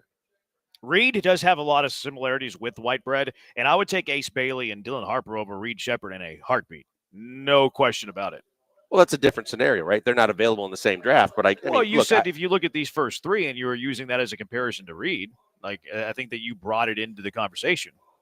Okay, I'm not trying to get salty with you, Jeremy. What I'm saying is, I'm not either. I'm just having. I'm saying that for the most part, general managers can get fired based on potential. They're drafting these guys based on the fact that they got measurables and they've got a skill set that looks like they're going to continue to develop into a guy that's going to be in the league for a long time. And sometimes they do, and sometimes they don't. And Daryl was enamored forever with the Rockets and getting guys that used to be lottery picks. And for every lottery pick, like the LeBrons and the Carmelos and the D Wades and the guys that turn out, There's the Johnny Flynn's and the Hashim Thabits and, the Thomas Robinsons and all the guys that Daryl went through and brought in here because they were lottery picks that just never, ever maximized their potential. I'm not ready to give up on Reed. What would you say after 61 games, whatever it is, into his rookie year? Which rookie year doesn't tell the story, but what would you say his ceiling is? Peyton Pritchard. Ooh, I would take that. Yeah, I would take that. I think don't know if he's the athlete that Pritchard is, though. I think he could become Peyton Pritchard. Yeah, I would take that. I would like him to be Peyton Pritchard. Have the patience with every sport, football included. I think Pritchard's more athletic, though. We're talking down on Reed Sheppard, who in this class was supposed to be better coming out of college. This was a weak class. I agree it was a weak class. Yep. I got to give him time. Worst case, he's J.J. Redick with a better handle and vision. Worst case, if he's J.J. Redick, I would take that. Worst case scenario for Reed Sheppard is not J.J. Redick. That is a terrible take. Worst case for Reed Sheppard is that he's Jimmer Fredette. Yeah, or Johnny Flynn. Like Steve Kerr. Like those, like J.J. Redick would be outstanding. J.J. Redick was like a decade-long starter in the NBA. Like I wouldn't even go Steve Kerr. I think the basement is far lower than Steve Kerr. It's a guy that just craps the bed and ends up being, a couple years in the league and done. Bryce Drew. Yeah, exactly. Like it is very much in play. It is very much in play. And I'm not quitting on Reed Sheppard. It is very much in play that Reed Sheppard as an NBA player long-term is not a rotational player. That's in play. It's also in play that he could turn into J.J. Redick, maybe. Like, that is how wide the range is. And because we haven't seen a whole lot of him, it is tough to tell.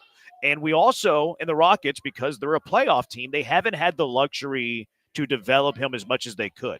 Because if they were bad, like if they were, well out of the playoffs, they're getting Reed Sheppard minutes to develop him. No doubt. But because they're a playoff team, they can't sell it to that locker room by playing Reed Sheppard over Aaron Holiday. They tried. Remember at the start of the year, they tried to play Reed Sheppard over both Cam Whitmore and Aaron Holiday. And it's like, okay, he's not ready for this yet. No knock on him, but he's not ready for this yet. We're in the playoff hunt. We have to play the better player today. So that's why Aaron Holiday and Cam Whitmore both jumped him in the rotation. Yeah, and that's like if you get drafted, it's a death sentence sometimes and a curse more than it is a good thing when you get drafted by a good team, because I think Peyton Pritchard probably would have blossomed a lot quicker if he was on a different team that wasn't competing for a championship every year, that wasn't deep. I think if you go to Washington, you go to Charlotte, you go to some of these lesser than teams, and you're just out there every night being encouraged to get your shots up and show what you can do, that you can get real comfortable with how the league works and the physicality and the speed of the game, and you can excel quicker than guys that are playing on deeper, better teams. Reed was drafted because he can shoot. What easier to develop, a shot or defense? I don't think the defense is easier. Like I think that you lack athleticism and speed, and that's very difficult. Although I do think shooting's also tough to learn, but I would say shooting's easier than defense. I would learn, to develop. Yeah, I just think there's a lot of guys that have so many bad habits that end up with like bad form that it's almost like it's so much more difficult to kind of reconstruct a shot to at least have a guy that has the good fundamental shooting. Whereas defensively, if you can teach a guy to slide his feet and understand like concepts from a team perspective, you can look. Alpi has become at least a serviceable defender because he finally understood how to switch, how to rotate, how and kind of how to overcompensate for the fact that you don't have foot speed. So I would lean that it's easier to learn how to defend than it is to develop a shot. Yeah. Branham, are you stupid? Steve Kerr? Come on, bro. You're talking out of your behind. You wish he could turn into Steve Kerr. I mean, if Reed Sheppard, number 3 pick, turns into Steve Kerr for his entire career, I don't think that's a win. Like, let's eliminate like the clutch moments and just take like who he was as a player. Like Steve Kerr averaged 6 points a game. Like he was never a starter. Like I know he started a few games here and there, but he was a bench guy that was a spot shooter that didn't play much defense. Like if Reed Sheppard, Steve Kerr, I think that's a bad career. I'm not going to, it's borderline bust. I mean, Kerr had a long career, but he never did a whole lot. He never averaged double digits as a scorer. Well, but if Reed Sheppard, Steve Kerr, he's a bust. Well, it depends, right? Because I think that if you draft him just to flat out be nothing other than a shooter, right? And you get picked up in the right situation. Kyle Korver did the same thing. Kyle Korver couldn't do a whole hell of a lot else other than just shoot the basketball. But those are guys but that he was a routine starter. Like he was a starter on a bunch of really good teams. Steve Kerr came off the bench his entire career. Kyle Korver was more of a six-man than he was a starter. But Kyle Korver, I mean, Kyle you can Korver still started 423 games in the NBA. Steve Kerr started 30.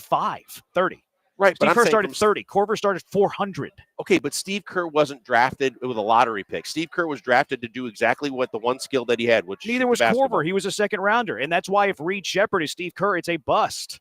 We can continue on the other side. Brian's yelling at us. 713-780-ESPN HRP listener line, 713-780-3776. Killer Bees, ESPN 97.5, ESPN 92.5.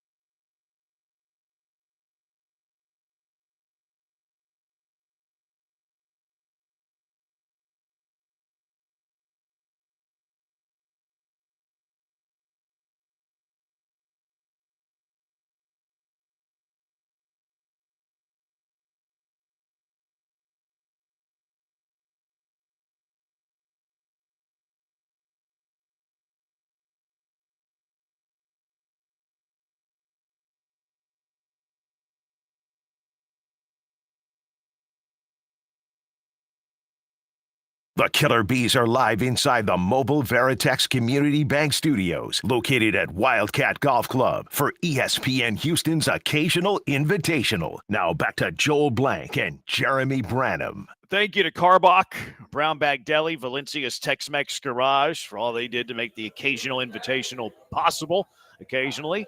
Also, thank you to Aqueduct Plumbing Company, Beatbox, Burritos, Amex Pharmacy, and Dream Rate Mortgage. Could not have been possible without their generous support. 713-780-ESPN, HR&P listener line, 713-780-3776. Texter, Steve Kerr wasn't a starter on two of the Dynasty franchise teams in history. Korver started on non-playoff teams. You sound ridiculous. what are we doing here? Like, we're comparing Reed Sheppard to Steve Kerr? Like, if Reed Sheppard becomes the sharpshooter off the bench to Michael Jordan's dynastic run, cool, I guess. But that's very hard to put that player into that position. If Reed Sheppard had the statistical career of Steve Kerr, we would not be happy at the end of the day. If we eliminated the clutch moments, the team success that he had, because it wasn't Steve Kerr that was carrying the Bulls. It wasn't Steve Kerr when he was playing 8 minutes a game carrying the Spurs. It was Jordan and Duncan and Robinson, and I could go on and on. Certainly wasn't Steve Kerr. If Reed Sheppard's career is the same statistically as Steve Kerr, we would not be happy. No, I think the best way to kind of surmise this is what are we trying to say would be a bust, right? What, as opposed to, because he's the number three Steve Kerr. Pick. And I think that in your opinion, it's Steve Kerr. I think that, again, it used to be that if you were taking a top 5 pick, that you were almost guaranteed, unless you were Darko Milicic, that you were going to be a guy that probably was going to have a long NBA career with, like you said, a lot of starts and the ability to be a key member of a team. But nowadays, there aren't the same kind of guarantees, and it's not just the number 3 pick. It's even higher than that. And we just said the guys that were drafted this year, we don't know if Risha Shea and the guys that were drafted ahead of him are going to ever turn out to be any good either, because the entire draft process has shifted based on guys and what they could become as opposed to guys and what they already had become and should become. And I think that the texter's point is right, that if you get on the right squad and all you do is shoot and you're a sharpshooter, you can carve out a long career and you don't have to play a lot of minutes and you can be part of a winning team. But as a player, if you're expecting that player to be more than just a shooter, and again, I also am going to be the first guy to say, I got to see more of Reed Sheppard shooting the ball before I put him in the same category as even Steve Kerr or Steph Curry, which a lot of people like to do, or anywhere in between. Like, he shot the ball well in college. He was the best college shooter a year ago, but he hasn't shot that way in the NBA. And we've questioned like his decisions when he shoots the ball. And he did it again last night on the break where he just yanked it. And I think that those things are still things that have to develop. And so I think the jury is still out before I even say, he's a bust or not. But do I think that right now? It's not the conversation anymore. The conversation is, if he had Steve Kerr's career, would that be a bust? Steve Kerr's career high in points was 8.5. He played 25 minutes a game that year. Now, he was a great shooter over the course of his career because he didn't play a whole lot. He was very selective with those shots. If Reed Sheppard's best year is 8.5 points a game, if his career average is 6 points a game, is that a bust or is that not a bust? It would be a disappointment. Yeah, I think everybody would say that. Yeah, like, I think I would determine a bust, and again, it's just the semantics of the term. A bust to me is a guy that's in the league for a year or two and just completely you realize he isn't worthy of playing in this league, and he probably never should have been drafted where he was. Yeah, I think that's fair to say. Like, if he played 15 years, it's hard to call a guy a bust. Right. But if he's averaging 6 points a game for his entire career with his best year being 8.5, we would not be happy with that. And he's not finishing his career in Houston either. Like, if that's the numbers he's putting up, he wouldn't be a Rocket for more than 4 years. No, that's a guy that ends up becoming Steve Kerr-esque. Yeah, he's a journeyman. And being picked up by, a really good team or two that just needs you to do one thing. Just whether it's, we see guys all the time that come off the bench to just defend or to just come off the bench and shoot. Like, there's guys that have a very specific role that are normally sought after by good teams on cheap salaries to kind of fill out a roster and also potentially be a rotational player. But you're not going to be a starter. You're not going to get average 10-plus points a game. You're not going to do a lot of things. And I do think from your standpoint, it's definitely going to be a disappointment if coming in as the number 3 pick that he ends up, with the stats of a Steve Kerr. But if it means that also his stats include multiple championship rings, now is that a bust? That's why I just don't think it's a that's bust. why I think you have to get rid of the career accolade, because a lot of that is good fortune. Like, if Steve Kerr played anywhere else than Chicago and San Antonio, he wouldn't have had those moments either. Like, do we think Steve Kerr was the reason they won a bunch of titles? No, he had one big shot. You know what I mean? Steve was a point guard. Assist was his game. Okay, Steve Kerr's career high in assist was 2.5. So, yeah, that was really, really good part of his game there. Reed is also a point guard. Like, he's also a point guard. It's the same type of player. Shoot first, point guard that really doesn't do a whole lot of passing, doesn't play a whole lot of defense. 713-780-3776. People overrate Kerr as a player because he played alongside Jordan. Before coaching, we would have no idea who he was if it wasn't for being on the Bulls. The Spurs, too. He was part of those Spurs teams. Jasper, he went from being compared to Michael Jordan to being compared to Steve Kerr. That is quite the range. At this point, let's just compare Shepard to literally every single player on the 90s Bulls. Who was the guy that won the three-point contest for the Bulls but, like, never played in games? Was it Hodgins?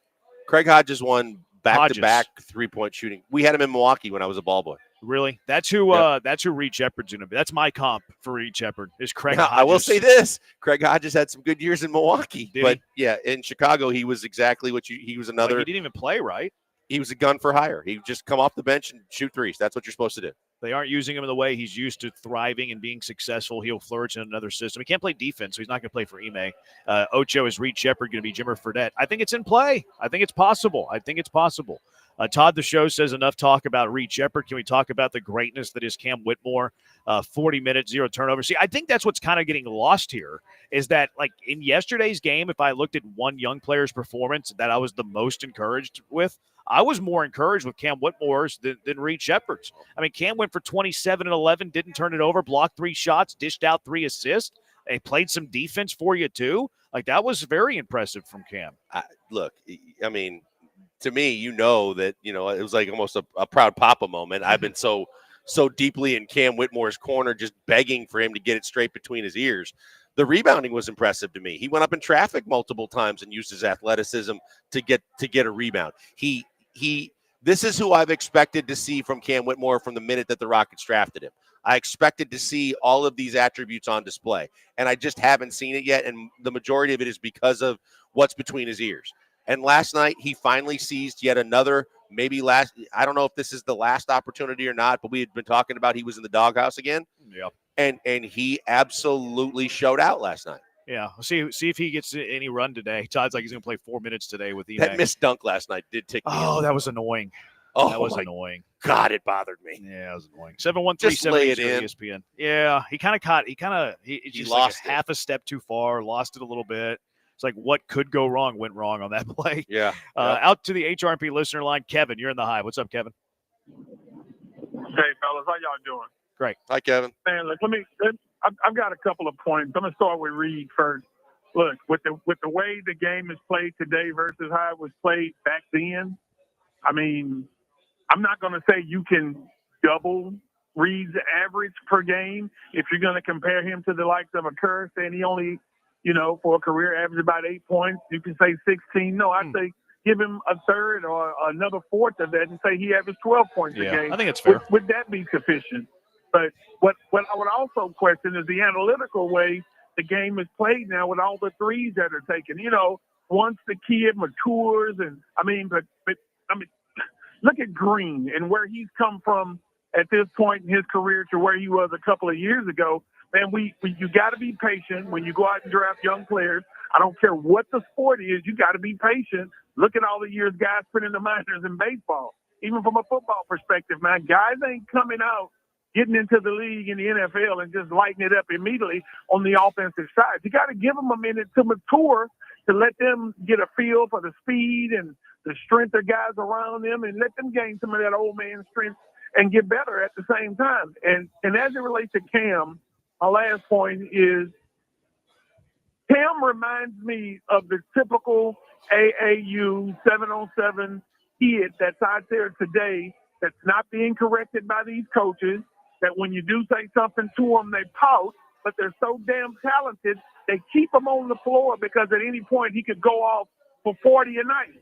Not saying he will in the league for 40 a night, but on the AAU circuit or even playing 7-on-7 football, man, I've watched these kids as an official cuss out adults or say something out of line to some of these coaches, man, and they never even respond back. And that's the biggest problem with some of these prima donna already kids coming into the professional ranks. When you get a coach like Ime who puts his foot down, they have trouble adjusting the discipline. And that's all I got, fellas. No, appreciate the call. Look, I think, Jeremy, I've preached a lot of this, that I think that Cam Whitmore is the victim of the AAU circuit. And, at a certain point, to add to that, but what I've said previously is when you treat a guy like he is the man from the time he's in 8th grade and you constantly give him the ball and get out of the way. And now high schools are fighting for trying to recruit kids just like colleges are. And they say, come to my high school and we'll give you the ball and get out of the way. And then he plays 1 year either in the G League or in college and they give him the ball and get out of the way. He's always the best player on his squad, so you respect it. He gets to a point like in the NBA when he's no longer the best player on the floor and he still wants to get the ball and get out of the way and everybody get out of the way. And he's hell-bent and very headstrong to the point where he's never had to do anything but that. So he's reluctant to do what you're expecting Cam Whitmore to do, which is kind of take a step back, try to blend in and realize maybe there's a time down the road where you can have a bigger role. But if you want to play, you got to do the things that the coach is asking you to do, even if it's not what you're used to. Yeah, Ime's trying to teach him how to play winning ball, and I think that's why he gets benched at times. I think it's why it leads to fan frustration because he shows what he's capable of doing. You'd like that guy to play 30 minutes a night, but Ime also I think is playing the long game with Cam Whitmore, and I think that it's going to be in his best interest. Now, like the rookies coming into the league, because I agree with most of what Kevin said. And I think it's a fair point about how scoring's up now versus whenever Kerr was back in whenever he was in his playing days. But let's not forget that Jalen Green averaged 17 points as a rookie. Like, he was scoring a bunch. Now, he wasn't a good shooter, wasn't a great, winning basketball player, but he was doing numbers. And I think that the rookie thing kind of differentiates based on sport. I think it's harder for rookies these days in the NBA because they're coming to the league earlier than, back in the 90s when they were staying in college or the 80s when they were staying in college. But you see some rookies that have some pretty good immediate success. Now, I think it's more prevalent in football than it is in basketball. Look at the last few rookie of the years. Jaden Daniels had pretty good success. CJ Stroud, pretty good success. Garrett Wilson, Jamar Chase is a rookie. You kidding me? I think it's kind of specific to the sport. I think football players have more success now as rookies. Basketball players, I think it's the other way around. All right, 713-780-ESPN HRP listener line. Let's get to cash 'em or trash 'em. What are you cashing? What are you trashing? 713-780-3776. Killer Bees, ESPN 97.5, ESPN 92.5.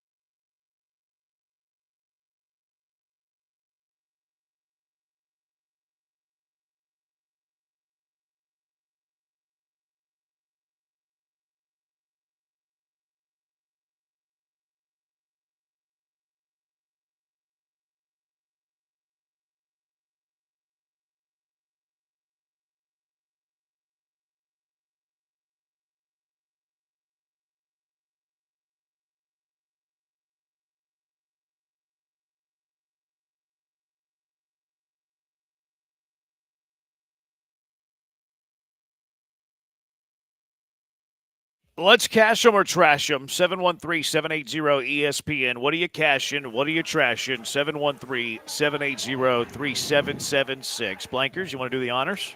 Sure. Did I do Cam Smith last week? I don't remember if I did it or not. I don't know, man. I don't That's recall. on you. I'm gonna say that Cam Smith is with the Astros by June 1st. Okay. Oh, yeah, I think we did. I think you did do that. Did we? Okay. Yeah, but no one Because remembers. I had a list of mine and I didn't remember if we got to that one. I'll trash it. I think that I think we overrate spring training numbers a lot. I remember not that long ago where Justin Dearden was the next Kyle Tucker. Had a great spring training, didn't make the team. Everybody was mad. Oh no, how did you pick Corey Julks, go Cougs, over Justin Dearden? I can't believe you would make such a stupid decision because Dearden put up huge spring training numbers, and then Dearden was released from baseball like 6 months ago. Like, I think we overrate spring training numbers. I'm not saying that Cam Smith's not a great prospect. I love USS Cam. But I don't like he doesn't have many at bats above single A. Like, he needs some seasoning. Yes, Dana Brown will fast track players. I also think the other players are going to have to struggle. I think a lot has to happen. I think the Astros might do the service time manipulation. I'm going to trash it. Yeah, I want you to be right, Joel. I think this team needs a player like Cam Smith. I'm not in love with the players that will currently be above him on the roster. But I think the kind of tell with the Astros is his minor league appearances, and correct me if I'm wrong, but from what I've seen in the box scores, he's mostly been at third base. So if they were going to make room for him on the opening day roster, or at least fast track him to be up here early in the season, I think he'd be getting more outfield reps because that would be his quicker path to the major league. So I'll go ahead and trash it. Yeah, or Isak would be getting reps at second. Right, one of the two. One of the two. Yeah, and I think that, like we've seen in the past, I think there's a good chance that when he goes to Sugar Land to start the year, that they're going to play him at multiple positions, and probably one of them is going to be right field. I don't know if he starts in Sugar Land. I think there's a very good chance he starts in Corpus Christi. Ooh, okay. Yeah, I think there's a very good chance he starts in Corpus Christi. I think there's a very good chance he doesn't get moved around. I think that they might just say, hey, go play third base, play there for a couple of months, and then we'll see where we're at in a couple of months. He played 5 games in Double-A last year. He's only played 32 minor league games in his career. 5 of those were at the Double-A level. The rest were below Double-A. Like, the guy needs some minor league reps. I don't disagree with you, but I also know that Dana's history is kind of like he'll fast track guys, and you know, if he likes a guy, he's gonna push him up. And look at how quickly Bryce Matthews was pushed up the ladder last year. I just think that if he's hitting in Major League camp, if he continues to do this, I think he could start in Sugar Land. I mean, Matthews played 12 games at AAA, and he's 22 years old, and he's like he was drafted in 2023.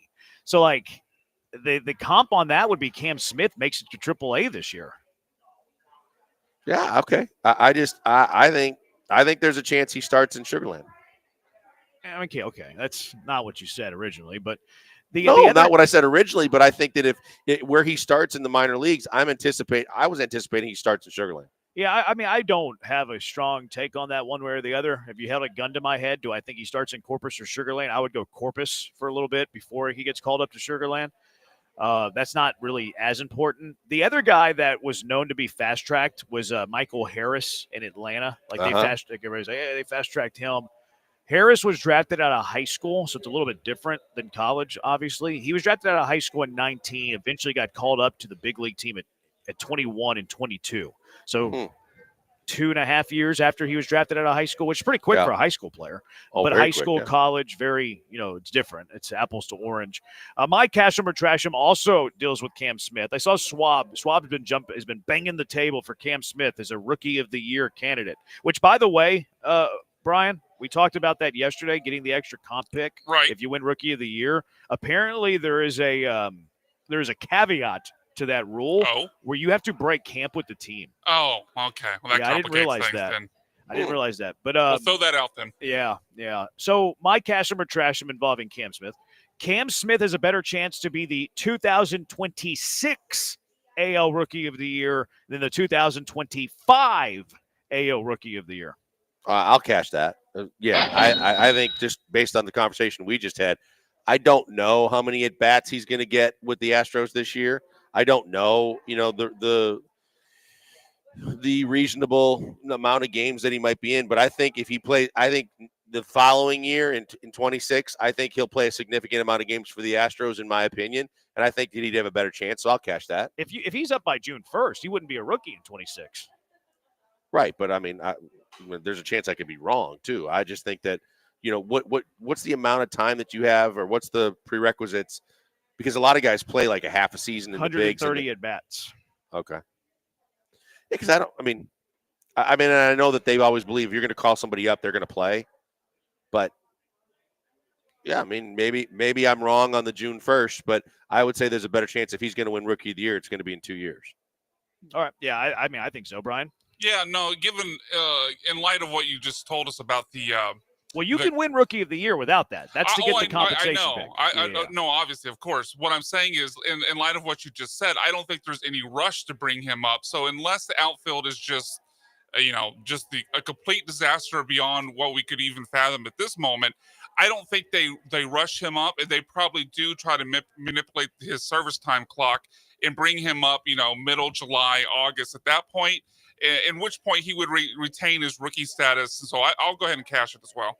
Brian, what do you got?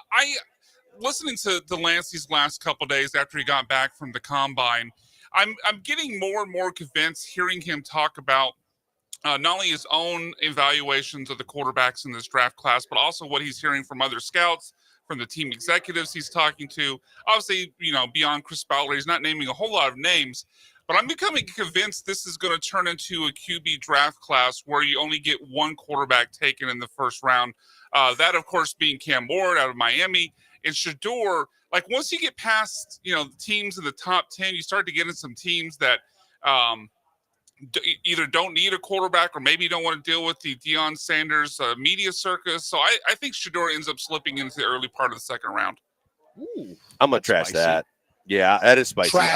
I'm trashing that because I think that teams are going to possibly – they can trade back in. They can trade up. They can get to where they need to get to if they're in need of a quarterback. And you look at teams like the Giants and teams that might or might not take a quarterback high. If they don't and they realize Shedeur's still on the board, I think Raiders, Giants are all, if they don't take him right away, I think that they would trade back up to get him in the first round. Yeah, I don't think he slips out of the first. I'm not a massive Shedeur guy, but slipping out of the first round entirely, I don't think so. Will Levis did. Let's look. That happened to Will. I don't think Shedeur would do that. So I'm going to trash this one. I think he still goes first. Now, I think he could slide into the teens, maybe the last half of the first round. Yeah. But I'm not going to go as far as saying the second. Texture, cash or trash, mainly for BMAC, because I know the others don't watch as much. But Cena, the greatest heel turn in sports entertainment history. So that still belongs to Hulk Hogan at the 1996 Bash at the Beach. But Cena's modern era, last 10 years, I would say greatest heel turn during that time period. Yeah, I would try. It's got to be Hogan. Yeah, Hogan's number one. Yeah, I agree with you guys 100%. Going Hollywood. Ocho, cash or trash, the need for baseball prospects like Cam Smith to play in the minors. What's the harm in playing him in the majors? Even if he fails, he's not going to spontaneously combust or go into a state of depression. So cash or trash, the need for prospects that highly regarded to play in the minors. I think there's always a need to get them some kind of experience, because what Ocho fails to mention is you fast track a guy and it's too much for him too soon. And then in some guys, it ruins them mentally and they never become the player they were supposed to be in the first place. So I think that there is something to getting them some minor league experience and not just, completely taking him, drafting him, and then rushing him to the big leagues as quick as you can. Yeah. Yeah, I mean, I trash this mostly. Trash. You never see it in the minors. It's very, very rare. I think the Angels did it with a guy. Did they do it with Zach Neto? I think they did it with Neto. I think Neto got, I don't think he spent much time in the minors. I think he spent very little. I think he was in the big leagues the same year he was drafted out of college. I'll have to double check. So was Skeens, right? Skeens was very quick. I thought he was the next year, though. Yeah, I think Skeens was the next year because they wanted to make sure his arm was okay, and he pitched a lot of innings at LSU. Oh, okay. Yeah, I think Neto was the same year. I'm wondering if he even played in the minors at all. But the old story, there was two notable guys who were drafted and never played in the minors. One of them was Dave Winfield. That one turned out pretty good. Winfield was just fine. The other one was David Clyde. who was drafted by Oh, the the Rangers, Rangers? and they immediately Yes. called him up as like a kind of a marketing thing, and that was a disaster. That did not work at all. That was the one where he was a Sports Illustrated cover, and he was the sure thing of all sure things, and then never did it. I'd be interested. I mean, I guess I could look it up, but I wouldn't have thought Larry Dirk would have spent much time in the minor leagues either, because I believe he made his debut at 18. Did he not? Sounds Yeah, right. I think that Could might have been be right. drafted at Yep. 16 though. Yeah, he could have been drafted. Yeah, depending on if he was young for the age or whatever. Yeah, so he probably spent a little bit of time in the minors, but he was very quick to get up to the majors. That was like way back then too. Yeah, So that'd it's be like, in the 60s, I guess. Yeah, Dirker made his big league debut at 17, Oh, apparently. it was 7. Okay, see, I thought it was 8. 1964. He appeared in 3 games at the age of 17. Unbelievable. He pitched in 9 games in rookie ball. And that was it before the majors? 64. No, he was in 64. So he pitched in the minors, but the same year he was signed professionally, he pitched in the bigs. That was That's 1964, unreal. though. Like, Crazy. Yeah, it's a different world. Different world. far different world. No, I think you need seasoning. I think a player needs seasoning because they can figure out your mistakes and like where you're awful, and then you never get better, you never improve. I think it's a terrible idea. Other sports, they don't seem to have that issue. No, Let's see. I mean, we just kind of went. No, very Neto. deep That was on- wrong about Neto. Neto played a year and a half before he got called up. I think the Angels did it with somebody though. I thought I it was think Neto. that does sound vaguely familiar. That there were, I think there were more pitchers than position players that got fast tracked. Yeah, it makes sense more for a position player. Cash or trash, Torchies is completely overrated. I don't believe that I've had Torchies before, so I can't comment. I like Torchies. I think Torchies is good. Yeah, I guess it depends on what you would rate it, but I think it's good. So I don't think it's great, but it's good. Texter says that Nolan Swindle of the Angels is who I'm thinking of. Okay, there you go. Or Schonel. He said Nolan Schonel. That's who it was. I thought it was Neto for some reason. Cash or trash, Israel is a high school dropout. That's not very nice. Yeah, that's not nice at all. I'm trashing that. He's not a high school dropout. David Clyde was a disaster and had major arm problems. I played high school baseball with his nephew. His nephew was pretty good. Ended up playing at Texas. What was his name? Garrett? I think his name was Garrett. Garrett Clyde? His name was Garrett Clyde. Cash or trash at the Astros make it back to the ALCS after falling last year. I will cash it. They'll get there. I'm gonna cash it too. Bregman started out 2 for 38 in his first 40 at bat. Start Cam now. Go Cougs. I'll cash the Go Cougs. Trash the start Cam now. I wanted to see him in the minors for a little bit. It's fine. I want to see him till June 1st.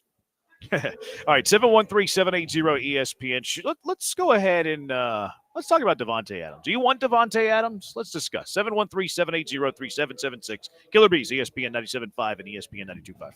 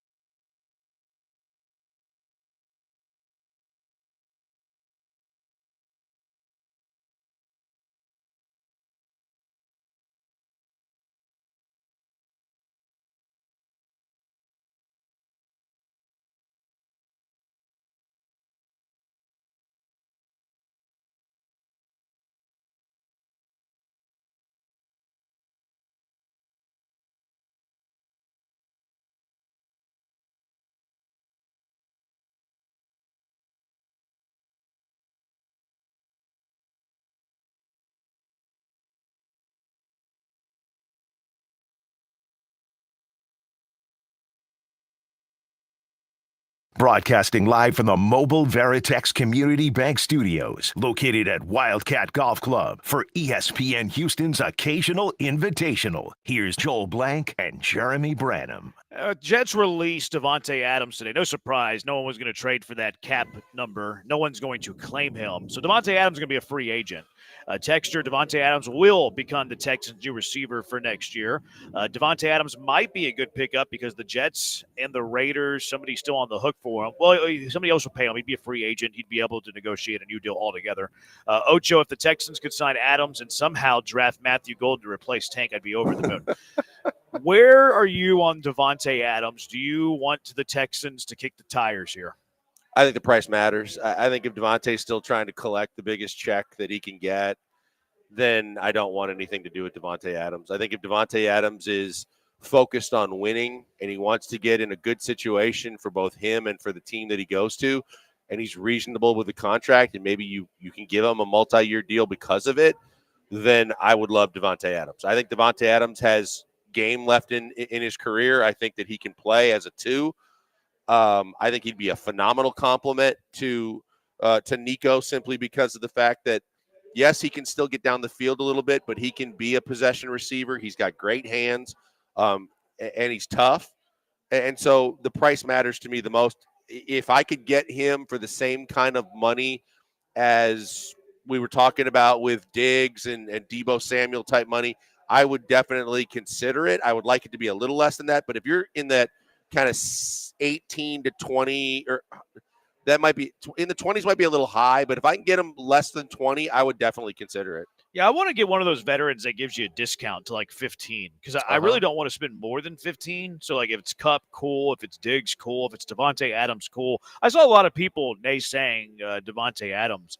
Davante Adams still did numbers last year on 2 bad teams. He had 85 catches, over 1,000 yards last year. He's 2 years removed from over 100 catches and 1,100 yards in 22, which is dating good back sometime. He led the league in touchdowns. Like, he's a red zone machine. Where do the Texans have trouble this year? In the red zone.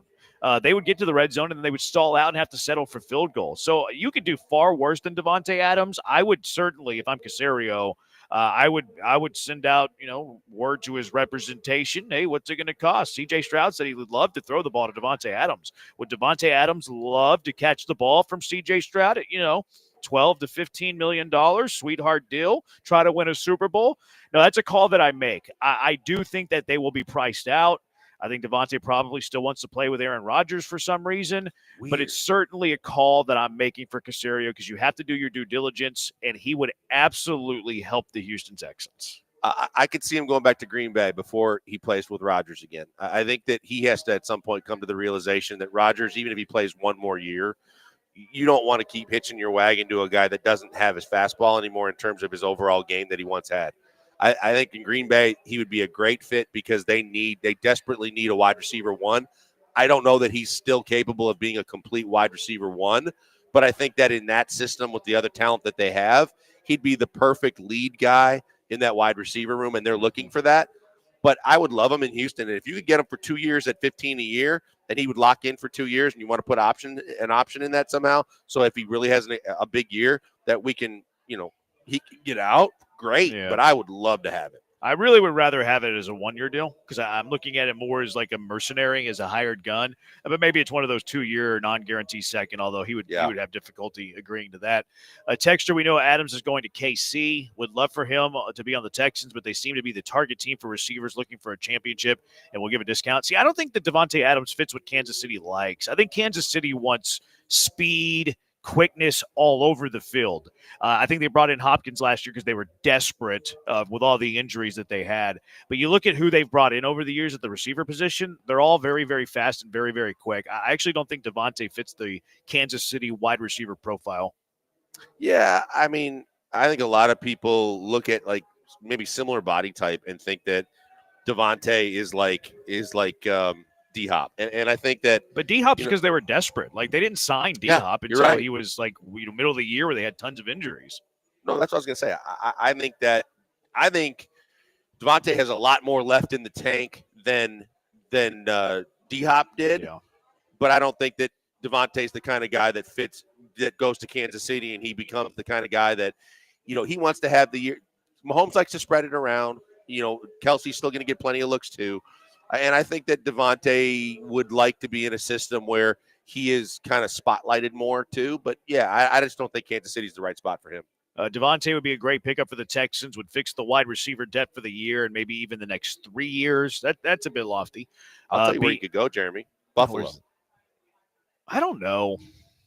Plays in cold weather. Again, price matters, but he's played in the cold. He'd get a really good quarterback to throw to him. He'd get a team that's capable of going to a Super Bowl. I think that, and they need a receiver because Cooper's going to probably end up going somewhere else. I think he could fit in Buffalo. I think he'd fit. It's just, it feels to me like Buffalo isn't committed to spending big money on wide receiver. Like, the Diggs thing was I probably like a separate case because they were just all fed up with each other. But then like they trade for Amari, they re-signed Shakir, they drafted Coleman. Like they've been in, like there's been connections with Hollywood Brown. I don't think that Buffalo is going to go big name hunting at wide receiver. I think they're going to look for a guy who's a burner who can take the top off the defense. And their contract situation ain't great too. So like throw that wrench into there. B. Hannon said he's going to go play for the Chargers. I did see where he would like to be on the West Coast, if we believe that rumor. B. Hannon says, what about Keenan Allen with Houston? I read, and look, this are just reports and rumors, so that, there a lot of times that aren't true. Keenan Allen only wants to play for either the Chargers or the Bears. Huh. Yeah, so that would be. Would the Chargers be willing to take him back? I mean, why not? I don't know if it got messy or not when he left. I don't know. I don't think so. Plus, you got a new regime there. You got a new GM. You got a new head coach. So I think, aside from the owner, I think he could go back. I think he's going to be. I think he's going to be a Bear. I think the Bears are just going to keep him. Why not? Like it's a nice third receiver. You have an offensive head coach now. You have a second-year quarterback who wasn't very good as a rookie. I think Allen's going to be in Chicago, but time will tell. Colt fan says we will take Devontae on a 1-year deal. The problem is, Colt fan, is that you don't have a quarterback that can deliver a catchable ball to a wide receiver. You see the Colts are interested in to fight with Anthony Richardson? Daniel Jones, another guy who can run real well and can't throw the ball. Did they really? That's what Rich Eisen's hearing. Yeah, I didn't see that. I thought Minnesota, he was going to be their backup plan if J.J. McCarthy wasn't ready. I thought that they were going to keep him in tow. They're kind of waiting in the wings, and then he would be the guy to bridge the gap to J.J. McCarthy. Yeah, it'll be interesting to see what they do. Offseason is going to be fun. 713-780-ESPN. Let's overreact to the 2 balls that Jose Altuve played in the outfield the other day. 713-780-3776. It's the Bees, ESPN 97.5, ESPN 92.5.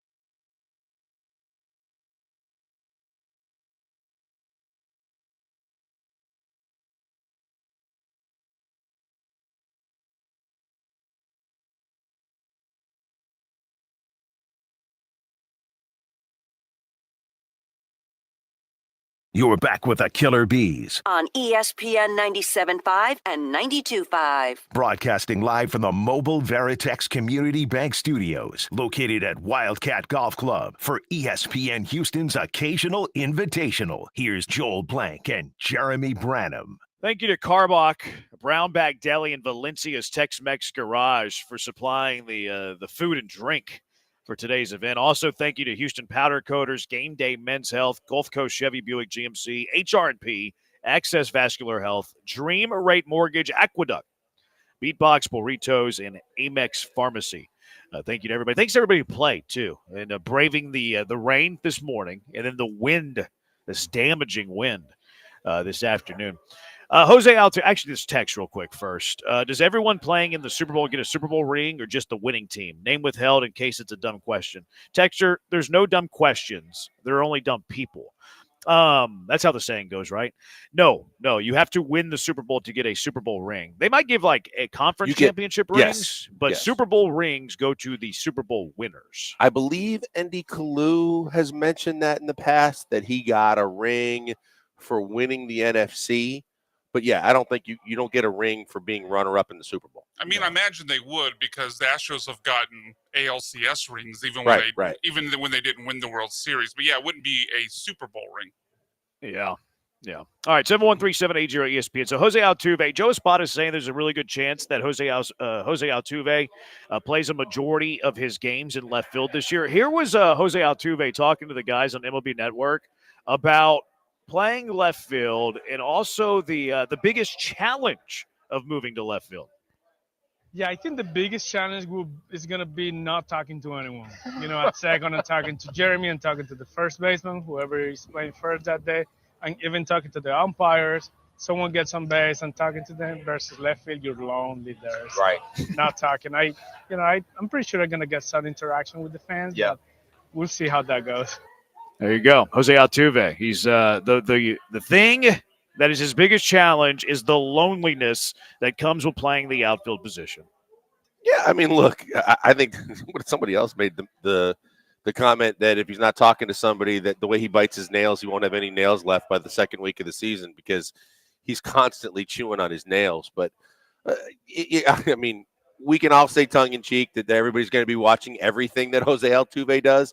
But, yeah, the least of my worries is if he doesn't have enough people to talk to, because we all know that the fans are going to have plenty to say to him no matter where he is on the road. I've seen the radical take that they don't want Jose Altuve playing left field because they don't want the visiting fans to say words that might hurt his feelings. I've seen it. I've Really? argued with people about it on the Twitter. That's Yes. ridiculous. I agree. I agree. God. I don't think at a certain bothers point, pro players really. No, they're major league professional players. They're used to it. There were two plays of Jose Altuve of interest.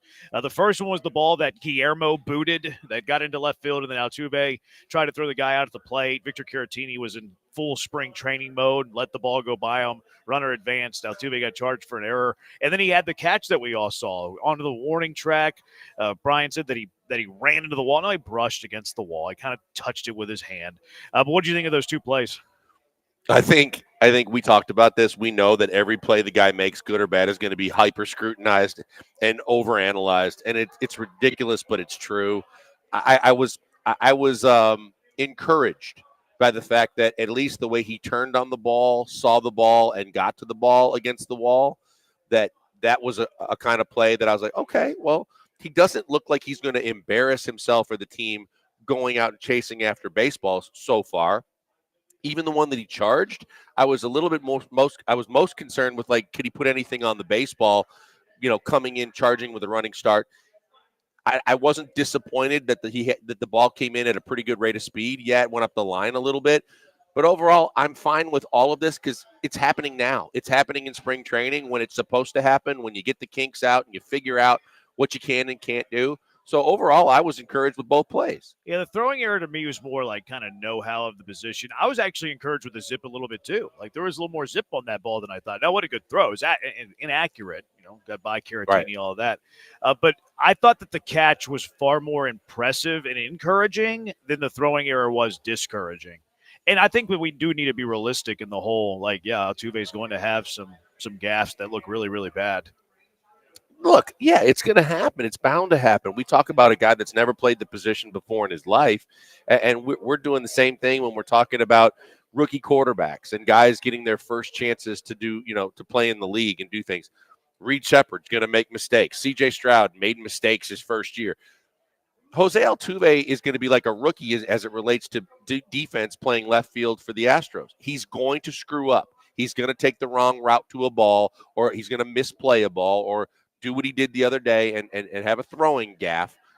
But overall, it's a work in progress, and I think that he'll make progress throughout the year, and you keep the bat in the lineup, so I'm fine with it. See, I could actually see Altuve making a lot of those plays where he throws to the wrong bat. Because what do we know about Jose Altuve? What is his biggest weakness other than defense at second base? It's being very, very aggressive on the bases, right? Unnecessarily going first to third when he has no chance, getting picked off on the bases, being very aggressive on the bases. I have a feeling. And look, I'm pro Altuve to left, but I have a feeling that his aggression that we see on the bases is going to carry over with his throwing decisions. I feel like that's where we're going to notice his defensive liabilities more than anything else is his decision-making on throwing the ball, where he's throwing the ball, and then his decision to throw the ball to a specific base because he oversells his chances of getting a very specific runner. I think that's going to be more noticeable than his range or anything like that.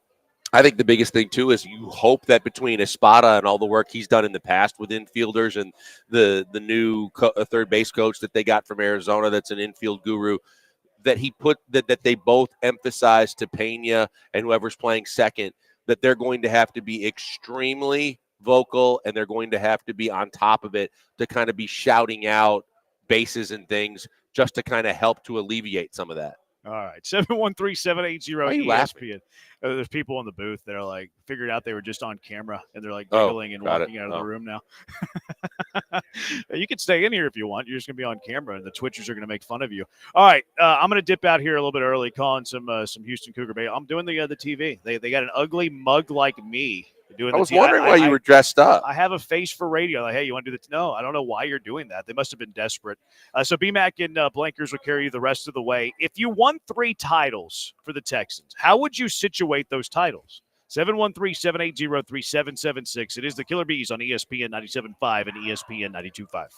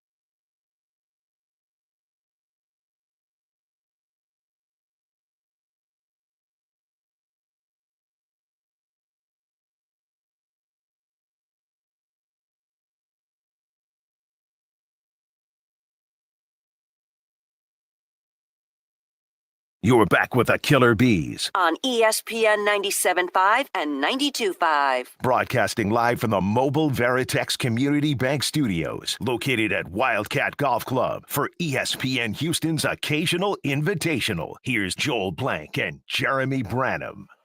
Jeremy Branham skipping out a little early for some U of H commitments. So Brian McDonald and myself are going to take you all the way to the top of the hour at 6 p.m. tonight. And continuing what has been already a spirited and good show, BMAC, Jeremy teased it before he exited for the evening. But if it, I believe it's Caxium on Reddit had a fun question. If you're a Texans fan and you're told you can get 3 titles in the next 30 years, how are you spacing them out? Where would you like? How would you like to see them? If there is an ideal scenario, because for me, it's like, yeah, sustained winning is great. And I've been spoiled growing up and being a Packer fan and going from Rodgers, Favre to Rodgers, and even the guy that will remain nameless, but that's quarterbacking there now, has had winning seasons. Won't even say his name? Nah, he's got to prove more to me. I thought you loved him. No, there was never, that word has never been mentioned. I think it's been quite the opposite, and the podcast can back that up. But in looking at it and looking at I think ideally you could say one of two things. I would space them out, maybe one per decade, so that you never go an extended period of time without winning a Super Bowl. And if you want to get greedy, maybe the only other answer would be maybe you win 3 in a row, and then you kind of cement yourself as not only a franchise that won, but you kind of wrote history. Yeah, I think the gut reaction for a lot of people, at least my guess on what the gut reaction would be for a lot of people, would be what you said first, to spread them out, like maybe one in year 1, one in year 15, and then one, in year 29 or 30. So you kind of equally spread out your happiness, watching those seasons. But I think I'd rather have the memories of rooting for a team that was like a dominant dynasty. Like I'd want what the Chiefs did, which was, correct me if I'm wrong, 3 in 5 years? I believe 3 in 5 years is, or, make like the Cowboys did 3 and 4 years in the 90s. But I would be more on the side of that. I wouldn't want them, year 1, year 2, year 3. I mean, that would be a little unfortunate, but I think I'd want my titles wherever they came amongst that 30 years. I'd want them in pretty quick succession to enjoy the dominance of a dynasty that will go down as like the team of the decade, more so than I want it spread out, equally over 30 years. I mean, you don't want to be the Cowboys. You don't want to, blow it all in a short period of time and then fall off the planet for like decades, like Cowboy fans have done. That's a good point. That's kind of what they've done. Like if you apply that's what I'm saying. If you apply this exercise to the Cowboys, because it's been, a little over 30 years since their first title, but it's kind of what they did. I still would prefer that than the idea of spreading them out equally, like year 1, year 15, year 30. I just want the dominance, because you're right. The Cowboys have gone through 25 plus years of mediocrity to below average play, or at least in the postseason. Right. But there's still, we still talk about like when we talk about all-time great dynasties in the sport, Cowboys in the 90s still come up. So I think I'd want to be able to hang my hat on that more so than you want a title once every like 12 years. Yeah, I think that's where the conversation gets extremely interesting is the fact that, when you look at it, it's one thing to say, hey, we won. We either had sustained winning or we had the advantage of doing something that no one's ever done before. And you also look at it from the standpoint, if you space them out, well, is that a good thing or a bad thing that if you won them in 3 different decades, did you have 2 or 3 different quarterbacks? Because that might tell you that at least you might have winning regular seasons and have some playoff success, whether you win the Super Bowl or not. If you can say that, hey, if I won 1 in each of the next 3 decades to encompass the 30 years, does that mean that I had CJ for 1 and then a couple of years, and then I got another really good quarterback that took me the next amount of time for the rest of the 30 years and maybe another one after that, so that I could at least sustain the regular season wins, again, like the Cowboys, where you're winning 12 games a year, because we all know from week to week it's far better and more fun if your team is winning at a high level, whether you win the Super Bowl or not, than if you embrace the suck year after year. So that's the other intriguing thing to me is like you look at this and say, well, do I get like 2 or 3 franchise quarterbacks out of this deal? Do I have teams that at least have sustained winning, whether they win the Super Bowl or not, because that means something to me. Yeah, actually, as you were laying that out, I think you've changed my mind because as you're laying out the scenario where, if you do have the spread out, let's say it's year 1, year 15, year 29, something like that, then by necessity, you're talking about probably 3 different quarterbacks, or at least 2, but probably 3 different quarterbacks. So you probably would, even in the years you're not winning titles, have at least good regular season success. You're probably getting to the playoffs most years. You're winning a playoff game in most seasons.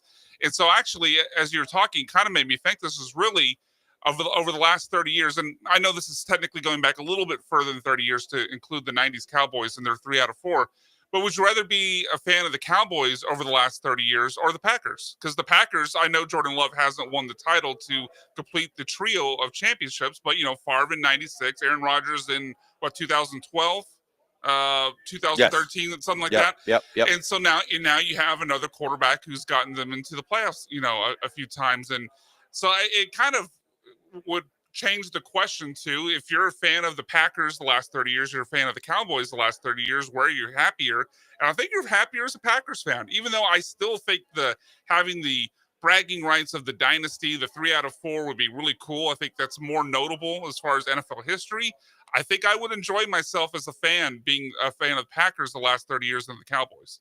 Yeah, I think, and again, I think that as much as we put all this weight on winning a Super Bowl, there is so much value to having success year after year. I mean, we've joked in the past about hanging banners for division championships.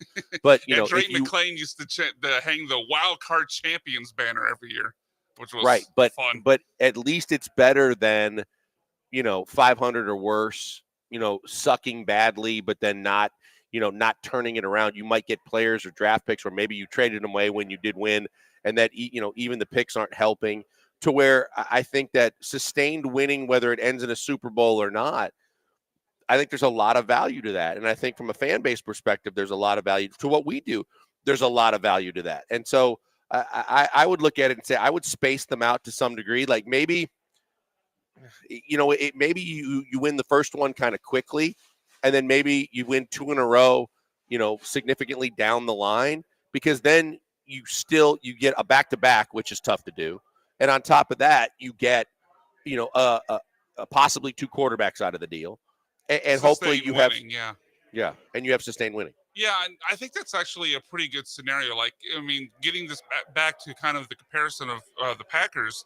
I mean, last 30 years, 96 for the Packers would have been basically right at the start of that. So let's just pretend in this hypothetical situation that or Favre wins at 96, Rodgers wins it in 2012, but in this scenario, he also goes back-to-back and wins it in 2013. I think that's probably the happiest scenario, because then you get 10-plus years of Favre or whoever the first quarterback is, including a title. You change it over to the next guy, and you get 10-plus years, including a back-to-back, which is obviously rare in NFL history. So I think that actually, talking in, I think I've changed my mind. That's probably the scenario I'll go with, getting a title right at the very beginning, like first 3 years, then about 10 years down the road, maybe up to 15 years down the road, get a back-to-back. Yeah, and I'd be fine with that, because I think that you have the best of both worlds. I mean, you get one now. CJ gets one in this scenario, and you reward D'Amico and a lot of the guys that kind of put the blood, sweat, and tears into it. But then you also know that down the road, you get 2 more, and you kind of lay your mark on history a little bit more, by regardless of who the quarterback is at that point or the head coach. That as a franchise, now in the not too distant future, enough that you win 2 more. So now you're being respected as a winning franchise. And then from there, hopefully at the end of it, whether you win it or not, hopefully you've got enough good players to where you at least sustain some winning, and the fan base is happy for a 30-year span of time, which is so difficult to do. Again, i.e. Cowboy fans. Yeah, I wonder, does your opinion of this change any if we were talking about the Astros or Rockets? Because I mean, obviously the Texans have never even been to a conference championship game, much less been to a Super Bowl or won one, whereas obviously the Rockets and the Astros both have multiple titles. So I wonder if the thirst and the overall hunger for a title with the Texans makes it any different versus being a fan of 2 teams that have had sustained periods of success for you. I think it changes. I don't think it changes for the Rockets, because of the fact that it's been so long since they won one, that if you're going to tell me that, and it's so hard, and you get teams that, end up becoming there's the haves and the have-nots, and the haves are only 3 or 4 teams, but they win a majority of the titles when they do. If you can tell me that they're going to win 3 titles in the next 30 years, I really don't care when they happen because it's been so long since it has that I feel like that would be a really good thing to have them, end up winning 3 titles in 30 years and put the Rockets back on the map as a winning franchise. Because most people, no matter what they're doing right now, most people don't think they're a winning franchise. They don't think the Rockets are a winning franchise? Across the league, no, because it's been so long since they've won, and because they've had so many down years. I would put the Rockets. This is purely guess, and maybe you actually know the number, but and there's obviously some mediocre years in there, and the Steven Silas years were terrible. Steven Silas years suck. But it's 2 seasons. Like overall, I would guess the Rockets' record over the last 30 years is top 5 in the league. Like overall record, because the other than like the Steven Silas years, and there was a couple years where they're like 41 wins with Kevin Martin, Louis Scola, and crew. I mean, they've been a above 500 or playoff team most of those 30 years. Yeah, I don't think they'd be top 5. That's just my guess because you've got teams at least top 10 that have thrown money at trying to at least be better than average, like the Lakers, like the Celtics, like and the Celtics went through the Ray Allen and Paul Pierce and Garnett, and then even when they had Paul Pierce, they were winning. And now they've got, the guys that they have now that I think that there's enough that I wouldn't say top 5. Maybe top 10 is a better. All right. Okay. Better call. So I found the answer while you're talking. You want to guess where the Rockets are? 8. Yeah, you actually nailed it. They are exactly really? 8. Yeah. The Rockets are 8, followed by the Pacers and the Suns at 9 and 10. You want to take a guess who the top couple of teams are? So this is last 30 years NBA regular season wins. Golden State. No, actually, Warriors don't even see them. Really? Yeah, they're 16th because everything's obviously compacted into the Steph Curry dynasty. But before that, I know they had a run with Baron Davis, but I guess Spurs are number 1. Yep, Spurs are number 1. Spurs, Lakers. Lakers are number 2. You're nailing it. Celtics. Celtics are 7. Okay. Bulls. No, Bulls are a ways down. They're 15th.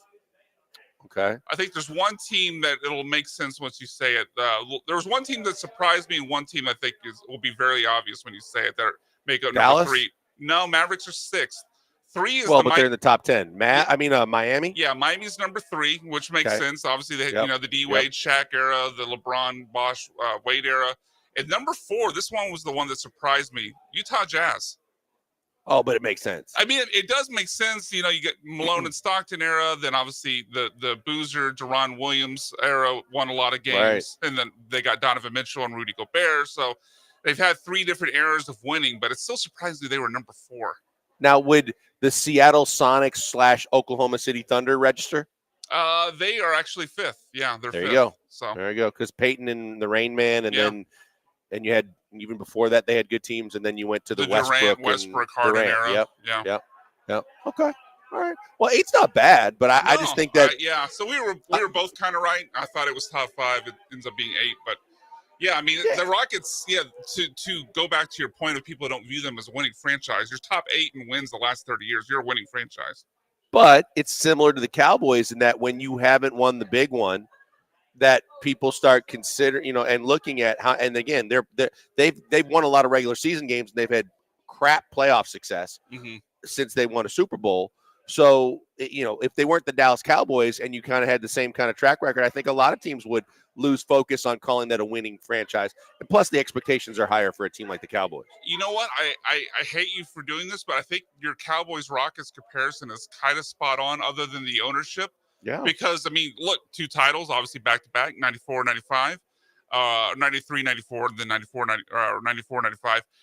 Same as the Cowboys with their 3 out of 4. And then since then, it's been, Rockets haven't been back to the finals. Cowboys haven't been back to the Super Bowl. So that there's actually a pretty apt comparison there. There you go. Unfortunately, all right, let us know what you like think. I know you don't like it, but the listeners do. Let us know what you think. Oh, Total Dallas is in the chat. He still owes me a gift card. And, of course, he wants to defend the fact that his less than and sucking Dallas Cowboys in the playoffs, I'm sure it's something that he's going to want to defend. 713-780-3776. Call us, text us, hit us up on social media. Let us know what you think. I mean, let us know where you would like these 3 championships. If we told you that in the next 30 years you're going to get 3 titles as a Houston Texans fan, how do you want them? Where do you want them? And where would you like them best? And we'll read some of those answers between now and the end of the show. Jeremy had to step out to do a little U of H baseball. Brian and I are still here, so we've got plenty more to get to. If you want to throw something our way, again, kind of hit us up on one of those channels and let us know. Brian, where do you want to go next? I mean, we've got lots of things on the list, but we could revisit the number 3 picks and our good friend Israel, or we could go in a lot of different directions. We could talk about the fact that the Astros and Dana Brown, we were talking about the fast track of Cam Smith and some of the guys in the farm system. Who do you think that they should start looking to extend next of some of the young players on this core?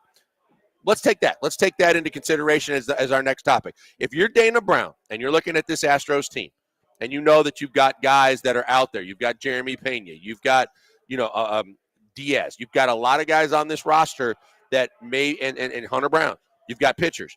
Who do you want Dana Brown to extend next? Let us know, and we'll be back with more. It's Killer Bees, ESPN 97.5, 92.5 FM.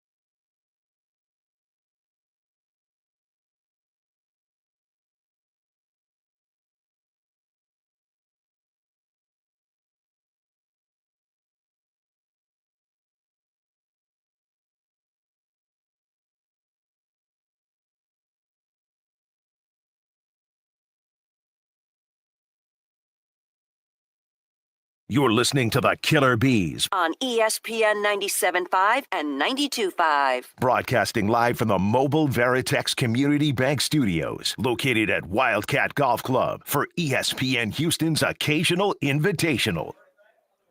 Hey, back on the Killer Bees, we had thrown out the question. I told you that you could win 3 Super Bowl titles as a fan of the Houston Texans in the next 30 years, how would you space them out? And how would you best like to see the Texans win these Super Bowls? And Brian and I were kicking it around back and forth, space them out, maybe win 1, and then later on down the road, more than past the midway point, win 2 more. We had 6171 say, as a Jets fan, give me even 1 title in the next 30 years, and I'll take it. Don't care when. Maybe I'll actually get to see one before I die. I think that's where I think it's worth mentioning that, some fan bases don't realize how good they have it. Like when you win 1, it's a major accomplishment. When you win a couple, you should feel spoiled because it can take so long. And you look at a team like the Lions that went through futility for almost their entire existence and had superstars leave early and retire quickly because they sucked for so long. And then the fact that they finally put together a team that looks like they had a chance to win it. Injuries derailed them this year. Previously, they fell a little short. Can they now sustain it, losing both coordinators? I think as a Jets fan, you do understand, like, there are teams that would just kill to get 1. Yeah, the Jets definitely are. I would definitely got to be towards the top of the list of the most tortured fan bases in sports, not just the NFL, because, I mean, their only Super Bowl, not only, I think it's their only trip as well as their only title. I mean, obviously it goes back to Super Bowl 3 with Joe Namath in what, like 68? Super Bowl 3, they won it with Namath. The Super Bowl we just had was 59. So they've gone from Super Bowl 3 to Super Bowl 59 with not even getting back to the Super Bowl, much less winning one. So as bad as, we think we have it at times as Texans fans, having never been to an AFC Championship game, at least we haven't gone 56 years without getting to a Super Bowl. So the Texans, like, I hate Mike Greenberg, but I don't hate him enough to say that, I don't want any fan base to never get a Super Bowl as long as they're cheering for their team. Like 3338 says, I want like 3 in a span of 5 to 7 years, so you get to enjoy a really good long run with the same set of players. Is that important to you? Is it important enough that you want to not only win 3 in the next 30 years, but like the Patriots, aside from Brady and a few guys, it was basically 2 different kind of regimes of Patriots football that made up the dynasty. We've seen it we've seen the Chiefs. The Chiefs have had a lot of the same personnel over their Super Bowl wins. Is it important to you that you build the legacy of the players that all were a part of that? Or is it you can space it all out and do whatever you want as long as you just get the Super Bowls? No, that's not really that important to me. Like, let's take it to the Astros. I mean, the Astros, obviously, their 2 titles, not nearly as spread out as, like a 30-year time period.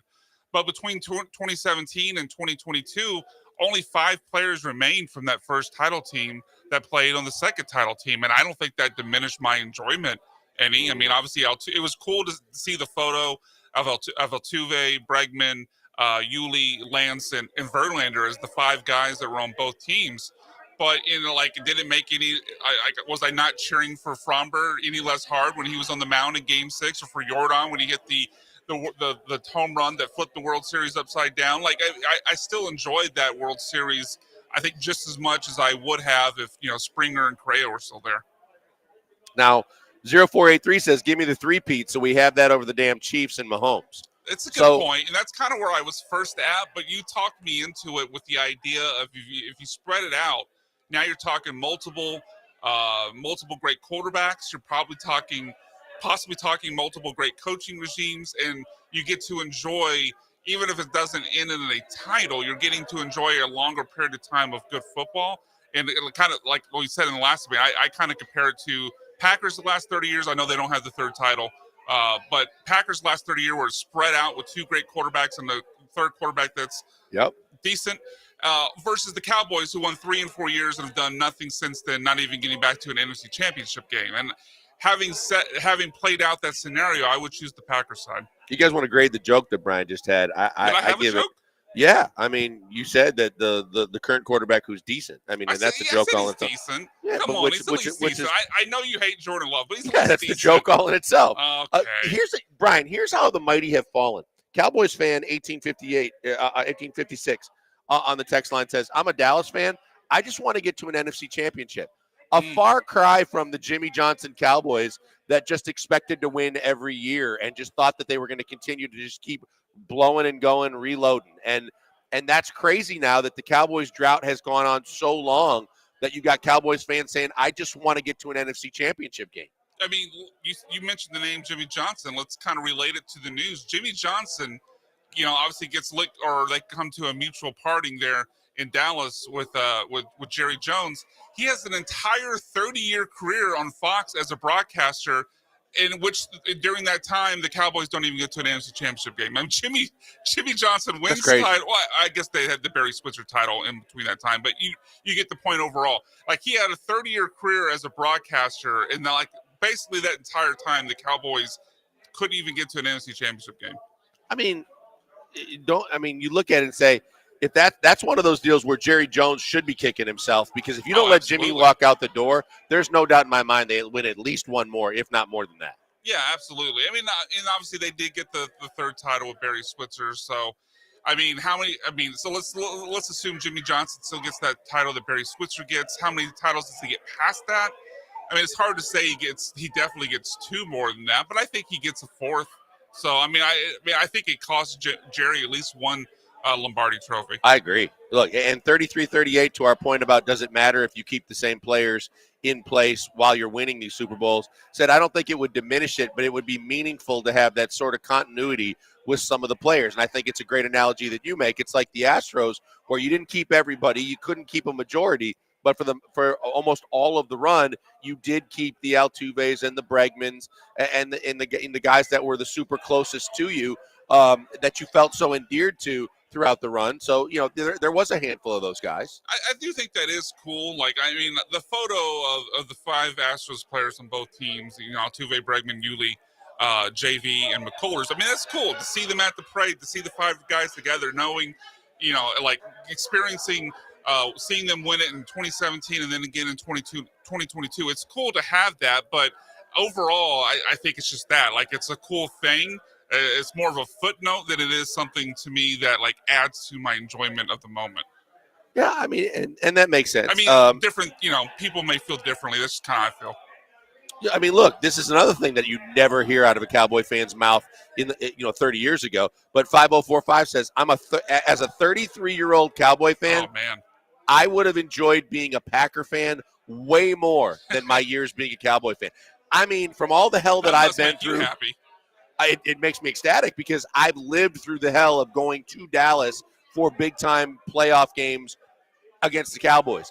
To hear Cowboys fans say something like that is amazing to me because I never thought that those were words that I'd hear coming out of Dallas. Yeah, I mean, think about it. You could have a guy born in 1995 who's turning 30 this year who's never seen a Cowboys team even make it to the NFC Championship game in his lifetime.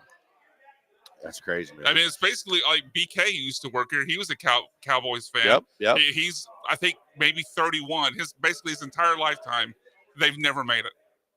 We've got Sean here at the station who's 27. Like, all our part-time guys, like AJ is a Cowboys fan. I think he's 22. Obviously, the Cowboys have never been to a Super Bowl in his lifetime.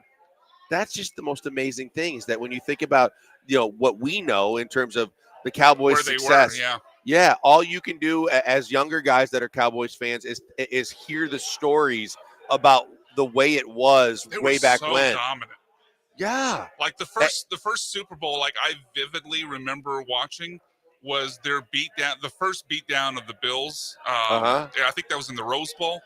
I think that's right. Yeah, it was like 55-17 or whatever the final was. It was something crazy, but that team was insanely dominant. And yeah, to think that there's so many Cowboys fans, obviously age 30 and younger, that have no, obviously recollection because they weren't alive, but they like the way they view the team, kind of the laughingstock at times they've become, is just so foreign to what anyone older than 30 kind of views the Cowboys because of how dominant they were in the early part of the 90s. Yeah, I mean that's kind of like that step back whoa moment when you realize that there's a ton of Cowboy fans that have never experienced what we know as the lore and the history of the Hall of Fame type careers that were involved in Cowboys' success in football with Aikman and Emmett and Michael Irvin and, up and Jimmy Johnson and up and down the list. I mean, look, we had Moose Johnson in the studio and, to your point, 24 years on Fox. Yeah. Like 24 years on Fox. That's how long it's been. That's nuts. Yeah, 24 years on Fox, and the Cowboys have done what during that time? Right. I mean, they've had some successful regular seasons. I mean, Mike McCarthy won 12 games for him in three consecutive years. But I mean, for Cowboys fans, I think it's obviously more about winning titles than 12-win regular seasons. So. Good friend of the show, Jason Aber, who was here today at the golf tournament, said 1 every 10 years for the Texans. That way there's never a crazy long drought and stretch of not winning one. That makes sense, too. I mean, look, that's the way I started this. Back-to-back, though. Yeah, I said that I think the two most logical answers would be either one every decade or you win one early, you win back-to-back later so that you can say, hey, you've had kind of that more kind of legacy success of winning 2 in a row, and you also win one to get off the schneid right away. Yeah, I'll go back to the Packers comparison. That's what I want. I want the one early because last 30 years, I mean, the Packers won with Favre in 96. Give me that title early. And then let's pretend in this hypothetical scenario, this alternate reality, that Rodgers goes back-to-back in 12 and 13. That's what I want. I know someone that was at both of those games. Yeah. Oh, yeah? Yeah, I just want to let you know. I mean, you know them too. So, okay, so we've got another segment, and we got car wreck of the day. If you want to get your car wreck of the day in as well, get them to us, 713-780-3776. Text us, tweet us, do what you got to do to get them to us, and we'll get those in the final segment. Coming up next, though, which young Astro should be next on Dana Brown's list that they should be looking to extend? You don't want to see him get to free agency. You don't want to see him get completely out of whack to where they're going to leave. Who do you want to wrap up before it's too late? Let us know. 713-780-3776. He's Brian McDonald. I'm Joel Blank. Killer Bees, ESPN 97.5 and 92.5 FM.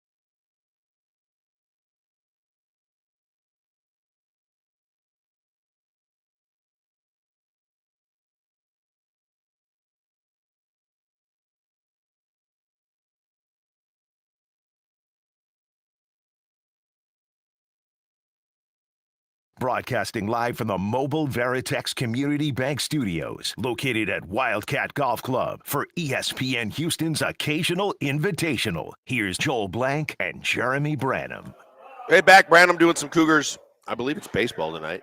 Did basketball last night. So Brian and I are going to take you till 6 o'clock. Okay, there you go.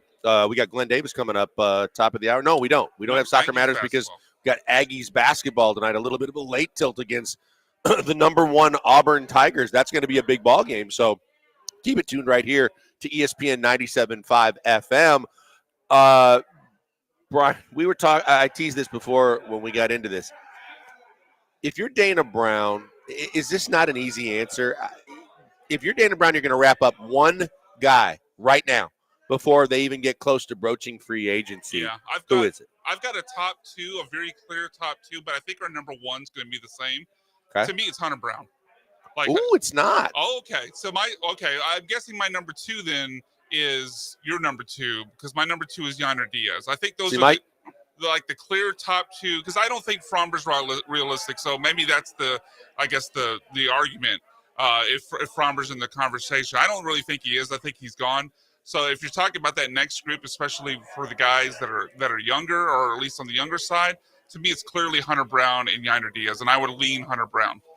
Yeah, to me, I'm a little leery of locking up a pitcher because of the propensity for arm injuries and everything on a long-term deal. So if I'm going to do anybody, it's Yainer. I just believe that Yainer's shown enough. Yeah, I know that he struggled a little bit from a catching perspective. But to me, I just believe Yainer is going to be the guy that's going to be here for a long period of time, that if you have Yainer in the lineup and you've got Jordan in the lineup, I believe this team has the potential in the middle of the lineup to still stay consistently pretty good. So I would go Yainer first. Hunter Brown was on my list. Yeah, Hunter Brown was my 2. So I think we're in the same ballpark. I don't flipped. Yeah. I don't. I look at the rest of the roster. I don't think that there's anybody. Look, I think Brian Abreu is a guy that you should probably think about. Yeah, he was 3rd for me. Yeah, and then 4th. Look, a lot of people, they may start considering Jeremy Pena. I don't think Jeremy Pena on the open market is going to be a guy that I'm going to be worried enough about that I feel like I gotta wrap him up early. I think Jeremy Pena, because of his offense, no matter what I think of his defense, and other people don't think he's that great defensively, I just feel like that I can live with Jeremy Pena coming right up against his free agency. Yeah, I think there's a clear top tier with Hunter Brown and Yainer Diaz, and then Brian Abreu would be a 3rd, but a little bit distant because obviously relief pitcher, not even the closer right now because Josh Hader's locked in for 4 more seasons. So Brian Abreu really doesn't even have a path to be a closer. So, but he would still be 3rd. He's 27. He's been great for you the last few years. Really, the next name on this list is a pretty far drop down for me because I don't think you're even having this conversation until late in the year, maybe next offseason, because he still has a lot to prove off of a good second half of the season, but obviously very little on tape. But that would be Spencer Arrighetti. I think Arrighetti has the chance when we're having this conversation next year to be at the top of the list, depending on what happens with these other names. But obviously, I mean, he looked great. His strikeout rate was through the roof, especially second half of the season. I think he's got plus stuff with a couple pitches, but I don't think he's had enough on tape yet to say that you're ready to lock him up long term. Yeah, I mean, look, but I think he's close to being in this conversation. I think Arrighetti's got to show me a whole lot more before I'm even considering that. I'm like Arrighetti is the guy that I'm happy with what he's done so far. I'm hoping that we can get some more time out of him doing the same kind of things. I'm still not convinced that he's going to be a long-term staple in an Astros rotation. I'm hopeful. I think that he has potential, but even then, I'll ask you, I mean, how high do you think he goes in terms of in a 5-man rotation? Is there ever a time when he's a 1 or a 2? I think he could be a 2. I mean, probably not in a great rotation. And he's obviously not a number 2 in this rotation currently. But I think his strikeout stuff seems to me at least profiles as a guy that could be a strong number 2. There's a lot to prove between now and him actually establish himself as someone we'd say definitely is a number 2. But I think that's in his profile. That's like the very upper range. He probably settles into more of a 3 in a rotation, but I think there is a possibility with what he showed with his strikeout ability in the second half to be able to get to a number 2 spot. See, I have him as a 3, and I think that's the most likely. Yeah. Yeah, I think that's the ceiling for him. I think he's between a 3 and a 5 starter in a rotation, no matter how good the team is. I think that we've seen him pitch some good games against some bad teams. We've seen him occasionally really find it and pitch well against better teams. But I think that that's not consistent enough for me to think that there's a guy that could be an ace or a clear-cut, strong number 2 in any rotation in major leagues. But specifically, if you think the Astros are going to be competitive for the next several years, I think Arrighetti is pretty much, a 3, 4, or 5. Yeah, I mean, 10.6 K per 9 as a rookie starter is pretty damn strong. I'd be interested to see where that ranked among some of the better pitchers in the league. He's obviously got a lot to prove. His ERA was 4.5. The strikeouts aren't everything, obviously, but if I'm just looking at his overall profile and what he could turn into, he's got pretty good size. He's got strikeout ability. He's still young. I think he could develop like very, very top ceiling in number 2, but I think you're probably right. Most likely it's a 3. Yeah, I mean, look, you can mention the that's worth strikeouts, and there's something to that. But we can also talk about the fact that he's had some meltdowns too. Like when things go bad, they go south in a hurry and they stay there. So, I mean, that's kind of where I'm at in terms of I have more concerns. I got to see more. So that's why I would say I'm not going to extend him right now. I'm hopeful he's not JP France. I'm hopefully he's more like a guy like Urquidy-ish, McCullers-ish, where they can be. And I think McCullers, until all the injuries, McCullers was on a clear-cut path to be a 1-2 for a long period of time. I think Arrighetti, to me, the ceiling is a 3. Yeah, I guess, it's an argument about what you see as upside. I was curious because I remembered his second half being much stronger than the first half. So I was curious how true that was. I pulled it up. So this is a 12 game sample size, so not very big in the grand scheme of things. But post All-Star break, 3.18 ERA. His overall ERA for the season was 4.5. So he was really quite a bit different pitcher in the second half. So I'm just not willing to dismiss the idea that with his strikeout ability that there's more upside that maybe we're giving him credit for. Look, I hope so. I certainly hope so, because I think that if there's the possibility that whether Fromber's here or not after this season, that if you can get that kind of a performance or that kind of a career out of an Arrighetti, and who knows what you're going to get out of Blanco, and I know he's older, but if you can get a couple years of Blanco being fairly consistent in that range, and Hunter Brown's your ace, I think it goes a long way to keeping the window open and giving you, the chances to still consistently win. Yeah, and again, this is not really a conversation I would have with Arrighetti this offseason. This is probably like best case All-Star break because he's got to prove it for a while. But I just think he will probably be, as we go down, like further down the roster, because we're in agreement, like your top 3 guys as far as who Dana Brown should look at to lock up are obviously Hunter Brown and Diaz, Yonder Diaz in some order, 1, 2, Brian Abreu 3rd. So who's the 4th? I mean, when you look past the top 3, I don't think there's a whole lot of guys that make sense. They're either locked up or you got a lot of question marks about them, or in the case of Framber Valdez, it has 1 foot out the door already. So I think the next one is Arrighetti, but again, not anytime soon. Definitely not first half of the season. Yeah. So, all right. We'll wrap things up next. Good spirited conversation today. Everybody back tomorrow in a full complement of the show. But Brian and I have got car wreck of the day next. If you got car wreck nominations, bring them to us. 713-780-3776. You can call, text, hit us on social media. Killer Bees, ESPN 97.5, 92.5 FM.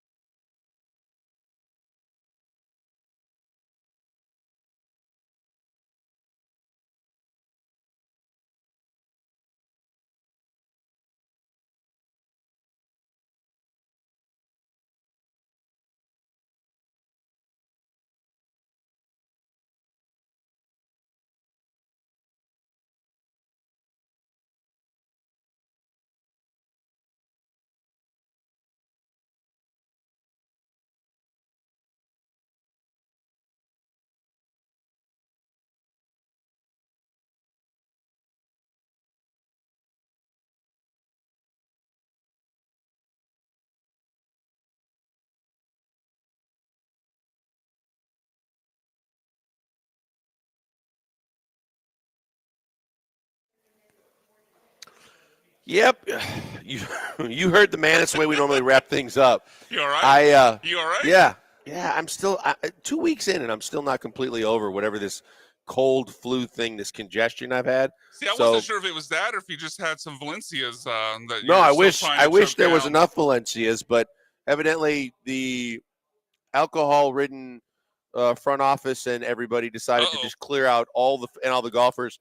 As much as the guy said he was going to save it, kind of maybe didn't. So you're expecting drunken golfers to be prudent with saving food for others? I mean, I was expecting some other more responsible individuals who said they'd be looking out for me to do it. But, par for the course. See what I did there. Car wreck of the day, Brian. What are you starting with today? I'm starting with the whole conversation that came out of last night's Rockets game rest. I don't get the hand wringing and the pearl clutching about, oh my God, they're resting all these players. I would be in support of a shorter season, so maybe this conversation goes away, shorten it to a point where you don't have to have back-to-back games anymore, and then we don't have to have this tired conversation every few days whenever it pops up. But look, it's a full season. The goal is, it's a long season, and the goal is to win a title. It's not to win games against the Thunder in early March. So, look, if they got guys that are a little banged up, or they just view rest being more beneficial than winning this game on March 3rd, then let him rest. I don't think Udoka is going to do something that's, if he's resting players, it's for the betterment of the team. I don't see this as a detrimental move worth getting all upset about. Yeah, I get it. Like I said, if it was just that we were just coming out and saying load management and you don't want to compete to see how you measure up against OKC, it's one thing. But I think there's pretty much a lot of legitimacy to the injuries that all these guys have. And if you're not going to do anything and go very far, no matter how much potential you see in this Rockets team for this season, unless you're healthy. So you have to be healthy to do that. So I think that's something that they truly have to be worried about down the stretch. So I'm fine with it, because I really didn't think they were going to beat OKC anyway. That's kind of the thing. Even if it was load management, I think strategically, if you look at this, okay, you got 2 games back-to-back, the Thunder and the Pacers, were more likely to win the Pacers matchup. So if these guys either can't or won't go in both games, then let's pick out the one we think we can win strategically to better yourself for the playoffs. I don't want to weaken myself against. Well, then just don't lose tonight. Yeah, exactly. Now, this has a potential to backfire. I'm just saying, if you know your best case is 1-1, then load up for the game you can win. Right. Mine's the Dallas Mavericks. Whether you're a fan or the franchise, not a great look for you this entire season. You trade away your franchise player in Luka Doncic. You believe that you're going for it in the next couple of years by getting a 32-year-old Anthony Davis. And last night you lost Kyrie Irving to a torn ACL for the rest of his season and beyond, putting a monkey wrench in all of that. You've got to feel for Mavs fan at least a little bit, even if they are in Dallas. Yeah, it's a rough year. This team was in the finals last year, Joel, and they've just completely fallen apart in less than a calendar year. It's amazing. Obviously Anthony Davis got hurt pretty quickly after arriving there as well, and now Kyrie.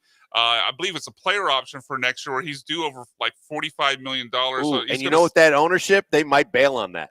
Yeah, I wonder how capable they would be of getting relief on that. I don't even know what that would look like, but Kyrie, it's late in the season. You would have to imagine, even if he comes back next season, it's not before Christmas. It's not probably not before the All-Star break. I don't know that we see him next year. Yeah, best case, I would think post All-Star break, and is your season over at that point? So it's rough times in Dallas. No doubt. Nico Harrison, how you feeling? All right, we appreciate you guys being a part of everything, including the occasional invitational here at beautiful Wildcat Golf Club. We had a great day. The golfers had a great time. Thanks to all of our sponsors. Jeremy will be back tomorrow. Brian McDonald doing all the hard work, and myself, Joel Blank. Stay tuned for national programming, and then A&M basketball pregame against #1 Auburn at 7:30. Have a good night, everybody.